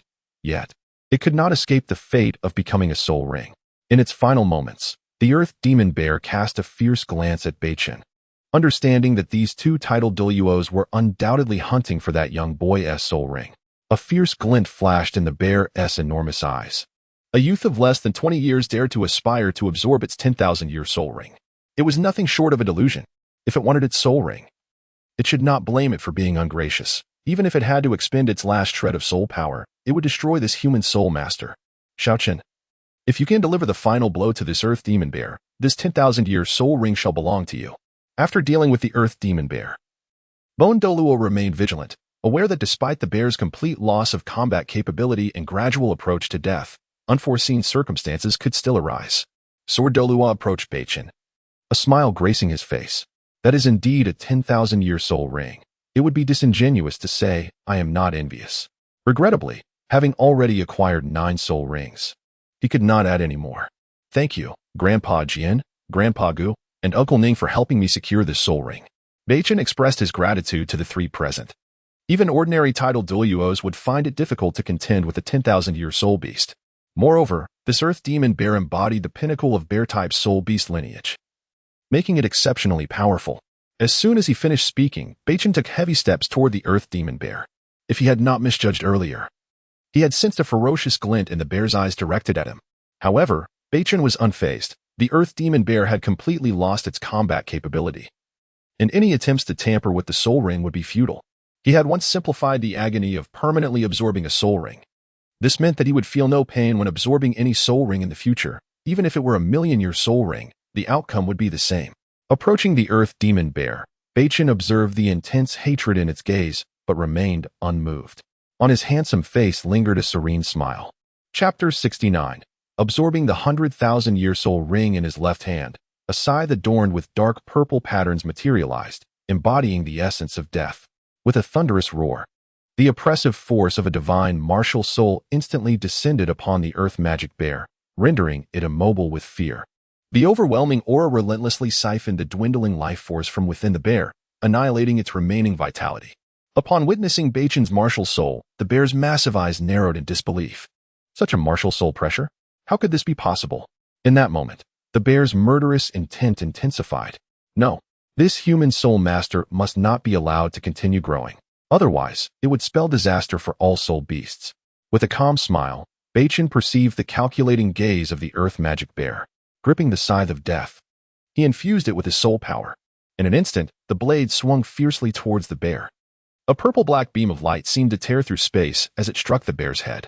The ferocious death energy erupted violently, severing the bear's head from its body. A dense aura of death enveloped the wound, spreading rapidly. Moments later, the energy within the earth magic bear began to coalesce, slowly forming a blood-red 100,000-year soul ring. A majestic pressure emerged, causing the surrounding soul beasts to collapse in submission. Is this the pressure of a 100,000-year soul ring?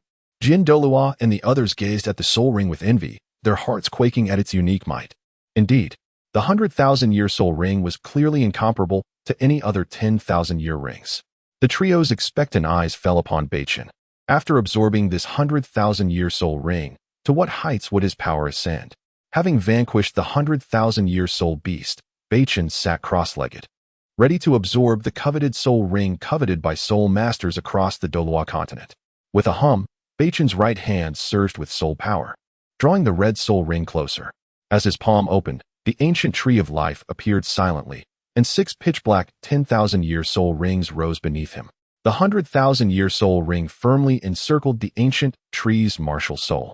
Simultaneously, a torrent of formidable soul power surged into Beichen, allowing him to absorb the ring without any pain. He dispersed the chaotic soul power within his body to enhance his strength. In that moment, Beichen appeared as a sage in deep meditation, his expression serene as he absorbed the soul ring. Were others to witness this scene, they would undoubtedly be astonished. What kind of formidable individual is this? Not only does he dare to absorb a 100,000-year soul ring as a soul sage, but he does so without a hint of distress. If word of this spread, it would surely reverberate throughout the Douluo Continent. Each time Beichen absorbed a soul ring, he left us in awe. Indeed, it is truly perplexing how Beichen experiences no pain during the absorption of soul rings. Guarding the surrounding area, they remained vigilant, determined to prevent any interruptions during Beichen's absorption, although they could not absorb the 100,000-year soul ring themselves. The Earth Magic Bear harbored an invaluable 100,000-year soul bone within. Should other forces learn of this, a fierce battle would inevitably ensue. Thus, they resolved to remain alert, quelling any impending dangers before they could manifest. Suddenly, a flash of yellow light flickered in Beichen's mind. An ethereal remnant of the Earth Magic Bear appeared before him. You, a mere soul sage, dare to absorb my soul ring? How audacious! The bear scoffed upon realizing Beichen's true strength. It believed that if Beichen were attempting to absorb an ordinary 100,000-year soul ring, he might succeed without harm. But this was no ordinary soul beast. It possessed the pinnacle bloodline among bears. For a mere soul sage to absorb its 100,000-year soul ring was tantamount to courting death. However, the Earth Magic Bear underestimated Beichen, who was no ordinary individual. Anything deemed impossible was entirely feasible for him. Die. The bear's remaining soul power surged toward Beichen's mind, aiming to obliterate the human's essence. Since it had perished, it would not allow this young soul master to absorb the soul ring. Such a feeble remnant dares to disrupt my mind. Beichen regarded the bear's spirit with a placid smile. Dark tendrils of death power surged from within him, ensnaring the bear's remnant and relentlessly disintegrating it. No. The bear felt its essence being utterly bound by the death force. Its remaining soul was gradually eroded, and in despair, it let out a howl. It could only watch helplessly as its last fragment was consumed, leaving behind echoes of its wrath in Beichen's mind, resounding endlessly. After vanquishing the bear's remnant, Beichen resumed absorbing the immense soul power contained within the 100,000-year soul ring. Despite having compressed his soul power countless times, the sheer magnitude of the ring's energy allowed him to elevate his strength significantly. As time passed, the 700,000-year soul ring on the ancient tree of life suddenly ignited with a crimson glow. Moments later, Beichen fell into contemplation. Should he transform the prior 6 soul rings into 100,000-year rings? After all, his 7th soul ring had already reached that level. If word of his soul ring configuration were to spread, it would undoubtedly cause a stir throughout the Douluo Continent. As for transforming the 6 remaining rings, it seemed inconsequential.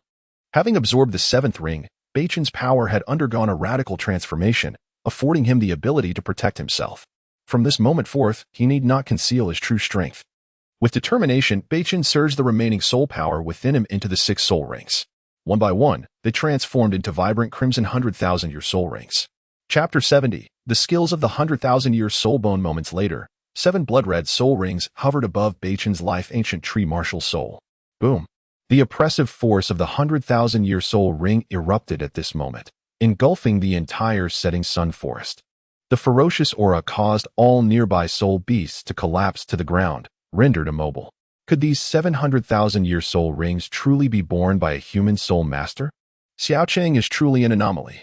The 3-sword Douluos, sensing the disturbance behind them, turned around and witnessed the transformation of Beichen's first 6 10,000-year soul rings into 100,000-year soul rings. Their hearts were so shocked that they felt numb. With bitter smiles, the sword Douluos gazed at Beichen's extraordinary figure, silently shaking their heads.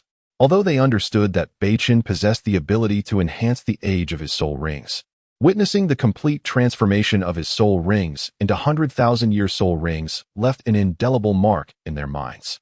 A question arose in each of their hearts. Just how far could Beichen's future growth potential reach? After absorbing the seventh soul ring, Beichen opened his bright eyes in a daze. With a breath of relief, he withdrew his life-ancient tree martial soul and stood up, exuding an air of tranquility. Constraining the chaotic energy within, Beichen transformed into a graceful youth, emanating no discernible aura. Yet, an unconscious vitality radiated from his body, attracting the attention of external entities. Upon seeing Beichen complete the absorption of the soul ring, Sword Douluo hurriedly handed him the soul bone he had previously extracted from the earth demon bear.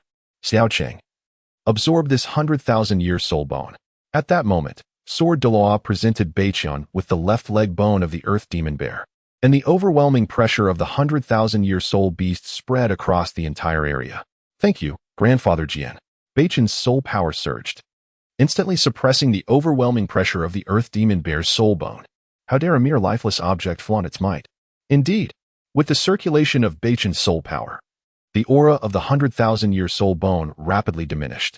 Accepting the soul bone, he sat cross-legged on the ground, preparing to absorb it. Beichen placed the 100,000-year soul bone on his left leg and established a connection with it through his soul power. Boom! In an instant, the soul bone swiftly adhered to Beichen's left leg. An incredibly dense soul power flooded into Beichen's body, swirling wildly. With his eyes tightly closed, Beichen concentrated on absorbing the 100,000-year soul bone.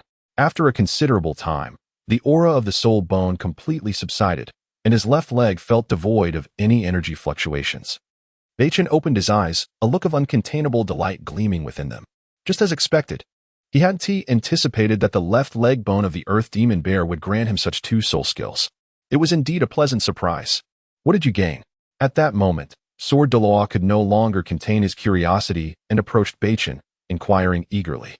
The life-ancient tree martial soul had only produced the martial soul true body skill after absorbing the 100,000-year soul ring, which did not incite much curiosity. However, everyone was intensely interested in the soul skills derived from Beichen's 100,000-year left leg soul bone. I absorbed the left leg bone of the 100,000-year earth demon bear, which bestowed upon me its innate abilities. Beichen began to explain his two soul skills. The first is a domain-type skill, Earth Domain, which is the move the earth demon bear executed before its demise. Within this domain, I can use the power of the earth to fight, enhancing my strength while simultaneously restraining my enemy's capabilities. The second soul skill is Earth Guardian. By concentrating the earth's power, I can bolster my defense and also utilize the earth's formidable might to launch counterattacks. Beichen elaborated on his two soul skills to the three sword Douluos. The 100,000-year soul bone indeed brought him remarkable skills, as the abilities gained were among the earth demon bear's most potent techniques, their power undeniable. As expected, upon hearing Beichen's words, the others displayed expressions of understanding, but their hearts were inevitably shaken. Beichen had indeed acquired the domain skill of the earth demon bear. Previously, they had merely hoped that Beichen would obtain the earth domain, never expecting that their wishes would come true. Looking at Beichen's figure, envy flickered in their eyes. Now, Beichen possessed 700,000-year soul rings and a 100,000-year soul bone, along with 3 domain skills, which left the 3 of them enviously astonished. Yet, in the blink of an eye, their envious gazes were replaced with expressions of relief. Congratulations to the host for absorbing the 7th soul ring and a 100,000-year soul bone, significantly enhancing your strength. At that moment, the sweet voice of the system resonated in Beichen's mind. So many. Beichen was taken aback upon hearing the system reward him with 10 simplification opportunities. The system had been silent for a long time, and only after he absorbed the 7th soul ring and 100,000-year soul bone did it finally speak. This reward of 10 simplification opportunities marked the highest number he had ever received. For a soul master, the 7th soul ring was of paramount importance. With the acquisition of the martial soul true body, his strength had undoubtedly soared. Obtaining such a multitude of simplification opportunities was only natural. Xiaocheng, since you finished absorbing your soul ring and soul bone, we should hasten our departure. It won't be long before powerful beings from the Douluo Continent arrive here. Suddenly, Ning Rongrong, alert to their surroundings, spoke slowly to Beichen. With the absorption of the soul ring and soul bone completed, it was time to leave. If others were to witness Beichen's possession of 100,000-year soul rings and soul bones, it would undoubtedly cause a significant uproar. The urgency of the matter compelled them to leave swiftly. All right. Beichen nodded gently, well aware of Ning Rongrong's concerns. With a flicker of light, he stored the earth demon bear's corpse in his ring. The earth demon bear, being a 100,000-year soul beast, possessed flesh and other components imbued with unimaginable soul power. It must not be wasted. After securing the Earth Demon Bear's remains, Beichen quickly followed the sword Douluo's, vanishing into the setting sun forest. Not long after Beichen and the others departed, 3 figures appeared at the site, consisting of 2 middle-aged men and a young man. The trio approached the location where the Earth Demon Bear had been slain, their expressions grave as they surveyed the devastated surroundings and the chaotic fluctuations of soul power. Could it be that we have arrived too late? The young man furrowed his brow as he sensed the almost annihilated aura of the region. Clearly, the 100,000-year soul beast had already been claimed by someone else. Chapter 71. Speculation. The young man was engulfed in endless confusion, pondering who could possibly have vanquished the injured 10,000-year soul beast in such a brief span. It was well known that the bloodline of the Earth Demon Bear was extraordinarily powerful, although it had sustained grave injuries while breaking through the 10,000-year threshold. It was evidently not something an ordinary title Douluo could contend with. Moreover, to eliminate the Earth Demon Bear in such a short time frame would undoubtedly require an exceptionally formidable title Douluo. Perhaps there was more than one title Douluo involved? Which faction on the continent could mobilize multiple title Douluo at once? If all goes as expected, this 10,000-year soul beast has indeed been preemptively claimed by someone. The middle-aged man beside the youth, equally grave in demeanor, observed their surroundings with vigilance. The residual aura indicated that this overwhelming presence was far beyond that of an ordinary title Douluo. If faced with this individual, he had no chance of victory. Indeed, these 3 were the ones who had received news of the injured 10,000-year soul beast and hastily made their way there. Qianrenxue. Accompanying her were 2 title Douluo, the Serpent Spear Douluo and the Spiny Porcupine Douluo. Sword energy? Could it be the work of the sword Douluo from the 7 Treasures Glazed Tile School? Suddenly, Qianrenxue meticulously scanned her surroundings, detecting a pervasive and intense sword aura that raised her suspicions. As far as she knew, the only formidable sword-wielding title Douluo on the entire Douluo continent was the sword Douluo, Chen Xin, from the 7 Treasures Glazed Tile School. Although her tone was laced with uncertainty, her heart already leaned towards conviction. The sword Douluo's presence here, along with another title Douluo and the bone Douluo, was quite telling. A shadow flickered in Qianrenxue's eyes as she pondered deeply. It was highly probable, especially considering that 6 years prior, the sword Douluo's strength had already reached an astonishing level. Now, 6 years later, no one could predict the extent of the sword Douluo's and bone Douluo's powers. If that were the case, Ning Fingji might also be here, with the aid of the 7 Treasures Glazed Tile Pagoda. It was indeed plausible for Chen Xian and Gu Rong to have subdued a severely wounded 10,000-year soul beast in such a short time. The Serpent Spear Douluo, standing beside Qianrenxue, spoke with a solemn expression. However, this doesn't tee it up. Both the sword Douluo and bone Douluo have become title Douluos and no longer require soul rings. So, who exactly needs this 10,000-year soul ring? Could it be that the 7 Treasures Glazed Tile School has produced another title Douluo? Or has Ning Fengji discovered a method to break the limitations of the 7 Treasures Glazed Tile Pagoda, allowing him to ascend to level 80 and acquire an 8th soul ring? Qianrenxue stroked her chin, lost in thought as various notions crossed her mind. However, she quickly dismissed the latter possibility, setting aside the fact that there had never been a precedent for breaking the limitations of the 7 Treasures Glazed Tile Pagoda. Even if Ning Fengji found a way to absorb an 8th soul ring, his physique as a support-type soul master would render him incapable of absorbing a 10,000-year level 8th soul ring. After much contemplation, only the first hypothesis seemed plausible. Perhaps the 7 Treasures Glazed Tile School had indeed gained another title Douluo with a 10,000-year soul ring. The thought deepened the gravity in Qianrenxue's gaze. If this were true, the 7 Treasures Glazed Tile School would possess 3 title Douluo, a truly astonishing feat. Just then, Qianrenxue seemed to sense something, her expression shifting slightly. She strode purposefully towards the distance, her angelic soul power radiating around her. Her beautiful eyes closed as she concentrated on the lingering auras nearby. After a moment, Qianrenxue suddenly opened her eyes, confusion etched across her face. How can this be? Apart from the sword Douluo, bone Douluo, and Ning Fengji's aura, there is also the presence of that little brat. Qianrenxue murmured softly. Bewildered by the inexplicable presence of the child, she distinctly sensed an aura reminiscent of the North Star martial soul, imbued with incredible life force. This could only mean one thing. The child had also ventured into the Sunset Forest. Yet, this was evidently illogical. After all, the aftermath of hunting a 10,000-year soul beast would be beyond what a mere child could withstand. Moreover, Ning Fingji and the others could not possibly be unaware of this. Why would they bring the North Star to the Sunset Forest? Could it be that this 10,000-year soul ring was intended for the North Star? She had not detected any other unfamiliar auras in the vicinity. The presence that materialized here in such a short time could not have dissipated so quickly. The realization left Qian Rinxue in a state of disbelief. She was uncertain of the child's strength. The North Star possessed innate full soul power and could not have ascended to tidal Douluo status or absorbed the 10,000-year soul ring in such a short time. She had no choice but to dismiss her own speculations. "Miss, have you discovered anything?" The spiny porcupine Douluo and serpent spear Douluo approached Qian Rinxue, their expressions laden with curiosity. Surely her demeanor suggested the discovery of a significant clue? Nothing of consequence, since the 10,000-year soul ring has already been absorbed. There is no need to pursue the matter further. Besides, that soul ring has undoubtedly fallen into the hands of the Seven Treasures Glazed Tile School. And given our current status, it would be unwise to act. "We shall observe the situation," Qian Rinxue replied softly, concealing her findings. Until the final outcome was determined, she would not reveal the child's secret.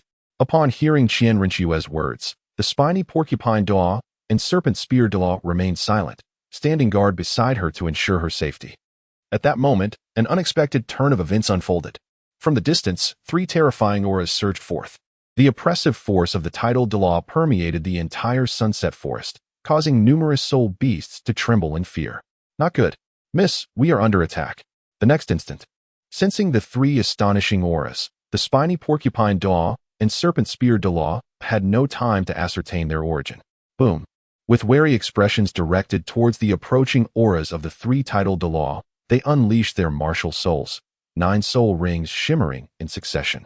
The ferocious energy enveloped Qian Rinxue, shielding her from potential peril. Yet, a hint of confusion lingered in their hearts. Had someone discovered their identities? Never mind, it's her. Qian Rinxue sensed one of the auras as both familiar and foreign, casually waving her hand. She instructed the spiny porcupine Doa and serpent spear Douluo to retract their martial souls and await their arrival in silence. Chapter 72.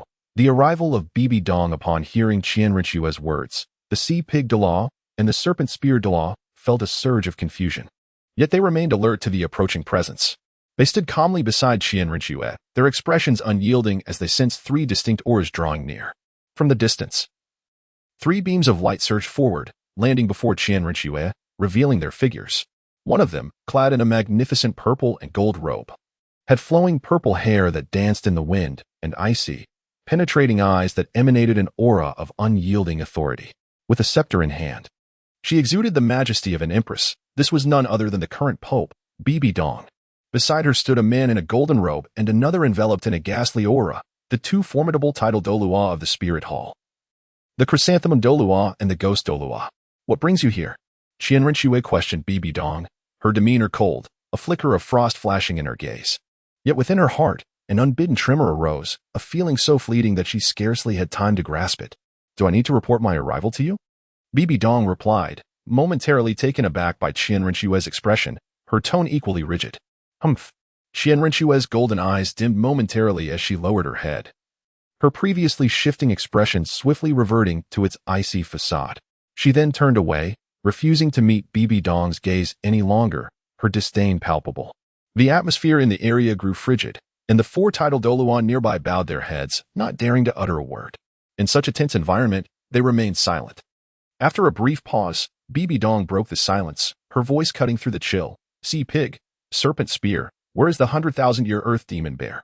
Bibi Dong's probing gaze fell upon the sea pig and serpent spear Douluo, her soul power swirling around her. Upon her arrival, she sensed the aftermath of a fierce battle in the Sunset Forest.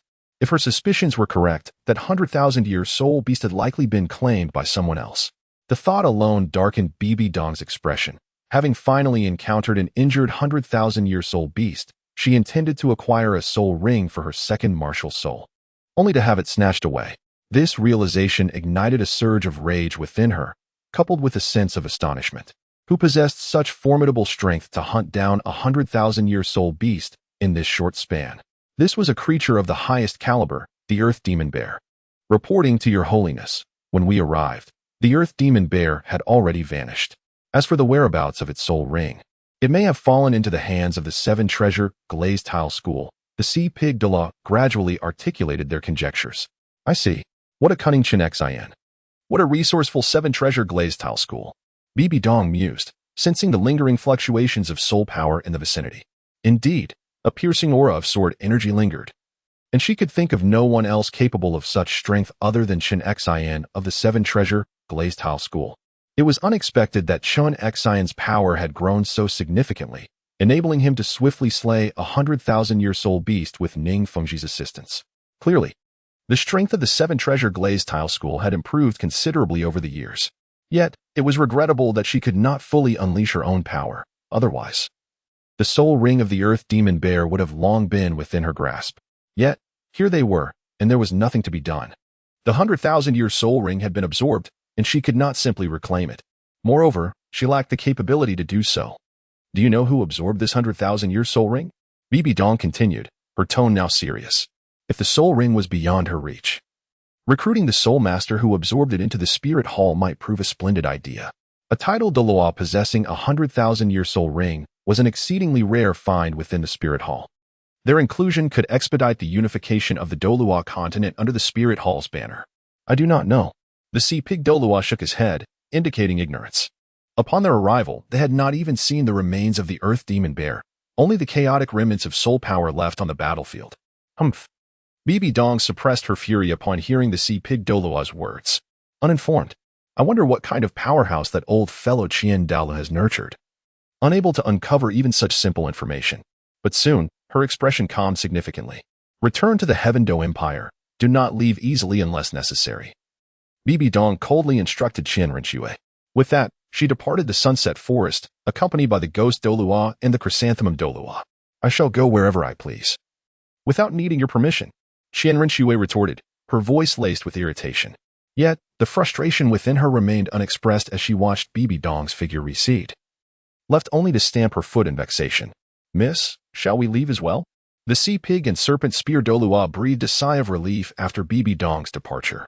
Her strength had grown immensely, exuding an overwhelming presence that made it difficult for them to breathe even without her consciously revealing her martial soul. Let us go. Rinxue replied, her mood still irritable as she trudged toward the outskirts of the Sunset Forest.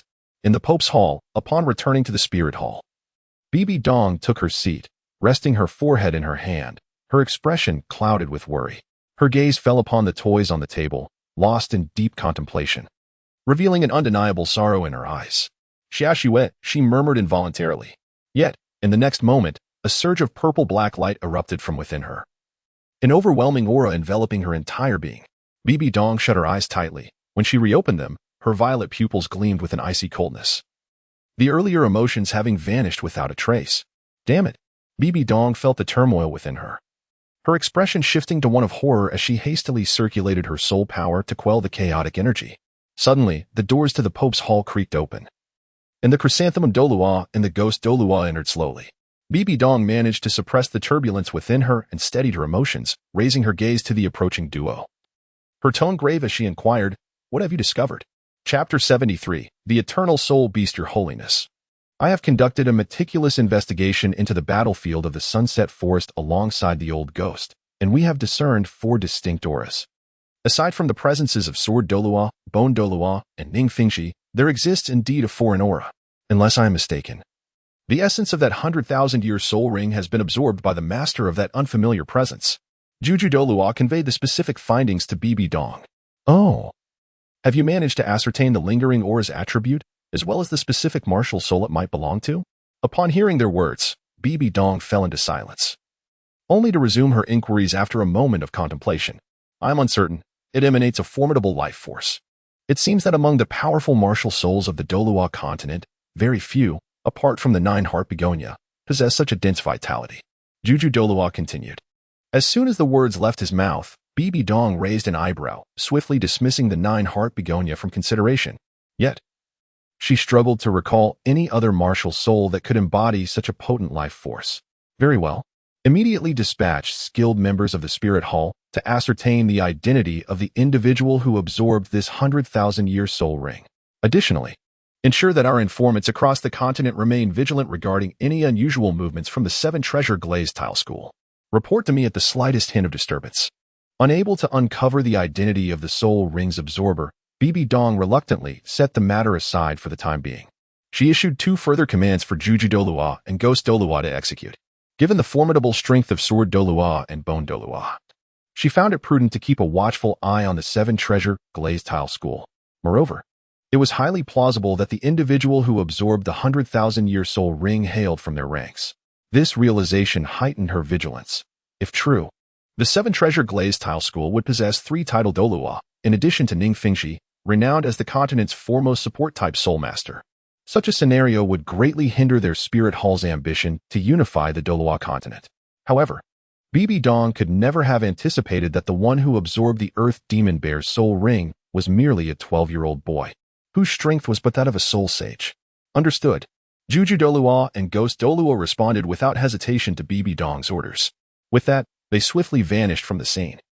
In the Tiando Empire, within the Crown Prince's palace, Qian Rinxue returned to the Tiando Empire and sat upon a chair at the entrance. Gazing up at the sky, her eyes shimmered with an unmistakable sorrow. Why? Within her beautiful gaze lay an endless confusion, pondering the reasons behind her plight. While other children basked in the affection of their mothers, it seemed she had been destined for solitude from the moment of her birth. With her father deceased and her mother indifferent to her, the only one who truly cared for her was her grandfather. This left Qian Rinxue perpetually questioning the nature of her existence. What had she done to evoke such disdain from Bibi Dong? In the past, she had always believed that it was her own shortcomings that led to Bibi Dong's indifference. Thus, she dedicated herself to rigorous training, striving to earn Bibi Dong's recognition anew. Yet it appeared that her efforts had not borne the desired fruit. She had once posed the question to her grandfather, Qin Daolu, only to receive the vague response that she would understand when she grew up. Yet, even now, she remained in the dark. Should we not offer some comfort to the young lady? Just then, the hidden stabbing porcupine Douluo, observing Qian Rinxue's sorrowful figure, spoke with concern. Our consolation may prove futile. This is something the young lady must navigate on her own, replied the snake-spear Douluo, equally troubled. Having watched Qian Rinxue grow up, they typically would have rushed to console her in her sorrow, but the weight of past events and her emotional struggles held them back. This was a journey she alone had to undertake. I shall take a walk. You two need not follow me, Qian Rinxue declared abruptly, her expression turning icy as she addressed the empty air. With that, she gracefully strode towards the palace's exit, leaving others to wonder where she might go. Should we follow her? The stabbing porcupine Douluo pondered after witnessing her departure. Yes, if anything were to happen to her, the Grand Elder would surely devour us alive. However, we must remain discreet and ensure she does not realize we are tailing her, Snake Spear Douluo retorted, casting a glare at his companion.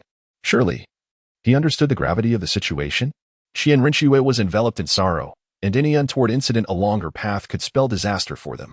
They were resolute in preventing her from entering any perilous situations. Oh, the stabbing porcupine Douluo snapped back to reality, and the two concealed themselves within the shadows, hastily following Qian Rinxue's footsteps. At the 7-treasure glazed tile school, Sword Douluo and the others returned and briefed Beichen before he retreated to his quarters. As soon as Beichen entered his room, a fluffy white creature leaped into his embrace. Xiaojio, have you missed me during my absence?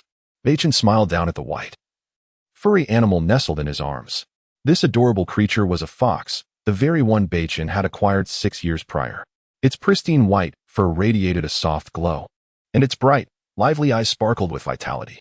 Upon closer inspection, it became evident that this diminutive fox had achieved a remarkable age of 10,000 years as a soul beast, an astonishing feat. This transformation was largely due to Beichen's constant infusion of life force into Xiaojio.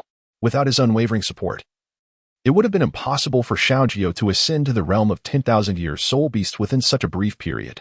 With the elevation of its age, Xiaojio had also undergone a significant physical transformation, sprouting 3 tails. Once the bloodline of the 9-tailed celestial fox within Xiaojio reached full maturity, it would manifest 9 tails, becoming a true 9-tailed celestial fox. However, Beichen was uncertain what level of strength Xiaojio would need to attain to undergo this transformation. All he could do was await the day.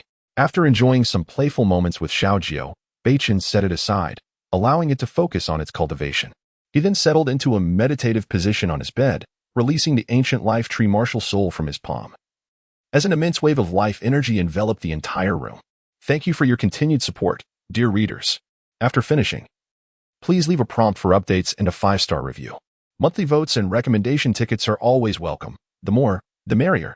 This encouragement fuels my motivation to continue writing. Now, here comes the crucial part. Make a note of this, as it will be on the exam. Starting today, I intend to write vigorously, aiming for 4 chapters and 8,000 words daily. Barring any unforeseen circumstances, if the request for updates, 5-star reviews, and monthly votes increase, I may even consider additional updates. Once again, thank you for your tremendous support, dear readers. Hiki. Chapter 74. The condensation of the soul core upon sensing the emergence of the ancient tree of life martial spirit, a profound joy sparkled in Xiao Jio's fox-like eyes. Without a moment's hesitation, he dashed beneath the ancient tree of life martial spirit, greedily absorbing the gentle life energy to enhance the longevity of the soul beast within him, as well as his bloodline power. With his eyes tightly shut, Beichen attuned himself to his own transformations while reflecting on the gains and skills he had acquired since awakening his martial spirit. System, open my personal attribute panel, he commanded inwardly. As soon as the words left his mind, a virtual panel appeared silently before him, displaying his soul power level and various other information.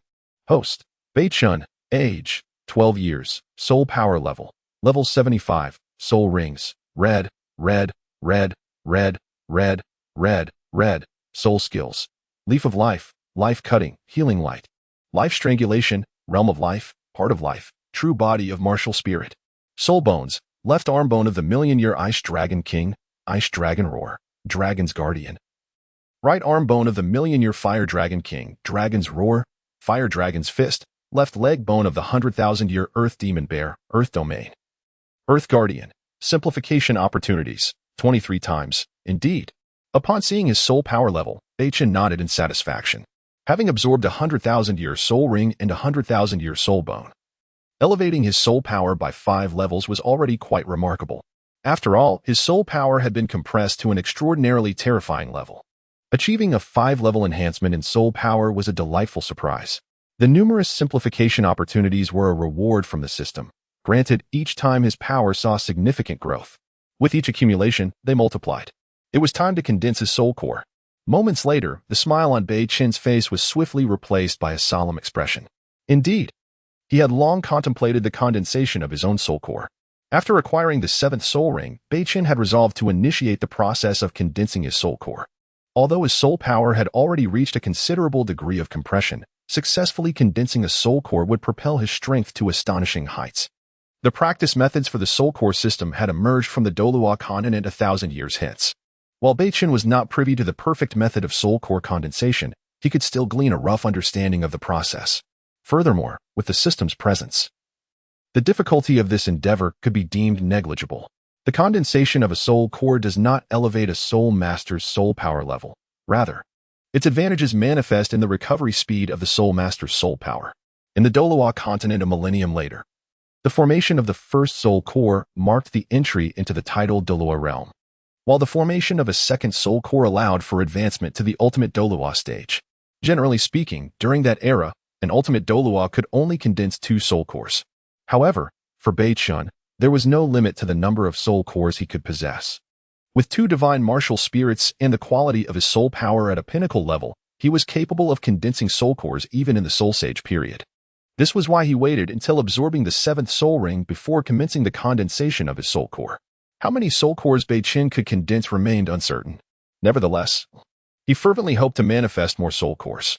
Once a soul core is birthed, it generates a certain connection, allowing its soul power to be ceaseless and enduring. The strength of all soul cores would intertwine, or rather, collide with one another, recombining, purifying, and condensing their soul powers anew.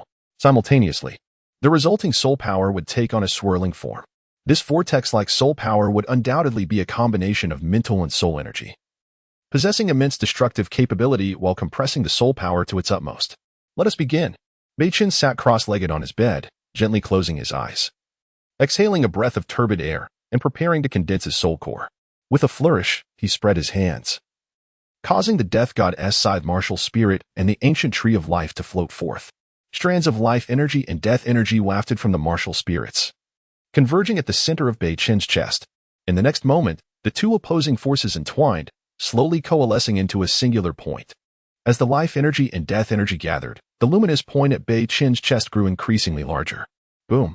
Simultaneously, it emitted an extraordinarily terrifying aura.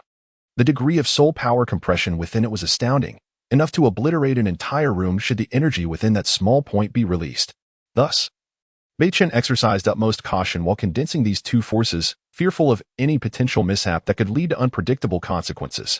Thus, Beichen formed hand seals, intensifying the fusion of life energy and death energy. As time passed, the life energy and death energy gradually approached a state of equilibrium, fervently absorbing the energies from Beichen's two divine martial spirits. There was no need for Beichen to exert conscious control. Witnessing this development, he was elated, for the soul core was nearing completion. In this manner, Beichen, like a monk in deep meditation, infused his soul power into the soul core. At a certain moment, the two energies within the soul core reached a perfect balance. Thus, a black-green crystal floated at the center of Beichen's chest, suffused with terrifying life and death energy. Meanwhile, the soul power within Beichen was continually refined and extracted by this soul core, rendering it more pure and potent. Phew. It seems that condensing the soul core is not as arduous as I imagined. Beichen surveyed the soul core at his chest, a serene smile gracing his handsome face as he arrogantly remarked. He had initially thought that the process of condensation would be incredibly challenging. Yet, it turned out to be exceedingly effortless. There was no difficulty at all. As long as he carefully controlled his energy without losing balance, everything would be fine.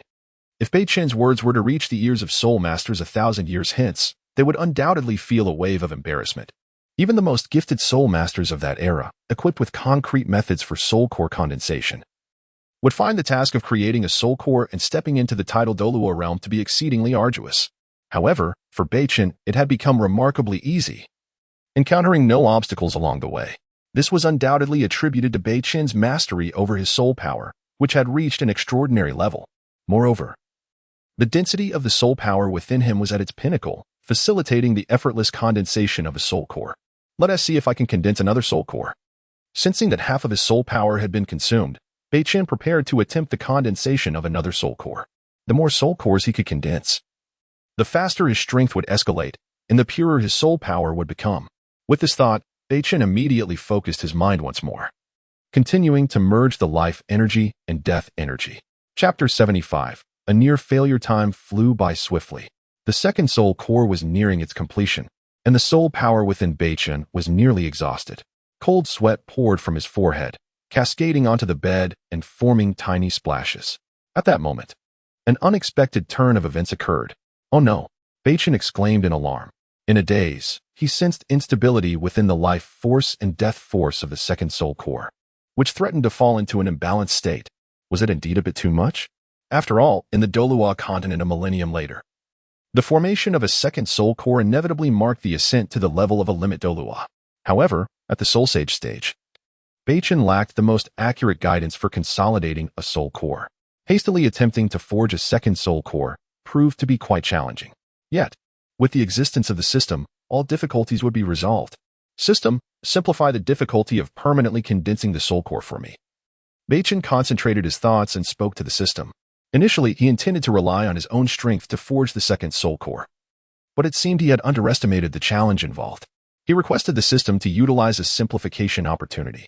Since the formation of the second soul core was so arduous, subsequent soul cores would undoubtedly be even more challenging. With the system's aid in simplifying the process of soul core condensation, he would no longer have to worry about any difficulties in the future. The host consumes one simplification opportunity, beginning simplification. Simplification complete. The host merely needs to continuously inject soul power until it reaches the maximum capacity that the soul core can hold. At that moment, the system's sweet voice resonated in Beichen's mind. Instantly, clarity washed over him. An invisible force emerged within Beichen's body, immediately stabilizing the soul core. Wonderful! Beichen exclaimed with delight upon hearing the final simplification result. The system was indeed reliable. With this final simplification, he would only need to infuse abundant soul power in the future. To some extent, could he forge countless soul cores? After a brief moment, Beichen decisively dismissed this notion. Each additional soul core would pose a significant challenge to his body's strength, spirit, and soul power. Given his current soul sage level of soul power and physical strength, he could barely condense 2 soul cores. As for forging more, he would have to wait until his strength reached a certain level. Beichen unreservedly poured the remaining life force and death force within him into the second soul core located in his chest. Indeed, no matter how much soul power Beichen infused. The forces within the soul core maintained a state of balance. In his pitch-black eyes, an unmistakable joy flickered. Boom. At a certain moment, the soul core erupted with a rich surge of life force and death force, signifying that the soul core had been fully condensed. Finally, it was over. With these two soul cores, he believed he could stand firm against powerful tidal Douluos with his current strength. Beichen carefully sensed the vast power contained within the two soul cores, evaluating his combat prowess. With the assistance of the two soul cores, it indicated that his soul power would continuously replenish. There was no longer any need to worry about exhausting his soul power due to prolonged battles. Facing an ordinary tidal Douluo should pose no problem at all. As for whether he could truly overpower a tidal Douluo, Beichen was uncertain. Only a true battle with one would reveal the answer. After contemplating for a while, Beichen sat cross-legged, absorbing the surrounding soul power to replenish his nearly depleted reserves. The rate at which Beichen absorbed soul power was faster than before. However, given that he had condensed two soul cores, the increase in his soul power level would certainly be slower than previously. Soul power level 0.00003. With each breath, the dissipating soul power seeped into his pores, aiding him in restoring his soul power. After a considerable time, Beichen took nearly an hour to fully replenish his consumed soul power. He stood up, stretched his limbs, and his previously fierce aura instantly receded. Let us go. I'll take you out for some fun. Beichen gently lifted the small fox, which was sound asleep on the bed, and stepped lightly towards the exit.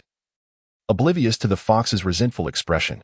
After all, it had been sleeping soundly before being suddenly picked up by Beichen.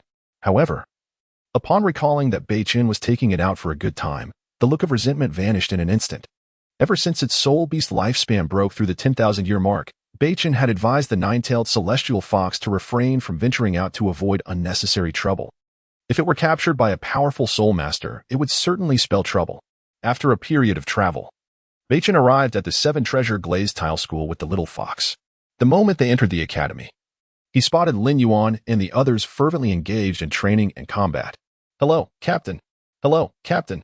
Upon seeing Beichen, Lin Yuan, Yilingling, and Zhu Zhiqing slightly trembled in surprise, their faces breaking into smiles as they greeted him. However, Ning Rongrong and Dugu Yin merely nodded in acknowledgement. They were already well acquainted with Beichen and saw no need for pleasantries. Keep it up, with your level of effort. It's only a matter of time before your soul power levels surpass mine. Upon hearing this, Beichen nodded gently, encouraging them in their training. He understood that their diligence stemmed from a desire to keep pace with him. Beichen felt reluctant to discourage them, as it was likely that no one in the entire history of the Douluo Continent had achieved Soul Sage status at such a young age. It was not arrogance on Beichen's part, but rather an undeniable fact. Setting him as a target would only lead to disappointment. They would find it nearly impossible to catch up with him. Perhaps by the time they broke through to Soul Sage, he would have already ascended to the realm of tidal Douluo. After uttering these words, Beichen carried the little fox to a nearby pavilion to quietly observe the battles between the others. The crowd displayed expressions of astonishment upon hearing Beichen ask words. However, upon seeing him leisurely watching their battles while cradling a fox, their faces were filled with disbelief. Each of them wanted to cover their hearts and question Beichen. Aren't you supposed to be training? How can you sit there idly when you see us working so hard? Yet, regarding this matter, Zhu Zhiqing and the others were deeply puzzled.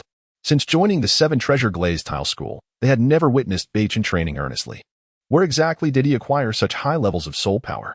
The perplexities in everyone's hearts lingered, refusing to dissipate.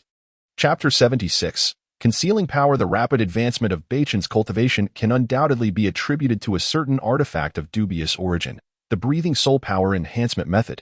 With its presence, Beichen could engage in cultivation ceaselessly, 24 hours a day. He gazed at several individuals diligently training ahead, while he comfortably settled into a chair, indulgently stroking the fox in his embrace.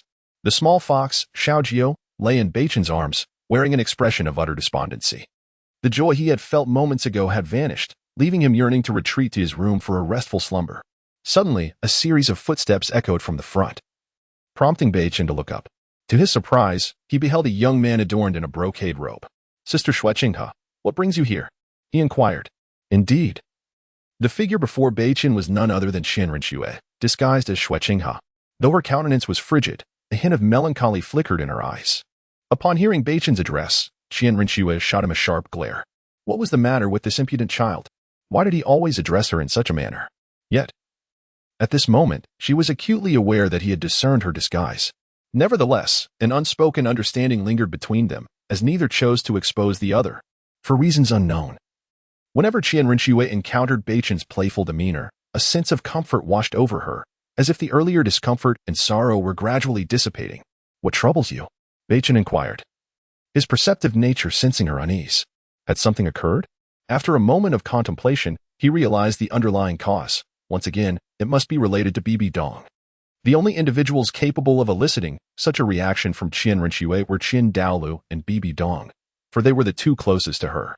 "It's nothing. Merely a secret I discovered today." At that moment, Qian Rinxue gracefully seated herself beside Beichen, seizing the fox from his grasp and gently caressing it. Upon her arrival, Xiaojiu's expression brightened, reveling in the affection bestowed upon him. He had not anticipated that Qian Rinxue would liberate him from his plight. Nuzzling against her chest in sheer delight. "Ungrateful creature," Beichen muttered, casting a disapproving glance at Xiaojiu. Every time Qian Rinxue visited, the fox would invariably leap into her embrace. However, he decided to allow the little fox to comfort Qian Rinxue in her moment of sorrow. "What secret?" Beichen queried, his expression one of bewilderment. "You must have heard about the injured 100,000-year soul beast that appeared in the Sunset Forest. However, it has been acquired by your 7-treasure glazed tile school. Furthermore, I investigated the battleground and detected a potent life force that seems to resonate with your martial soul." Qian Rinxue's voice, filled with a probing tone, reached Beichen's ears, her gaze locked intently onto his. For reasons she could not articulate, Qian Rinxue harbored a lingering suspicion that the vanished 100,000-year soul ring was somehow linked to Beichen. Yet, she found herself devoid of any tangible evidence, rendering her thoughts increasingly perplexing. What? An injured 100,000-year soul beast? Why did we not encounter it? Beichen's heart sank at her revelation. "Indeed. I accompanied Grandfather Jian and the others to the Sunset Forest. They assisted me in obtaining my 3rd soul ring. Could it be that the soul beast only appeared after we departed?" Upon hearing Qian Rinxue's words, Beichen felt a pang of unease, yet his expression remained impassive, betraying no signs of alarm. Nevertheless, he was perplexed as to how Qian Rinxue had arrived so swiftly after their departure. He had anticipated that the soul power they left behind would dissipate in due course, but to his surprise, Qian Rinxue and her companions had arrived with remarkable speed. Thankfully, they had not witnessed him assimilating the soul ring. Otherwise, his own secrets would be laid bare. At present, Beichen had no intention of revealing his true capabilities. He preferred to bide his time and develop slowly, waiting until he reached the rank of title Douluo before making any revelations. "Is that so?" Qian Rinxue responded, rolling her eyes in skepticism. This explanation seemed rather far-fetched. Yet, regardless of how she scrutinized him, she could discern no hint of deception in his gaze. Thus, she chose to suppress her doubts within her heart. If this impudent child refused to divulge the truth, she would pursue the matter further, for she could not believe he could conceal it indefinitely. With a sigh of relief, Beichen noted that Qian Rinxue had refrained from pressing further, allowing a serene smile to grace his features. He understood that she had begun to harbor suspicions about him, yet he remained resolute. As long as he did not reveal his powers, no amount of investigation on her part could unveil the truth. "Indeed, the young lady has arrived here," mused the hidden porcupine Douluo, observing the jovial exchange between Beichen and Qian Rinxue from a distance. He pondered the inexplicable charm this young man possessed, capable of restoring the young lady's spirits. He recalled that whenever Qian Rinxue experienced discontent, she would invariably seek solace at the 7-treasure glazed tile school. Since meeting Beichen, she often gravitated toward him when in low spirits, and before long, her mood would brighten significantly. This phenomenon perplexed both the porcupine Douluo and the snake spear Douluo, leaving them unable to fathom its cause. "What a mystery," the snake spear Douluo remarked with a shake of his head. "Should we report this to the Grand Elder? The young lady's identity must remain concealed, and her relationship with that boy appears rather unusual." Suddenly, the porcupine Douluo scrutinized the two from afar, sensing an oddity in their interaction. "Let us refrain from doing so. If the Grand Elder learns of their close association, it could spell disaster for them both. If the young lady were to discover that her well-being was compromised due to the Grand Elder's actions, the consequences would be dire," the snake spear Douluo countered vehemently. The porcupine Douluo nodded in agreement, recognizing the prudence of their decision to keep the relationship under wraps, for the outcome remained uncertain. With that, they departed swiftly, unwilling to remain as unwelcome observers. "By the way, Xiaojiu will keep me company for a few days." Qian Rinxue said softly, stroking the fox's belly. Her light-hearted tone reaching Beichen's ears. Chapter 77. The seventh team member. The decision of whether Xiaojiao is willing to accompany you does not rest solely with me. It ultimately depends on its own desires. Upon hearing this, Beichen casually waved his hand, demonstrating his adherence to Xiaojiao's autonomy. However, no sooner had Beichen spoken than Xiaojiao seemed to contradict him with fervor. With eyes wide open, gleaming with joy, Xiaojiao nudged Qian Rinxue's palm, expressing unequivocal agreement. I suppose I've raised you for nothing, Beichen remarked, observing Xiaojiao's exuberant expression, his own face a portrait of exasperation. Had he not treated Xiaojiao well? Every time they encountered Qian Rinxue, Xiaojiao appeared more affectionate towards her than to him. Now, it seemed poised to abandon him. Its master, to depart with someone it had hardly met. Suddenly, Qian Rinxue, witnessing Beichen's reaction, felt her previous gloom dissipate in an instant, unable to suppress a light laugh. The sound, akin to a delicate breeze, startled Beichen, stirring an unusual ripple within his heart. Oh no! Qian Rinxue quickly sensed Beichen's intense gaze upon her. A flush creeping across her fair complexion. Remembering her own voice just moments prior, which had returned to its original tone, she internally chastised herself for the misstep. Yet, she maintained her composure, slowly lifting Xiaojiao and making her way towards the door. Xiaojiao is safe with me. You need not worry. Qian Rinxue's calm voice resonated as her figure faded from view, leaving Beichen to collect himself. I must see how long you can conceal your secrets, Beichen mused, his tone indifferent as he observed Qian Rinxue's departing silhouette. Perhaps it would not be long before she could no longer keep her true self hidden before him. And as for his own secrets, both were entangled in a web of concealed truths, well aware yet unwilling to expose one another. Unconsciously, Beichen reached out to stroke the fox nestled in his embrace, only to find Xiaojiao had already followed Qian Rinxue, leaving him with nothing but a sigh. Rising to his feet, he turned towards Ning Rongrong and the others. You must all seize the time to cultivate. Soon we shall venture to the great fighting soul arena to hone our practical skills and enhance our teamwork, Beichen informed them, having arrived at their side with purpose. The 7 of them were set to participate in the Continental Elite Soul Master competition, where seamless coordination was paramount. A single misstep could lead to their downfall. While he believed his current strength could easily secure victory, it was essential that Ning Rongrong and the others trained diligently. But with you, our team only comprises 6 members. We still need one more to form a complete 7-member team, Yilingling interjected. Their academy, the 7 Treasures Liuli Academy, had only enrolled 6 students thus far, necessitating a 7th to meet the competition's requirements. I shall devise a way to recruit our 7th member. In the meantime, focus on your training. If we cannot find another student, we can first engage in one-on-one battles at the Great Fighting Soul Arena, Beichen concluded, his voice tinged with hesitation. It was clear that finding a genius soul master in such a short time was unlikely. Thus, he resolved to seek out a talented individual from the 7 Treasures Liuli sect, confident that Uncle Ning's generosity would prevail. Upon departing the 7 Treasures Liuli Academy, Beichen returned to the sect half an hour later, heading straight to the main hall, where he found Ning Fingji, Sword Douluo, and Bone Douluo deep in discussion. Xiaochun, what brings you here? Is there something amiss? Ning Fengji greeted him with a warm smile, though a hint of confusion colored his expression. Typically, Beichen would be at the academy at this hour. What prompted his sudden appearance at the sect? Cough. The matter is that we at the 7 Treasures Liuli Academy require one more member to complete our 7-person team, and currently, we cannot recruit a 7th genius soul master. Therefore, I sought to inquire whether the 7 Treasures Liuli sect has any formidable assault or control-type soul masters available, Beichen said, clearing his throat as he outlined his intentions. Oh, so you've come to recruit from our sect? Ning Fingji chuckled, momentarily taken aback before bursting into laughter. He recalled having suggested to Beichen before that he could freely select talent from the sect if needed, only for Beichen to claim he could manage on his own. Cough. It's just that it seems I cannot find a soul master in the immediate future. Unfazed by Ning Fingji's amusement, Beichen remained steadfast, unbothered by his earlier bravado. Very well, allow me a moment to ponder, Ning Fingji replied, his laughter subsiding as he began to consider potential candidates.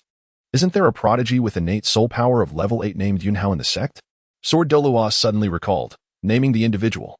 I just remembered, Xiaochen. Yunhao should fit your criteria perfectly. His martial soul is the Azure Cloud Sword, a top-tier martial soul, albeit not as powerful as the 7 Killing Sword. He possesses innate soul power at level 8 and recently achieved the rank of Soul Master at the age of 15, Ning Fingji added. his expression brightening at the thought of such a talented individual. Upon hearing this, Beichen raised an eyebrow, nodding in agreement. A 15-year-old soul master was indeed a rare talent on the Douluo Continent. In Beichen's view, catching up to Ning Rongrong and the others would demand an extraordinary amount of effort. Chapter 78, Worship Uncle Ning, could you take me to meet him? I would like to inquire if he is willing to join the 7 Treasure Glass Academy. North decisively resolved to recruit Yunhao into the academy. Initially, North sought a control-type soul master. If none could be found, a powerful attack-type soul master would suffice. Among the current members of the 7 Treasure Glass Academy, only Dugu Yin could be considered a control-type soul master, and her control skills were remarkably potent, capable of substituting for an entire team's control master. However, under his overwhelming strength, a control-type soul master would be of little use, as a single strike would suffice. Subsequently, Ning Fingji set aside his tasks and escorted North to Yunhao's location. They arrived at the martial arts plaza of the 7 Treasure Glass sect, where North's gaze fell upon a youth clad in a white robe, wielding a wooden sword and striking the air with resounding cracks. The atmosphere was thick with sword energy, prompting North to nod in approval. It seemed this young man was indeed a promising swordsman, a delightful surprise. North resolved to recruit Yunhao into their ranks, forming a true 7-member team and preparing for the upcoming Continental Elite Soul Master competition in a few years. Xiaochen, what do you think? Is Yunhao suitable for joining the 7 Treasure Glass Academy? Ning Fingji, observing North's satisfied expression, smiled knowingly and spoke softly. That sounds good. But I wonder if Yunhao would be willing to join, North replied thoughtfully, considering the nature of sword practitioners, who were often steadfast and free-spirited. Whether Yunhao would consent to join remained uncertain. Rest assured, he will undoubtedly be eager to join the 7 Treasure Glass Academy, Ning Fingji remarked, a knowing smile gracing his face as he led North toward Yunhao. As North followed closely behind, he noticed Ning Fingji's enigmatic expression, which puzzled him. What could this expression signify? With a sense of curiosity, North approached Yunhao. Yunhao, do you see who has arrived? Ning Fingji gently prompted, standing beside Yunhao. Greetings, sect master. Yunhao, suddenly roused by Ning Fingji's mellifluous voice, turned to find the sect master beside him. He quickly sheathed his wooden sword and bowed respectfully. Senior brother North, Yunhao exclaimed, his face lighting up with uncontainable joy as he caught sight of the dashing North, his admiration evident in his eyes. Uncle Ning, what is happening? North was taken aback by Yunhao's sudden outburst, bewildered by the evident admiration reflected in Yunhao's gaze. What could be the reason for such a reaction? It seemed he had not previously encountered Yunhao. Ning Fingji slowly explained the situation to North, and after a brief moment, North's expression turned to one of amused disbelief. It became clear that Yunhao's talents and rapid cultivation speed were well known throughout the 7 Treasure Glass sect. Moreover, the sect had flourished in recent years, gaining a multitude of powerful members, largely thanks to North's discovery of the Eye of Ice and Fire. Although the disciples of the sect had not consumed the miraculous herbs within, all talented disciples had the opportunity to train within the eye, significantly enhancing their soul power. This had fostered a deep admiration for North among the young disciples, who viewed him as an idol and were eager to accelerate their training to keep pace with him. Feeling the fervent admiration in Yunhao's eyes, North cleared his throat and said, Yunhao, would you like to join the 7 Treasure Glass Academy? We are currently 1 member short. Would you care to join us? North spoke directly, unable to withstand the intensity of Yunhao's gaze, which was quite unnerving. Really? Yunhao's heart soared at North's words. He could hardly believe his ears. North was inviting him to join the 7 Treasure Glass Academy, an institution he had long aspired to be part of. Having heard how it was established at North's behest and was directly managed by him, every member of the academy was a remarkable soul master. The reason he had worked so hard in his training was to one day join the academy. The unexpected invitation left him in a whirlwind of emotions. What? You don't want to? North raised an eyebrow, teasingly inquiring. Of course, I do. Yunhao replied hastily, eager to affirm his acceptance as if fearing North might change his mind. Then let us proceed to the 7 Treasure Glass Academy today, where you will commence your official training. North nodded approvingly upon hearing Yunhao's agreement. After some important instructions from Ning Fingji, North led Yunhao toward the 7 Treasure Glass Academy. As they walked, North introduced Yunhao to the faculty and other members of the academy. Yunhao, once you meet the other 5 team members, prepare yourself mentally. Their strength far exceeds your own. You must strive diligently to bridge the gap between you. North, recalling his own experience recruiting Lin Yuan, kindly offered this warning to Yunhao, ensuring he was adequately prepared. After all, aside from Lin Yuan, the soul power levels of the others were indeed extraordinary. While Yunhao was a rarity within the 7 Treasure Glass sect, He was slightly below Yu Lingling in the academy. Understood. Yunhao nodded, signaling his comprehension. Yet, a sense of doubt lingered in his heart. Could it truly be that all five possessed greater soul power than he? With curiosity piqued, Yunhao followed north to the Seven Treasure Glass Academy. In less than half an hour, they arrived. Upon entering the academy, North promptly introduced Yunhao to Ning Rongrong and the other four members. As expected, upon learning the soul power levels of those present, Yunhao's face registered shock and disbelief. How is this even possible? Chapter 79. Team Code. Why does it seem that their ages are almost the same as his? Yet their soul power surpasses his by such a significant margin? This realization left Yunhao with a bitter expression. But it only served to intensify his resolve to diligently cultivate. After all, it is only in the presence of stronger individuals that he can hasten his pace to catch up. Nevertheless, in his heart, Yunhao still viewed Beichen as his target. Within the Seven Treasure Glazed Tile School, rumors circulated that Beichen's strength had long since surpassed that of his Soul King. No one knew the precise level of his soul power, but Yunhao was utterly convinced that Beichen had undeniably exceeded the rank of Soul King. Make the most of your training. Since our 7-member team has been formed, we will spend the next month honing our combat skills and enhancing our teamwork. Beichen declared with a serious expression after the group had become acquainted. A month would be sufficient for the 7 of them to begin battling against other teams. From life and death confrontations, they would gain invaluable experience. Understood. The moment Beichen's words fell, the group responded in unison, signaling their comprehension. In the next instant, they dispersed, each engaging in quiet meditation and training. Time flew by, and a month passed in the blink of an eye. Today, Beichen led Ning Rongrong and the other 6 to the Soto Great Soul Arena, situated within the territory of the Heavendo Empire, the closest major soul arena to the Seven Treasure Glazed Tile School. As they made their way to the Soto Great Soul Arena, every member of the group wore expressions of excitement, their faces glowing with enthusiasm. After a month of grueling training, each of them had reached an astonishing level of strength, and their teamwork was seamlessly coordinated. Before long, Beichen and his companions entered the Soto Great Soul Arena, stepping lightly as they approached the staff inside. Not far away, at the reception desk, stood a stunning cat-eared girl. Greetings. We are here to participate in battles at the Soto Great Soul Arena. Could you assist us in making the necessary arrangements? Beichen stated directly upon reaching the front desk. The cat-eared girl was momentarily taken aback by Beichen's strikingly handsome visage, a blush creeping onto her cheeks. She had never encountered a youth as dashing as Beichen, exuding an ethereal aura. Ahem. Noticing her momentary daze, Beichen cleared his throat deliberately to bring her back to reality. Internally, he sighed in resignation. It was a burden to be so extraordinarily attractive, causing girls to lose their composure in his presence. Indeed, being excessively handsome can be a vexation. My apologies. I was momentarily distracted. Please register your information so that I can facilitate the upcoming battles, the cat-eared girl said, shaking herself from her reverie.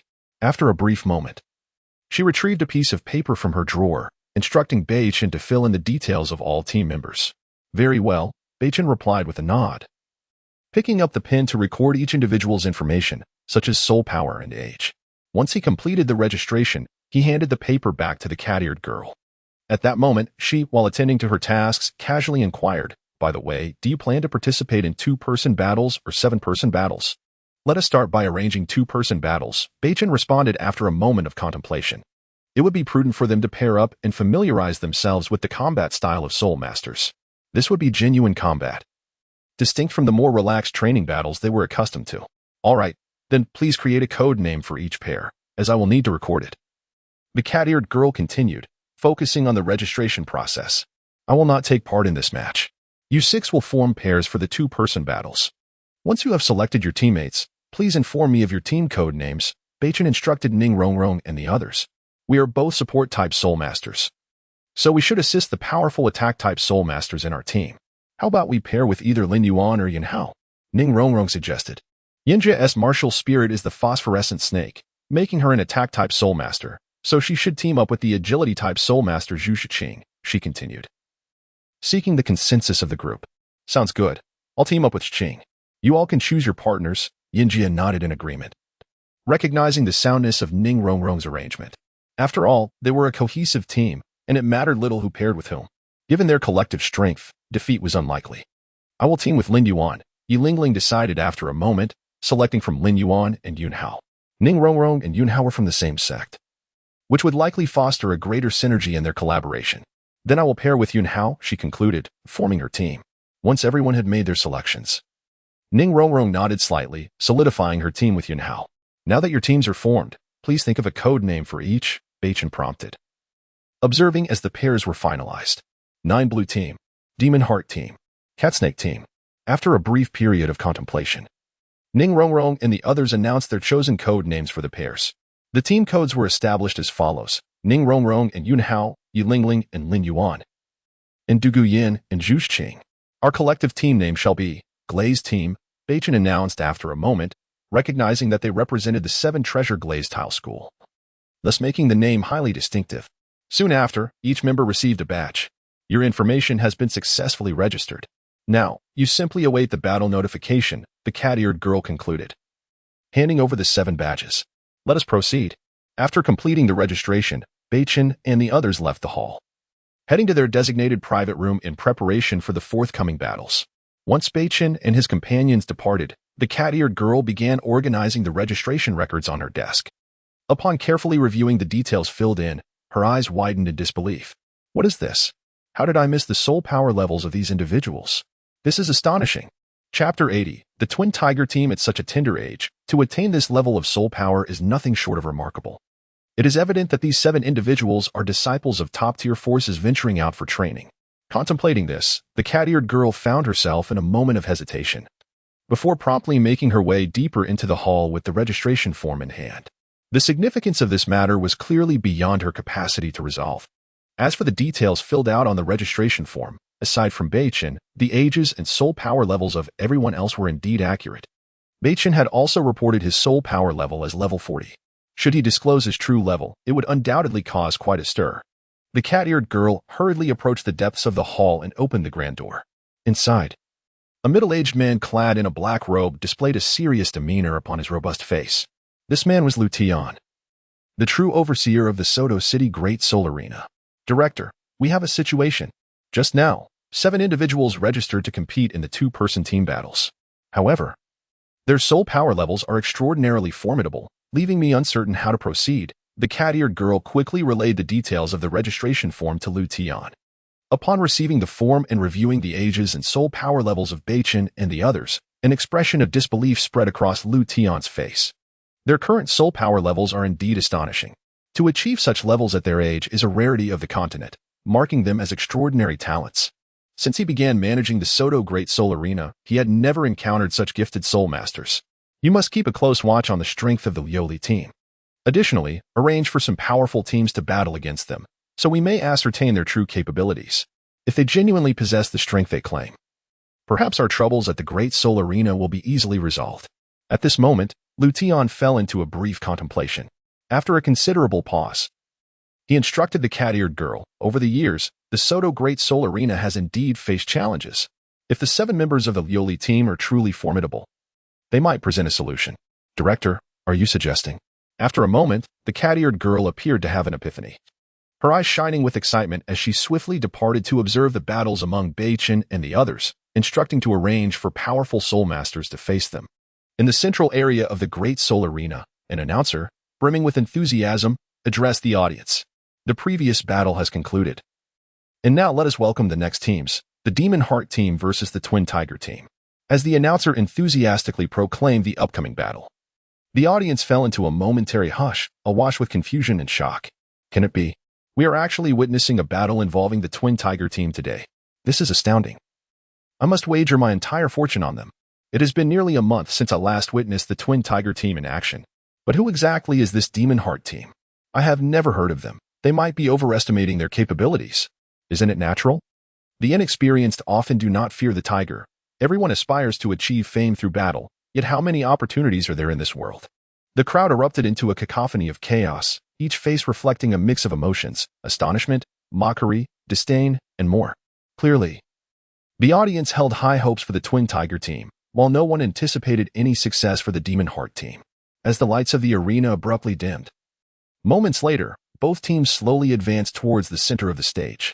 Soon, the arena's illumination surged back to life. Yilingling and Lin Yuan, their eyes alert, regarded each other, feeling the ferocious aura emanating from their opponents, momentarily taken aback. How can this be?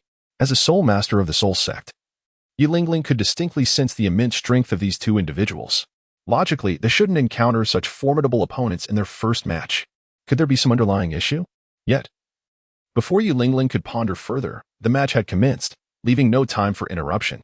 Moreover, with her support, Lin Yuan should have no significant trouble overcoming the Twin Tiger team. The two towering figures of the Twin Tiger team, their muscles rippling beneath their roughened skin, exuded an aura of dominance. You two little brats, thinking you can challenge us, the Twin Tiger team? You should concede now to avoid losing your lives. Upon seeing the youthful ages of Lingling and Lin Yuan, the members of the Twin Tiger team scoffed. They appear to be merely 13 or 14 years old. To dare challenge our illustrious Twin Tiger team is nothing short of folly. Initially puzzled at facing the Demon Heart team, the Twin Tiger team questioned why they, who had achieved 50 consecutive victories, were set to duel a newly arrived team at the Soto Great Soul Arena. However, they never received the answers they sought. Only the promise of substantial rewards for victory motivated them to accept the fight, eager to uncover the true nature of the Demon Heart team. Yet upon laying eyes on their opponents, disdain filled their hearts. No matter how they assessed the situation, it was apparent that the two faced before them could barely be classified as great soul masters. Do not speak too soon. The outcome remains uncertain. Lin Yuan straightened his posture, his formidable aura surging forth as he roared defiantly, "It seems you have some spirit. Let's see if you can withstand the beating I am about to deliver." The Twin Tiger team, hearing Lin Yuan's challenge, exchanged bemused glances, their expressions betraying a hint of amusement. In an observation room at the Soto Great Soul Arena, a staff member slowly handed over the information regarding the Twin Tiger team to Beichen. Upon reviewing the details of the twin competitors, Beichen fell into contemplative silence. The Twin Tiger team consisted of twins, each boasting a soul power level exceeding 35. Their martial spirits were a white tiger and a black tiger, classified among the advanced martial spirits. Most astonishingly, this pair possessed a rare martial spirit fusion technique. When they employed this technique, their combined strength would far surpass what they had displayed previously. How curious, Beichen pondered. They only just joined the Soto Great Soul Arena today. It is unexpected for them to field such a strong team in their debut match. Yet, the reason behind this perplexity eluded him. Chapter 81. The great battle begins as the two members of the Twin Tigers team unleashed their martial soul fusion technique. Their power was undoubtedly comparable to that of a soul zone. Although Lingling had attained the soul zone level in soul power, her martial soul was ill-suited for combat. Thus, relying solely on a single great soul master to secure victory in this battle was exceedingly difficult. However, Beichen harbored no concerns for their safety. With the presence of the 9-heart begonia martial soul, as long as one drew breath, death was an impossibility. "Captain, what do you believe are the chances of Lingling and Lin Yuan winning this battle?" At that moment, Dugu Yin inquired gravely. Clearly taken aback by the formidable opponent they faced, Dugu Yin worried for the duo, as Lin Yuan's strength was merely that of a great soul master. Even with Lingling's assistance, contending against two soul zones wielding martial soul fusion techniques presented an extraordinary challenge. It's hard to say. The outcome of this battle ultimately hinges upon the synergy between Lingling and Lin Yuan, Beichen replied, shaking his head gently, revealing his uncertainty regarding the victor of this conflict. Should Lingling and Lin Yuan coordinate effectively, triumph would ultimately belong to them. The expressions of the individuals in the VIP box turned solemn, each shedding their previous dismissiveness in preparation for the impending challenge. "Now, let the match commence." Moments later, the announcer soared into the air, addressing the two teams below. As the words fell, the Twin Tigers team adopted expressions of utmost seriousness. Boom! The surge of soul power enveloped them, and in the next instant, two massive tigers, one black and one white, manifested in the palms of their hands. A fierce aura radiated from the duo, filling the battlefield, as 3 soul rings emerged beneath their feet, yellow, and purple. Upon witnessing the martial souls and soul rings of his opponents, Lin Yuan's countenance mirrored that of his adversaries, revealing a grave concern. 2 soul zones. This was indeed troublesome. Nonetheless, Lin Yuan refused to bow to despair. Even so, he resolved to exert every ounce of his strength to vanquish the Twin Tigers team and claim victory. Shortly thereafter, Lin Yuan approached Lingling, the two exchanging a glance. Their soul power surged as they prepared to unleash their martial souls. With a crackle, strands of black light flickered from Lin Yuan's right hand, revealing a colossal wolf martial soul. Its fur was as dark as ink, sharp enough to pierce the air, and its eyes glowed with an enchanting light. The imposing aura of the Wolf King radiated forth at that moment as 2 soul rings rose beneath him, yellow. Lingling swiftly retreated, dancing gracefully in place, her hands converging. With a flourish, a golden 9-heart begonia materialized, casting a brilliant golden light that enveloped the battlefield. As Yulingling released her martial soul, she was shrouded in radiant golden light, slowly descending behind Lin Yuan, ever prepared to assist him. In an instant, 4 soul rings appeared beneath her, yellow, yellow, purple, and purple. The moment Yulingling's soul rings emerged, a hush fell over the audience, each person gazing in disbelief at the colors of her soul rings. How could this be? The Devil's Heart team possessed a soul zone? This was simply astounding. Gasped. Did I see that correctly? That girl is indeed a soul zone. If we are not imagining things, this is truly remarkable. Who would have expected a soul zone to participate in the battle? It seems this fight is bound to be thrilling. It was indeed a challenge. As the Devil's Heart team boasted a great soul master as well, a configuration that clearly resembled that of a king accompanied by a bronze warrior. Furthermore, the Twin Tigers team wielded a martial soul fusion technique. Barring any surprises, it seemed likely that the Twin Tigers would emerge victorious. As both teams displayed their soul rings, the audience erupted into discussions, sharing their thoughts on the impending battle. Many hastily placed their bets on either team. Brother, who would have thought there would be a soul zone among our opponents? We must take this seriously. One member of the Twin Tigers, known as Hu, turned to his companion Tianhu, his expression grave. What are you afraid of? That soul zone appears to be merely a support-type soul master, lacking significant combat strength. As long as we eliminate that great soul master before us, victory will surely be ours, Tianhu replied. Though he too was initially taken aback by the appearance of a soul zone. Yet, he quickly reassured himself, concluding that Yulingling was undoubtedly a support-type soul master. Thus, he felt a sense of relief. Support-type soul masters were universally acknowledged as lacking combat prowess. With only a single powerful assault-type soul master on the opposing side, they remained confident in their ability to secure victory. Attack. Suddenly, Tianhu's countenance hardened, and he bellowed. The white tiger martial soul surged forth, its ferocious aura charging directly toward Yulingling and Lin Yuan. First soul skill, White Tiger Light. Tianhu leaped into the air, the white tiger martial soul emanating a staggering white radiance. As his soul power surged, the white tiger's form expanded severfold. With a sweeping gesture, the white tiger bared its fangs, unleashing a brilliant white beam of light. Boom. With an unstoppable force, the attack surged toward Yulingling. For if they eliminated this soul zone support-type soul master, the battle would conclude swiftly. Second soul skill, Black Tiger Claw. Meanwhile, Hu, who had been waiting silently, seized the opportunity as his black tiger martial soul also expanded in size, the second yellow soul ring glowing ominously.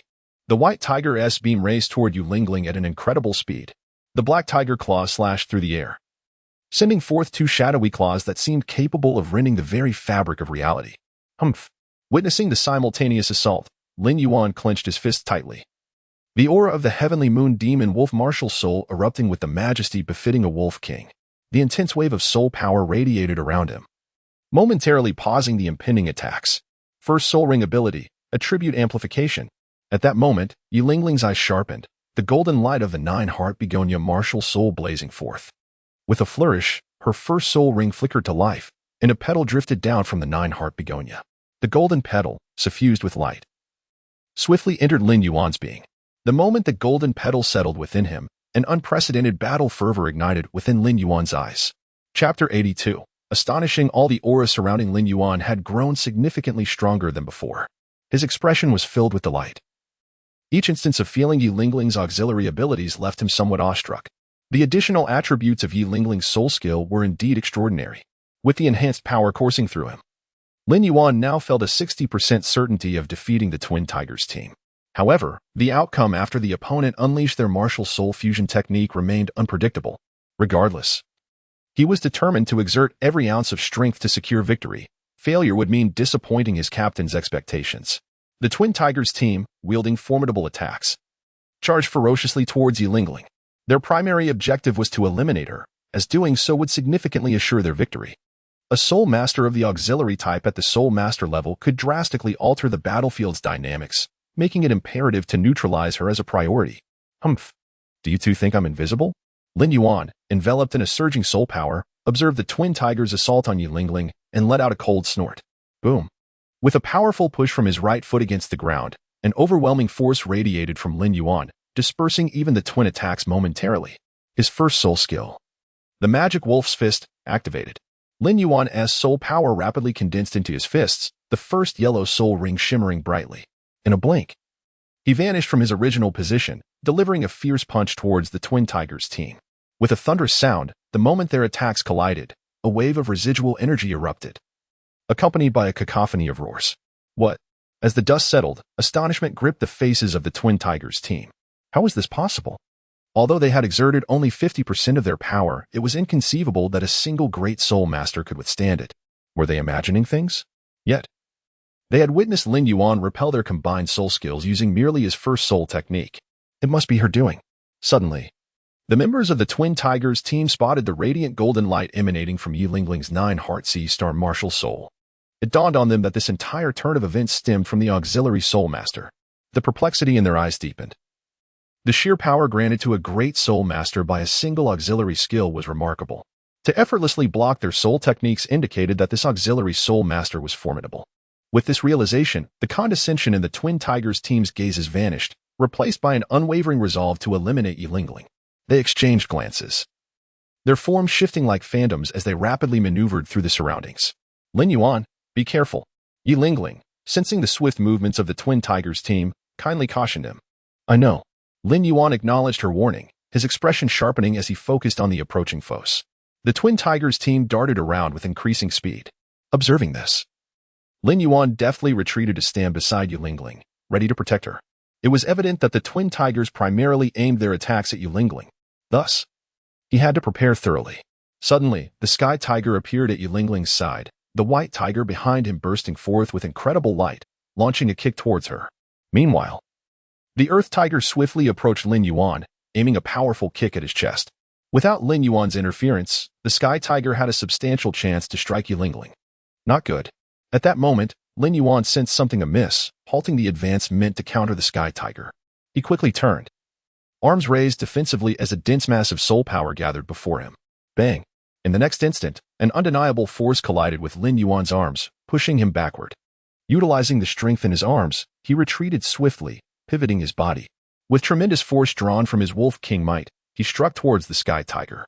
At that moment, the Earth Tiger was taken aback by Lin Yuan's rapid response, inadvertently stepping back.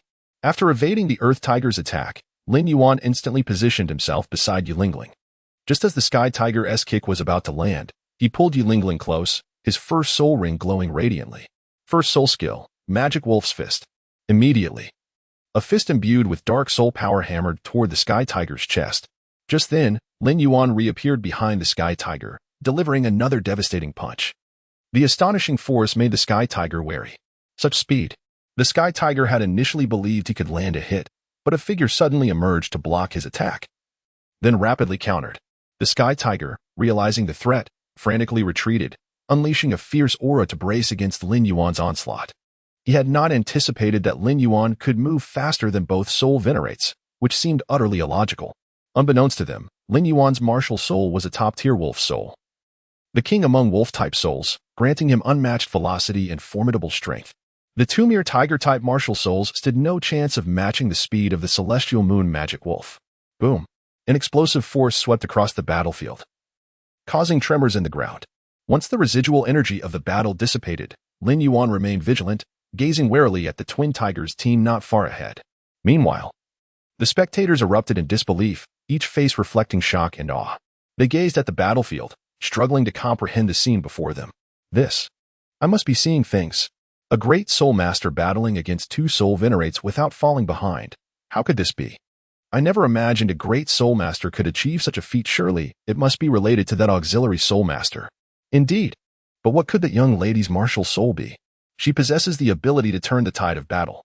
As the audience observed the unfolding conflict, each person expressed their thoughts on the extraordinary events. Chapter 83. The unbelievable additional ability, the prowess of Lin Yuan and Yi Lingling left all in awe. Truly astonishing. Yet, amidst the battlefield, neither of the two opposing teams dared to let their guard down.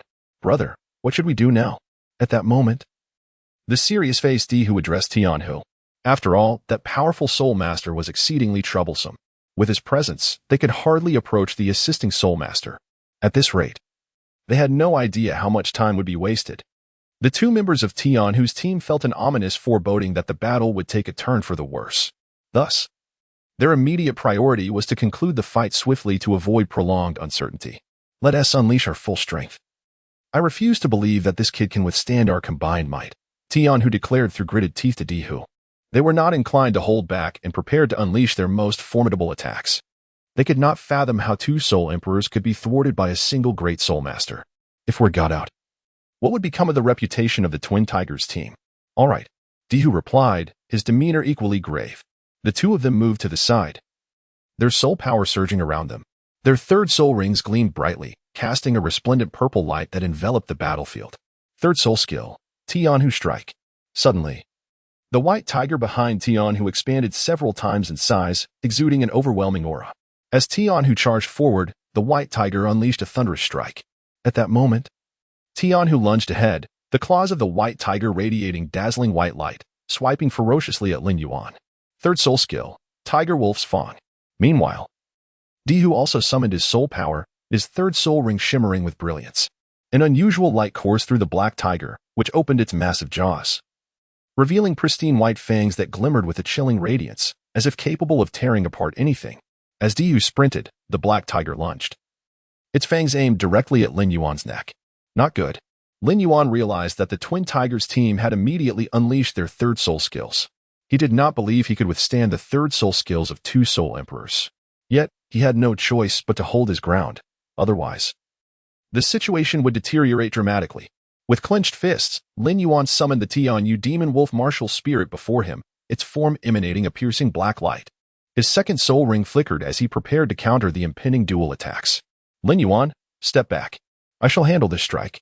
At that moment, Yi Lingling, wielding her 9-heart Si-Tang martial spirit, stepped in front of Lin Yuan, her expression earnest. No, even a soul master cannot withstand these attacks unscathed. Let alone your martial spirit. Lin Yuan instinctively began to refuse, but before he could finish, a sudden realization struck him regarding the additional effect of Yi Lingling's second soul ring. I understand now. Lin Yuan nodded vigorously, his martial spirit radiating a breathtaking glow, ready to unleash a lethal blow and severely injure the Twin Tigers team. Otherwise, they stood no chance of victory. As her words fell, Yi Lingling slowly positioned herself in front of Lin Yuan, her gaze calm as she faced the two deadly attacks. A serene smile graced her fair visage. With a flourish, the 9-heart Si-Tang martial spirit floated above them, releasing a magnificent golden light that enveloped the battlefield. What is she attempting? Just then, the Twin Tigers team, confident in their dominance, prepared to witness the aftermath of their opponent's demise. To their astonishment, they found Yi Lingling, an assisting soul master, standing before Lin Yuan, which left them utterly perplexed. Could she truly be unaware that even a soul emperor would struggle to withstand their attacks? Moreover, she was merely an assisting soul master. Regardless of her soul power, it would be nearly impossible for her to block their strike. The confusion in the eyes of the Twin Tigers team deepened. Did the opposing assisting soul master wish to throw her life away? What is the assisting soul master of the Demon Heart team planning? Does she intend to use that flower in her hand to withstand the third soul skills of the Twin Tigers? It appeared she was indeed willing to gamble with her life. Yet they knew that the third soul skills of the Twin Tigers had previously annihilated soul emperors of the same rank. I can hardly bear to witness the grim scene that is about to unfold. The onlookers echoed their sentiments, lamenting Yi Lingling's actions, attributing everything to her apparent disregard for her own life. Second soul ring additional ability, absolute defense. At this moment, Yi Lingling remained unfazed in the face of the impending attacks. Her second soul ring illuminated, and golden petals from the 9-heart Si-Tang martial spirit began to drift down. A dazzling golden light coalesced before her, forming a protective shield. The third soul skill attacks of the Twin Tigers surged forward with an unstoppable momentum, crashing toward Yi Lingling. Boom. As the two attacks collided with Yi Lingling's absolute defense, they were instantly obliterated in the air, creating no ripples whatsoever. The shield before Yi Lingling remained unscathed, not even a trace of soul power dissipating. Now, Lin Yuan, ever vigilant, seized the moment the attacks met. Recognizing the Twin Tigers team's moment of distraction, he swiftly vanished from his position, his Tian Yu demon wolf martial spirit unleashing its soul power. First soul ring additional ability, attribute amplification. Yi Lingling noticed Lin Yuan's movement, her first soul ring glimmered, and a flurry of golden petals entered Lin Yuan's body. Feeling the surge of amplification within, Lin Yuan's expression brightened as his second soul ring radiated brilliantly. He murmured, Second soul skill, Demon Goddess Light. With those words spoken, the soul power of the Tianyu demon wolf swiftly converged at his brow. Its fierce gaze radiated a captivating light, and in the blink of an eye, Lin Yuan appeared behind the twin tigers' team. His eyes flickered with an inscrutable intensity as he gestured, channeling immense soul power into the Tianyu demon wolf. The black light at the wolf's brow contained the potential to annihilate an entire region. Whoosh! In an instant, the Tianyu demon wolf's claws struck the ground fiercely, and the black light at its brow split into two.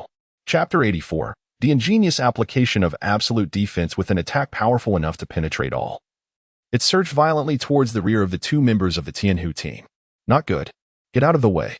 At that moment, the shocked duo from the Shuanghu team sensed a life-threatening danger approaching from behind. Their hearts raced in terror, and they instinctively turned to see two terrifying beams of black light. The speed was utterly overwhelming.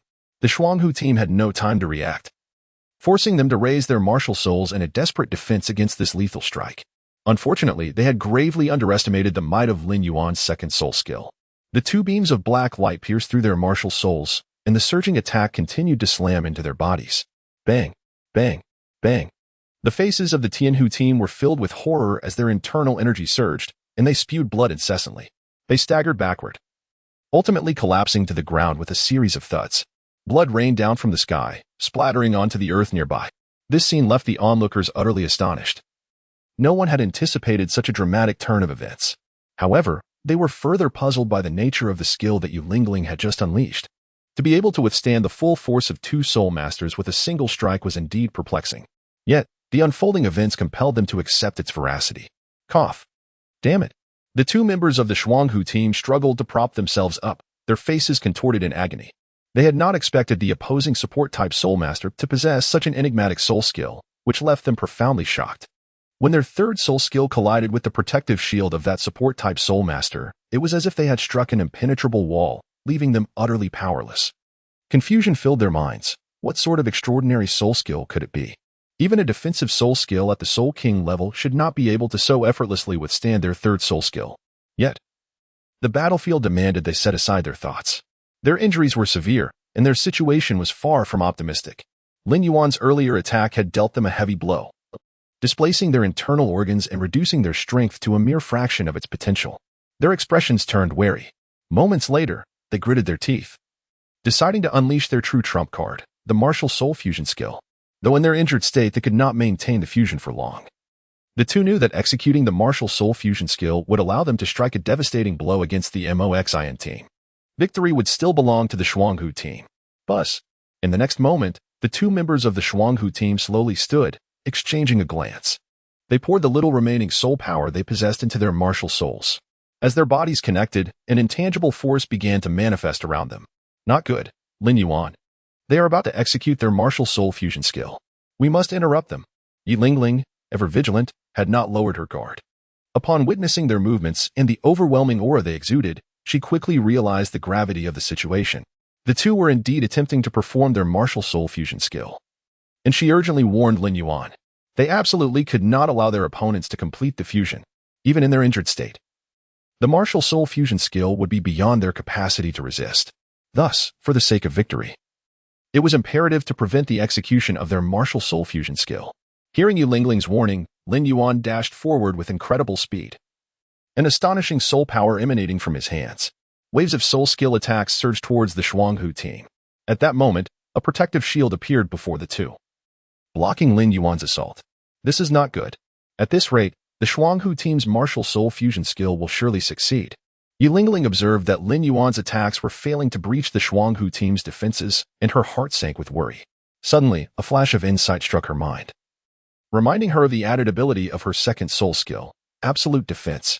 Theoretically, her absolute defense could withstand 3 attacks of title Douluo level. Since soul skill attacks were released using soul power as a medium, it meant she could also obstruct the fusion of their soul powers, completely isolating their connection to each other as martial souls. This would lead to the failure of the Shuanghu team's martial soul fusion skill.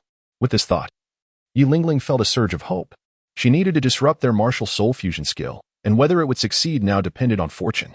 With a rush, Yu Lingling advanced, her right hand wielding the Jiuxin Haiting martial soul, its golden light illuminating the Tianhu team. The two, along with their martial souls, were suddenly enveloped in a golden shield. At that moment, an unexpected shift occurred. A force dissipated in the air, severing the martial soul perception between the two members of the Shuanghu team and causing their fusion skill to fail utterly. Huh? What is happening? Brother, why can't I sense your martial soul? The two members of the Shuanghu team could no longer feel each other's martial souls, and they expressed their astonishment. Shortly after, they noticed the golden shield surrounding them and turned their gaze to Yi Lingling, who was infusing her soul power from a distance, their expressions darkening. They had never imagined that their martial soul fusion skill would be interrupted by a support-type soul master. Filled with rage and frustration, they were engulfed in turbulent emotions. What was the origin of the opponent's support-type martial soul? How could it possess such an extraordinary soul skill? Not only could it withstand their attacks, but it could also sever the connection between their martial souls, thwarting the execution of their fusion skill. Realizing their predicament, the Tianhu team could only smile bitterly as they pounded against the protective shield, knowing it was futile. They could only watch helplessly as Lin Yuan approached. It's over. Lin Yuan arrived before the Shuanghu team, observing the two struggling within the shield, a mocking smile gracing his face. He too had not anticipated the added ability of Yi Lingling's second soul ring. Besides possessing the power to withstand attacks, it could also disrupt martial soul fusion skills. Truly a remarkable turn of events. As the protective shield before the Shuanghu team vanished, Lin Yuan sprang into action, quick as lightning. Bang, bang, bang. Two fists, infused with terrifying soul power, struck forcefully towards the foreheads of the Shuanghu team members. Chapter 85. The battle concludes with a resounding impact. The two assailants were sent sprawling to the ground, rendered completely unconscious. After all, Lin Yuan's fists were no trifling matter, striking forcefully against their vulnerable heads. Their fainting was perhaps the best outcome achievable. Following the defeat of the Twin Tigers team members, Yi Lingling and Lin Yuan sighed in relief, retracting their martial spirits. Their battle had been exceedingly arduous. Yi Lingling was astonished to discover that her second spirit ring's added ability could disrupt the fusion technique between the two opponents. Had it not been for this, the outcome of the match might have remained uncertain. The commentator, equally taken aback by this unexpected turn of events, turned his gaze toward Yi Lingling, who stood unfazed nearby. He quickly regained his composure, announcing the victory of the match. Let us extend our congratulations to the Magic Heart team for their triumph in this contest. As the commentator's words echoed, the audience remained momentarily stunned, gazing in disbelief at the composed Yi Lingling on the battlefield. What origin did the support-type spirit master possess that she could so effortlessly dismantle a spirit fusion technique? Even the less experienced spectators were aware of the formidable nature of spirit fusion techniques, which are notoriously difficult to interrupt unless one possesses overwhelming strength to sever the bond swiftly.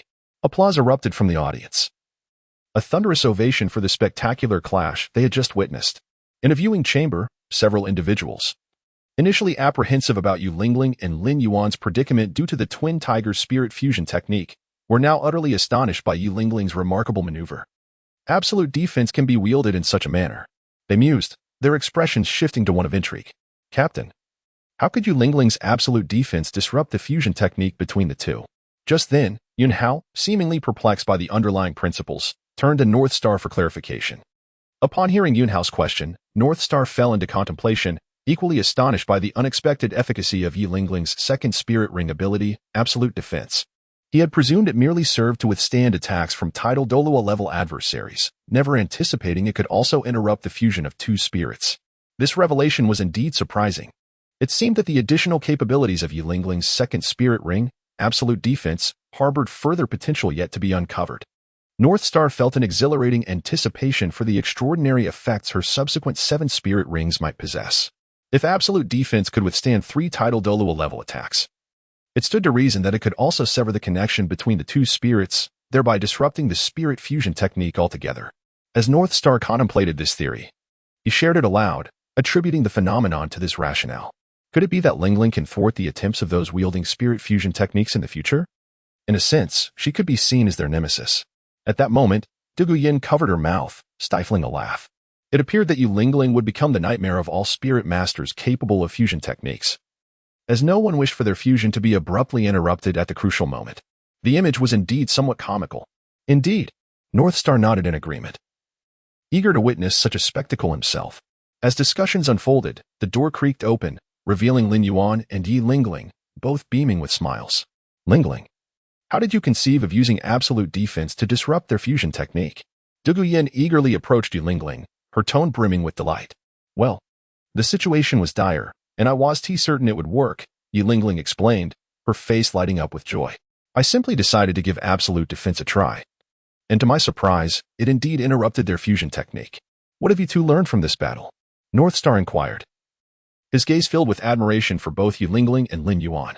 He had observed the entirety of their combat, noting the seamless cooperation between them. The month of rigorous training had certainly paid off. Had there been even a slight flaw in their performance, the outcome might have been far less favorable. Captain, I cannot take credit for our victory. It was entirely Lingling's achievement. Without her 2 instances of absolute defense and support, I would never have triumphed over the Twin Tigers team. The most critical factor remains my own insufficient spirit power level, Lin Yuan confessed, scratching his head and sighing as he reflected on his limitations. Ling Yuan, do not belittle yourself. I am merely a support-type spirit master. Without your offensive capabilities, I could not have single-handedly defeated the Twin Tigers team. My role is to assist my teammates, and thus, our victory is a shared accomplishment, Yilingling countered. Shaking her head, I understand. I must swiftly enhance my spirit power level, Lin Yuan resolved, nodding with a newfound determination. Their conversation pleased North Star, who chose to remain silent, content with their exchange. After a considerable time, the group sat in the viewing chamber, awaiting the next battle arrangements. Thank you for your unwavering support, dear readers. If you enjoyed this, please consider leaving a prompt for the next chapter and a 5-star rating. All forms of support are greatly appreciated. Expect 4 updates daily, with a total of 8,000 words each day. Your continued support means the world. Chapter 86. The Frost Blade. Time flies swiftly. With the conclusion of the preceding battle, it was finally the turn of Ning Rongrong and Yunhao to take the stage. You two must prioritize your safety. The outcome is not of utmost importance, Beichen warned as they prepared to depart. He had anticipated that Ning Rongrong and Yunhao's upcoming confrontation would not unfold smoothly, surely entangled with a hint of conspiracy. After all, it was improbable for Yilingling and Lin Yuan to encounter such a formidable duo as the Twin Tigers without reason, unless unforeseen circumstances arose. The opponents awaiting Ning Rongrong and Yunhao would undoubtedly prove to be equally challenging. Nevertheless, Beichen was confident that with their capabilities, they had a significant chance of achieving ultimate victory. Understood, Captain. Yunhao responded, nodding vigorously, his fist clenched, eyes brimming with determination. This time, he was resolute in claiming victory in this battle, striving to live up to the captain's expectations. Moments later, Ning Rongrong and Yunhao stepped forward with heavy steps, opening the door and heading toward the battlefield. Now, let us welcome the next 2 teams to the arena, the Jiqing team versus the Excellent team. Please give a warm round of applause for both teams. The announcer called out passionately to the audience below. Upon the announcement, 2 teams slowly emerged onto the battlefield, one of which was Ning Rongrong and Yunhao. The opposing team, a remarkable duo consisting of a man and a woman, drew the audience's attention with the man's flowing black hair and striking features. The woman beside him donned a sleek black gown, exuding an aura that commanded distance. As the 2 teams entered the arena, the spectators fell into a stunned silence, their expressions reflecting astonishment at the appearance of the Excellent team. They never anticipated encountering such an impressive group once again, truly unbelievable. Indeed, both members of the Excellent team possessed soul power levels of 39. One wielded a sword spirit, boasting formidable offensive capabilities, while the other, a shield spirit, demonstrated astonishing defensive prowess. True to their name, the Excellent team was a perfect combination. The origins of the Jiqing team remained a mystery, raising questions about how they would face such a powerful adversary right from the outset. The audience outside began to share their thoughts on the Excellent team. After all, the reputation of its members was on par with, if not exceeding, that of the previous Twin Tigers, making them a force to be reckoned with. The dynamics of the Excellent team, a powerful attacker and a resilient defender, posed a significant challenge for ordinary soul masters to breach their defenses. Meanwhile, Beichen and his companions scrutinized the profiles of the Excellent team members. Jianyu, with the Frost Blade Spirit, also at level 39, harnessed immense icy power and sword energy, rendering him unmatched among soul masters of the same rank. Fan Ling, with the Xian Gui Shield, also at level 39, possessed unparalleled defensive capabilities, capable of rebounding enemy attacks. The 2 members of the Excellent team truly embodied their name as a flawless pair. As they reviewed the details, Beichen mused, the Frostblade spirit is quite rare on the Douluo Continent. Legend has it that it originated from a standard sword spirit user who accidentally slayed an ice attribute soul beast, causing a transformation in their own spirit. This soul master often hunted ice attribute beasts, leading to the eventual mutation of their spirit into the Frost Blade. The Frost Blade spirit, only a fraction away from being a top-tier spirit, was indeed a formidable presence among high-ranking offensive spirits. At that moment, Dugu Yin fell into deep contemplation upon seeing the Frost Blade spirit, subsequently sharing its origin. While these tales were merely rumors, the true nature of the Frost Blade's might was undeniable. It appears the Frost Blade possesses tremendous icy attributes and fierce sword energy, suggesting that the upcoming battle for Rongrong and Yunhao may not bode well, she remarked. Yunhao's spirit, the Azure Cloud Sword, belonged to the top-tier category and was evidently superior to the Frost Blade. However, the gap in their soul power was significant. Even with Rongrong's 9 treasure glaze tile assisting him, defeating Jianyu would prove to be an arduous task. As Dugu Yin finished speaking, Beichen quietly murmured, his brow furrowed with concern for the impending plight of Ning Rongrong and Yunhao. The Xin Gui shield's ability to rebound attacks was particularly intriguing. Suddenly, Beichen's gaze shifted towards Fan Ling's spirit, exclaiming in astonishment. Her Xian Gui shield not only possesses the powerful defenses of the Xian Gui clan, but can also reflect enemy attacks to some extent. This is quite peculiar. A sly smile crept across Beichen's face as he contemplated something, before shaking his head slightly. After studying the profiles of the excellent team, they settled into silence. Watching the impending clash unfold, Ning Rongrong and Yunhao exchanged vigilant glances at their formidable opponents, remaining silently resolute as their soul power surged, ready to launch an offensive. Their instincts told them that the excellent team was not to be underestimated. Therefore, they knew they must exert their utmost effort, otherwise, securing victory would prove exceedingly challenging. The match is about to begin. The announcer's voice echoed as both teams signaled their readiness. Commence! As the words fell from the announcer's lips, Jianyu of the excellent team shouted, instantly unleashing his spirit. A white longsword materialized silently, adorned with icy blue engravings, while a frigid aura enveloped the battlefield, causing involuntary shivers among the spectators who tightened their garments to ward off the chill. Buzzing sounds resonated as 3 soul rings, 2 yellow and 1 purple, rose slowly beneath Jianyu, representing the optimal combination of soul rings. Meanwhile, the strikingly attractive Fan Ling summoned her spirit, a black shield materializing in her right hand. Chapter 87. The Azure Cloud Sword array. Upon the surface of the shield, there was an emblem resembling a mystical tortoise, symbolizing the formidable defensive prowess of this shield. A thunderous roar reverberated through the air, as an overwhelming aura surged forth, with 3 soul rings sequentially rising beneath their feet, characterized by the optimal configuration of yellow, and purple. The aura of this martial soul. Ning Rongrong and Yunhao exchanged solemn expressions as they beheld each other's martial souls and sensed their soul power levels. They had not anticipated the formidable presence of the 2 soul masters before them. The sword martial soul exhibited an extraordinarily fierce offensive capability, while the other, a shield martial soul, boasted astonishing defensive strength. To their astonishment, Yunhao also wielded a sword martial soul. Uncertain of the gap in strength between the newly ascended soul master Yunhao and the opposing Jianyu, Ning Rongrong's heart suddenly filled with trepidation. For the disparity in soul power between Yunhao and Jianyu is indeed substantial. After a moment, she felt a slight relief. As her martial soul was the 9 treasure glaze tile, renowned for its unparalleled supportive abilities across the continent, she believed that with her assistance, even if Yunhao could not defeat Jianyu, he would be able to narrow the gap significantly. Boom! Yunhao immediately unleashed his martial soul. A verdant longsword floating before him, the pressure of his top-tier martial soul permeating the battlefield at that instant. 3 soul rings, yellow, and purple, ascended beneath his feet. With a flourish, Ning Rongrong began to dance gracefully, a spectrum of colors emanating from her form. In her fair right hand, a 9-tiered glazed tower materialized. 3 soul rings, yellow, purple, and purple, rose slowly beneath her, far surpassing the typical configuration of soul rings for ordinary soul masters. How is this possible? The moment this configuration of soul rings emerged, it left every onlooker astounded, particularly Jianyu and Fan Ling, who stared in disbelief at Ning Rongrong's 3 soul rings, their expressions a mixture of shock and incredulity. They could not believe their eyes.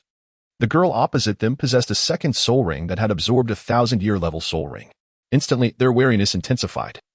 They had never witnessed a soul master absorbing a 1,000-year soul ring for their 2nd. This was truly astonishing. You go. That girl opposite seems to have the 7 treasure glazed tile martial soul? Fan Ling suddenly remarked, her gaze fixed on the martial soul in Ning Rongrong's right hand. Her voice tinged with uncertainty.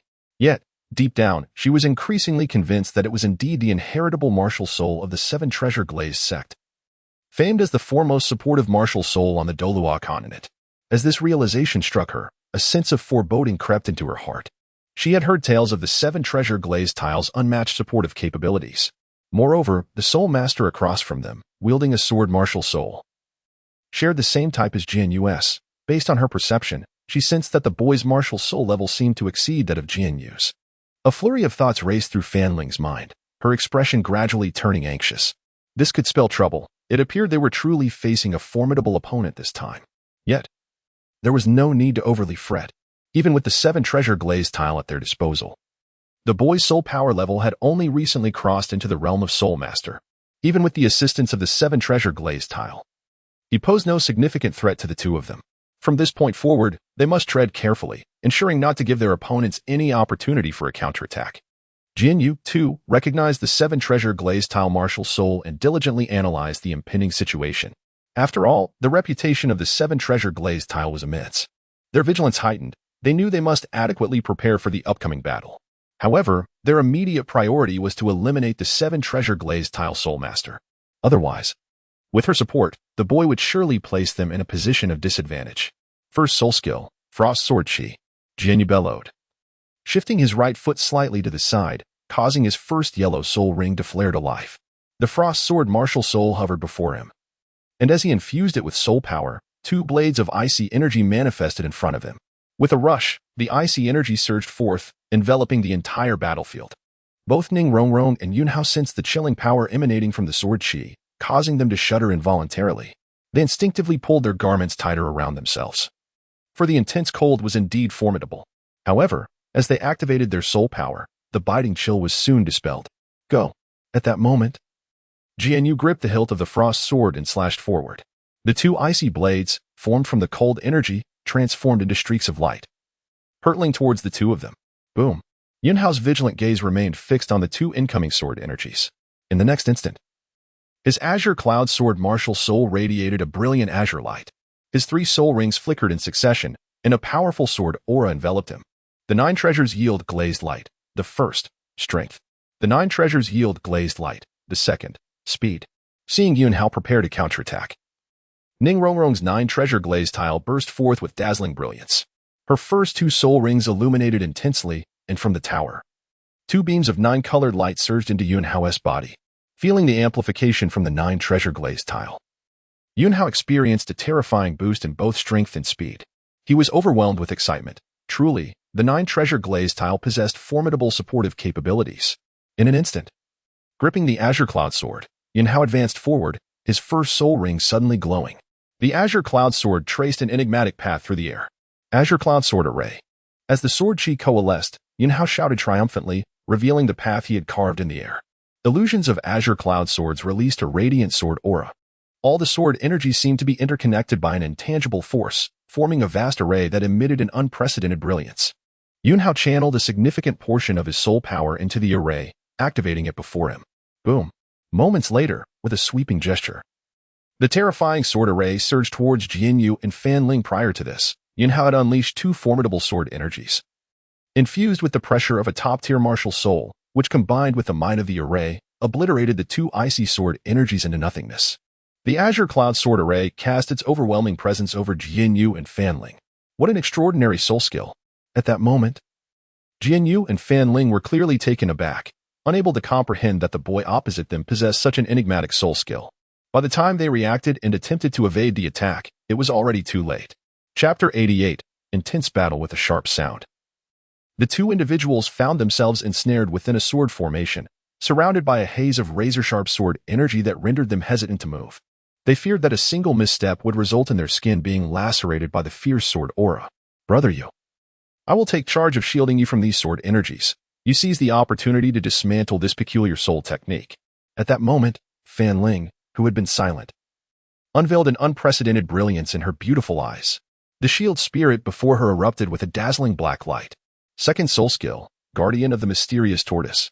Raising the shield in her right hand skyward, she infused it with her soul power, causing the second yellow soul ring to glow vibrantly. A black barrier emanated from her shield spirit, abruptly enveloping the 2 of them. Second soul skill, Skyward Strike.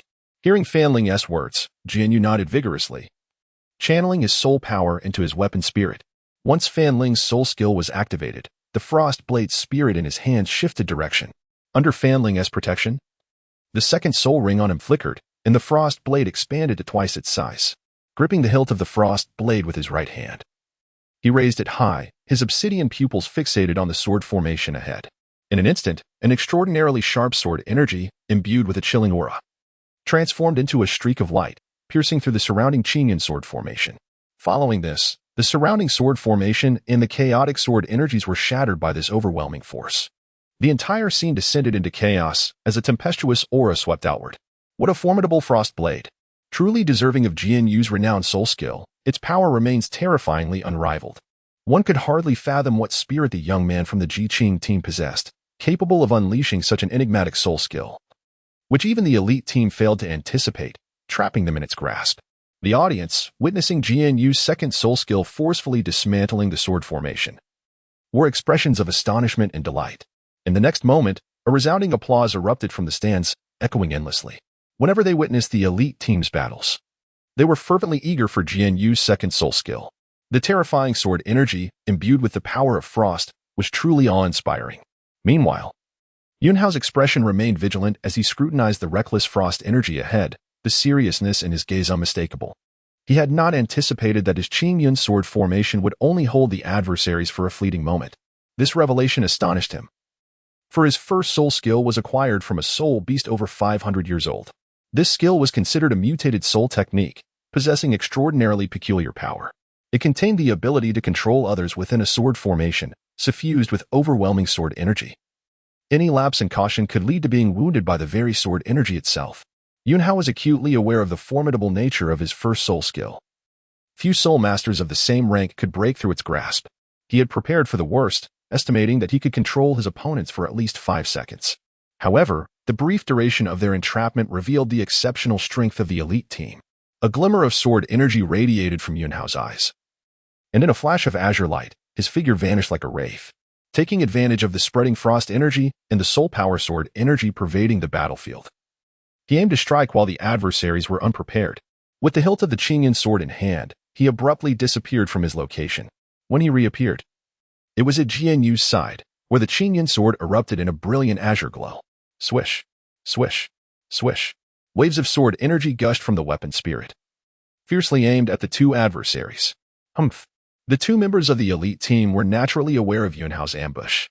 This battle had instilled in them a profound respect for their opponents. After breaking the Qingyun sword formation, they remained ever vigilant of the adversaries' movements. Their apprehension proved justified. The control exerted by the two members of the Jiqing team was truly remarkable. Should they allow themselves to become complacent after breaching the opponent's soul skill, they would surely stumble again. Jian Yu likewise unleashed his own sword energy, a torrent of soul power surging forth as he firmly grasped the frost blade. With a flick of his wrist, the frost blade began to spin rapidly, desperately defending against the relentless onslaught of Qingyun sword energy. After a moment, Jian Yu brought his fingers together and sliced through the void before him, positioning the frost blade ahead. With a swift motion, he thrust the frost blade forward. Swish. The astonishing sword energy, infused with boundless frost power, surged toward Yunhao's brow. The intensity of the two converging sword energies caused the surrounding air to erupt with explosive sounds. This is bad. Yunhao was startled by his failed ambush. He then beheld the icy sword energy rushing toward him like a tempest, his dark pupils constricting. The Qingyun sword in his hand radiated a brilliant light as his second soul ring illuminated. Second soul skill, sword energy vortex. Yunhao bellowed, positioning the Qingyun sword horizontally before him. As he infused soul power into the weapon spirit, the Qingyun sword transformed into a swirling azure vortex, emanating an unparalleled aura. It seemed capable of drawing everything into its depths, shattering the formidable sword energy with ease. Indeed, the sword energy and frost power emanating from the frost blade were entirely absorbed by the vortex before Yunhao, only to be obliterated by the overwhelming sword energy, dissipating into the air as a cloud of soul power. At that moment, the frost blade's spirit arrived before Yunhao. The next instant, he lightly tapped his right foot and leaped into the air, his right foot enveloped in a tremendous surge of soul power. As he retreated, he unleashed a powerful kick toward the frost blade spirit. Boom. A terrifying backlash force propelled Yunhao backward. In the meantime, the frost blade was sent reeling, pointing skyward. Suddenly, a glimmer of light danced in Yunhao's eyes. The soul power in his palm flickered, and the vortex before him morphed into the Qingyun sword. Grasping the Qingyun sword, Yunhao dashed forward at lightning speed, striking the frost blade above. The sharp sword energy repelled the frost blade, sending it hurtling back into Jianyu's grip. At that moment, Jianyu clutched the rapidly approaching frost blade, the violent force causing him to stagger back a few steps. Yet, before he could regain his composure, he witnessed the Qingyun sword thrusting toward him. A hint of panic washed over Jianyu's gaze. He could hardly fathom how swiftly Yunhao moved. Little did Jianyu realize that, over the past month, Beichen had trained them rigorously, elevating not only their strength but also their speed to unprecedented levels.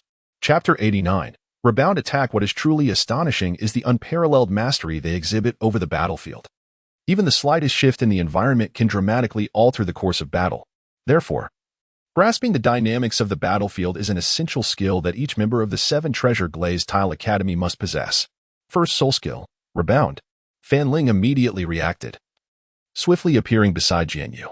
The first soul ring on her body illuminated, and her Xian Gui shield emitted an awe-inspiring black glow, as if enveloped in a shroud of darkness.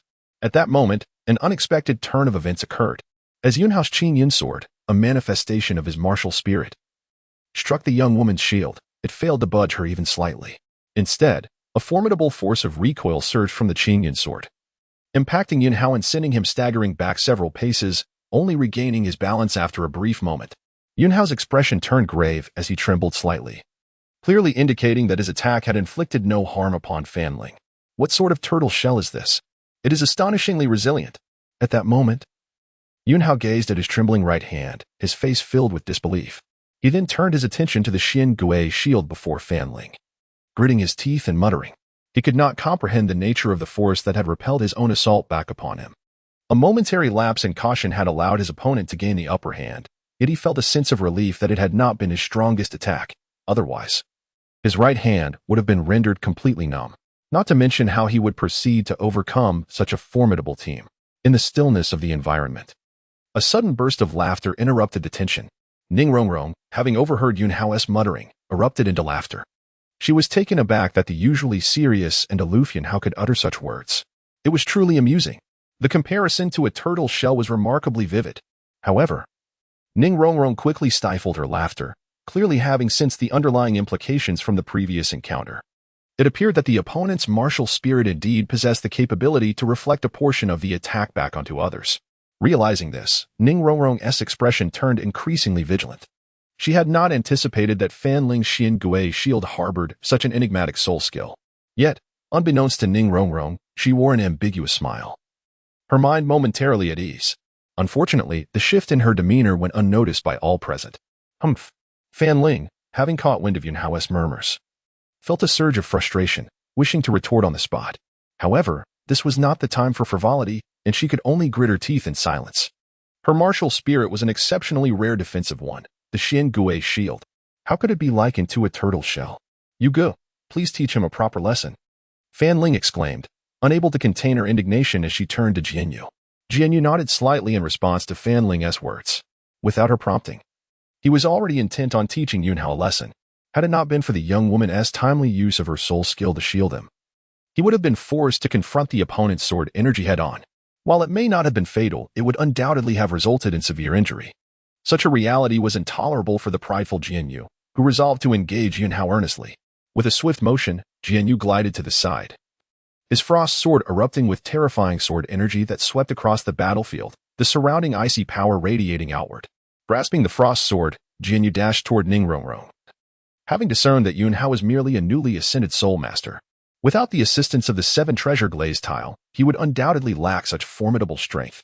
Did you seek my permission to launch a sneak attack? Upon witnessing Jianyu's intent to assault Ning Rongrong while his attention was diverted, Yunhao snorted coldly. Since the onset of battle, his focus had remained steadfastly on Ning Rongrong. He was acutely aware of her significance and could not permit the opponent to breach her defenses. Otherwise, the dynamics of the fight would spiral beyond his control. In an instant, Yunhao vanished from his original position, a flurry of azure sword energy materializing. He reappeared before Ning Rongrong, his Qingyun sword pointed ominously toward a specific direction in the air. Boom. Jianyu also materialized, directly in the path of Yunhao's Qingyun sword. The two formidable sword energies collided, unleashing a cacophony of resonating sword sounds. Jianyu had intended to ambush Ning Rongrong, But Yunhao's keen perception thwarted him, repelling the attack with his sharp sword energy. Subsequently, the Qingyan sword pressed forward against Jian Yu's frost sword. The two powerful sword martial spirits generated a series of thunderous roars, their energies wreaking havoc in the vicinity. Observing this tumultuous scenario, Ning Rongrong quickly distanced herself from the area. The brilliance of the 9 treasure glazed tile flickered, and her third purple soul ring illuminated, radiating a dazzling violet glow that enveloped the surroundings. 9 treasures glazed tile, third day, soul. From the 9 treasure glazed tile, a spectrum of 9 colored light surged forth, entering Yunhao's body. So powerful, Yunhao felt his inner soul power instantaneously restored to its peak, an unprecedented thrill igniting in his eyes. Bang, bang, bang. The surging soul power erupted violently around him as he gripped the Qingyan sword, releasing an even more resplendent sword energy. His internal soul power was completely infused into the Qingyan sword martial spirit. Damn it! Jian Yu, overwhelmed by the might of the sword energy and soul power, found his countenance darkening.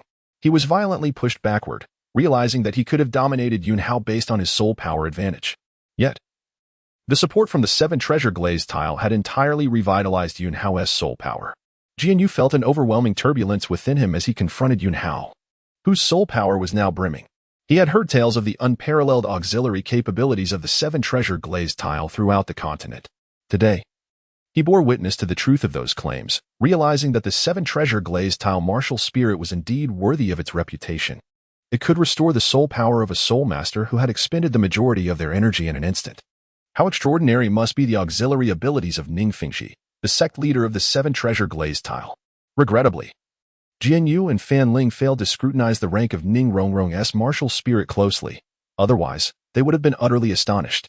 Yet, it was understandable that they overlooked this detail, for in the eyes of soul masters on Douluo Continent, there had never been a precedent of the 7 treasure glazed tile martial spirit evolving into the 9 treasure glazed tile martial spirit. As for why Ning Rongrong's soul skill possessed such formidable auxiliary capabilities, it was undoubtedly due to the evolution of her martial spirit into the 9 treasure glazed tile, which had significantly amplified her previous support abilities. Chapter 90. Heavily injured and collapsing at that moment, a flash of azure light flickered in Yunhao's eyes, and he instantly dashed forward. Swish, swish, swish. The Qingyun sword, his martial soul, emitted an unmatched sword aura.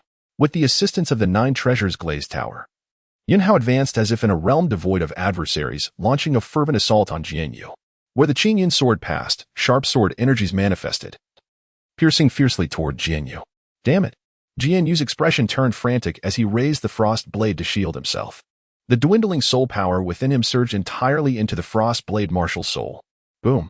The powerful sword aura slashed forth, shattering the surrounding Qingyun sword energies. It was evident to any observer that Jian Yu had fallen to a disadvantage. Although he possessed the strength to withstand the onslaught, his soul power was swiftly depleting. With the 9 treasures glazed tower support, Yunhao's soul power, speed, and attack power were escalating rapidly, making it increasingly unfavorable for Jian Yu to sustain a prolonged battle. As this realization dawned upon him, Jian Yu's brows furrowed slightly, his mind racing with thoughts.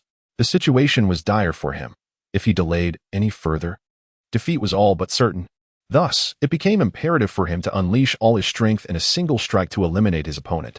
If he could simultaneously dispose of the 7 treasures glazed tower soul master, it would be a tremendous advantage. Jian Yu swiftly retreated, maintaining the frost blade before him, its endless icy power resisting the advancing sword energies. Buzz, buzz, buzz. In an instant, he gripped the frost blade and maneuvered around, the weapon hovering in front of him. His third soul ring suddenly illuminated, enveloping the frost blade in a stunning purple glow. The radiant violet hue stood out vividly on the battlefield. At that moment, Jian Yu fixed his gaze on the approaching Yunhao, evading the chaotic sword energies around him. He infused his soul power into the frost blade martial soul. Third soul skill, sword of killing intent. Jian Yu bellowed, his icy eyes flashing with a remarkable red light.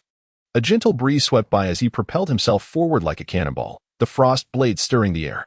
Rings of icy ripples began to undulate as a terrifying killing intent engulfed the battlefield. Go! In the blink of an eye, Jian Yu vanished, and the frost blade erupted with earth-shattering, killing intent. The icy power scattered with the wind, projecting an overwhelming momentum toward Yunhao. This is bad. Yunhao sensed the rapid approach of the frost blade, his heart racing with a sudden sense of unease. He was certain that even with the 9 treasures glazed tower's assistance, he could not withstand this attack. However, he realized that the assault was directed at him and Ning Rongrong. Alarmed, Yunhao knew he could evade it. But with Ning Rongrong behind him, he had to intercept the sword energy or they would be in grave trouble. Third soul skill, Sword Rain. At that moment, an endless chill filled Yunhao's gaze as he formed seals with his hands. The Qingyan sword before him began to spin rapidly, splitting into illusory Qingyan swords. Suddenly, his third purple soul ring shone brightly. The ethereal and powerful sword aura enveloped the area in an instant, forming a massive barrier composed entirely of sword energy, infused with formidable offensive and defensive strength. Boom.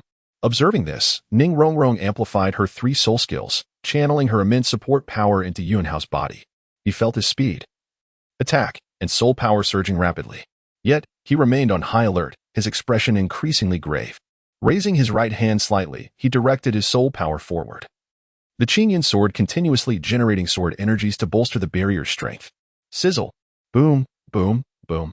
At the moment their attacks collided, the battlefield resonated with the sound of clashing swords. The overwhelming sword energies dispersed in all directions, creating cracks in the glass surrounding the arena. It was clear how fearsome the soul skills unleashed by Yunhao and Jianyu were. Any ordinary soul sovereign caught in the fray would be severely injured, if not killed. Bang, bang, bang. The 2 colossal sword energies clashed fiercely. The powerful energies enveloped the battlefield, and both Yunhao and Jianyu bore wounds from the slicing energies, blood streaming from their injuries. Yet, the determination in their eyes burned with unprecedented intensity as they resisted the overwhelming assault. After all, the fate of their respective teams hinged on who could endure the longest. Crack. Suddenly, an unexpected turn of events occurred. The barrier formed by the sword rain before Yunhao began to show fine cracks. Seeing this, Yunhao's face turned pale as he poured all his soul power into augmenting the sword rain's might. Jianyu, witnessing this, was not one to concede easily. Indeed, in the next moment, the barrier composed of sword rain shattered explosively, and a surge of icy power struck Yunhao's chest. Boom. At that moment, Yunhao felt an excruciating pain radiating through his core. The immense icy force relentlessly invaded his injuries, causing him immense suffering before propelling him backward, blood spurting from his mouth. Ultimately, he crashed heavily to the ground. Gritting his teeth, Yunhao slowly rose to his feet despite his grievous injuries, his eyes still reflecting an indomitable spirit. This is bad. Ning Rongrong's expression changed dramatically upon witnessing Yunhao being knocked back, and she hurried to his side to support him. Simultaneously, she noticed the wounds on Yunhao's body, his skin torn by the sword energies, his clothes soaked in blood, presenting a disheveled and tragic sight. Panic set in for Ning Rongrong as she felt helpless. Yunhao, should we concede? She asked anxiously, concerned about the severity of his wounds. If prolonged, the injuries could lead to irreversible damage. Besides, losing this battle was not catastrophic. They could always seek vengeance later. The immediate priority was to leave the battlefield and assist Yunhao in recovery.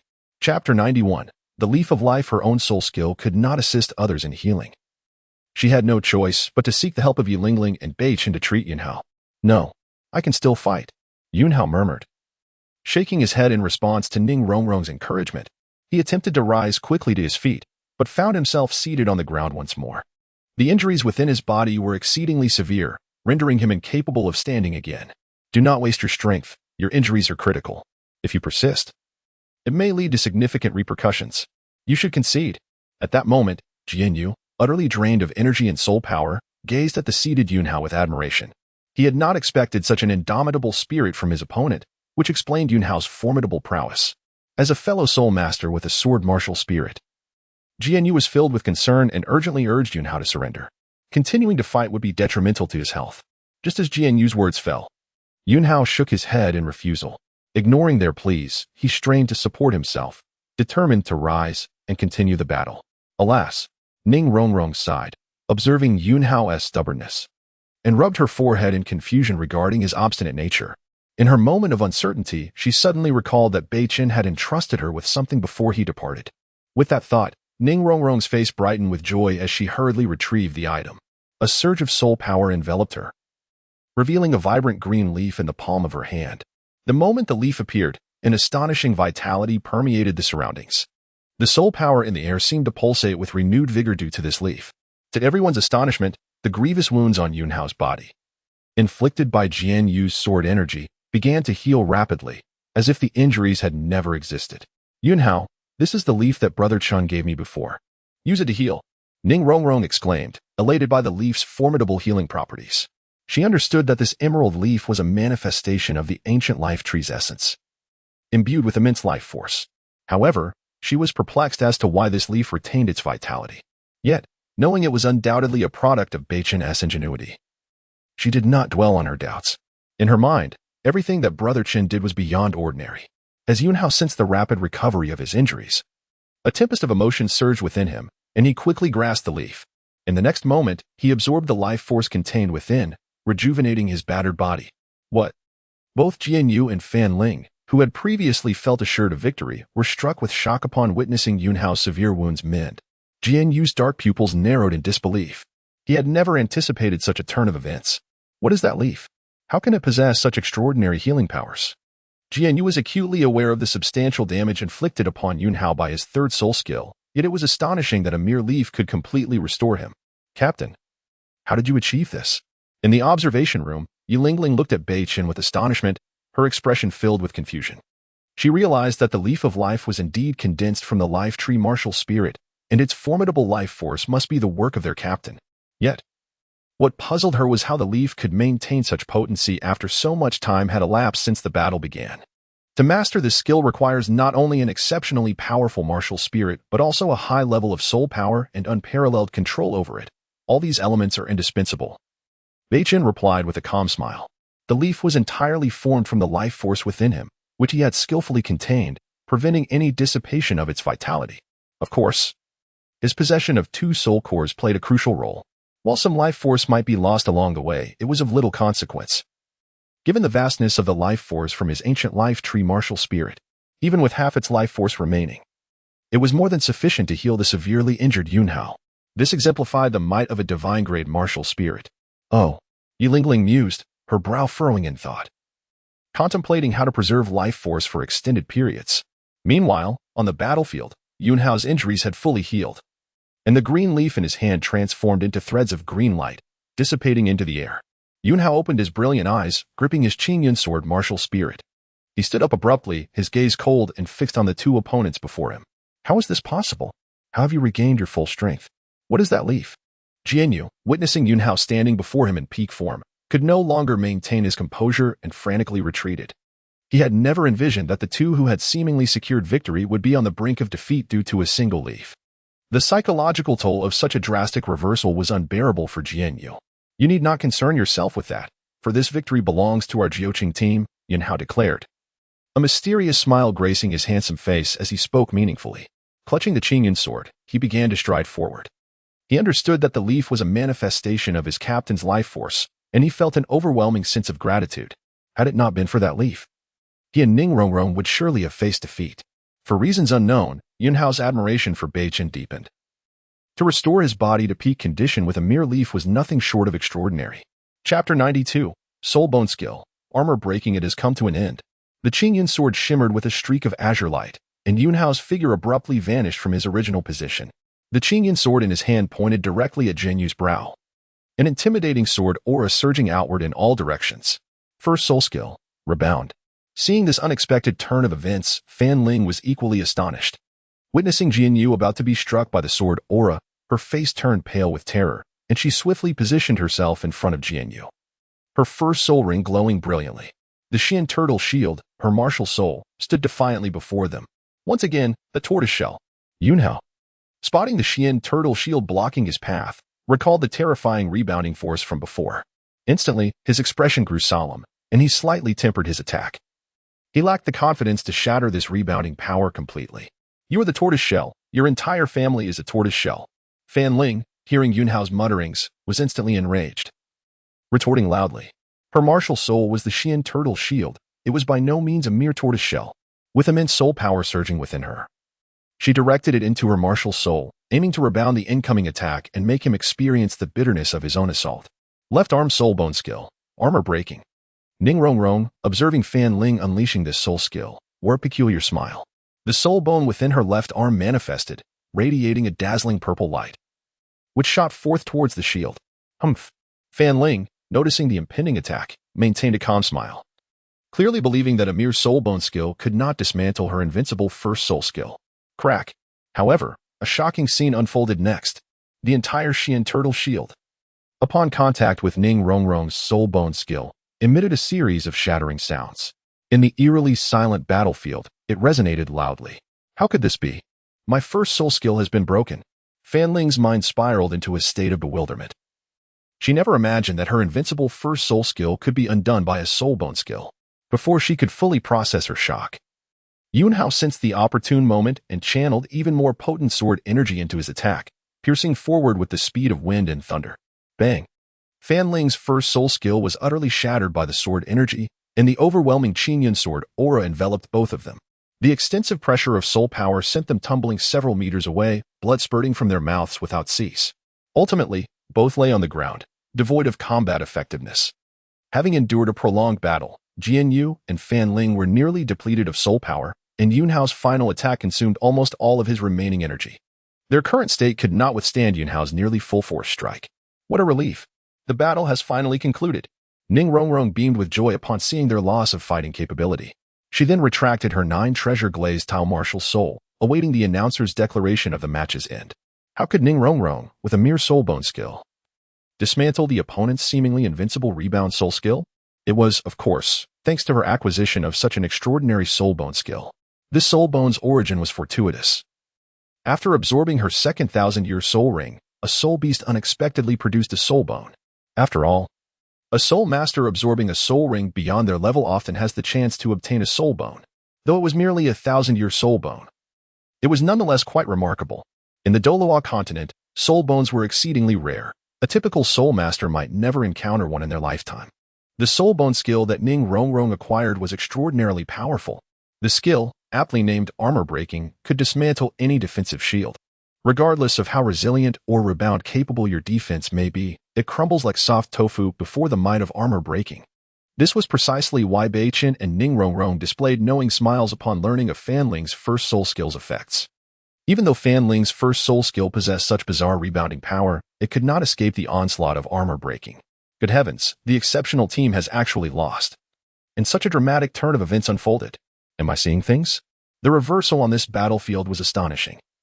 What could that verdant green leaf be that restored an injured soul master to full vigor? It was terrifying. Initially, I believed the victory would ultimately belong to the exceptional team, yet unexpectedly, it was truly claimed by the Juxing team. Incredible! As the battle concluded, every spectator exhibited a look of astonishment, their bodies momentarily frozen in place, their eyes fixed on the chaotic battlefield. Let us congratulate the Juxing team for winning the final match. Moments later, the announcer proclaimed the outcome of the match, and thunderous applause erupted from the audience.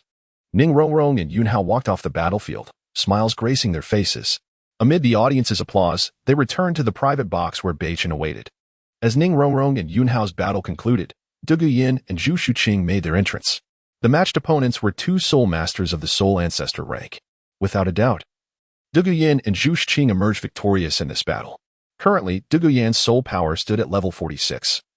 Enhanced by the formidable toxicity and control of her biling snake martial soul, paired with Zhu Shuqing, a swift attack type soul master. Achieving victory in this match was exceedingly effortless. The opposing duo, unsurprisingly, felt at Dugu Yan's overwhelming prowess. Well, these 3 matches have been splendidly completed. Each of you performed admirably. Beichen surveyed the group, nodding in satisfaction. He had not anticipated that Ning Rongrong and her companions possessed such formidable strength. Their remarkable talents and unwavering spirit had led to their current achievements. Now, go home and take some time to rest. Consider it a moment of relaxation. Beichen advised Ning Rongrong and the others, and the next moment, they opened the door to the box, preparing to leave the Soto City Great Soul Arena. Just as they reached the hall and were about to exit, they suddenly heard rapid footsteps approaching from behind. Wait. Our venue manager needs to discuss an important matter with you. A hurried voice of a young girl called out from behind. Upon hearing this, Beichen and the others turned around gently. They saw the girl running towards them. It was the cat-eared girl who had previously assisted them in registering their information. Chapter 93. Lu Tian's plan. Who is the person in charge here? Does he have any business with us? Upon hearing this, Beichen raised an eyebrow, his expression reflecting confusion. He could not comprehend why the true authority of the Soto City Arena would seek him out. Was it perhaps due to the formidable strength exhibited by Ning Rongrong and her companions that had caught his attention? Beichen pondered. Fully aware that Yu Lingling and the others were undoubtedly under the directive of the arena's overseer, given the presence of such powerful adversaries. I am uncertain. It is rather inconvenient to discuss matters here.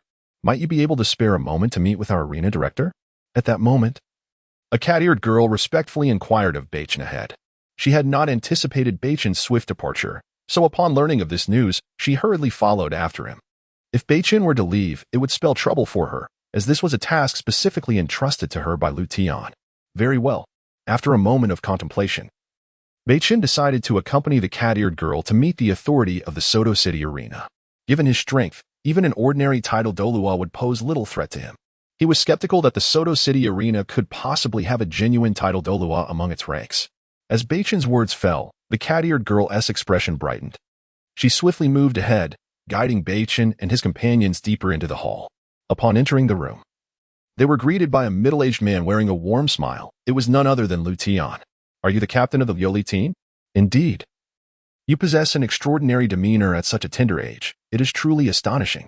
Lu Tian approached Beichen, extending his hand in greeting. The moment Lu Tian laid eyes on Beichen, there was a fleeting look of astonishment in his gaze. He had never encountered a man with such an ethereal presence, compelling one to gaze intently. Particularly, Beichen exuded an elusive aura that drew one in irresistibly. You flatter me. May I inquire what matters bring you to seek us out? Director Lu?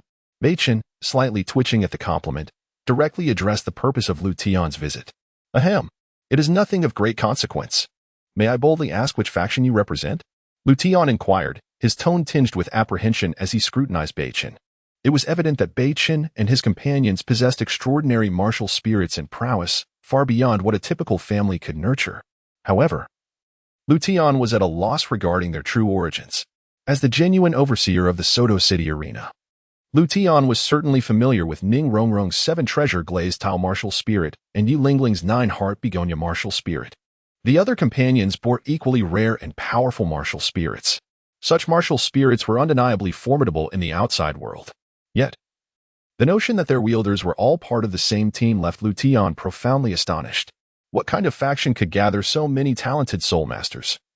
Especially with the inscrutable strength of Beichen, whose registration indicated merely a soul power level of 40. Lu Tian sensed that this information was undoubtedly misleading. Moreover, he felt an acute sense of impending danger emanating from Beichen, prompting his heightened vigilance. We hail from the 7-treasure glazed tile academy. A fleeting moment of contemplation passed through Beichen's eyes before he revealed their origins. After all, the academy had only been established for a year. And to attract more exceptional soul masters, they needed to establish a reputation. Naturally, their identities could not be concealed for long. So it was better to take this opportunity to promote the academy's name and draw in more talented individuals. What? You come from the 7-treasure glazed tile academy? The very academy that was founded less than a year ago by the 7-treasure glazed tile sect? Lu Tian's face fell into a state of shock upon learning of Beichen's origins. A man experienced in the ways of the world, Lu Tian quickly regained his composure. He had never anticipated that these individuals would be associated with the 7-treasure glazed tile academy. When the 7-treasure glazed tile sect first announced the establishment of the academy, no faction held it in high regard. Although the sect possessed vast wealth and boasted 2 top title Douluo within its ranks, the foundation required to establish an academy typically spanned decades, if not centuries. Hence, it was entirely reasonable that many were skeptical of the newly founded institution. While there had indeed been many talented soul masters eager to join the academy, their abilities had proven insufficient, resulting in all being dismissed by Beichen. This had led to the academy's lesser reputation in the eyes of the public. However, as Lu Tian confirmed that all of Beichen's companions hailed from the academy, he couldn't help but inwardly reflect. It appeared that the 7-treasure glazed tile academy was not as dire as he had once thought. He recalled the soul master possessing the 7-treasure glazed tile among their ranks, sighing internally. With 2 premier title Douluo and the support of the auxiliary soul master Ning Fingxi, how could they not cultivate a soul master with a 7-treasure glazed tile? Everything makes sense now.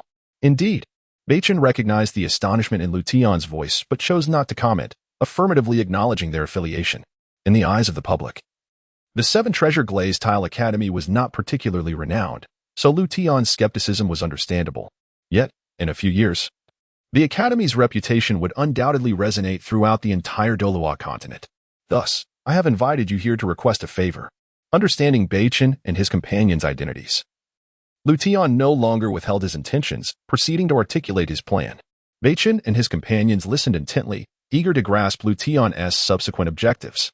As you are aware, our Soto City arena hosts battles from various factions. Undoubtedly, this includes exceptionally powerful Soul Master teams that come to compete. The outcome may well result in one team being overwhelmingly dominant, while we, the Soto City arena, lack the means to send forth a competing team. This could lead to substantial losses for us. Therefore, I would like to request your assistance in managing any unnecessary troubles that may arise. At this juncture, Lu Tian laid bare his intentions, his gaze searching Beichen and his companions, uncertain whether they would acquiesce to his request. Chapter 94. Absorbing the power of ice and fire. Rest assured, if you truly assist me in this endeavor, we will undoubtedly reward you handsomely. At that moment, Lu Tian continued to propose some enticing conditions. As soon as he finished speaking, Beichen fell into deep contemplation. After all, he was aware that the Soto City Great Spirit Arena often faced such predicaments. In the original narrative, the Tiando Royal Academy found itself in a similar situation, resulting in significant losses for the Soto City Great Spirit Arena. Ultimately, they had to seek out the Rising Shrek Academy to engage in a battle, hoping to defeat the Tiando Royal Academy and recover the arena's losses. With this thought in mind, a mischievous smile crept across Beichen's face. Very well, we accept. Without hesitation, Beichen agreed to Lu Tian's terms. Even though he belonged to the 7 Treasure Glazed Tile School, did not require excessive spirit coins. His agreement was driven by ulterior motives. If all went as planned, an intriguing spectacle was about to unfold. Excellent. Upon hearing Beichen's consent, Lu Tian was overjoyed. Quickly containing his excitement, they proceeded to discuss the specifics, and Lu Tian generously handed Beichen 1 million spirit coins as an advance reward. Beichen casually accepted the coins. And in the next moment, he and his companions departed from the Soto City Great Spirit Arena, heading towards the 7 Treasure Glazed Tile Academy. 3 days slipped by in the blink of an eye. Beichen allowed Zhu Zhuqing and the others to rest for 3 days before leading them to the Ice and Fire Yin Yang in the Sunset Forest. The current Ice and Fire Yin Yang had diminished in potency, having lost the lingering souls of the Ice Dragon King and the Fire Dragon King. Fortunately, Beichen had discovered a method to accelerate the growth of the celestial herbs within the eye through a simplified opportunity, enhancing their growth rate even further. However, the ice and fire energy within the eye was no longer as intense as before. Soul masters above the soul respect level could easily enter and take the opportunity to train their bodies amidst the ice and fire energy, thereby strengthening their abilities. It could be said that the rapid advancement of the 7 Treasure Glazed Tile School's power over the years was largely attributed to this ice and fire yin yang eye. Every gifted soul master could enter the eye to absorb the ice and fire energy, enhancing their physical strength and allowing them to absorb higher-level spirit rings. Beichen intended to bring the newly joined Zhu Zhuqing, Yi Lingling, and Lin Yuan to the ice and fire yin yang to strengthen their physiques. After spending half an hour, Beichen led Zhu Zhuqing and the others deep into the Sunset Forest. Upon arriving at the valley guarded by powerful soul masters from the 7 Treasure Glazed Tile School, he calmly guided everyone inside. What lies ahead?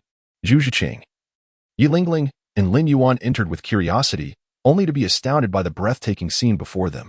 They had never witnessed such beauty. The interior of the valley was a hidden paradise, enveloped in a world of red and blue hues, adorned with countless blooming flowers exuding an extraordinary aura. Particularly captivating was the central area of the ice and fire yin yang eye, which piqued their curiosity immensely. Zhuqing, Lin Yuan, Lingling. This is the treasure of the 7 Treasure Glazed Tile School. You may come here to cultivate regularly in the future. The spirit power within is exceptionally rich, greatly beneficial for enhancing your spirit power levels. One of the reasons I brought you here is so that you can enter the central ice and fire yin yang to train your bodies. Beichen turned to Zhu Zhuqing and the others, explaining the purpose of the ice and fire yin yang eye. How remarkable! Lin Yuan exclaimed in surprise upon hearing this. That seemingly ordinary body of water could actually enhance their physical strength. It was almost too wondrous to believe. Lin Yuan trusted that Beichen would not deceive him, and thus anticipation glimmered in the eyes of the three. However, you must remember, as you enter the ice and fire yin yang eye, you will experience sensations akin to being scorched by raging flames and pierced by freezing ice. The two forces intertwining will be excruciating. You must endure. The longer you persist, the greater the rewards you shall reap. Try not to give up midway. At that moment, Beichen solemnly cautioned Lin Yuan and the others. Given their lower spirit power, they would undoubtedly endure intense suffering upon entry. They could only grit their teeth and persevere. As for Lin Yuan, Beichen was not concerned. Having undergone transformation from a 100,000-year spirit beast spirit power crystal his physical strength had become remarkably robust. Thus, the ice and fire yin-yang would not be as beneficial for him, though it still held some advantages. Thank you, Captain. Zhu Shiqing, Yilingling, and Lin Yuan expressed their gratitude with appreciative glances at Beichen. Moments later, they slowly approached the ice and fire yin-yang. You are free to join as well. It can further enhance your physiques to a certain extent. Suddenly, Beichen turned to the remaining members. No sooner had he spoken than Ning Rongrong and the others leapt into the ice and fire yin-yang, eagerly absorbing the ice and fire energy from the water to refine their physical strength. It hurts. Yilingling and Zhu Shiqing felt the burning and freezing sensations within them, causing them considerable agony. Cold sweat beaded on their foreheads as they gritted their teeth to endure. After all, they knew Beichen would not harm them. If he urged them to persist, there surely were immense benefits to be gained. Thus, they bore the excruciating pain within, fervently channeling their spirit power to absorb the surrounding ice and fire energy, dispersing it throughout their bodies. In stark contrast, Lin Yuan displayed no signs of distress, merely furrowing his brow slightly. Clearly, the overwhelming ice and fire energy was not particularly painful for him. As for Dugu Yin and the others, they too experienced mild discomfort as they absorbed the surrounding ice and fire energy. Having entered before, they found it impossible to completely ignore the pain within the ice and fire yin-yang. However, compared to their first experience, their current state was significantly improved. Beichen observed the group cultivating within the ice and fire yin-yang, nodding in approval.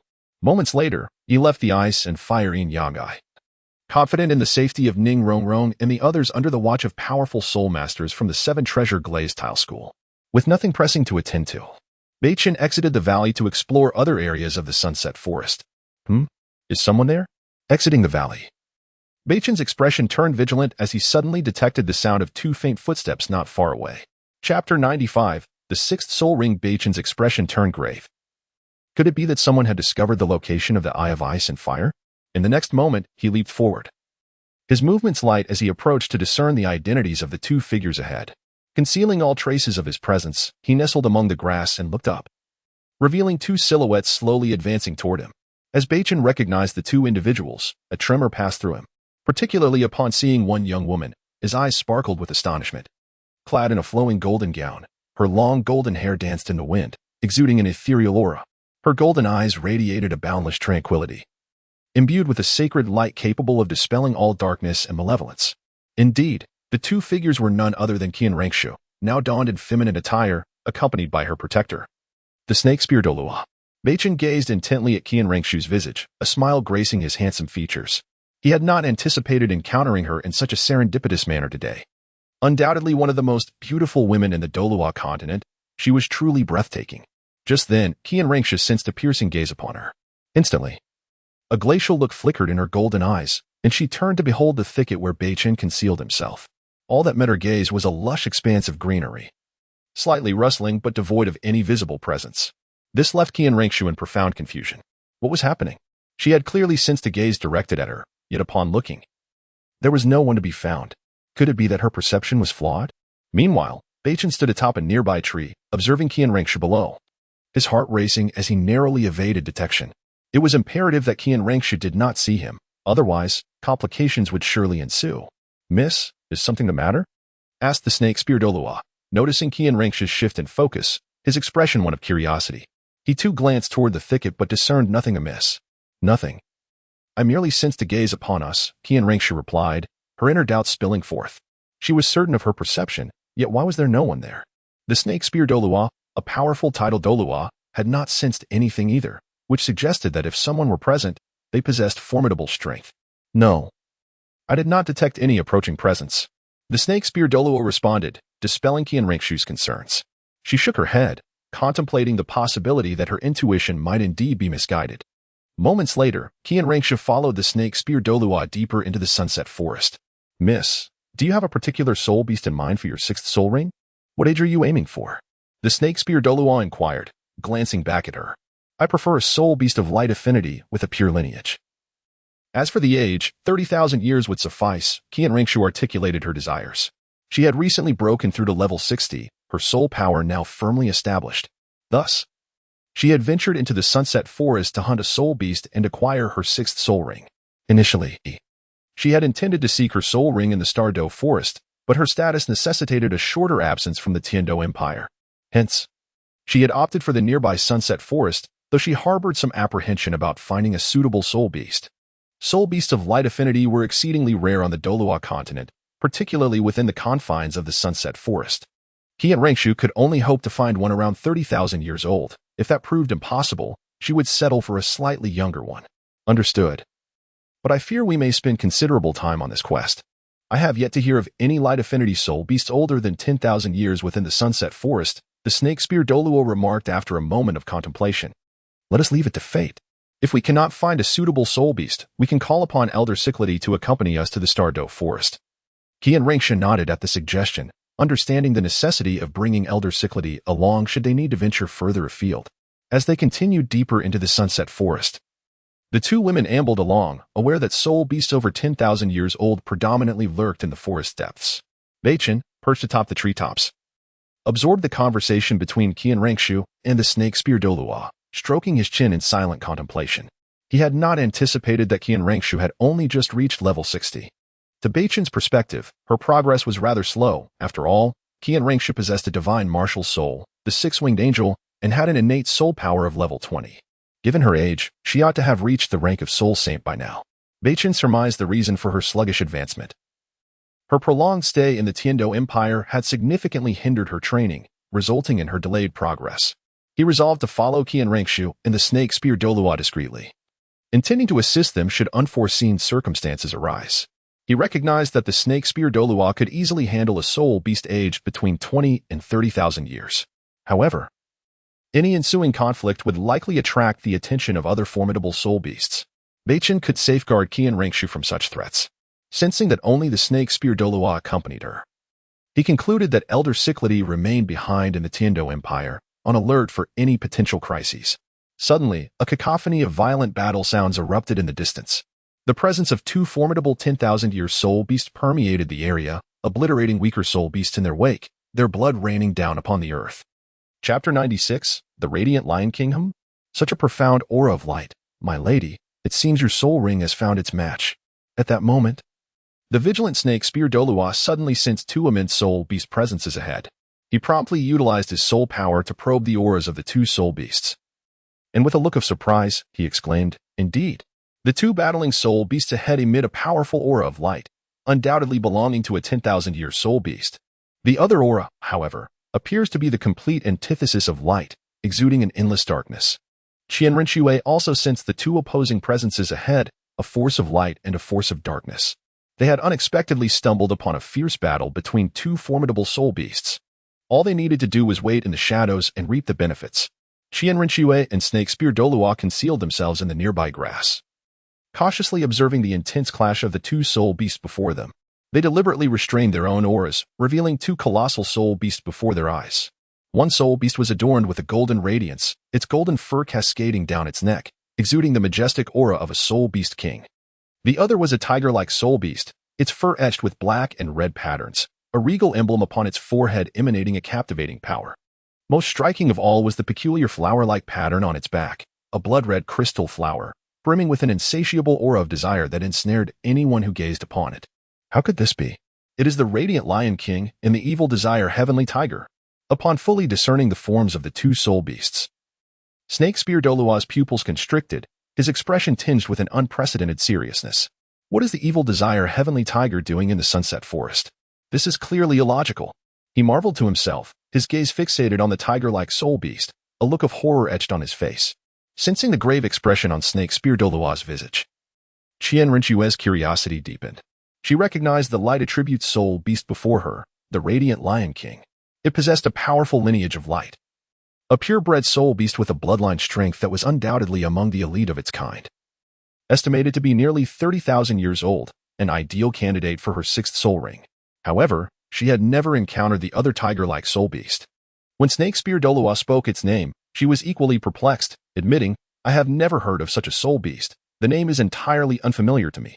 Elder Snake Spear, could you enlighten me about the origins of this Evil Desire Heavenly Tiger? Why have I never heard of it before?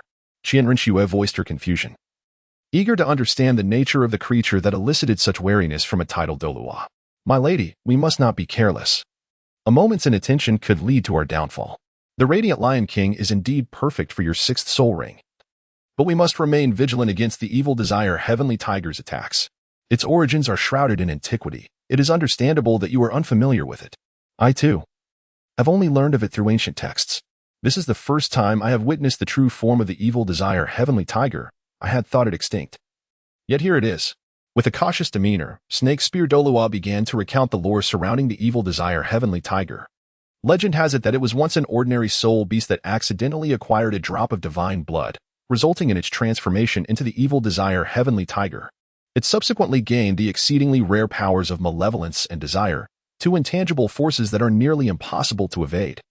It is said that any soul master tainted by these malevolent and desirous energies is almost invariably doomed to a path of destruction.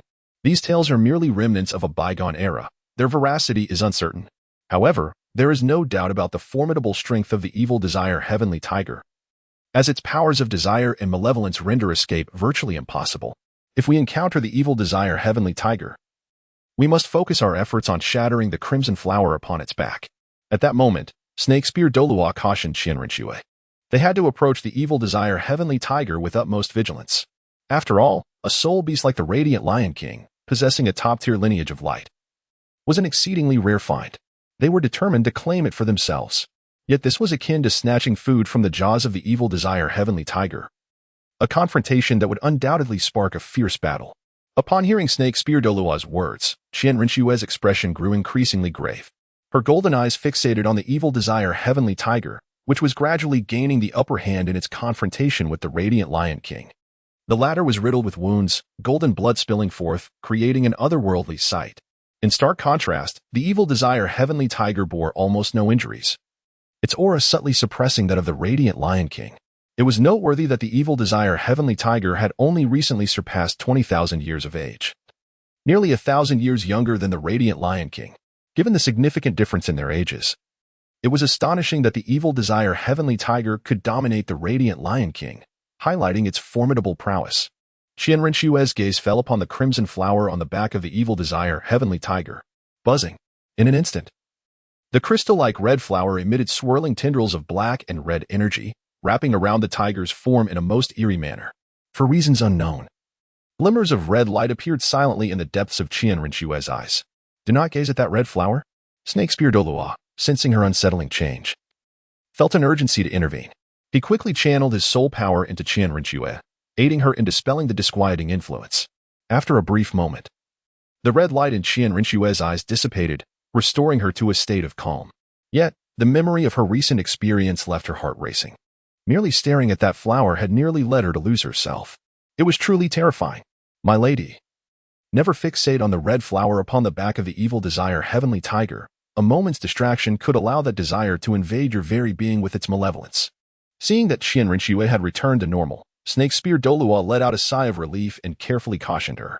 Thus, Qianrenxue nodded with a serene demeanor, remaining vigilant as she observed the fierce battle unfolding before them. They had to wait for the opportune moment to acquire the soul ring of the Radiant Lion King. Chapter 97. The Malignant Desire Tiger Hidden in the Shadows. Beichen overheard the conversation between Qianrenxue and the Serpent Spear Douluo.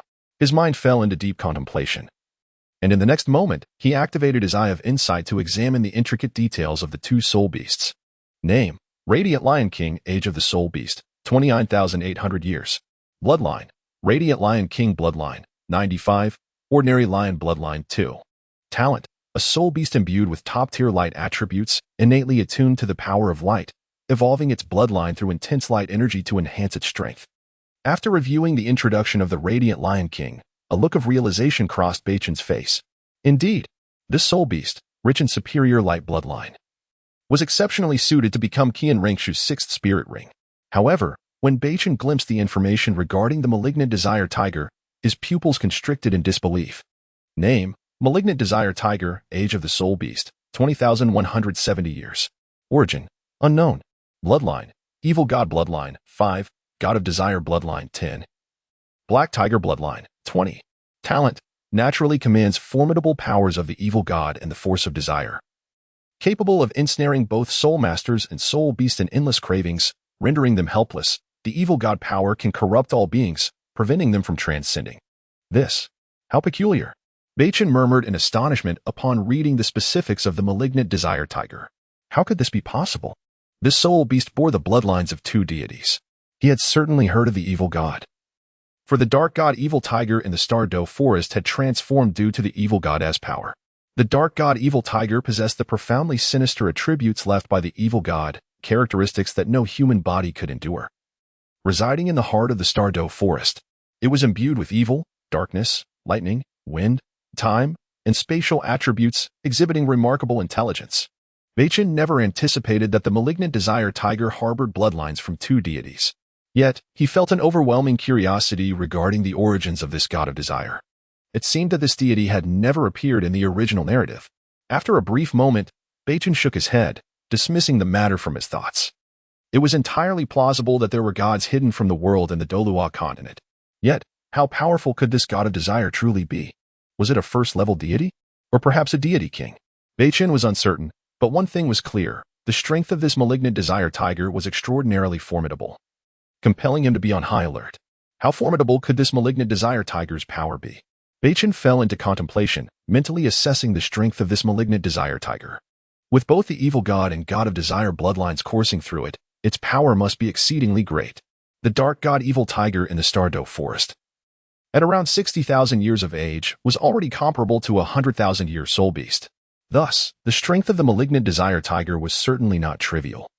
Even though its age was only around 20,000 years, the extent of its combat capabilities remained uncertain. Elder Serpent Spear, is it time to take action?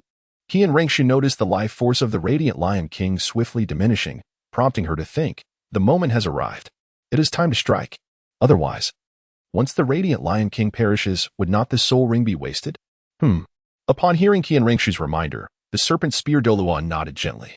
With a rush, the soul power surrounding the Serpent Spear Douluo surged as he prepared to act, just as the malignant desire tiger slowly raised its claw. Poised to strike the Radiant Lion King's forehead, the Serpent Spear Douluo unleashed a torrent of soul power, manifesting his martial soul. A long spear materialized, and 9 soul rings appeared beneath his feet. Yellow, yellow, purple, purple, purple, black, black, black, black.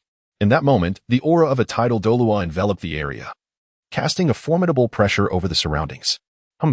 The Serpent Spear Douluo regarded the malignant desire tiger with vigilance, channeling a portion of his soul power into the spear in his hand and hurling it towards the malignant desire tiger. The overwhelming aura caused the malignant desire tiger's attack on the Radiant Lion King to momentarily halt.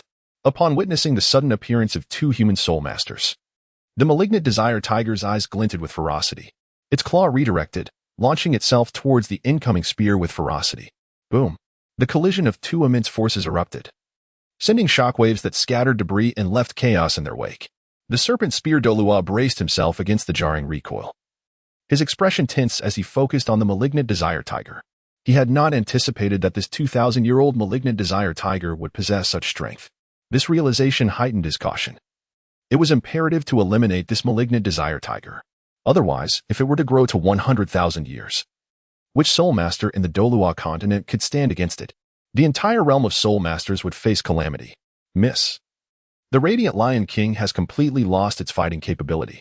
You should seize the opportunity to slay it and absorb its soul ring, while I handle the malignant desire tiger. At that moment, the Serpent Spear Douluo turned to Qian Rengshu, urging her to act swiftly.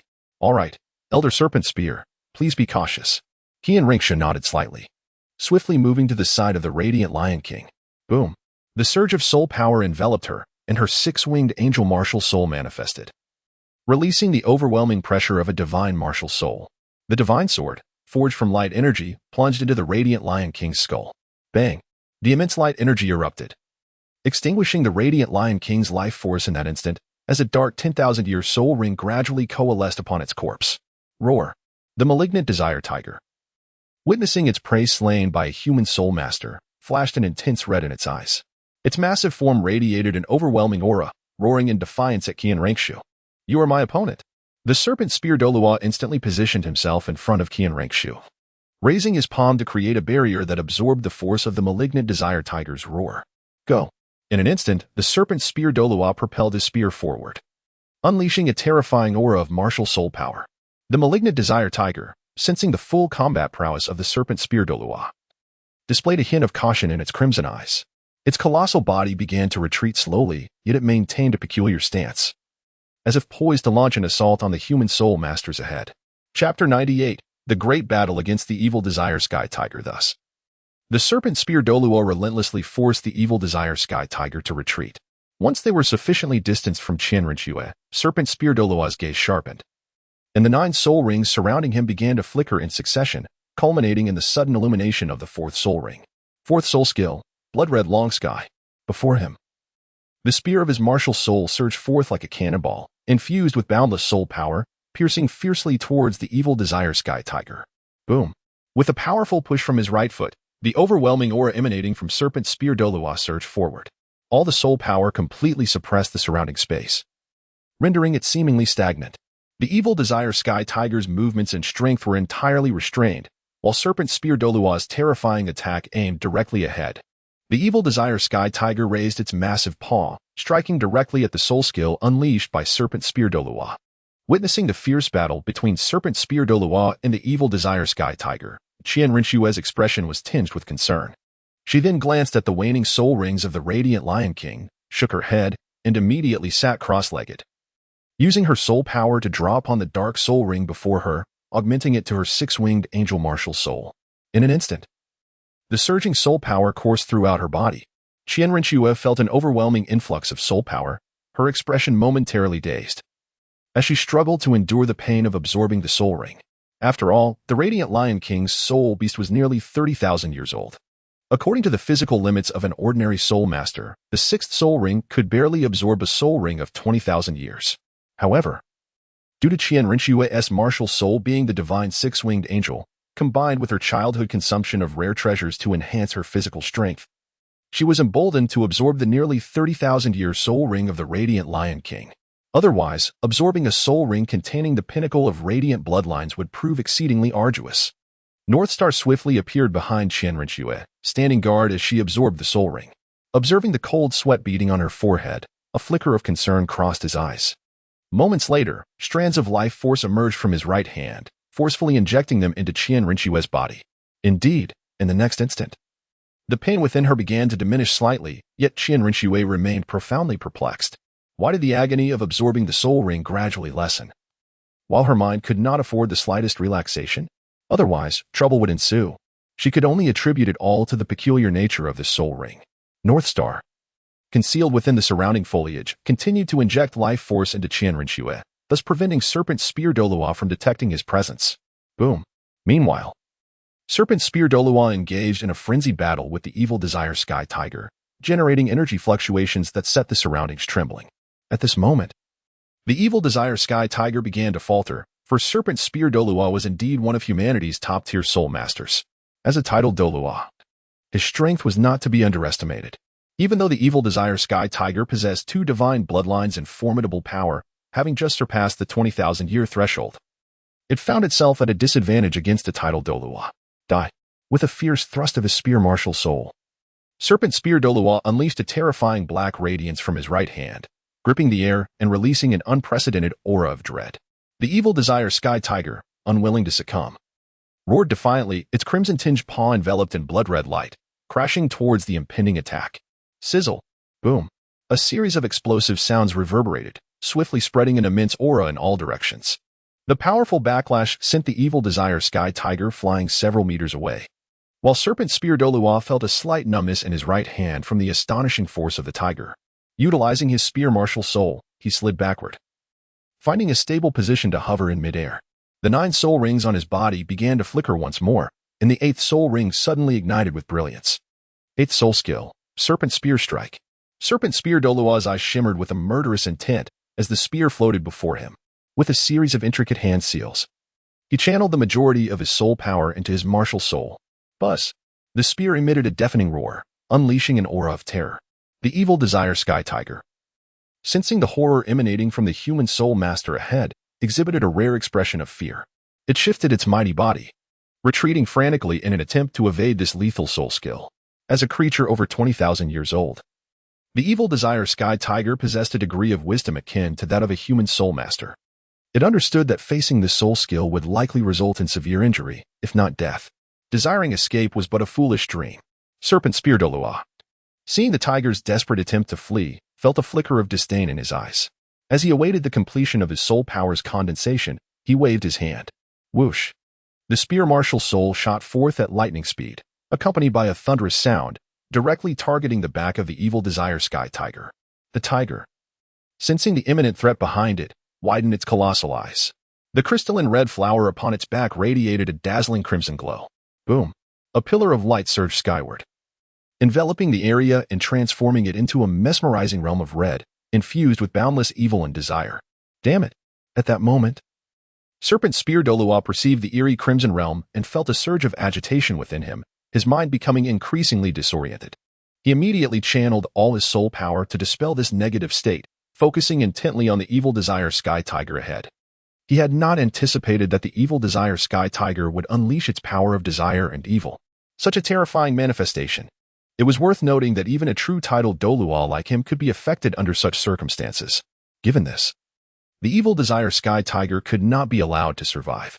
With a sudden surge, Serpent Spear Douluo concentrated his soul power, unleashing swirling black vortices that surged towards the crystalline red flower on the tiger's back.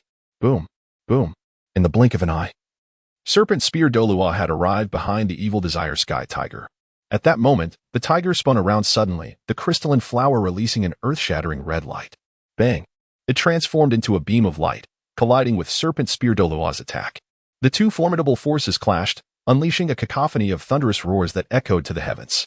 Chapter 99. The power of burning bloodlines. The malevolent celestial tiger was forcefully pushed back 100 paces by the 8th soul skill of the Serpent Spear Douluo, its immense power shaking the very essence of the beast being. With a resounding crash, it fell to the ground, sending shards of stone flying and obliterating the surrounding trees at their midsection. As the dust settled over this battlefield, the celestial tiger lay there, gasping for breath.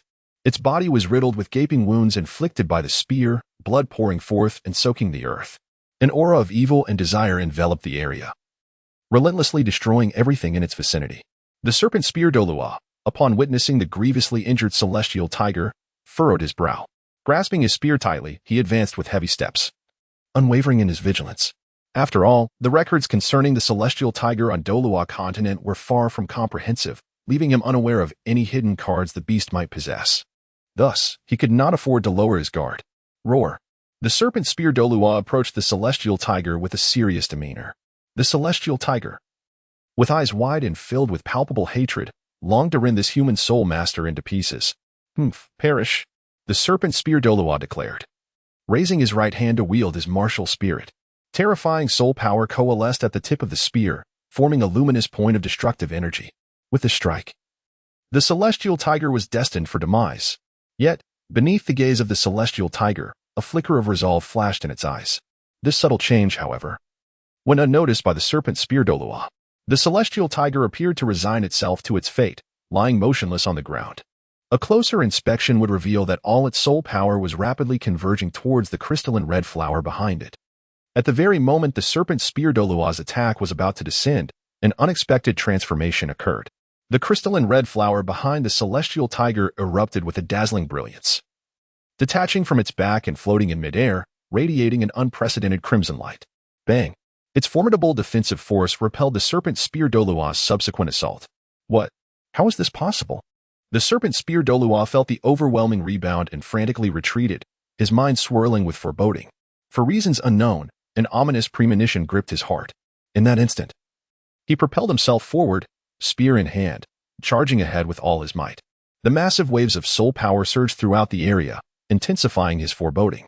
He was certain that the energy emanating from that crystalline red flower could not be confronted head-on. It was imperative to obliterate the flower immediately. The potential consequences were too dire to contemplate. With a firm grip on his spear, the Serpent Spear Douluo concentrated the majority of his soul power and thrust it towards the red flower. Crack! The sound of shattering resonated as the crystalline red flower was struck. Witnessing this, the Serpent Spear Douluo's expression brightened, and he pressed forward, infusing even more potent soul power into the attack. Just as he believed he had destroyed the crystalline red flower, the celestial tiger, teetering on the brink of death, ignited in flames of crimson. In an instant, it transformed into a streak of light and surged into the heart of the crystalline red flower. Boom!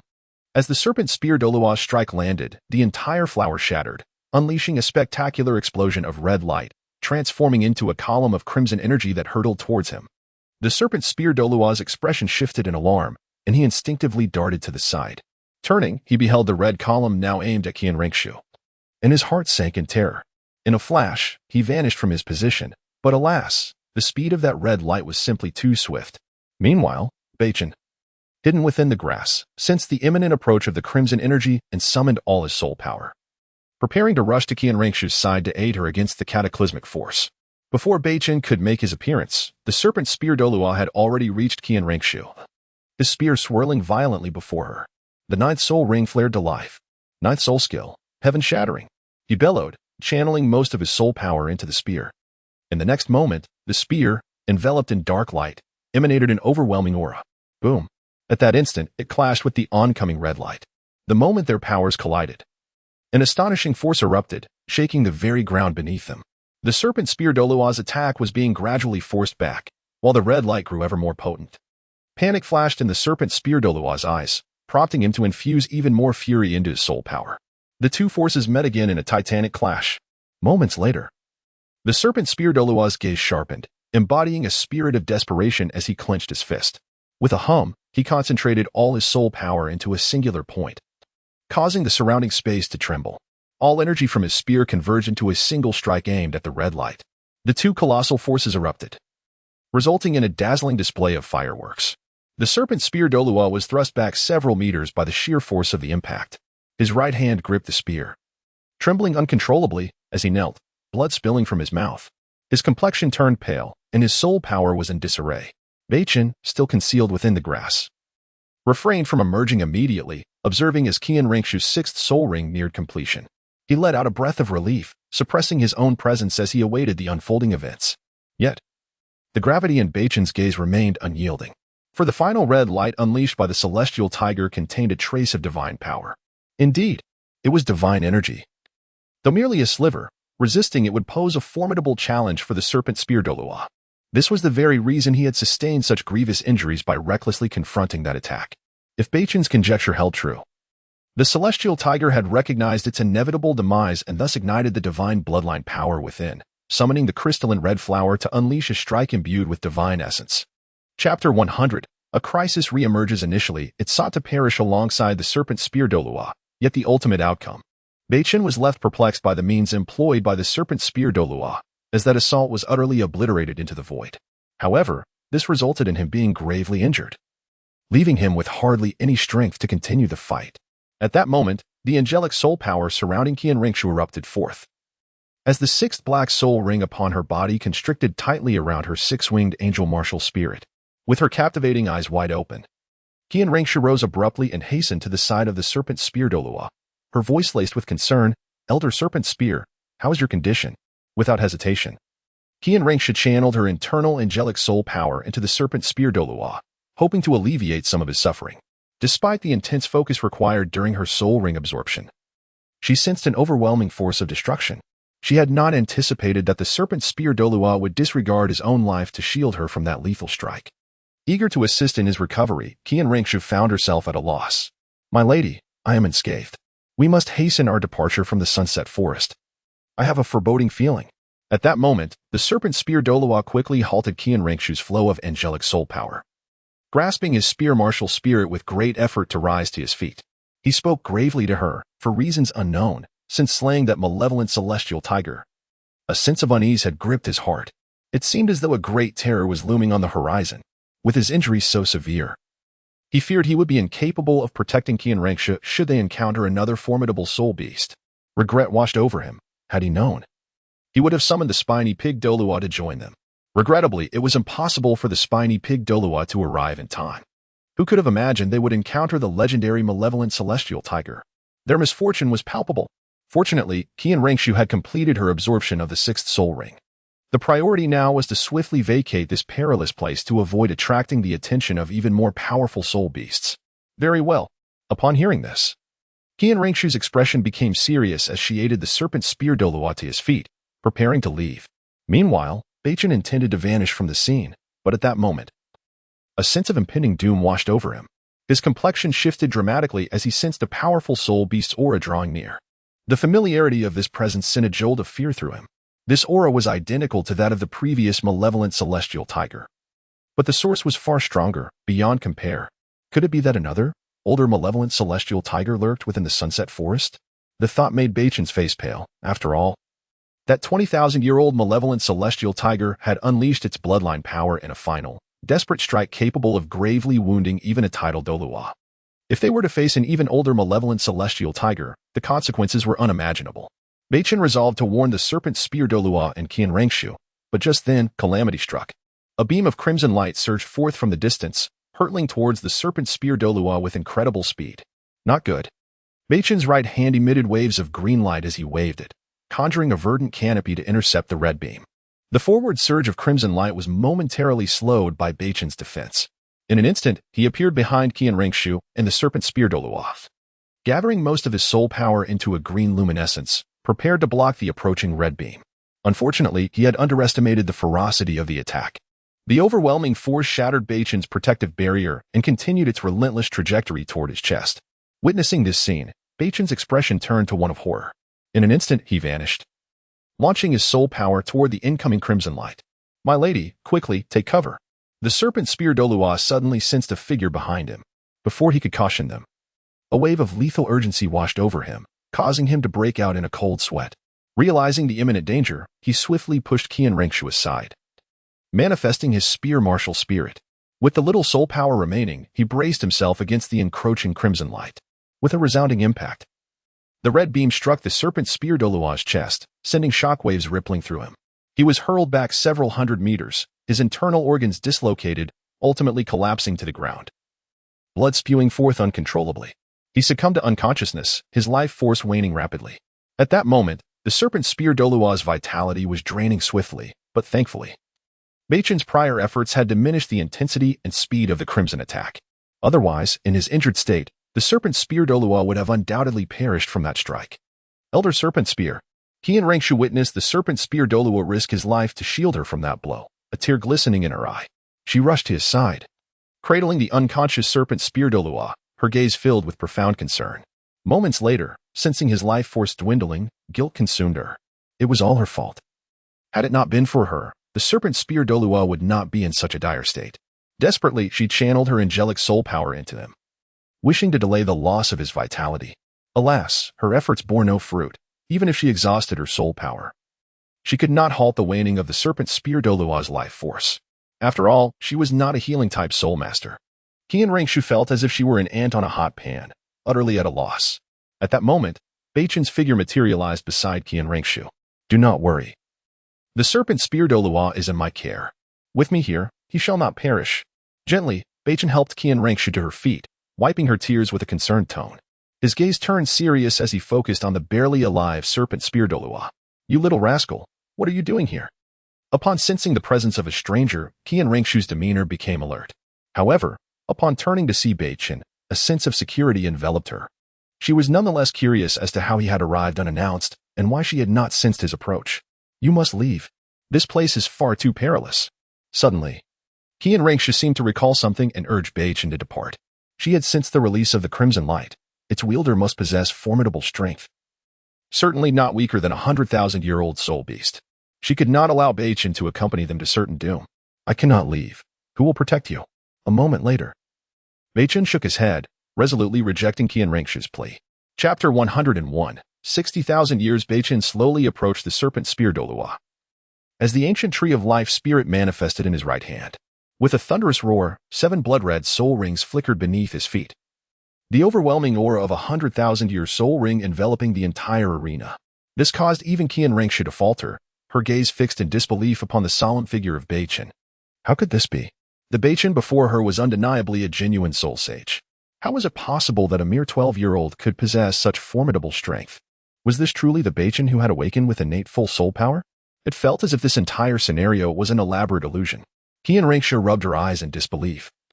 Yet the transformations on Beichen remained unchanged. A chill of realization washed over her as she beheld the 700,000-year soul rings surrounding him. How could a frail human soul master endure such an abundance of powerful soul rings? Everything seemed utterly illogical. Could it be? At that moment, a conjecture surfaced in Qian Rengshu's mind, and she gazed at Beichen, enveloped in life force, with shock etched upon her face. She had not anticipated that this young child had concealed so much from her, hiding his true capabilities so deeply. Once this ordeal concluded, she would undoubtedly hold him accountable. However, a wave of concern soon followed. Even if Beichen had ascended to the rank of Soul Sage, how could he possibly withstand the impending strike from a soul beast on par with a 100,000-year entity? Initially, Qian Rangshu wished for Beichen to flee, but her pleas fell on deaf ears. The sixth soul skill, part of life. The brilliance of Beichen's sixth soul skill radiated forth, revealing a verdant heart upon the ancient tree of life. With a thumping rhythm, it surged into the body of the serpent spear Douluo. The once frail Douluo saw his complexion gradually regain color as the profound life force healed his wounds. This life force clashed continuously with the malevolent and desirous energies within him, dissolving their influence. Beichen observed the serpent spear Douluo's condition and let out a sigh of relief. After all, the Douluo harbored an even stronger bloodline power, and the malicious and lustful forces were relentlessly consuming his vitality. Moreover, his soul power had been entirely depleted. Even with Beichen's heart of life, awakening the Douluo immediately was an arduous task. In this brief interlude, there was enough time for the serpent spear Douluo to endure and gradually recover. Beichen needed to conserve his soul power for the imminent threat, remaining utterly focused. Yet, did he not realize the danger that loomed? Upon hearing Beichen's concern, Qian Rangshu felt a surge of emotion, yet her thoughts remained complex. She continued to urge Beichen to retreat. After all, the forthcoming crisis was insurmountable. Surely, she could not permit Beichen to accompany them to their doom. Suddenly, a terrifying soul beast pressure erupted behind Beichen, enveloping the entire area. In an instant, the surging soul power around Beichen erupted, forming a brilliant green canopy to withstand the oppressive force. With a swift motion of his hand, he relocated the serpent spear Douluo away from the battlefield. The ensuing battle was beyond their control, and the gravely injured Douluo could not be allowed to suffer collateral damage. Qian Rangshu was momentarily taken aback by Beichen's words. As she sensed the cataclysmic soul pressure, her six-winged angel spirit manifested. 6 shimmering soul rings burst forth with furious angelic energy, transforming the area into a golden spectacle. Boom! Moments later, a red light appeared in the distance, and a colossal tiger-type soul beast crashed to the ground, exuding a violent aura that shattered Beichen's protective barrier. The overwhelming presence of the soul beast sent both Beichen and Qian Rangshu flying several meters away. After a prolonged moment, they finally regained their composure. Another evil desire heavenly tiger. Qian Rangshu scrutinized the enormous creature before her, unable to contain her astonishment. How could there be yet another evil desire heavenly tiger? This one, however, was twice the size of the previous, radiating an even more potent crimson glow, its soul beast pressure suffocating them both. How formidable! Beichen felt the might of the fierce evil desire heavenly tiger and was filled with astonishment as he dragged Qian Rangshu backward in a frantic retreat. The ancient tree of life spirit hovered above him, infusing the area with immense life force. Beichen activated his probing eyes, focusing intently on the majestic creature. Name: Evil Desire Heavenly Tiger. Soul Beast Age: 68,000 years. Origin: unknown. Bloodline: Evil God Bloodline. 31. Desire God Bloodline. 40. Black Tiger Bloodline. 2. Innate ability: innately controls powerful evil god and desire powers, capable of ensnaring soul masters and soul beasts in endless yearning, leading them to corruption. A sense of dread washed over Beichen as he absorbed the information regarding the evil desire heavenly tiger. This could not be. The creature's age was nearly 70,000 years. Beichen had no doubt regarding the age of soul beasts. But what truly astonished him was the density of this tiger's bloodline power. It was approaching 50%. According to Beichen's perception, the strength of this 60,000-year evil desire heavenly tiger might surpass that of an ordinary 100,000-year soul beast. Moreover, it could undoubtedly ignite its bloodline power, unleashing attacks imbued with divine energy. The concentration of divine bloodline power was exceedingly high. When it ignited its bloodline, the resulting attack would be beyond Beichen's capacity to withstand.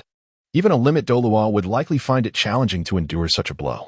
Faced with this formidable evil desire heavenly tiger, Beichen's expression grew increasingly grave. His mind raced, contemplating how to navigate this dire predicament. Even if they attempted to flee, evading the evil desire heavenly tiger was simply not an option. There was but one solution: they must defeat this beast. Chapter 102. Battle Plan. The most crucial point is to ensure that the malevolent bloodthirsty tiger does not ignite its bloodline power to unleash an attack imbued with divine energy. He must, at the earliest opportunity, utterly obliterate the crystalline red flower behind the malevolent bloodthirsty tiger. Should it manage to ignite its bloodline power, both he and Qian Ruxue would be doomed. What should be done? As Qian Ruxue beheld the enormous malevolent bloodthirsty tiger ahead, The seriousness in her beautiful eyes deepened. Another bloodthirsty tiger, and one that has lived for such a long time. How on earth can we resolve this dire predicament? Given the current situation, escape is impossible. We must engage in battle. You will assist me from the sidelines while I take the offensive. Our primary objective is to destroy the crystalline red flower behind it. We must not allow it to unleash its final move. Hearing Qian Rushue's words, Beichen offered words of comfort. Without waiting for her response, he concentrated the violent soul power into his right hand, channeling the two soul cores within him, allowing the soul power to flow ceaselessly throughout his being. However, upon hearing Beichen's words, a grave expression settled upon Qian Rushue's exquisite visage. With their combined strength, how could they possibly contend with such a formidable, malevolent, bloodthirsty tiger? Yet, seeing Beichen prepare for his assault, she resolved to act without hesitation. The six-winged angel spirit behind her erupted in resplendent golden light, and her 6 soul rings flickered in readiness to confront the impending threat. Human soul masters, you have slain my offspring. At that moment, the malevolent bloodthirsty tiger's eyes blazed with fury, fixating on Beichen and Qian Rushue. The terrifying pressure of the soul beast surged forth, wreaking havoc in its wake, leaving destruction in every direction. The overwhelming aura obliterated the surrounding area. Beichen and Qian Rushue were taken aback to hear the bloodthirsty tiger speak. They had not anticipated that this beast, over 60,000 years old, could articulate human speech. Was it not the case that only soul beasts over 100,000 years could do so? Truly, the malevolent bloodthirsty tiger, possessing 2 divine bloodlines, was indeed powerful. Yet, as they absorbed the implications of its words, a heavy dread settled in their hearts. Clearly, they had not foreseen that the previous bloodthirsty tiger they had slain was its progeny. The situation had grown increasingly dire. Damn it, you do not deny it. My child is indeed slain by your hands. In that case, you shall accompany my child in death. The rage within the malevolent bloodthirsty tiger could not be contained. Realizing that Beichen and Qian Rushue had fallen silent, it knew with certainty that these 2 human soul masters had murdered its offspring. The entire claw of the tiger radiated a blinding red light and struck the ground fiercely. Boom. The earth trembled violently, fissures appearing like a spider's web, spreading outward. Third soul skill, angelic protection. A surging golden light enveloped Qian Rushue as her 3rd soul ring illuminated.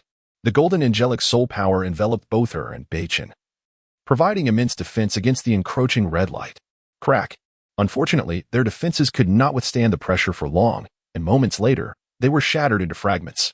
Fortunately, at a critical moment, a green light surged from Beichen's hands, instantly neutralizing the ferocious force before them. Yet, Beichen was left astounded. Such a mere aura possessed such formidable power. It was difficult to fathom whether he could truly withstand the full might of the bloodthirsty tiger.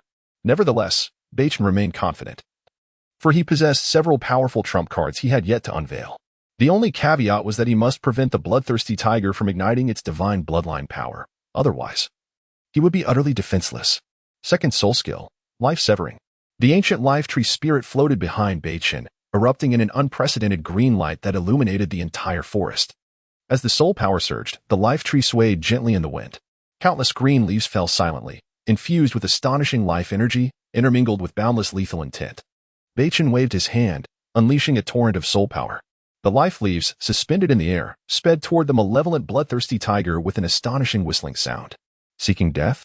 The bloodthirsty tiger disdainfully regarded the human soul master before it, swiping its claw, which radiated a terrifying red glow, directly lunging forward. 2 crimson beams flared as the life force-imbued leaves were effortlessly obliterated, dissipating into the air. This is troublesome. Beichen grimaced as he observed the bloodthirsty tiger so easily countering his second soul skill, realizing he had underestimated its strength. Yet, he remained undeterred. A profound sense of sanctity illuminated his eyes. After all, this malevolent bloodthirsty tiger was an exceedingly rare soul beast on the entire Douluo Continent. Beichen was uncertain if such creatures existed elsewhere on the continent. Moreover, his second spirit, the god of death's scythe, seemingly lacked any attached soul rings. Thus, this over 60,000-year-old bloodthirsty tiger indeed qualified to serve as the first soul ring for his second spirit. The soul skill he would ultimately obtain from it would surely be remarkable. Boom. Beichen continued to amplify his output of soul power, enriching the surrounding life force. An endless array of life leaves, accompanied by an astonishing whistling sound, began to encircle the malevolent bloodthirsty tiger. Qian Rushue sensed the overwhelming vitality and lethal intent within the life leaves, her golden eyes wide with astonishment. She had initially perceived Beichen's spirit as a healing type. Never had she anticipated he possessed such a terrifying offensive capability. Reflecting on Beichen's soul rings and soul power level, she realized he had concealed many secrets. Yet, now was not the time for inquiries. She remained vigilant, intent on aiding Beichen and vanquishing the malevolent bloodthirsty tiger. Gradually retreating, Qian Rushue's six-winged angel spirit hovered majestically in the air. Her first soul ring suddenly glowed brightly. First soul skill, Angelic Assault, Qian Rushue shouted, coalescing a golden divine sword in her hand, emanating rich angelic soul power. Once her internal soul power reached a sufficient level, she thrust it forward. Whoosh! In an instant, a brilliant sword energy surged forth, cleaving toward the malevolent bloodthirsty tiger. Chapter 103, Harnessing the Power of the Million-Year Soul Bone Roar. The evil desire sky tiger, confronted with a barrage of attacks, let out an unwilling roar. A dazzling crimson light swiftly enveloped the battlefield, as if the very fabric of space had succumbed to a state of stagnation. Immediately following the tiger's roar, all the lethal leaves of life were almost entirely shattered. Yet, a few remnants still managed to pierce through the tiger's hide, relentlessly siphoning its life force, leaving wounds that refused to heal. Do not underestimate these injuries, if left untreated. They would continuously drain its vitality until death ensued. This exemplifies the terrifying nature of Beichen's second soul skill. Now that his soul power had ascended to the rank of Soul Sage, the potency of this skill had escalated to unprecedented levels. Even this nearly 70,000-year-old evil desire sky tiger could not disregard his second soul skill. Indeed, in the next moment, the once disdainful evil desire sky tiger sensed that its life force was gradually ebbing away. Though faint, it was perceptible. The tiger's crimson aura surged, converging on its wounds, attempting to carelessly mend them. However, it could not halt the loss of life force, and the wounds showed no sign of healing. The tiger's scarlet pupils fixated intently on Beichen, realizing that the calamity it faced was orchestrated by the human soul master before it. With a flicker of vigilance in its gaze, fury surged within the tiger. Human soul master, you shall pay dearly. The evil desire sky tiger roared, leaping towards Beichen. Its massive form, suffused with sanguine light, exuded an indescribable pressure. It opened its gaping maw, its fearsome fangs lunging toward Beichen's neck, intent on exacting vengeance for its fallen offspring. Danger! Quickly evade! Suddenly, Beichen sensed the imminent attack of the evil desire sky tiger as it approached with astonishing speed. Realizing the peril, he swiftly grasped Qian Rushue's hand and retreated frantically. A torrent of life force erupted, enveloping both their bodies. Yet, the tiger's speed was simply too formidable. Bang! Bang! Bang! The devastating aura drew near, shattering the protective barrier he had conjured. Fortunately, they had withstood most of the soul beast's oppressive force and staggered back a dozen paces. You must leave this place. Beichen urged Qian Rushue to retreat to a safe distance. He was prepared to engage in a fierce battle with the evil desire sky tiger. If Qian Rushue remained by his side, the extensive combat could lead to unintended injuries. Once Qian Rushue was at a safe distance, Beichen's dark pupils narrowed, his body radiating a resplendent light. With a swift motion, he raised his right arm, enveloped in a surge of crimson energy, and hurled it towards the evil desire sky tiger. The resulting shockwave rippled outward. The evil desire sky tiger, seeing this human soul master foolishly attempting to confront it physically, scoffed and casually swiped its paw at Beichen's right arm. Bang! Yet, the subsequent scene left the evil desire sky tiger astounded, for it sensed an overwhelming power emanating from the human soul master's arm, accompanied by an unsettling force that sent shivers down its spine.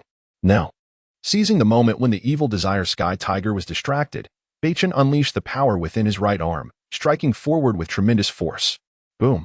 In an instant, the tiger's massive frame was forced back repeatedly, while Beichen only took a single step back. His expression remained grave as he observed the astonished evil desire sky tiger. He had just tapped into a fraction of the power from the million-year fire dragon king's right arm soul bone, sufficient to repel the tiger.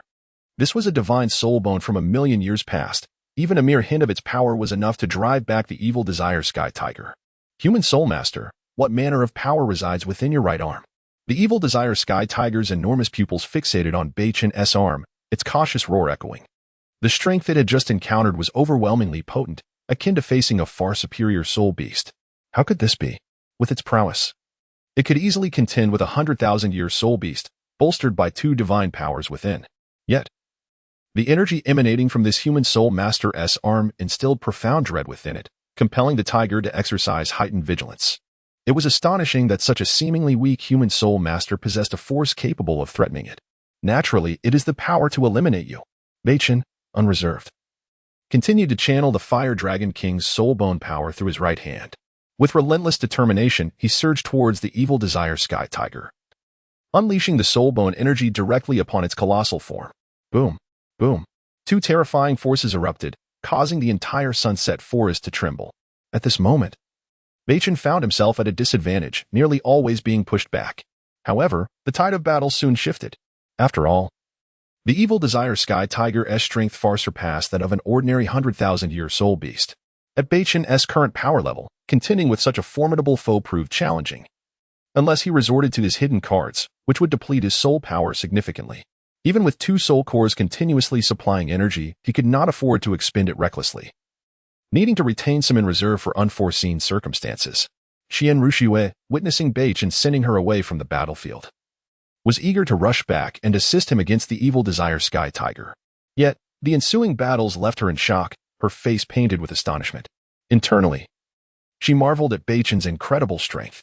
She knew well that the evil desire Sky Tiger's power was comparable to that of a 100,000-year soul beast.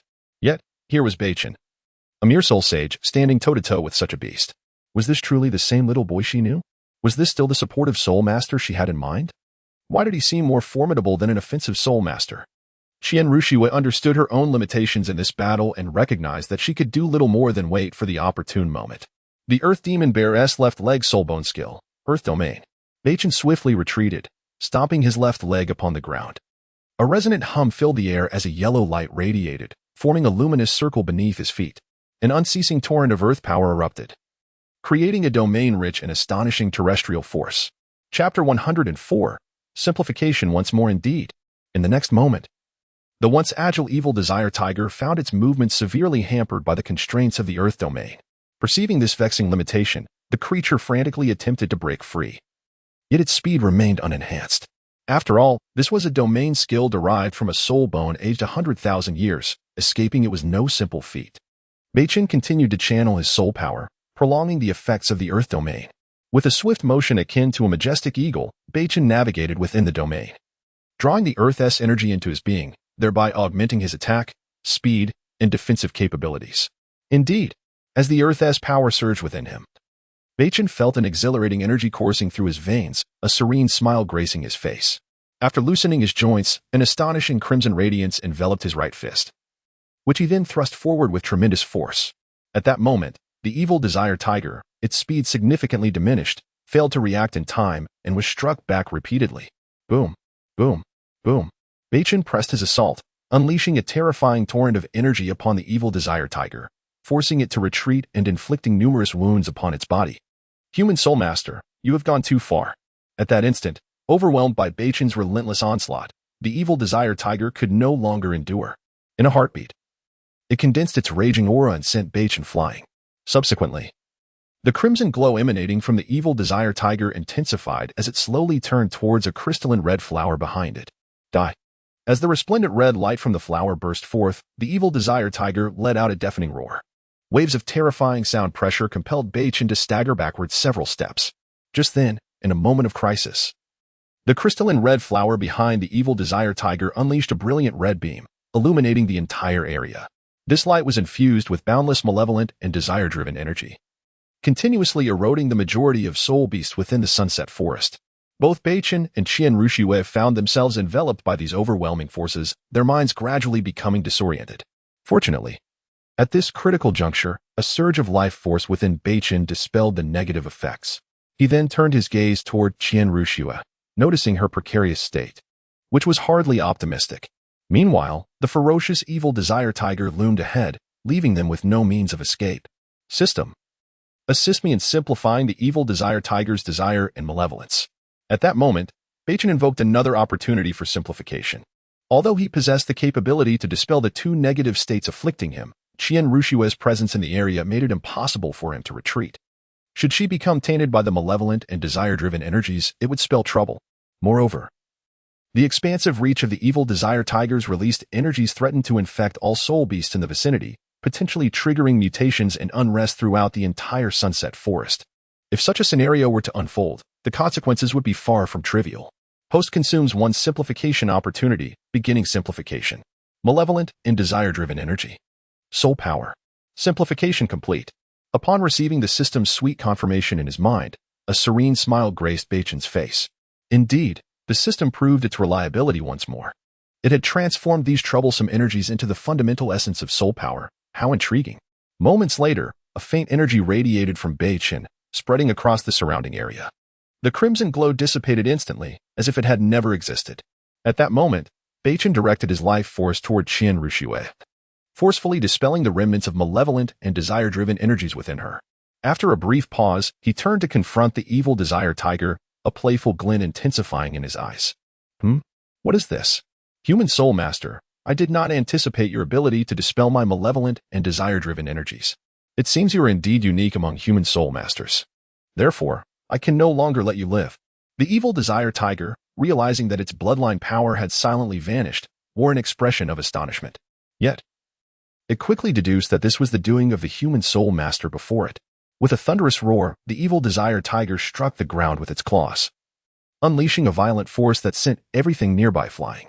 The power surged toward the crystalline red flower behind it, a beam of red light hurtling forward.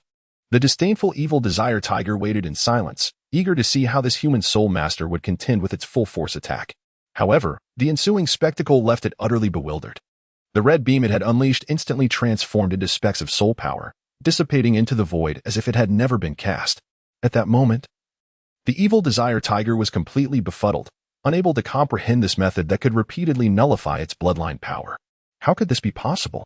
Unwilling to concede, the evil desire tiger unleashed its abilities once more, only to find that its malevolent and desire-driven energies vanished yet again. Curse you, human soul master. Are you behind this? Suddenly, the evil desire tiger's gaze fell upon Beichen, filled with unwilling rage. In the next instant, its colossal form leapt forward, determined to eliminate the human soul master. Confident that Beichen could not evade this assault. Despite the loss of its malevolent and desire-driven energies, with nearly 70,000 years of soul beast experience, defeating a soul saint should be effortless. You have lost your bloodline power. Prepare to face my next attack. Beichen watched as the evil desire tiger approached, an unwavering smile adorning his face. With a subtle tap of his right foot, Beichen vanished from sight, hovering in the air as an explosive aura surged forth. In a dazzling display, Beichen's right arm radiated a brilliant red light, the pressure of his million-year soul bone extending throughout the sunset forest. Every soul beast within the vicinity immediately prostrated themselves on the ground, emitting low moans. Fire Dragon King right arm soul bone skill. Fire Dragon Divine Fist. At that moment, Beichen concentrated his soul power into his right arm, unleashing an earth-shattering crimson brilliance. The formidable pressure of the million-year soul bone bore down upon the evil desire tiger. How is this possible? This is a million-year soul bone. The evil desire tiger found itself crushed beneath the overwhelming pressure, collapsing to the ground, its eyes wide with disbelief. Chapter 105, The Million-Year Soul Bone Skill. Fire Dragon Fist. He could not have been mistaken. The soul bone within the right arm of this human soul master undeniably originated from a million-year soul beast. How could this be possible? Why would there still be million-year soul beasts in the Douluo Continent? Furthermore, how could this feeble human soul master have possibly slain a million-year soul beast to acquire its soul bone? Such thoughts left the evil desire heavenly tiger in a state of bewilderment, its heart pounding furiously. Though it had never encountered a million-year soul beast, the sheer power of a million-year soul bone was evidently beyond its capacity to withstand. Even though it was merely a single soul bone, the attack it could unleash was certainly something it could not endure. The evil desire heavenly tiger immediately summoned the two divine bloodlines within its body. Boom. In the next moment, its massive tiger form was enveloped in a swirling aura of red and black light, intertwining and wrapping around its frame. Indeed, upon the emergence of these two formidable divine bloodline powers, the overwhelming pressure emanating from the million-year soul bone gradually dissipated. Subsequently, its majestic body recoiled sharply, channeling all its energy into its jaws. A continuous flow of soul power surged around the evil desire heavenly tiger, gathering at its side, poised to unleash an overwhelming strike. Beichen's gaze fixated intently on the evil desire heavenly tiger, his right hand slicing forward slightly as an intensely rich soul power poured forth. A wave of scorching energy enveloped Beichen's right arm, slowly coalescing into an ethereal divine dragon that exhaled fiery power, incinerating everything in its vicinity. The fearsome momentum permeated the entire area. When the soul power converged to completion, Beichen clenched his right fist tightly and struck forward towards the evil desire heavenly tiger. The fire dragon, hovering above his right arm, instantly transformed into fiery tendrils that surged towards the evil desire heavenly tiger. Roar. Upon sensing the chilling energy approaching, the evil desire heavenly tiger's eyelids twitched uncontrollably, unable to afford the luxury of hesitating over its own gathering attack. With a roar, it opened its massive jaws, unleashing a brilliant black and red beam of light to collide with Beichen's fire dragon fist. Boom. The moment the two energies clashed, it was as if time itself momentarily froze, with surrounding soul power evaporating in the wake of this overwhelming force. Then, a shocking scene unfolded. The beam released by the evil desire heavenly tiger was shattered by Beichen's assault, continuing its invincible momentum towards the giant form of the tiger. How could this be? The evil desire heavenly tiger was aghast to find its attack barely lasted a second. Realizing the gravity of the situation, it desperately attempted to flee. But the speed of the fire dragon fist was simply too swift, leaving it no chance to evade as it crashed into its body, ultimately smashing into the ground. Bang! Bang! Bang! The earth resounded with a series of thunderous booms, sending dust and debris soaring through the air, while the surrounding trees were obliterated into fragments by this terrifying energy. Beichen stood with his arms crossed, calmly suspended in the air, his expression impassive as he gazed down at the swirling dust. He remained unperturbed, confident that the evil desire heavenly tiger could not escape. Even if this tiger possessed immense power, surviving his strike unscathed was nearly impossible. Even if it did not perish, it would likely be gravely injured. Without the powers of evil and desire, withstanding such a blow was evidently implausible. Beichen had channeled all his soul power, unleashing a strike worthy of a million-year soul bone. Even a tidal Douluo would be severely injured if faced with such an attack. Moreover, this was a beast stripped of its most potent means. So formidable. Qian Rinxue gazed vacantly at Beichen, who resembled a deity, her eyes reflecting awe. She was taken aback by Beichen's prowess. It was simply unfathomable. In her view, Beichen's strength eclipsed that of any ordinary tidal Douluo. A thought suddenly crossed Qian Rinxue's mind. It seemed that even the most ordinary tidal Douluo could not compare to Beichen's might. Her gaze fixated on Beichen's right hand, deducing that the recent strike was likely a soul bone skill. However, she could not maintain her composure, though she had never possessed a 10,000-year soul bone. She was acutely aware of the power they could unleash. The skill released from Beichen's soul bone was undeniably magnitudes more potent than that of a 10,000-year soul bone. This left Qian Rinxue perplexed, questioning how Beichen had acquired such a formidable soul bone. The strength of this soul bone undoubtedly surpassed that of a 10,000-year soul bone. With the likes of Ning Fengxi and Sword Douluo, hunting for soul bones over 10,000 years old was fraught with challenges. This situation defied all logic. After a brief contemplation, Qian Rinxue sighed inwardly. Such extraordinary events surrounding Beichen seemed almost absurd. She quickly set aside her concerns, realizing that this young boy harbored many secrets. Once this ordeal concluded, she vowed to thoroughly interrogate him. Moments later, as the dust settled, the severely injured evil desire heavenly tiger lay in a deep pit, its vitality rapidly waning, clearly unable to withstand its previous magnificence. It is still alive? Beichen remarked in surprise upon seeing the evil desire heavenly tiger sprawled in the pit. He descended slowly to the ground to assess the tiger's condition, which appeared utterly devastated, as if struck by heavenly lightning, its form shrouded in darkness. The vitality of the evil desire heavenly tiger was swiftly diminishing, and it was evident that it possessed no combat capability remaining. Human soul master, you shall perish. If you wish for my demise, I shall take you down with me. At that moment, the nearly lifeless evil desire heavenly tiger opened its crimson eyes, raising its massive head to roar in fury. In an instant, a resolute glint flashed in its gaze. The two bloodline powers within it ignited fiercely, surging into the crystal-like red flower upon its back. An overwhelming aura reverberated through the surrounding void, for the divine bloodline powers within this evil desire heavenly tiger were exceptionally potent. The commotion caused by the burning of its bloodline was incomparably more profound than that of the previous evil desire heavenly tiger. Beichen observed the creature's intent to burn its bloodline power in a bid for mutual destruction. Realizing the peril, Beichen's expression turned wary. Although the system had previously simplified the powers of evil and desire, the threat posed by the burning of its divine bloodline could yield unforeseeable consequences. Thus, Beichen understood he could not permit the evil desire heavenly tiger to succeed in igniting its bloodline. You think you can burn your bloodline power before me? How utterly laughable! Beichen disdainfully cast a glance at the evil desire heavenly tiger, channeling the chaotic energy surrounding him into his right fist, striking forward with great force. Boom. Chapter 106. Distinct soul rings before him. A tremendous rebounding force abruptly sent Beichen hurtling away. Such an enigmatic defense. Beichen gazed, astonished, at the crimson shield enveloping the evil desire heavenly tiger, unable to comprehend the nature of the energy he had just encountered. How could it possibly thwart his attack? Could this be the very means by which the evil desire heavenly tiger intended to bring about their mutual destruction? Haha. Do not dream of shattering my shield. While I burn my bloodline power, a fragment of divine strength will protect me. Prepare yourselves, both of you, in the entire sunset forest, for a judgment akin to the end of days. The evil desire heavenly tiger laughed heartily, its eyes betraying a deep-seated hatred as it intensified the incineration of its bloodline power. The resulting aura sent tremors throughout the entire sunset forest, causing numerous soul beasts to erupt into chaos and flee in terror. A fragment of divine strength? This is troublesome. Beichen sensed the blood-red barrier ahead, imbued with an absolute defensive force. His brows furrowed slightly, clearly unprepared for the immense power that protected it while the bloodline energy burned. Presumably, it was the result of two divine bloodlines within the evil desire heavenly tiger. The act of igniting them inadvertently triggered a fragment of divine power, thus forming this formidable crimson barrier.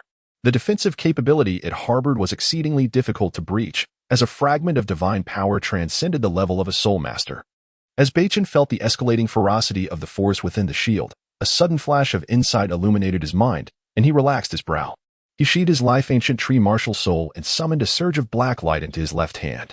A beautifully adorned scythe materialized, spinning wildly. The overwhelming aura of death instantly enveloped the entire area. You possess a second martial soul.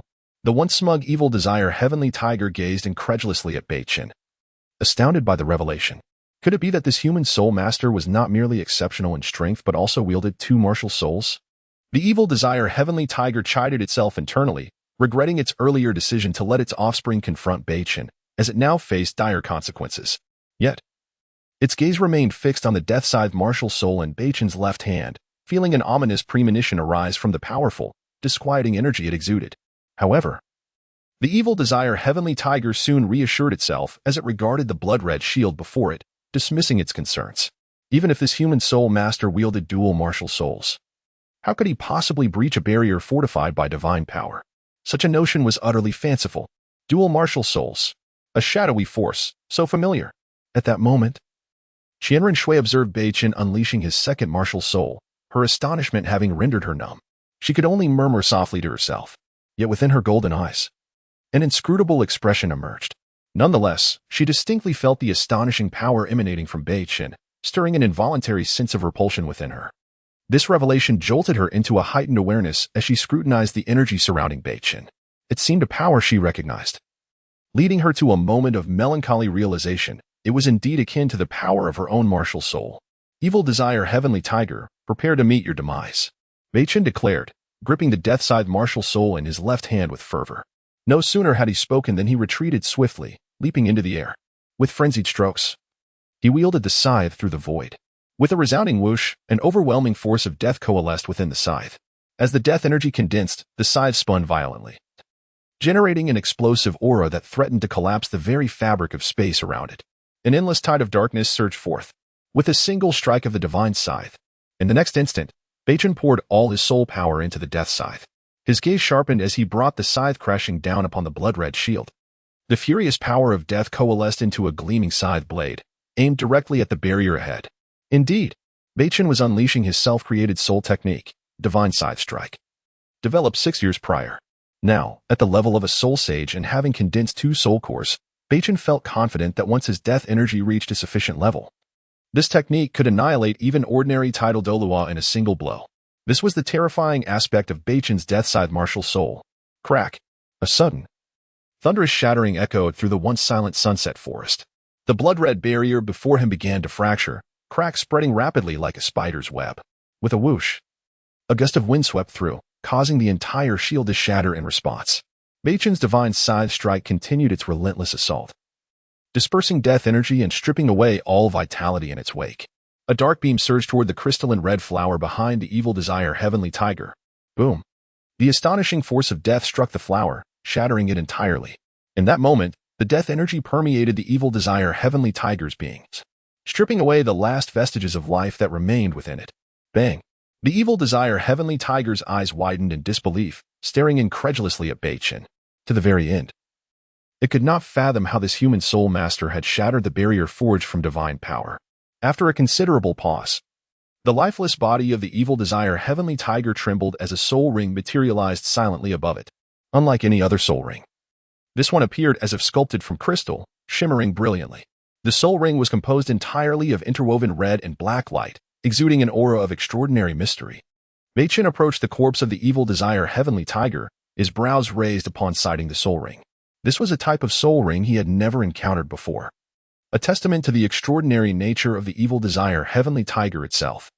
Chapter 107. The Illusion of the Three Deities. Beichen gazed fervently at the soul ring of the evil desire heavenly tiger, eagerly yearning to absorb it. If all went as anticipated, this would be the last of its kind on the Douluo Continent. Moreover, it contained the bloodline powers of two deities. Absorbing its soul ring would undoubtedly yield a soul skill that would astonish him. After a brief moment of contemplation, Beichen's doubts dissipated. He settled into a meditative position. Shutting his eyes tightly, he summoned his soul power to gently encircle the soul ring of the evil desire heavenly tiger, slowly enveloping it around the death god scythe martial soul. Boom! A surge of tremendous power erupted within Beichen's being. Strangely, the initially violent soul power, upon entering Beichen's body, became docile and obedient, swirling harmoniously around him. Thus, Beichen absorbed the soul ring without any discomfort. As for why Beichen felt so assured while absorbing the soul ring here, it was partly due to his unwavering trust in Qian Renxue, believing she would not harm him. Additionally, the aftermath of the recent battle had generated soul power fluctuations that deterred ordinary soul beasts from approaching this vicinity. Furthermore, Beichen's rapid absorption of the evil desire heavenly tiger's soul ring equipped him to handle any unforeseen circumstances. After a considerable time, the first soul ring on Beichen's death god scythe martial soul suddenly contracted tightly. In an instant, it firmly secured itself upon his martial soul, rhythmically pulsating as it absorbed. With a sigh, Beichen opened his radiant eyes, the joy within them unmistakable. Indeed, the soul skill bestowed upon him by this soul ring was beyond his wildest expectations. He had not anticipated that the soul ring would completely inherit the two most potent powers of the evil desire heavenly tiger. The name of Beichen's third soul skill was called The Illusion of the Three Deities. This was a title he had chosen himself, befitting the formidable nature of the skill. The malevolent and desire-infused powers wielded by the evil desire heavenly tiger were derived from a deity. In contrast, the death power of his death god scythe martial soul, once he ascended to godhood, would likely transform into divine power. The essence of this soul skill lay in its ability to create an illusion by unleashing death power, malevolent power, and desire power.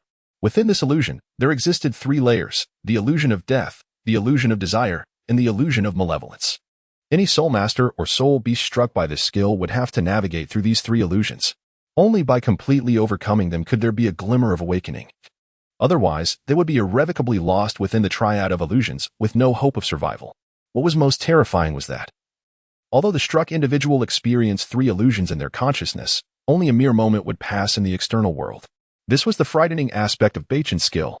As Beichen sensed, the magnitude of this skill rendered it nearly impossible for soul masters with lower soul power to survive. Even titled Douluo level experts, if struck by their first soul skill, would find themselves at the mercy of the illusion unless they possessed exceptionally strong mental fortitude. How intriguing, Beichen pondered, a subtle smile gracing his lips, reflecting an inscrutable expression. He mused whether, upon becoming a deity, his first soul skill could evolve to manifest three worlds. However, he shook his head in contemplation, recognizing the improbability of such an outcome. If he truly wished to evolve into three worlds, even Beichen was unsure what level of power would be required. Yet, such matters were not for him to deliberate at this moment. Beichen rose with newfound vigor, stretching his limbs and gracefully making his way toward the corpse of the evil desire heavenly tiger. After a moment of exploration, he extracted a piece of red-black bone from the creature's head.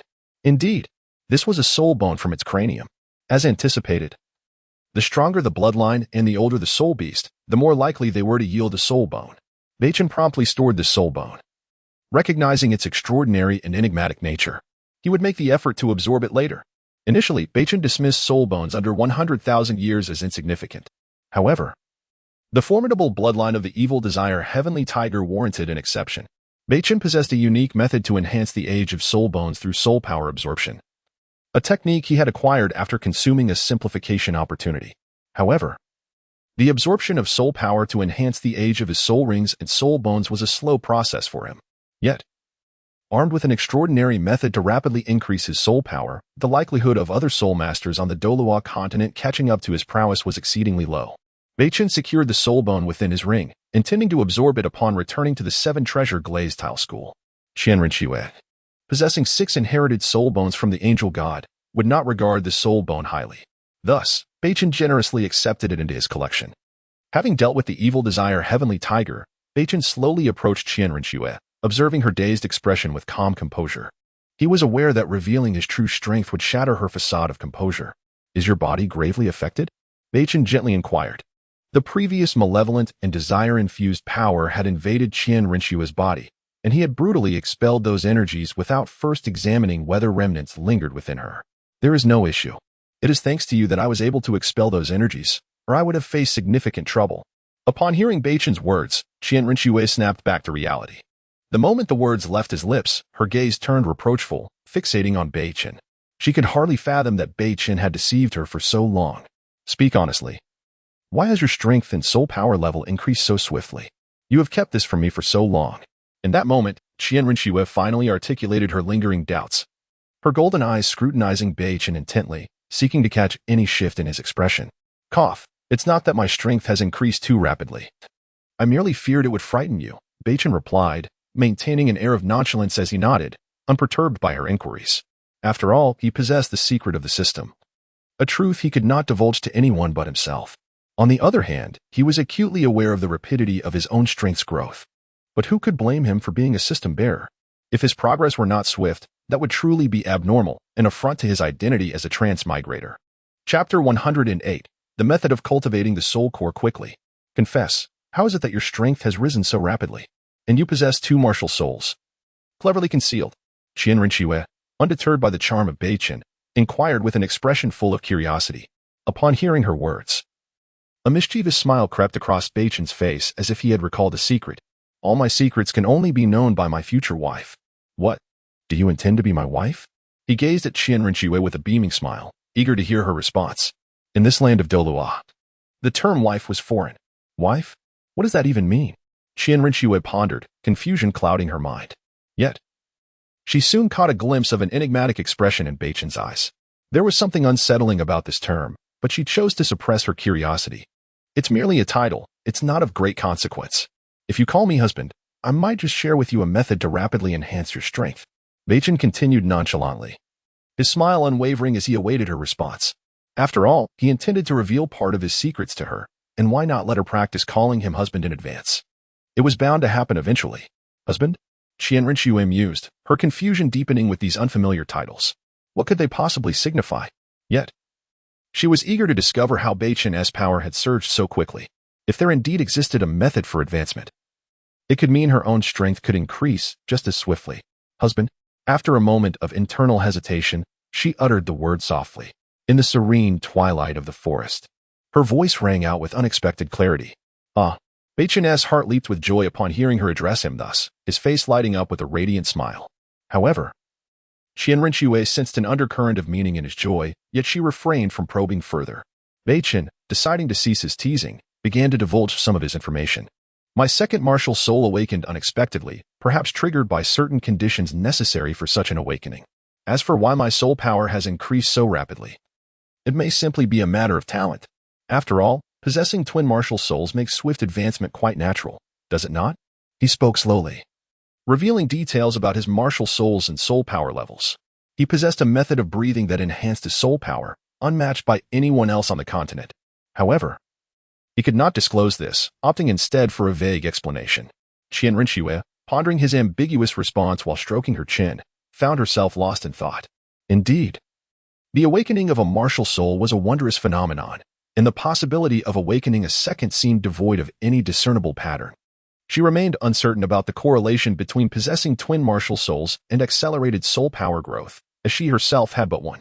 It was true that the combined might of 2 martial souls would enhance the rate of soul power increase, yet Beichen's rapid ascent was astonishing. A 12-year-old soul sage was unheard of, and perhaps this was a secret he guarded closely. "Now, allow me to share with you a method to enhance your strength. If you can grasp it, you will find surpassing opponents a trivial endeavor." Beichen's expression turned serious as he addressed Qianren. He intended to impart the technique for cultivating the soul core, a knowledge seemingly unknown in the realm of Douluo. Should this method circulate, it would undoubtedly stir upheaval across the continent.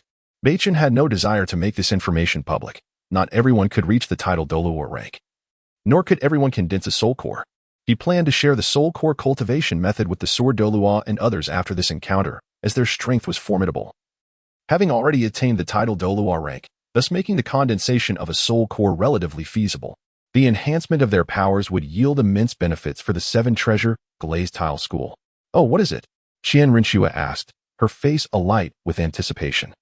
She remained oblivious to the true extent of Beichen's power, which was only at the soul sage level, especially considering the formidable evil desire sky tiger, a nearly 70,000-year-old beast, far surpassing typical 10,000-year soul beasts and even exceeding ordinary title Douluo experts. Yet, such a powerful adversary had fallen to Beichen. As if he had defeated a title Douluo with the strength of a soul sage, a remarkable feat that left Qianren in awe. If she could learn this method, perhaps she too could engage in battles above her level, enhancing her own prowess. My strength has surged so rapidly because I have condensed a soul core, Beichen proclaimed, revealing the significance of the soul core. As the term soul core left his lips, Qianren's fair face was filled with confusion. Despite her affiliation with the Spirit Hall, which housed the most comprehensive records of the Douluo Continent, she remained unaware of the method to condense a soul core. The so-called soul core technique involves the relentless compression of soul power to form a crystal of soul energy within one's body. Beichen elaborated on the origin and effects of the soul core, leaving no detail unshared. In essence, if one could successfully condense a soul core, the quality of their soul power would significantly improve, continuously enhancing the purity of their soul energy.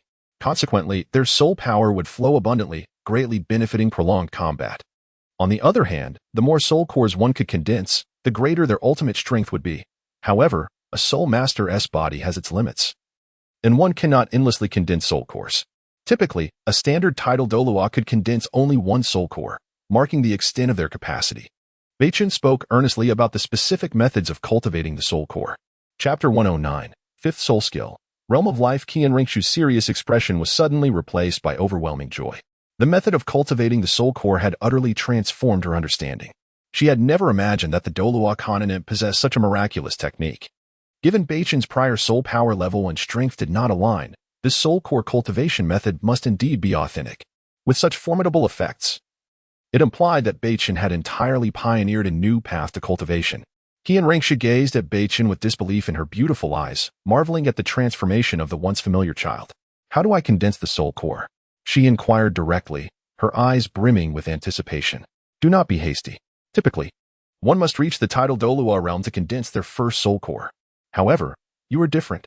Your martial soul is the divine six-winged angel, and your soul power is already of a certain purity.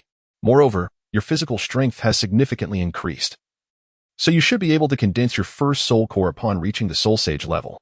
I must be present when you do so. This is your first attempt. And should anything uncontrollable occur, I will be there to assist you, Beichen replied softly. He continued to emphasize the necessity of his presence during her soul core condensation. His own success in condensing the first soul core without prior guidance was due to his immense strength and the purity of his soul power. Otherwise, he too might not have escaped failure. A failed condensation could unleash enough energy from the incomplete soul core to obliterate a soul master. In such a scenario, one could either lose all their soul power or face death. Condensing a soul core is a bold endeavor, where a moment's carelessness could render a lifetime of effort futile. I see. I understand now. Qianren fell into a contemplative silence upon hearing Beichen's words. She had not anticipated that she would need to reach the soul sage level to condense her soul core. A tinge of disappointment flickered in her eyes at this thought. Yet, quickly, a newfound confidence shone through. If she devoted herself wholly to her training, she was certain she could break through to the soul sage level within 2 years. At that time, with Beichen's aid, she would be able to condense her very own soul core. By the way, have you participated in the divine examination? Qianren continued. Her curiosity piqued. Beichen possessed 7 soul rings of over 100,000 years, and human soul masters have physical limits, thus, it was impossible for him to absorb the earlier rings of such caliber. This left only one possibility. Beichen's soul rings must have gained an extension in age. The only way she knew of to enhance soul ring age was through divine power. Therefore, it implied that Beichen had already undergone the divine examination. This was hardly surprising. Beichen had broken through to Soul Sage at just 12 years old, an unprecedented feat on the Douluo Continent. Furthermore, possessing twin martial souls naturally attracted the divine examination. Indeed, Beichen smiled faintly in response, continuing the conversation. He had wondered why Qian Rengshu had not inquired about the color of his soul rings. Her words provided him with a calm expression, and in the future, should his soul rings raise suspicion, he could easily use this explanation to deflect it. The soul masters of the Douluo Continent were entirely unaware of divine power. He is about to awaken. Suddenly, Beichen sensed a disturbance ahead and looked toward the source. Instantly, he noticed that the serpent spear Douluo was showing signs of awakening, and the energy of the heart of life within him had been depleted. It seemed it was time for him to depart. He could not allow the serpent spear Douluo to discover his presence, or a series of troublesome events would ensue. "Thank you for saving Elder Serpent Spear," Qian Rengshu exclaimed joyfully upon hearing Beichen's words. She had not anticipated the serpent spear Douluo would awaken so swiftly. She had carefully examined his injuries and deemed them exceedingly difficult to heal. Without the aid of a powerful healing soul master, he would not have lasted much longer. Yet, Beichen had managed to heal him completely with just a single soul skill. This affirmed the strength of Beichen's martial soul and soul skills. "I shall take my leave now," Beichen announced, intending to depart, as Zhu Zhuqing and the others should have completed their ordeal in the ice and fire Yang'enai by now. "Very well," Qian Rengshu replied softly, a hint of inscrutable emotion crossing her gaze. She understood that this matter must remain concealed from the serpent spear Douluo. Should he inform her grandfather or Bibi Dong, Beichen's situation would become perilous. As a member of the Seven Treasure Glazed Tile School, and with the Spirit Hall's relentless pursuit to unify the Douluo Continent, if Bibi Dong learned of Beichen's existence, she would undoubtedly not let him off easily. Indeed, Beichen nodded slightly in agreement before turning to leave. Upon turning, he suddenly noticed the surrounding environment, which had been ravaged by the battle between him and the evil Desire Sky Tiger. The serpent spear Douluo would surely discover the signs of a struggle upon awakening. With this thought, Beichen summoned the life ancient tree martial soul, a towering tree materializing behind him to shield the entire area. "Fifth soul skill, Realm of Life," Beichen declared, as the fifth crimson soul ring on his body illuminated with a brilliant red light. The colossal life ancient tree released a magnificent green glow that swiftly enveloped the devastated area. The life force surged forth, transforming the battlefield dramatically. Under the nurturing essence of life, the withered trees blossomed anew, while tender blades of grass sprouted from the cracked earth, rapidly spreading and sweeping away the remnants of destruction. This was Beichen's fifth soul skill, Realm of Life. By releasing the life force through the life ancient tree martial soul, he created an ethereal realm filled with astounding vitality, capable of limitless healing. It served as a comprehensive area-wide healing technique. Moments later, the battlefield was covered with astonishing greenery, and the air was thick with life force, rendering it unrecognizable as the site of a fierce battle.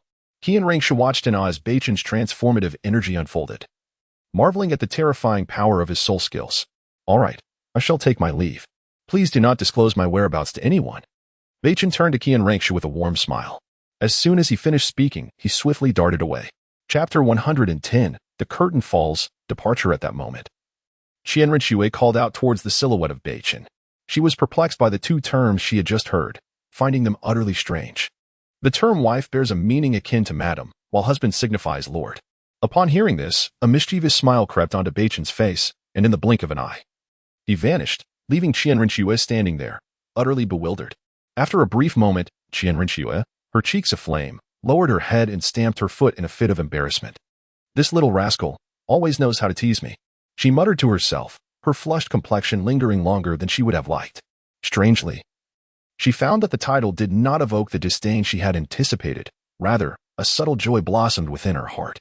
Perplexed by this unexpected feeling, she shook her head vigorously, trying to dispel the chaotic thoughts swirling in her mind. If the members of the Spirit Hall were to witness Qian Rengshu in such a state, they would be utterly astonished. She always presented herself with an air of aloofness, a demeanor that kept others at bay. Yet, in Beichen's presence, she seemed to shed that facade. Just then, a faint rustling sound caught her attention, pulling her back to reality. She stepped forward to investigate and found the serpent spear Douluo lying on the ground, slowly awakening from his daze. Relief washed over him as he saw Qian Rengshu standing unharmed before him. He quickly rose to his feet, unleashing his spirit and scanning the surroundings warily. "Miss, are you unharmed? What happened to the spirit beast that attacked us?" The serpent spear Douluo inquired gravely, recalling the immense strike that had incapacitated him before he lost consciousness. He was unsure how long he had been out, but seeing Qian Rinxue safe brought him some comfort. I'm not sure. There was indeed a surge of energy that struck us, but after the attack, I saw no trace of the spirit beast, Qian Rinxue replied, weaving a lie to obscure the truth, knowing that the serpent spear Douluo had no knowledge of the events that transpired during his unconsciousness. Really? He asked, confusion etching his features as he scrutinized the area, finding no evidence of battle. Could it be that there truly was no spirit beast? What, then, had caused that attack? Yet, he soon became preoccupied with his own condition, astonished to discover that his injuries had completely healed, just prior to his fainting. He had been on the brink of death. Miss, how is it that my injuries have fully healed? The serpent spear Douluo questioned, attributing his miraculous recovery to Qian Rinxue. During his unconsciousness, it seemed she had been the only one by his side. Well, you were gravely injured, and I had no choice but to search for medicinal herbs. I stumbled upon a healing herb and administered it to you, which is how your injuries were mended, Qian Rinxue explained with an impassive expression. Whether he believed her or not was of no consequence. She could hardly reveal that a 12-year-old spirit saint had treated his wounds. The serpent spear Douluo, still bewildered, found it difficult to accept her explanation. What sort of herb could possibly heal the wounds of a titled Douluo on the verge of death? He had never heard of such a potent remedy. After observing her unchanged demeanor, he resigned himself to the situation. Since the young lady was unwilling to elaborate, he saw no reason to press further. Miss, since you have completed your soul ring absorption, we should take our leave, he stated, turning to her. All right. Qian Rinxue nodded softly, following in the footsteps of the serpent spear Douluo as they hastily departed for the imperial palace of the Tiando Empire. Meanwhile, Beichen returned to the Eye of Ice and Fire, where, as expected, Zhu Shuqing and the others awaited his arrival. Upon seeing him, their faces lit up with joy, and they promptly exited the eye to head towards the Seven Treasure Glazed Tile School. Upon arriving at the Seven Treasure Glazed Tile School and entering the main hall, Beichen was met with astonished expressions from Ning Fingxi and the others. Ah, Shuqin, you seem different somehow. Have you perhaps made another breakthrough? The astute sword Douluo inquired, his tone filled with curiosity. He could sense a palpable aura of danger emanating from Beichen. A startling realization considering that he himself was on the verge of reaching level 98. The Bone Douluo and Ning Fingxi shared similar sentiments, both intrigued by the possibility that Beichen had encountered a significant fortuity during the past few days. Cough. It might be because I've just attached a soul ring to my second martial spirit, Beichen replied, raising an eyebrow. It was only natural for them to notice the slight disarray in his aura after absorbing his first soul ring. He revealed the news of his death god-sized spirit acquiring its first soul ring. What? You attached a soul ring to your second martial spirit? Is it a 100,000-year soul ring? Ning Fingxi exclaimed, his expression a mixture of shock and intrigue. He had not anticipated that Beichen had ventured into the Sunset Forest to achieve such a feat. Chapter 111. The experiment. He understood Beichen's character well. Generally speaking, he would not absorb a second spirit ring of less than 100,000 years, as it would merely squander the opportunity for a soul ring. If that were the case, it implied that Beichen possessed the strength to successfully slay a titled Douluo. The mere thought of this caused the three individuals present to involuntarily gasp in astonishment. Titled Douluo masters were exceedingly rare across the Douluo Continent, and very few could independently conquer a soul beast of 100,000 years. They were now convinced that if Beichen's first spirit ring indeed originated from a 100,000-year soul beast, he must have hunted it alone. No. The age of my first spirit ring is merely over 60,000 years, Beichen stated, revealing the exact age of the first spirit ring associated with his second spirit. The evil desire sky tiger was indeed a remarkable soul beast, had Sword Douluo and the others known its name. They would likely have had no objections to him absorbing this soul ring. What? A soul beast of merely 60,000 years? Sword Douluo murmured incredulously. Could he have misheard? Was a soul beast of 60,000 years worthy of Beichen's attention? Indeed, during my journey in the Sunset Forest, I encountered a 6,000-year-old evil desire sky tiger. Such a soul beast is exceedingly rare, and I did not wish to let the opportunity slip by. Hence I chose it as the first spirit ring for my second spirit. Beichen spread his palms nonchalantly. Moreover, I possess methods to enhance the age of soul rings. So elevating this ring to 100,000 years is merely a matter of time and effort. Evil desire sky tiger? Does such a soul beast truly exist? Bone Douluo pondered, deep in thought. He had never heard of the evil desire sky tiger. Did such a creature inhabit the Sunset Forest? Why had he never discovered it? Shuqin, could it be that the evil desire sky tiger you speak of is? At that moment, Ning Fingxi, standing in the clan hall, clenched his hands tightly, his eyes widening in disbelief as he looked at Beichen. Could it truly be the legendary evil desire sky tiger? This thought made Ning Fengji even more certain. A soul beast of over 60,000 years would generally be beneath Beichen's notice. Only a legendary creature of such stature could capture his interest, especially since its minimum age was merely a decade, making it exceedingly worthy of absorption. The soul skills birthed from absorbing the evil desire sky tiger's ring would undoubtedly be extraordinary. Fengji, have you ever heard of the evil desire sky tiger? Bone Douluo queried. Noticing Ning Fengji's expression, his dark pupils glinting with intrigue. I see. So it is that kind of soul beast. I never expected Xiaochun to possess such formidable strength. Capable of independently hunting a 6,000-year-old evil desire sky tiger. Suddenly, Sword Douluo seemed to recall something, slapping his thigh in astonishment. He gazed at Beichen in awe. Further convinced of the fleeting sensation he had just experienced, it appeared that Beichen's power was indeed terrifying, comparable to that of a tidal Douluo. Perhaps even surpassing the average tidal Douluo. Sword Douluo had indeed heard the name Evil Desire Sky Tiger before. But it was only with Ning Fengji's reminder that he recalled this legendary soul beast. He could hardly believe that it truly existed within the Douluo Continent. Although he had never fought against an Evil Desire Sky Tiger. Tales suggested that a soul beast of over 60,000 years possessed combat prowess far exceeding that of a 100,000-year soul beast. The fact that Beichen, at the soul sage level, could slay a creature rivaling a 100,000-year beast was nothing short of astounding. At that moment, Bone Douluo, overhearing the others, wore a look of exasperation as he turned to Sword Douluo, speechless. You could just say it outright instead of keeping everyone in suspense. It's quite vexing. Sword Douluo, aware of Bone Douluo's expression, huffed quietly, his face glowing with pride. He proceeded to share all the detailed knowledge he possessed about the Evil Desire Sky Tiger. Xiaochun, did you truly slay the Evil Desire Sky Tiger all by yourself? Bone Douluo exclaimed, finally grasping the extraordinary nature of this legendary soul beast. His tone rife with disbelief. Isn't that obvious? Would Xiaochun deceive you? Sword Douluo shot a glance at Bone Douluo, rolling his eyes, before turning back to Beichen, his face alight with excitement. So, Xiaochun, what kind of soul skill does the absorption of the Evil Desire Sky Tiger's ring bestow upon you? As soon as Sword Douluo's words fell, Ning Fengji and Bone Douluo wore expressions of eager anticipation. They had never encountered the legendary Evil Desire Sky Tiger nor heard of anyone successfully absorbing its soul ring, given that it possessed 2 divine bloodlines. The resulting soul skill should indeed be formidable.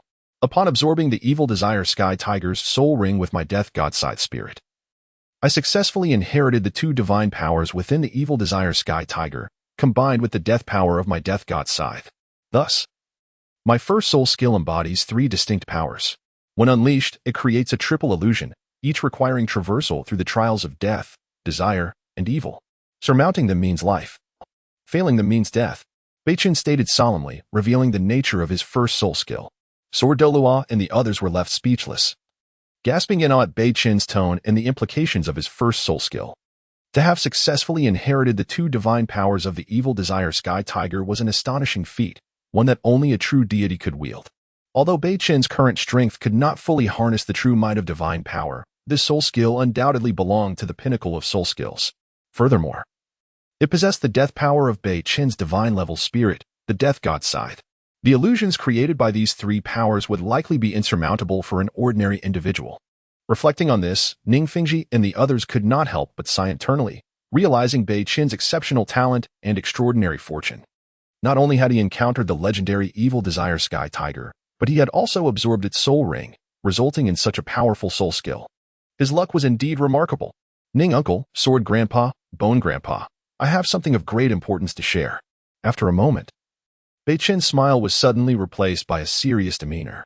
He intended to reveal the method for cultivating soul nuclei to Ning Fengji and the others, while also assisting them in forming their first soul nuclei to prevent any unforeseen incidents.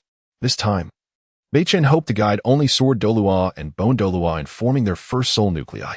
Chapter 112. Successful Condensation. Ning Fengji currently possesses soul power at the level of a Soul Douluo, and as a support-type soul master, his physical strength is undoubtedly lacking. Thus, the condensation of the first soul core carries a certain degree of risk. However, there is no need for concern regarding the Sword Douluo and Bone Douluo. Both are powerful assault-type soul masters, nearing the threshold of level 98, making the condensation of their first soul core a relatively effortless endeavor. What is it, Xiaochun? Speak.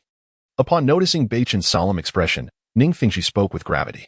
It is indeed rare to witness Beichen displaying such a serious demeanor before the trio. Look. In the next moment, Beichen opened his right hand, and a surge of soul power coursed through him, activating the soul core within his mind. The soul power in his palm materialized instantly, revealing a vibrant green glow interspersed with exceptionally pure soul energy, accompanied by swirling vortices that appeared before everyone. Ning Fingji regarded the soul power in Beichen's palm with a hint of confusion. Why was Beichen showing them his soul power?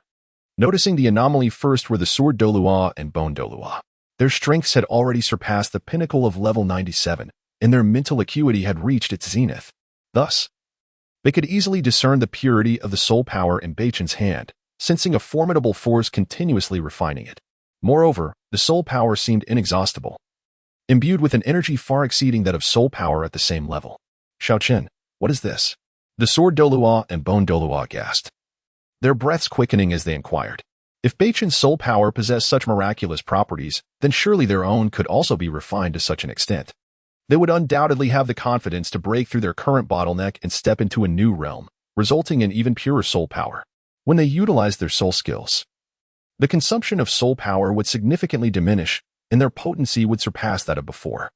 This is what I wanted to share with you. My soul power has transformed because I have condensed a soul core. At that moment, Beichen slowly divulged the news of his soul core condensation. Soul core? What is that? Indeed, as soon as Beichen's words fell, confusion spread across the faces of the three, clearly unaware of what a soul core truly was. However, Beichen did not keep them in suspense, explaining the soul core's nature, its specific functions, and other relevant details without omission. Xiaochen, are you serious? Upon hearing Beichen's revelations, Ning Fingji and the others were instantly struck with astonishment. Their bodies shook as they approached Beichen. The implications of his words were astonishing. They could refine their soul power and enhance their abilities through the condensation of a soul core. Such a miraculous secret technique existed in the Douluo Continent.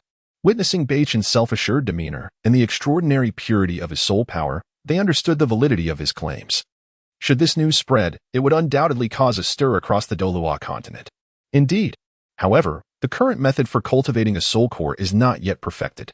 Therefore, it is best for title Douluo-level soul masters to begin the condensation of their first soul core, Beichen affirmed, nodding vigorously as he continued to outline the limitations of condensing the first soul core. Upon hearing this, Ning Fingji fell into contemplation, realizing he was only a few levels away from becoming a title Douluo himself.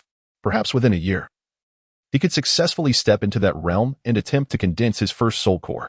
Then, Xiaochen, please share the method of soul core cultivation with me in Old Bone. We are willing to give it a try.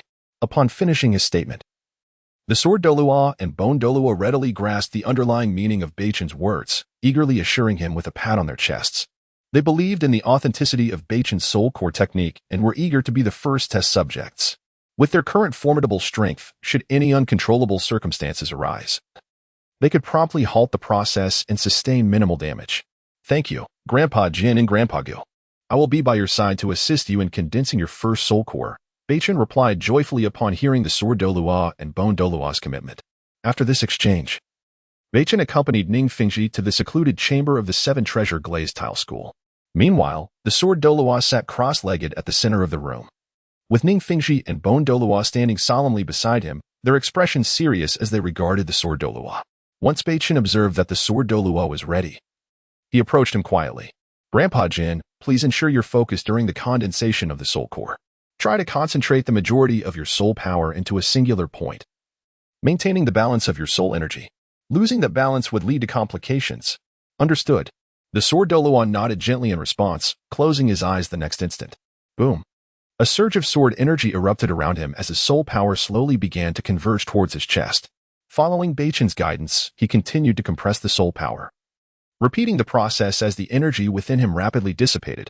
As a title Douluo, the sword Douluo would undoubtedly consume a significant amount of soul power to condense his first soul core, given that he did not possess the same profound and expansive soul power as Beichen. Beichen's expression grew grave as he focused on the blue glow forming at the sword Douluo's chest, emanating a terrifying soul power that filled the room with an oppressive atmosphere. Swish.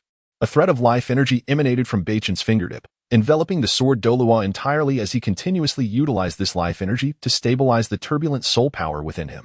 This would accelerate the condensation of the soul core and prevent failure due to an imbalance in soul power. As time passed, the soul power continued to condense, and the soul core at the sword Douluo's chest was rapidly forming. At a certain moment, with the final infusion of soul power, a tremendous surge of energy suddenly erupted throughout the room. The expressions of the three participants changed slightly as they unleashed their own intense soul power to counter the chaotic energy before them. Crack. With the completion of the soul core's condensation, the sword Douluo's brow furrowed slightly as a sound echoed within him, signaling the shattering of a bottleneck. Suddenly, the 7 killing sword martial soul of the sword Douluo materialized, and the 9 soul rings surrounding him began to flicker in sequence. Boom. The overwhelming soul power and surrounding sword energy harmonized, creating a force akin to an explosion. Centered around the sword Douluo, this energy rapidly expanded outward, intermingled with the sharp sword aura, causing the onlookers to pale once again. Chapter 113. Breaking through level 98. At this moment, Bone Douluo suddenly became aware, and the immense soul power within him surged forth, forming a protective barrier in front of several individuals. Clang, clang, clang. The sword energy struck against the shield erected by Bone Douluo, creating a series of resonant sounds. Once the surrounding sword energy dissipated, an even more formidable aura emerged in a haze. Ning Rongrong and the others, witnessing this situation, could not conceal their joy. Indeed, if the individuals present were not mistaken, Sword Douluo had completely broken through the bottleneck of his soul power. The moment the soul core was successfully condensed, he officially stepped into the realm of a level 98 peak Douluo. Ning Rongrong and Beichen were filled with exhilaration. They had not anticipated that merely condensing a single soul core would shatter the bottleneck that had hindered Sword Douluo for nearly a year or two, which also brought quiet delight to Bone Douluo. Since Sword Douluo had broken through to level 98 through the condensation of his first soul core, it seemed likely that he could also successfully achieve the same, filling Bone Douluo with immense excitement. After all, for title Douluos at level 95 and above, each incremental increase in soul power would result in a dramatic transformation in strength. Moreover, the leap from level 97 to level 98 signified a profound difference in the depth of soul power. Haha. Sword Douluo, feeling the surging soul power within, wore a face of unrestrained joy. His excitement was palpable, but he soon sensed the impact of his breakthrough. Thus, he quickly reined in his aura and stood tall. Uncle Jian, have you broken through to level 98? Ning Rongrong gasped, asking breathlessly. Indeed, I have successfully broken through to level 98. This is all thanks to Xiaochen, who aided me in condensing my first soul core. The moment the soul core was formed, the quality of my soul power underwent a transformation, creating an opportunity to break through the bottleneck and reach the pinnacle of level 98. Sword Douluo nodded with a beaming smile upon hearing Ning Rongrong's words. Turning to Beichen, he expressed even greater satisfaction, surprised by the formidable nature of Beichen's soul core technique. On one hand, it had shattered a bottleneck that had constrained him for years. On the other, his strength had undergone an indescribable metamorphosis. He felt the soul core within his chest spinning continuously, as the surrounding soul power instinctively flowed into his body. In future battles, he would no longer need to worry about rapid soul power depletion, and his offensive capabilities would become increasingly formidable. Xiaochen, without you, I would never have achieved this accomplishment. After a moment, Sword Douluo sighed contentedly. His current strength was entirely due to Beichen's support. From the previous Jian Chao to the present soul core cultivation method, each aspect had propelled his power to unprecedented heights. Is it truly that powerful? I must try as well. At this juncture, Bone Douluo, having heard Sword Douluo's words and felt the tangible breakthrough of his soul power to level 98, eagerly expressed his desire. His level 97 soul power had confined him for quite some time, and now that Sword Douluo had surpassed him, he felt an undeniable urge to catch up. No, I must quickly condense his soul core and break through to level 98. The moment Bone Douluo's words fell, the others nodded slowly, then began to safeguard his safety. With a deep breath, Bone Douluo sat cross-legged, recalling Beichen's earlier explanation, and began to gradually condense his soul power in his chest, continuously compressing and purifying it. Beichen stood before Bone Douluo, assisting him in stabilizing the soul core. As time passed, the entire isolation chamber erupted with a magnificent aura and a crisp sound. Bone Douluo's first soul core was successfully condensed, and without question, his soul power had surpassed level 98. Haha, I never imagined I could break through to level 98 one day. Xiaochen, I truly don't know how to express my gratitude. Suddenly, as Bone Douluo sensed the vast power within him, he burst into hearty laughter that resonated outward from the room. Subsequently, he gazed gratefully at Beichen, for he had never considered the possibility of reaching level 98. Who would have thought that merely with a soul core, his soul power would ascend to such heights. How could he not be elated? Meanwhile, Ning Fengji's joy far exceeded that of Sword Douluo and Bone Douluo. With Xiaoqin's assistance, both Sword Douluo and Bone Douluo had elevated their strengths to level 98, positioning their 7-treasure glazed tile school among the most prestigious on the entire Douluo Continent. Only the Spirit Hall possessed title Douluos above level 98.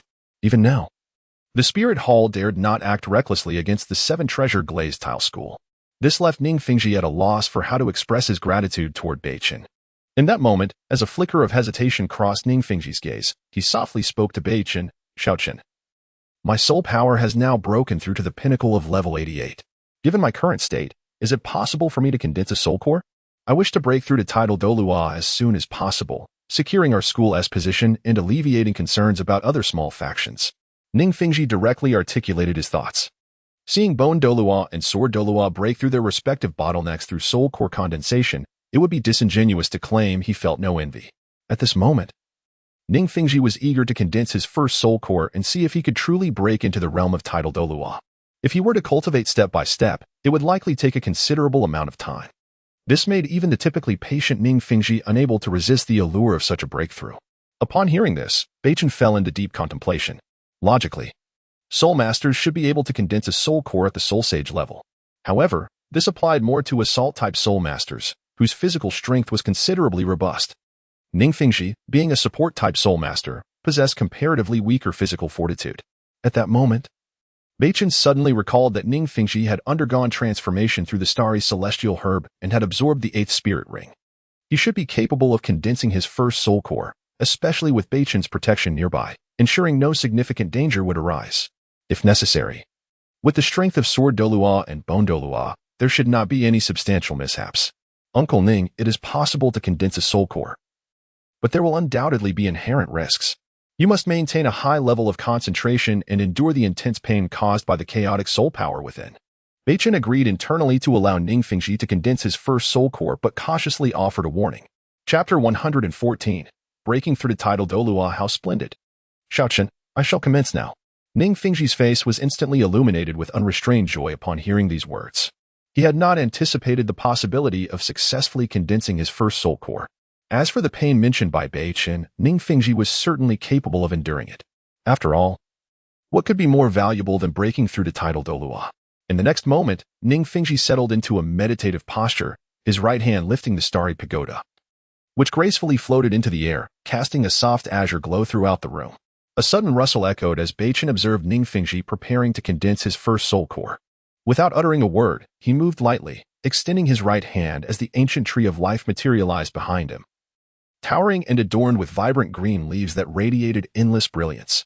The gentle life force enveloped Ning Fengji, ready to mend any internal injuries that might arise from the soul core's condensation. Once Ning Fengji was prepared, the Sword Douluo and Bone Douluo approached their sides to prevent any unforeseen mishaps. A low hum resonated as Ning Fengji furrowed his brow, eyes tightly shut, concentrating all his soul power at his chest, forming a pale blue crystal that exuded rich stellar energy. Beichen's unwavering gaze was fixed on Ning Fengji's soul core. As waves of life force surged into Ning Fengji's body, it was imperative that nothing went awry during the condensation process. Time slipped by swiftly, and Ning Fengji's soul core was nearing completion. Throughout this period, he experienced minimal discomfort, instead feeling an overwhelming gentle life force. After all, Beichen's healing abilities were formidable, and under the protection of life energy, Ning Fengji sustained little damage. At the climactic moment, as the final vestige of soul power surged into the blue crystal at his chest, it erupted with a fierce stellar aura, unleashing a tempestuous force that surged forward. Beichen hastily summoned a protective shield to shield himself from the onslaught. Splendid. Fengji, congratulations. You have successfully ascended to title Douluo. Once you acquire your 9th spirit ring, you shall become a formidable support-type title Douluo within the Douluo Continent. At that instant, the Sword Douluo and Bone Douluo, sensing the powerful fluctuations of soul power emanating from Ning Fengji, expressed their heartfelt congratulations. Ning Fengji had condensed a soul core, and his soul power had surged from the pinnacle of level 88 to a complete breakthrough at level 90. Although the Sword Douluo and Bone Douluo were puzzled by the correlation between soul core condensation and the increase in their own soul power, they deemed it unnecessary to dwell on it. The fact remained that Ning Fengji had triumphantly achieved the status of title Douluo, a momentous occasion indeed. Seeing Ning Fengji's successful breakthrough, Beichen nodded with relief, retracting his martial soul. Typically, condensing a soul core does not directly lead to a breakthrough in soul power.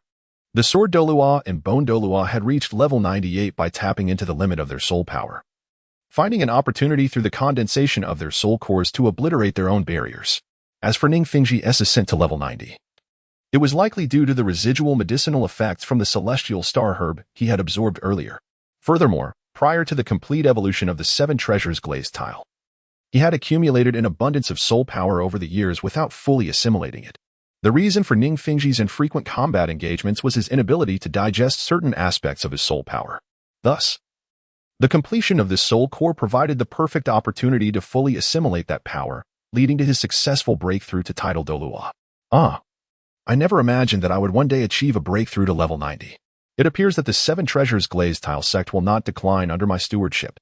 Ning Fengji felt a tumultuous wave of emotions within as he recognized his elevation to title Douluo. This was the goal he had pursued throughout his life.